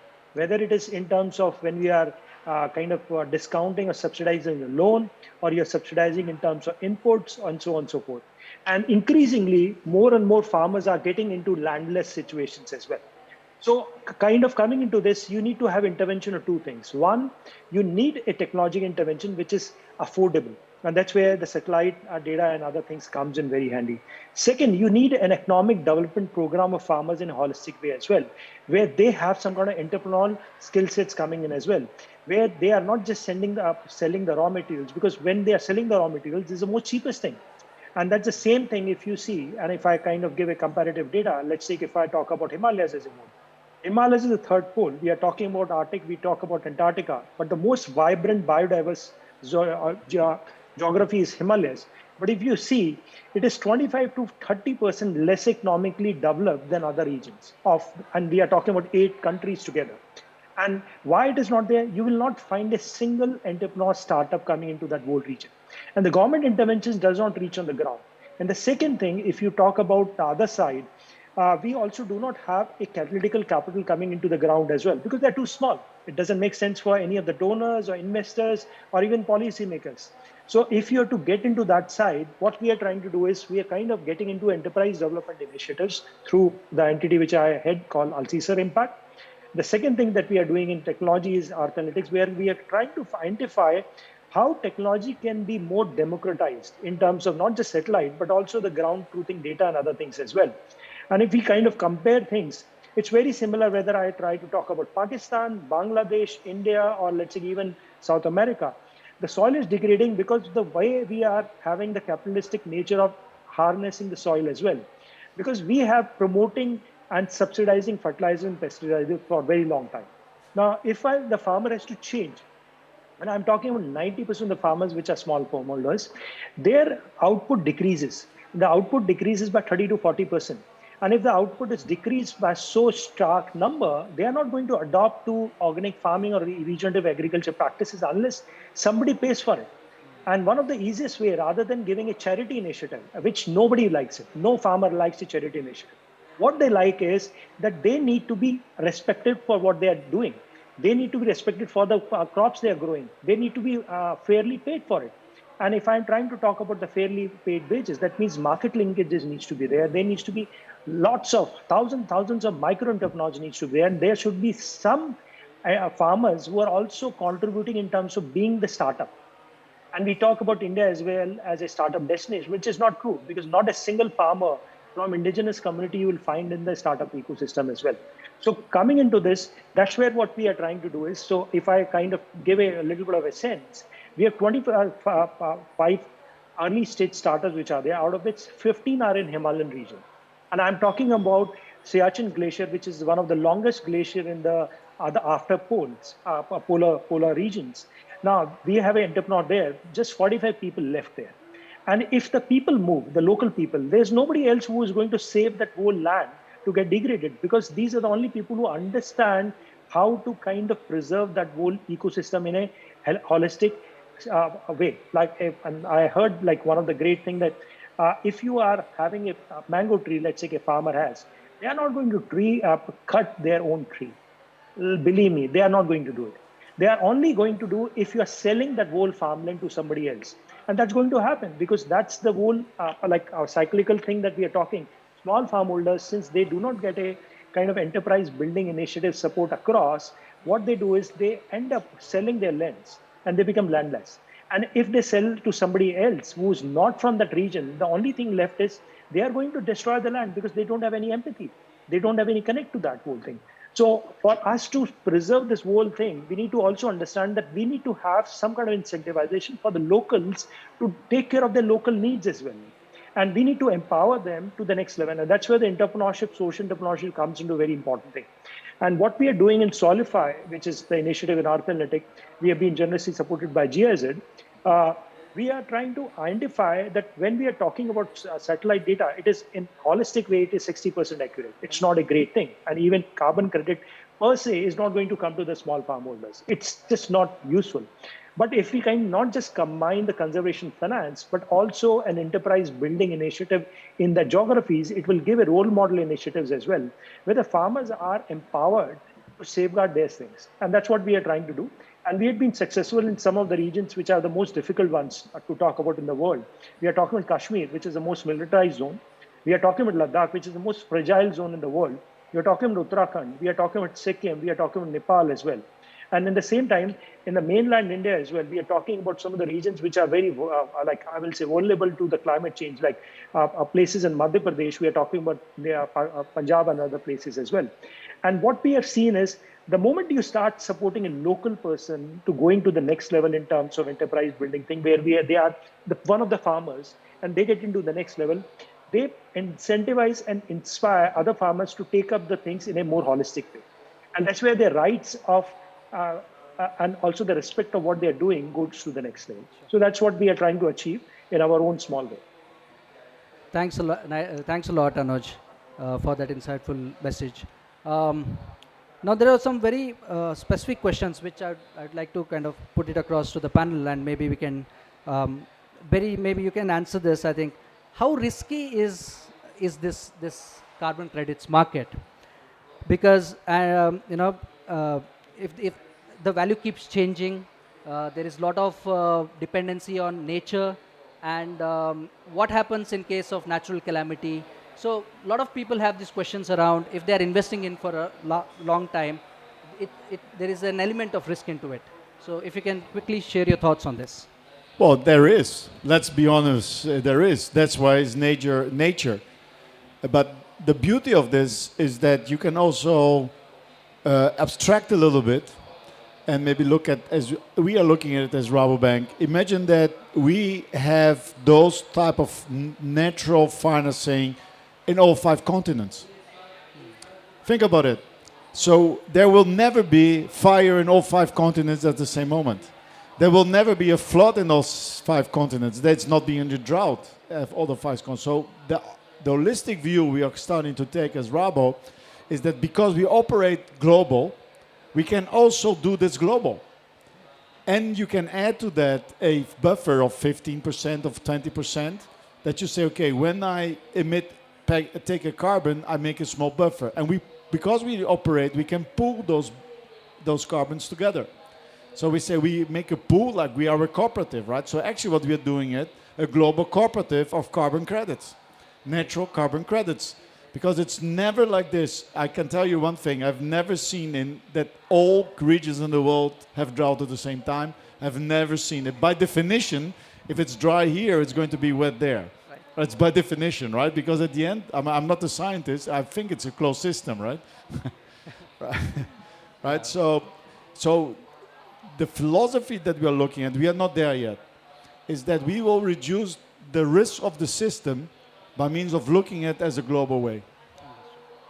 Thank you so much. We have another question. I think, Mr. Bharat, you can answer this.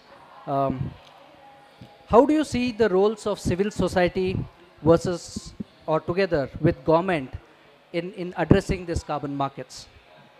Well, I'll answer this. I'm also joined by my colleagues, Yogesh Sawant, Mr. Nimbalkar, and Mr. Kote. They can supplement. It's, and rightly said by Lee, it's always an effort of the partners and partnerships.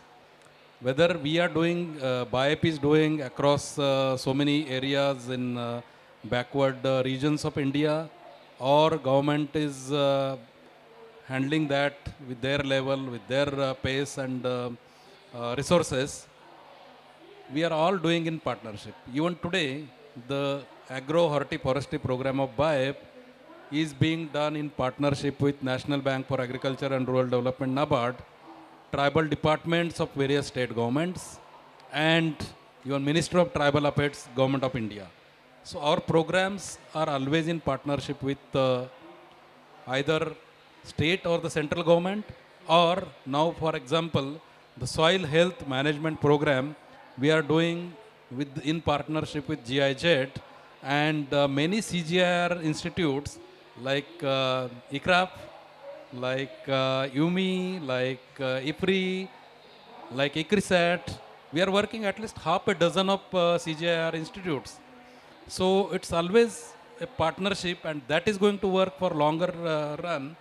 And that is how not only this kind of research, development, government, non-government institute, but also the bankers. I mean, bankers or the people who are financing, they have to come together, join hands, and then only we will be able to address the very critical issue of soil carbon management. Thank you so much. Um, yeah. I would now like to open the floor for questions from audience, if there are any. Before we proceed with few questions which I have, I thought let's ask the audience. Is there any question from the audience? No. All right. Thank you. Lee, yeah.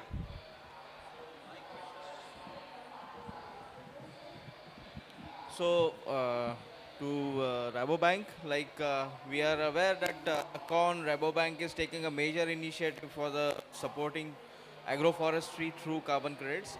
But one question arises, definitely you also look at the fluctuating markets of carbon credits. And when a farmer is investing in something based on carbon credits, he also is taking a risk. So how do you visualize the carbon markets to mature in the future? Like we have seen it, they have grown from $3 to $10, $20. So what is the future perspective on it?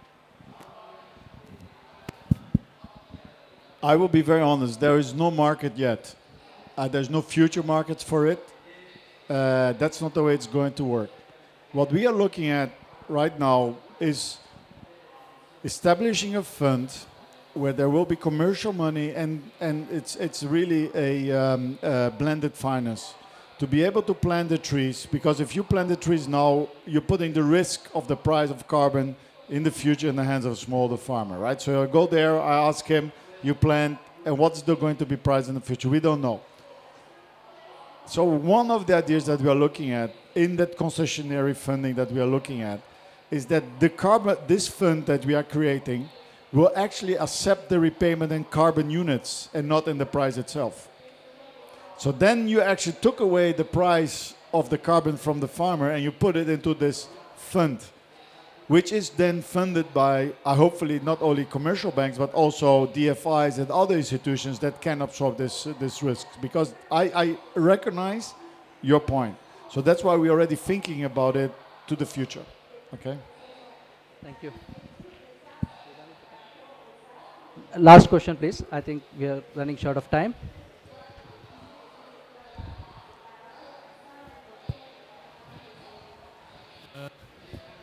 I just would like to add one thing regarding the partnership also, because we have to think about the partnership with the farmers also, because carbon market is dependent on the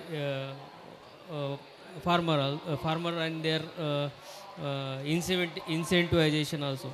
But regarding the challenges like climate change challenges, farmer will have lot of constraints when there are such climate change extreme events.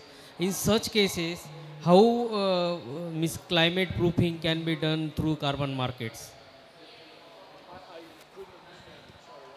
Yeah.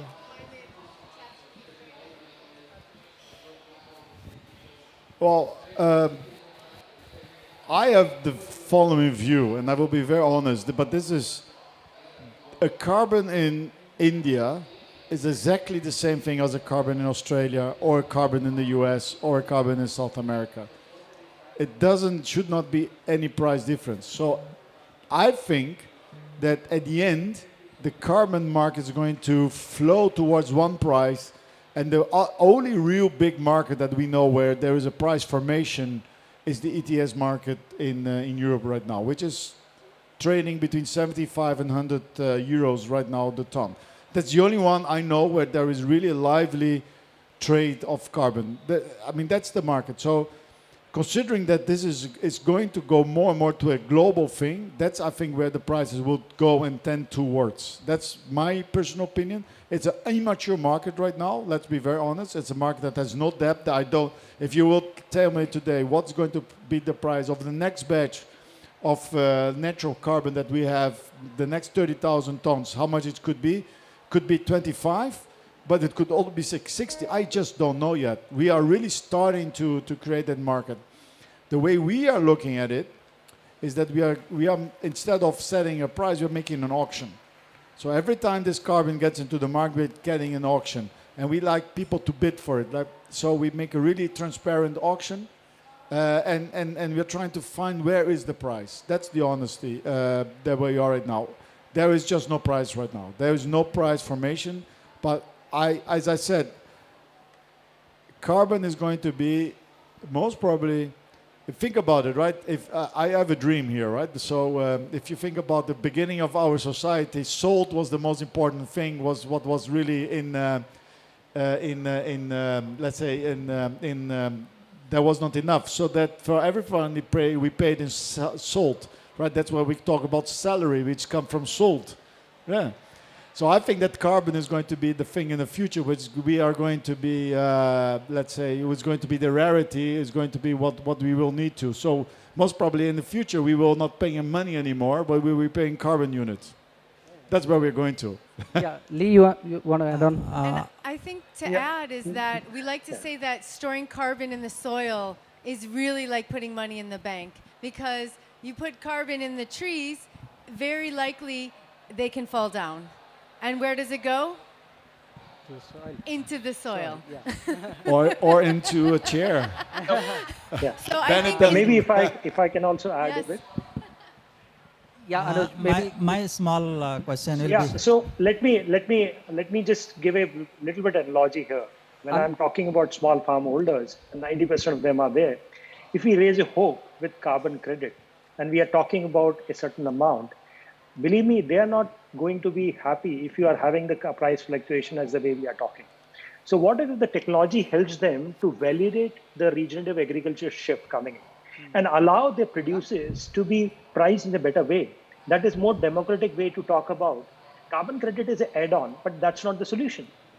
And this solution could be good in Europe or US, where there's a huge, big farm holdings which are there for per person. But in India or Africa or Bangladesh and Pakistan, it doesn't help. It just add on.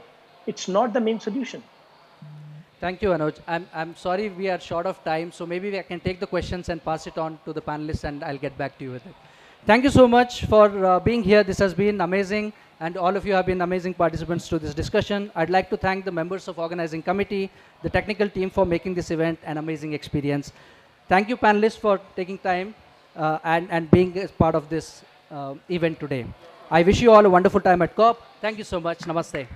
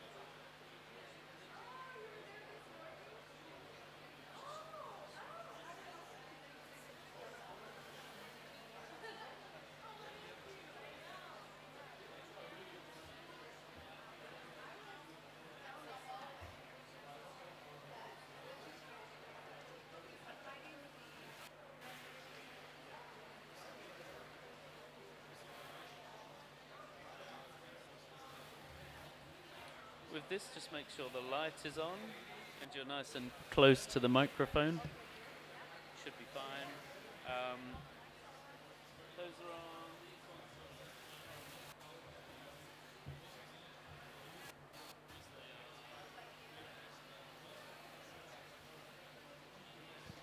One, two.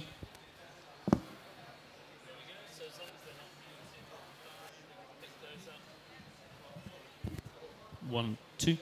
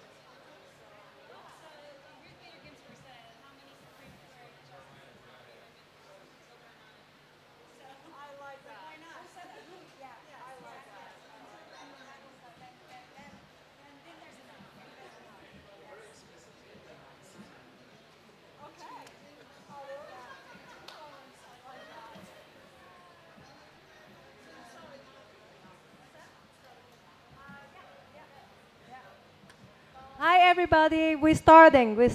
Last chance. No, just kidding. This is.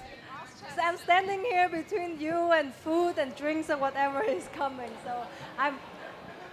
But I have the best. I have the best panelists of today. So I think yeah, we'll make it worthwhile, right? So good evening, everybody. I'm Heng Nguyen. I'm the VP of Sustainability at OCI.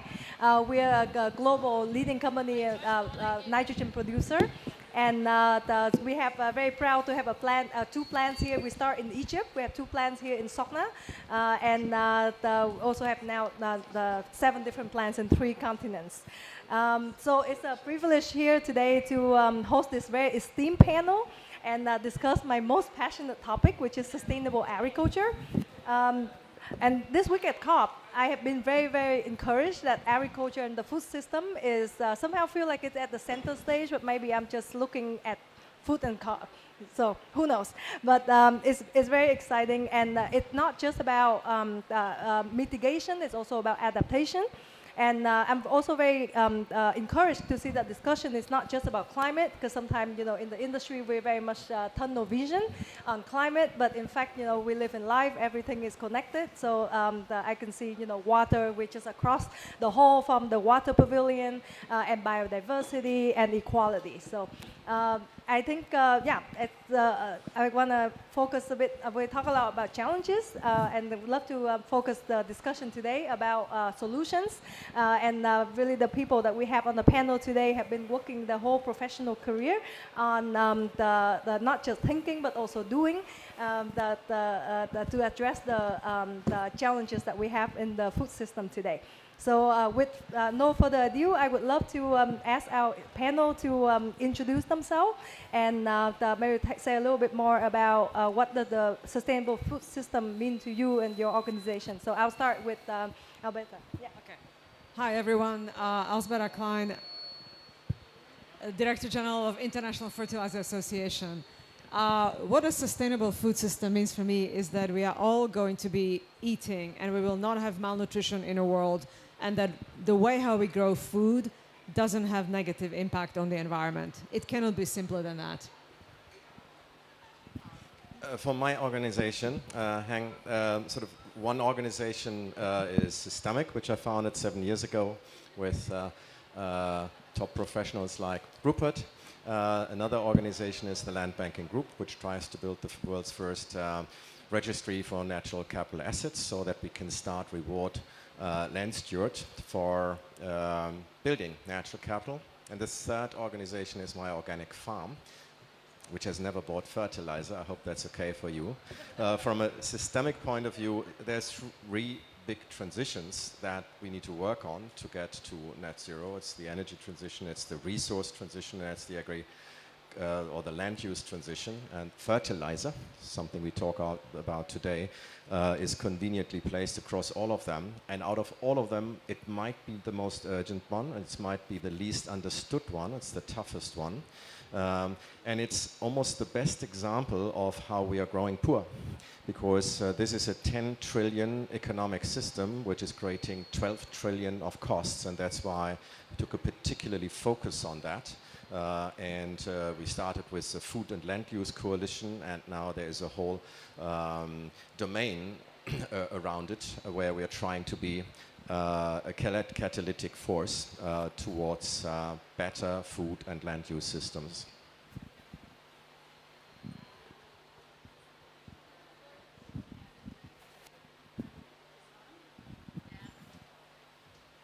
There it is. It's on now.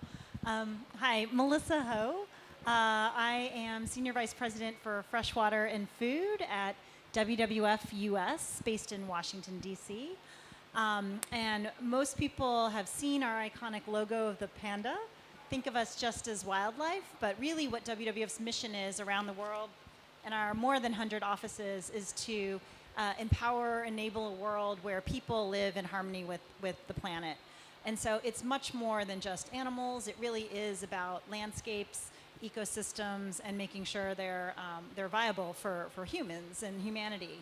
So my team really looks at the 2 biggest drivers and threats of nature, and climate for that matter. It really is agriculture and infrastructure. and it's not about, it's about sustainable development and conservation and marrying that. So for us, sustainable agriculture, I think we're moving beyond being just sustainable and doing no harm. I think, you know, we have picked up the term regenerative, resilient agriculture. For us, there are 3 pillars. It is nature, climate, and people. And then we have metrics very much, I appreciated what Elizabeth said about, you know, we look at human health and what the food system should be or is delivering for ensuring healthy populations. Malnutrition, but also now obesity is a big problem. Also, we're looking at economic health of the food chain and the workers and the people in it and accessible food. And then the 3rd pillar for us is obviously planetary health, and that is nature and people. Nature and climate. And we are so focused here, obviously, at a climate COP on GHGs and CO2 emissions, but we really need to be thinking about the equal crisis of biodiversity loss, soil and water and land. And so those are an equal dual crisis that are being exacerbated and should be intertwined with thinking about dealing with the climate crisis. Thanks. Great. Thanks, Melissa. Initially, I did have a question. I really wanted to focus this discussion today on regenerative agriculture, because there's so many different things that we could do, right? And I really like to, kind of dive into this topic of regenerative agriculture and or nature positive food production. But then this week I was at the FAO Pavilion, and there was a discussion with real farmers on the stage, and some people asked the question about regenerative ag and this and that, and the farmers said, don't throw more terms at us, right? So I'm really glad what you said, Melissa, is more focusing on the outcome. So there's a question to you all, actually, how do we actually have the solution that work for the people on the ground, right? What is important for the food system, what is important for the farmers and the people benefiting from it, and how do we stop throwing jargons around and actually, providing solutions?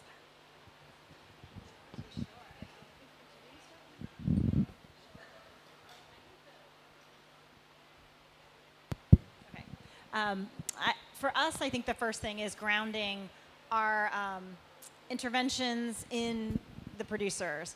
I think we have obviously goals as a conservation organization, but thinking of getting scaled adoption of practices and impact won't come unless you get buy-in from the bottom up and grassroots. And so it has to engage and be viable from the producer perspective. That really means the economics have to work in a business case for the producer. So it has to really take a systems approach, and you can't just expect adoption of practices. So it's not that we don't care or think about the practices and the science behind which practices yield which impact, but you really have to couple that with what the producers need to understand what and why that works for them. So there's technical assistance, there's the business case, there's de-risking, investments on the front end, adoption, and then also the market incentives to drive more scaled adoption going forward. What is empirically quite interesting, there's enough data to support the fact that farmers, out of all professions, feel least independent. And that tells you something, because these are the people that seem sort of be freest of us all, and then they aren't.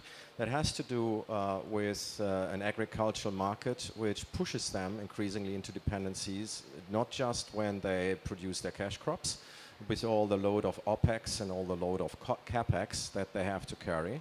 There is even a risk that now, as we start to understand that how they manage soil, how they manage every square meter of land, and how that needs to provide more than just one crop, that we build systems that push them even more into dependence. There's an alternative to that, where we actually help them to document and to show, and then to securitize and later to trade, how much wealth they are really building. So how they are ecosystem millionaires in terms of how they're accruing natural capital, which is this ultimate asset that this society needs, even more so under the conditions of climate change. And whatever helps to get them out of a perspective of how much how many costs do I have to incur, and how much do I have to expose myself to credits. And I think there's an alternative proposition that says that actually we turn what they have into an asset, and we help to create markets where you want to invest into sort of a way where you see the value of those assets. And then, of course, there are a zillion other things that we need to do to make sure that they are released out of that dependence. But I think the biggest sort of thing is not to give them value, but to give them appreciation. And that cultural shift towards more appreciation starts with being able to show how much natural asset value they're really building.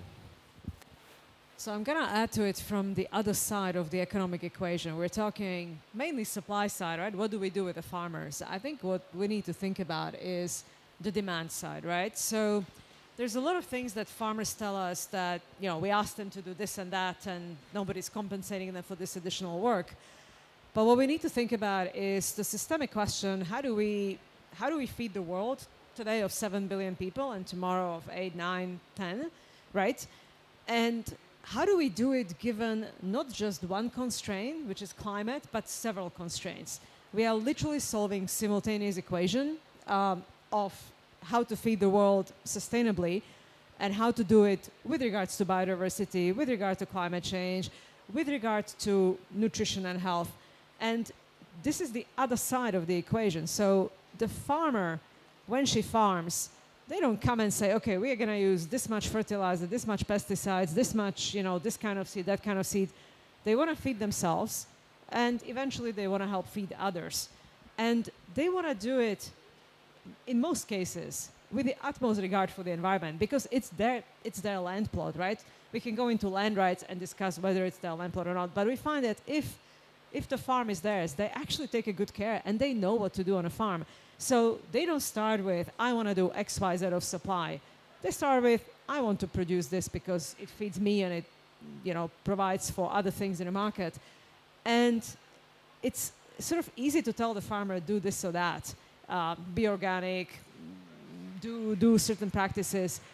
At the end of the day, the farmer, if she owns the land, they will take care of that land, provided they have education, provided they have knowledge, provided they have current knowledge, because a lot of farmers' knowledge is knowledge that has been there for generations. But what we hear from farmers is that with the climate change today and with changing environment, they actually need different knowledge, new knowledge. So it's actually fairly complex. So I'm just adding to the supply side that you described, the demand side on how do we ensure that we don't convert land and we actually happen to feed the world. Melissa?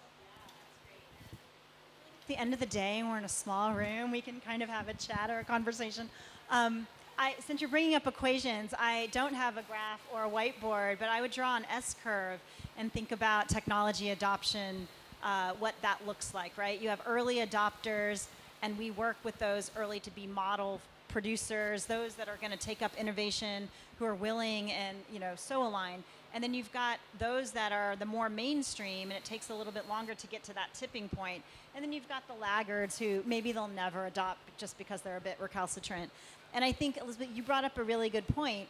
For us, I think it's also going in with the right intention and respect, not just the business case and the model, and here's, you know, how to get market incentives and align those things, policies. Yes, it is all that.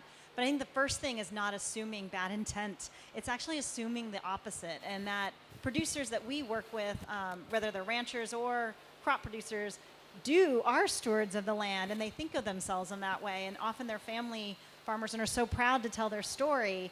And so having, you know, an environmental organization validate that versus come in with finger wagging is like the worst way to build a relationship and get behavior change and adoption. And so I think that's one of the first things we have to do, is to build trust and really, you know, acknowledge what their intentions are, which are basically good. And then the last thing I'll just mention is that the ranchers that we work with in the Northern Great Plains in the U.S. are not adopting regenerative ranching, rotational grazing, all of these kinds of better improved practices because of carbon. They're actually doing it for water. They're experiencing a massive drought, chronic, even in the north part of the country. I mean, it's all over the West. And they more mainstream are talking about it in rancher meetings, not just our early adopter farmers or ranchers, but those because they see the resilience and the water storage and then what that does for their herds and being able to grow the grass. So it's actually about their own self-interest. Well, I add something to that as well. I think it's so interesting. I was in traveling in the Midwest in Nebraska and Iowa, right? And I came there, from Europe, thinking the American farmers don't really, they just over apply a lot of fertilizer. But actually, because of the nitrate pollution for water, right? Actually, a lot of the applications, at something like 75% of the UAN application is already treated with inhibitors.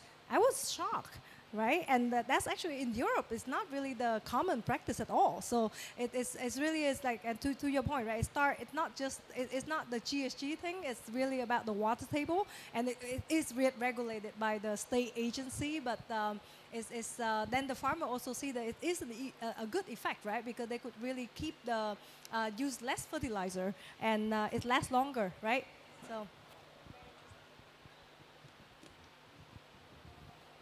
So I don't know. I just wanted to add one more thing, maybe to this round of conversation. We took away your moderator role. No, I just want to add one more thing to the demand equation, and I don't think it was in the original script, but it's a small group at 7 p.m. The other demand side is the consumer, and when we worked together on a Scope 3 study with Systemic, it was very clear that we could make a huge difference in what is being produced, depending on what is demanded by a consumer, and that is probably the hardest part of the equation, right? So we know that if we eat one piece of meat less every week, that's going to have a huge impact on how food systems actually develop. So just as we are painting this picture of what sustainable agriculture is, there is supply side, there is demand side, and the demand side definitely has several parts to it, which we need to be cognizant. I don't know, would you? And I think if you read the report, what you're really reading, yes, on one way, we have a whole list of technical solutions. Many of the scope 1, 2 things which are not described, sort of the industry is fully aware, has been for years, and now you're going after scope 3, and even here sort of you can describe how you have to increase your nitrogen efficiency, how you have to bring in inhibitors, how you have to make sure that the whole nutrient mix is really optimized. But then very quickly you come to a point where it's about a much broader system change, both on the supply and demand side. On the supply side, how you're really cropping, how you're intercropping, so that you make moving away from the very fertilizer nitrogen demanding and crops towards crops that are much better to fix it. But then very quickly you are of course on the side of how can we introduce a unified or global unified reference diet, how can we make sure we are closing local loops, how we can overcome food waste, how do we find those new proteins that should be part of a future, how can we actually intensify by bringing precision into agriculture. And then you are part of a much, much bigger story. And that redefines of who you are as an industry. And sorry, I'm just looking at you now because you conveniently both sit on that side of me. I think both the suppliers, and you talked about it, they got it. That it's better for them to change their practices in more than one ways, and they are looking for ways to do that. And the demand side as well, they also got it, that there is value in treating land differently, because it gives us insurance against climate change, it gives us water resilience, it gives us essentially a risk mitigation insurance within our value chains and insetting and offsetting opportunity, and it also gives us sort of more wholesale store of value that comes with biodiversity and other things. And all of a sudden there's a market who got that and is interested in that. And now what's the role of a fertilizer industry in the middle of this? I think there's one scenario in which actually sort of you get squeezed, so you get pressure, you feel pressure from both sides of the system, and there's another very positive scenario in which you are very much turning yourself in the catalyst of that system transition by doing all the things from R&D, developing new products that actually are applying themselves more efficiently at the right time, at the right crop, and at the right place, and into the right soil, where you improve your outreach programs, where you partner up with the entire value chain, where are you playing a positive role towards the policymakers, and potentially where you are starting even to go all the way down to the core of it. What's the business model of that whole industry? Sort of, is it about tonnage of fertilizer, or is it really to turn yourself collectively in a yield insurance? And I think there is and we are starting to see this in other industries, that you can actually rethink yourself as a performance industry that is not just looking at itself as a commodity industry, and you can see what that is not only a needed proposition, it's a possible proposition, and it's a very attractive proposition. And so I think that's something that I think your association does, and that sort of the report, I think, explicitly and at least implicitly proposes there's a completely different future of how you're defining yourself as a part of that food chain, not just as an input provider, but as a system architect for the whole thing. If I can add a couple of words to it, I couldn't have said it any better, but where we are today in our industry, and I'm sure Han will agree with me, the issues of food security are absolutely front and center. And so, despite the fact that we had our eyes clearly on moving the needle on sustainability, we also have to deal with food security. And we don't have a choice to do one or the other. We actually have to do both at the same time. So you're eating your lunch and driving at the same time, right? And so what is it? It's an intermediate industry sitting in the middle of the value chains and conveniently hidden from sight for many, many decades, since 1900s, right? Haber-Bosch. But when you're sitting in the middle of that value chain, this is where you can become that lever where you can change things. So it's about farmers and food security, and it's about energy transition. And both go at the same time. And we decided consciously back in 2018 as an association representing the industry that we want to be that lever of change, and then we scaled it up last couple of years because we have a role to play in food, we have a role to play with the farmer, and we can play a major role in energy transition. If you look at ammonia industry today, it has a value of X, and if we decarbonize shipping, it's going to be 10 to 20X, right? And then apply to that green hydrogen, so that substantial part of it can be produced in a very sustainable manner, or at least blue. And then you have a very different structure of the industry. You basically have a very different industry, right? Go ahead, the moderator, Han. You are, and I'm sorry, but I actually wanted to ask you both a question. One was just for the audience, since you're so small, do you know Scope 1, Scope 2, and Scope 3 and what this report is? Yes? Everyone does? Okay, good. I just wanted to make sure, SBTI. The thing I wanted to ask Elizabeth is, I'm hearing this, and your amazing rendition of like being in her mind about why she commissioned this report. What is the hardest thing now that you're on this journey to transition yourself in this role and to transition your industry and all of your network and of partners of fertilizer who measure their success, right? By how much fertilizer? Melissa. All right. So I mean, just right, before they measure how much sales they have, right? They want to. That's probably what they're used to in terms of their metric. How comfortable, or what are the biggest challenges you're facing with getting the industry to see themselves in this new role, in this new way? Yeah. I think, the opportunity is there, right? I think, for example, I was kind of intrigued and somewhat pissed off because I realized that the distributors at Bushu here that I met in the U.S. they were making 100% margin on these inhibitors. You know, I mean these are not really high costs, but they're just like wow, you know that there's adoption, there's their willingness to pay when there's a system forced to do this, right? And there's also value, and just like why is it not being used already across? So I think that really an opportunity, and sometimes you really need to kind of go out there and see, and you know, OCI as a company, we're sitting very much upstream. So a lot of time, you know, our folks are not really agronomists, and they don't really know the system that much. So I think we miss opportunity as well in terms of, you know, sometimes our customer are already ahead of us, right? From that. So I think that there's a role in that to play. So I think it's a huge opportunity to be that we could capture as well. And in some way, you know, the Scope 3 work is great piece of work. And so far, I mean, we've been focusing a lot internally on the Scope 1 and 2 actions, right? So a few days ago, we actually launched the first green hydrogen production in Egypt. So a 15 megawatt first phase and 100 megawatt in the next phase. So it's the first project in Africa. So we're really proud of that. But it's so expensive to produce this green hydrogen, right? So then the question of who is willing to pay for this. So we were just talking about this with Bushu from Taurus, who's a distributor, you know, working more downstream, producer and distributor, working more downstream to us, right? But at the same time, I'm so hopeful with this technology when it works in scale like this, right? That it's somewhat affordable when it comes down, and you don't have to build million tons fertilizer plant in places that don't have access to natural gas today, that cannot produce fertilizer, and you have to import, right? I mean, in some way, everyone got sun, everyone got wind.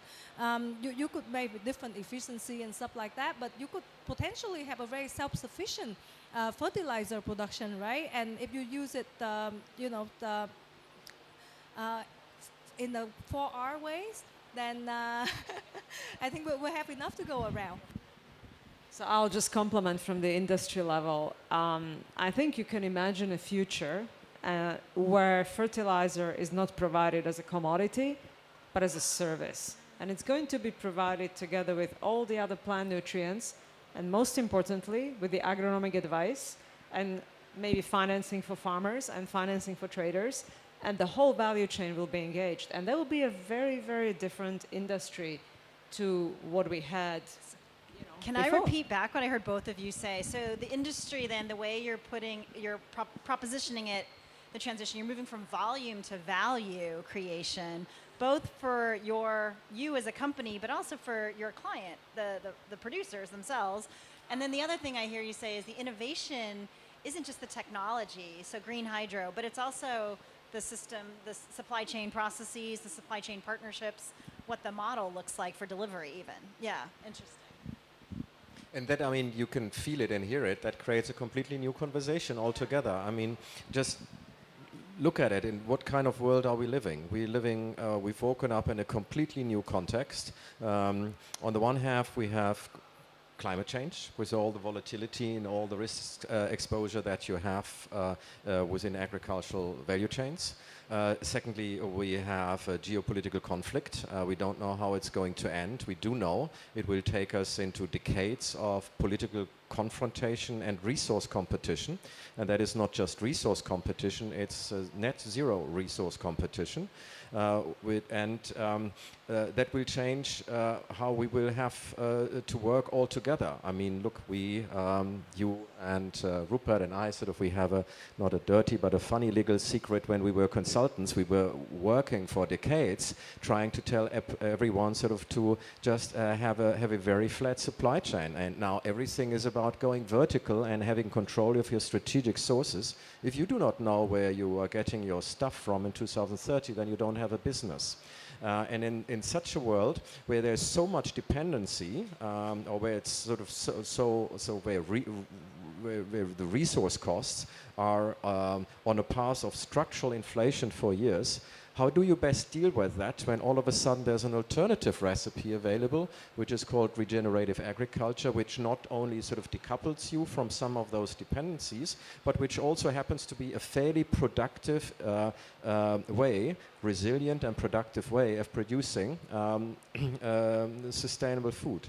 And that is a source of value creation, and you want to be thinking, do I have a model that allows me to participate continuously in that value creation that comes from better treatment of soils and more regenerative practices? And that's really sort of, and it's the first time sort of I really hear that expressed that explicitly.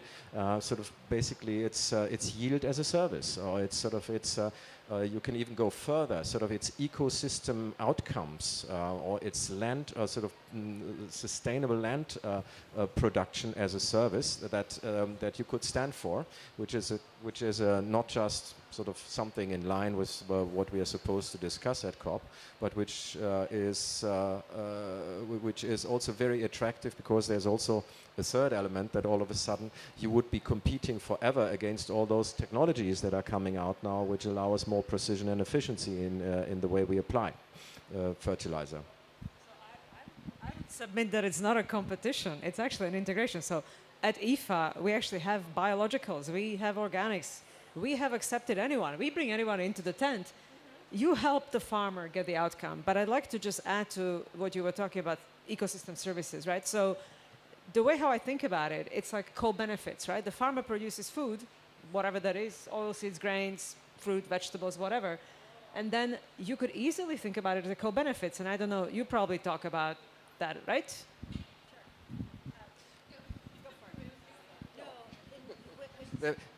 Very quickly on this one, I think this touches on a very interesting conversation. If you take everything that we think we need to do for the future food system, and sort of one way to describe it is these 10 elements of the transitions of Folu, you can separate them apart from a coupling enabling ones. One is about decoupling, and one is about restoration. So restoration is about sort of how giving nature 1.2 billion hectares back, is to re-wet the peatlands, it's to introduce more agroforestry even at the expense of yield. And then the other is intensification, that's sort of what we have been driving for centuries. And currently I don't think that we are utterly clear in our head sort of how to deal with that. And that's why I think that ecosystem services are not just a co-benefit of production, because that would be true for sort of some established managed land. I think we need to have an overarching paradigm shift that allows us to have the right production choice for every square meter of earth, because earth, land is the ultimate scarcity. We've forgotten about that through 100 years of economics. Sort of economics started with the physiocrats that told us we should only take care of the land. Then came Marx, then came the classics, then came the neoclassics, and we didn't even look at land, because sort of it didn't have any marginal costs, so it wasn't part of the price, and so it's not part of a market equilibrium. And now we are moving into a world where economics needs to be cognizant of that production factor called land. And so if that is true, we have to, for every square meter on Earth, we have to produce the right bundle, which is a mix of soft commodities, water storage capacity, biodiversity, soil health, and carbon storage. And then sometimes we will say the best way to deal with that is not just as a co-benefit, but let's just re-wet a piece of peatland, because it's just the higher yield for us as society, and potentially also for the markets. We need to be able to deal with both, because otherwise we are stuck, at least sort of I am very quickly intellectually stuck in a world where you have to do both, decouple and restore, and sometimes decoupling becomes the enemy of restoration, and restoration becomes the enemy of decoupling and intensification. I'm not sure. On that same thread, I think I'll point, since this is a very informed crowd, there's a report that was launched on the margins of Climate Week in New York in the end of September. CI, Conservation International, WWF, and others contributed, called the Exponential Roadmap for Natural Climate Solutions. There's one figure, I think it's like figure 2. It's a bunch of circles of varying sizes.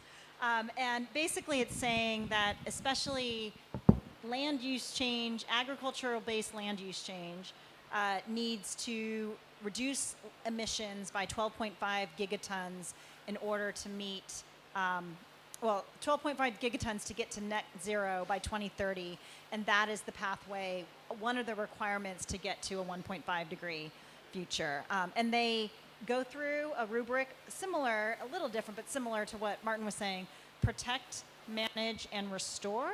And under manage, I break out manage in terms of field level production practices with shifting diets and ending food loss and waste. There's two parts of manage. So I say protect, manage, restore, and shift. So under protect, there's about 3.5 to 4.5 gigatons of the 12.5 that you could get. There are things like avoided conversion, so halting. If anyone has been in any other panel I've been in today, this is a broken record. Halting ag-driven, mostly beef and soy, but not only, land use change, so deforestation as well as conversion of grasslands, which never get their spotlight. Grasslands are always forgotten, in lieu of tropical forests, which are much more charismatic. Not that we don't care about forests, we do. The other one, protecting and improvement of management of protected areas. And then obviously empowering indigenous and protected lands. So they are 5% of the people, 20% of the land, but they hold 80% of the remaining biodiversity. And then under manage, there's about 7 gigatons for better management of forests, grazing, and farming. And that is where you guys come into a hilt in better improvements of input use, management practices, et cetera. And then restoration, there's anywhere from 1 to 3.5 billion over time of what the restoration potential is. But restoration's really expensive. And then another 2.5 gigatons on shifting diets and ending food loss and waste. But the question I also have, so these are sort of like science-based buckets translated, also coming from the IPCC report. But how do you, so these are sort of the rough buckets, how do you make that your North Star and then downscale a strategic implementation plan to really drive adoption to get, what are the levers within each of these buckets to do that work, right? And then you as a sector actor in a really key role, what is the owner's responsibility for you on these other pieces? Like at the IFA meeting in DC just a few weeks ago, or was it last week even? We talked about land use change, right? And I mentioned Jevons paradox, where you might have resource use efficiency thinking you're going to reduce the use of that resource, water use efficiency and drip irrigation is an example, but you have this unintended consequences if you don't have hard boundaries and limits to expansion of the use of the resource. You can actually drive a perverse incentive to have more production on marginal lands and use, now this resource is available, you can use more of it. So I'm curious how the whole picture fits now that you're looking at yourself as a systems actor. So look, you just touched my favorite phrase, which is unintended consequences. It's actually quite interesting because when you talk to a farmer, they really generally would not tell you that they like this versus that, this particular input versus that particular input.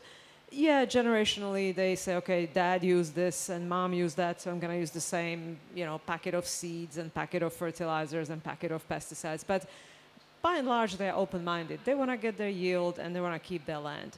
So it's not whether we go regenerative, organic. It's about what the farmer ends up with. And we have a live example in front of us in Sri Lanka, unfortunately, right? So maybe a good intent. Let's stick with good intents. It's late at night. Let's just say it was a good intent. And good intent was let's be organic. Let's go organic for the whole country. Okay, good idea, maybe not. What we forgot, what we didn't think about in that transition is that when you go organic, you're going to have a substantial fall in yields. It's not whether it's good or bad. You are going to have a decline. And according to our scientists, when it all started last June, we heard 30 to 40% in tea and in rice paddy. Well, it happened. It was minus 30%. It was minus 40%. And the debate often goes to, oh, it's good, it's bad. No, it's not good or bad. It is the farmer who is currently making 30% less than she expected to make. And that needs transition. That needs schemes to help that farmer to get there. You cannot go from year 1 to year 2 and say, okay, we're going to stop using everything and we're just going to pretend that nothing happened. You can do it, but you need to have a transition.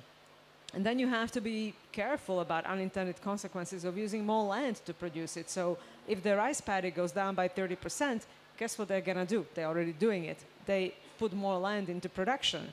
That's unintended consequences of bad policies that need to be thought through, and you need transition. And transition is a very important word when we are here at the COP, at Climate COP, because nothing can be switched off. We build our systems as global systems. So whether it's food or energy, you cannot just turn it off. I'm sorry to say fossil fuels are with us more than ever because of the war in Ukraine. Doesn't make us happy, but we can't turn it off because people in Europe will freeze. So that transition and thinking through what policy is needed to get us there is just so important. Otherwise, we end up with a whole bunch of unintended consequences for food system, for energy system, everything in between.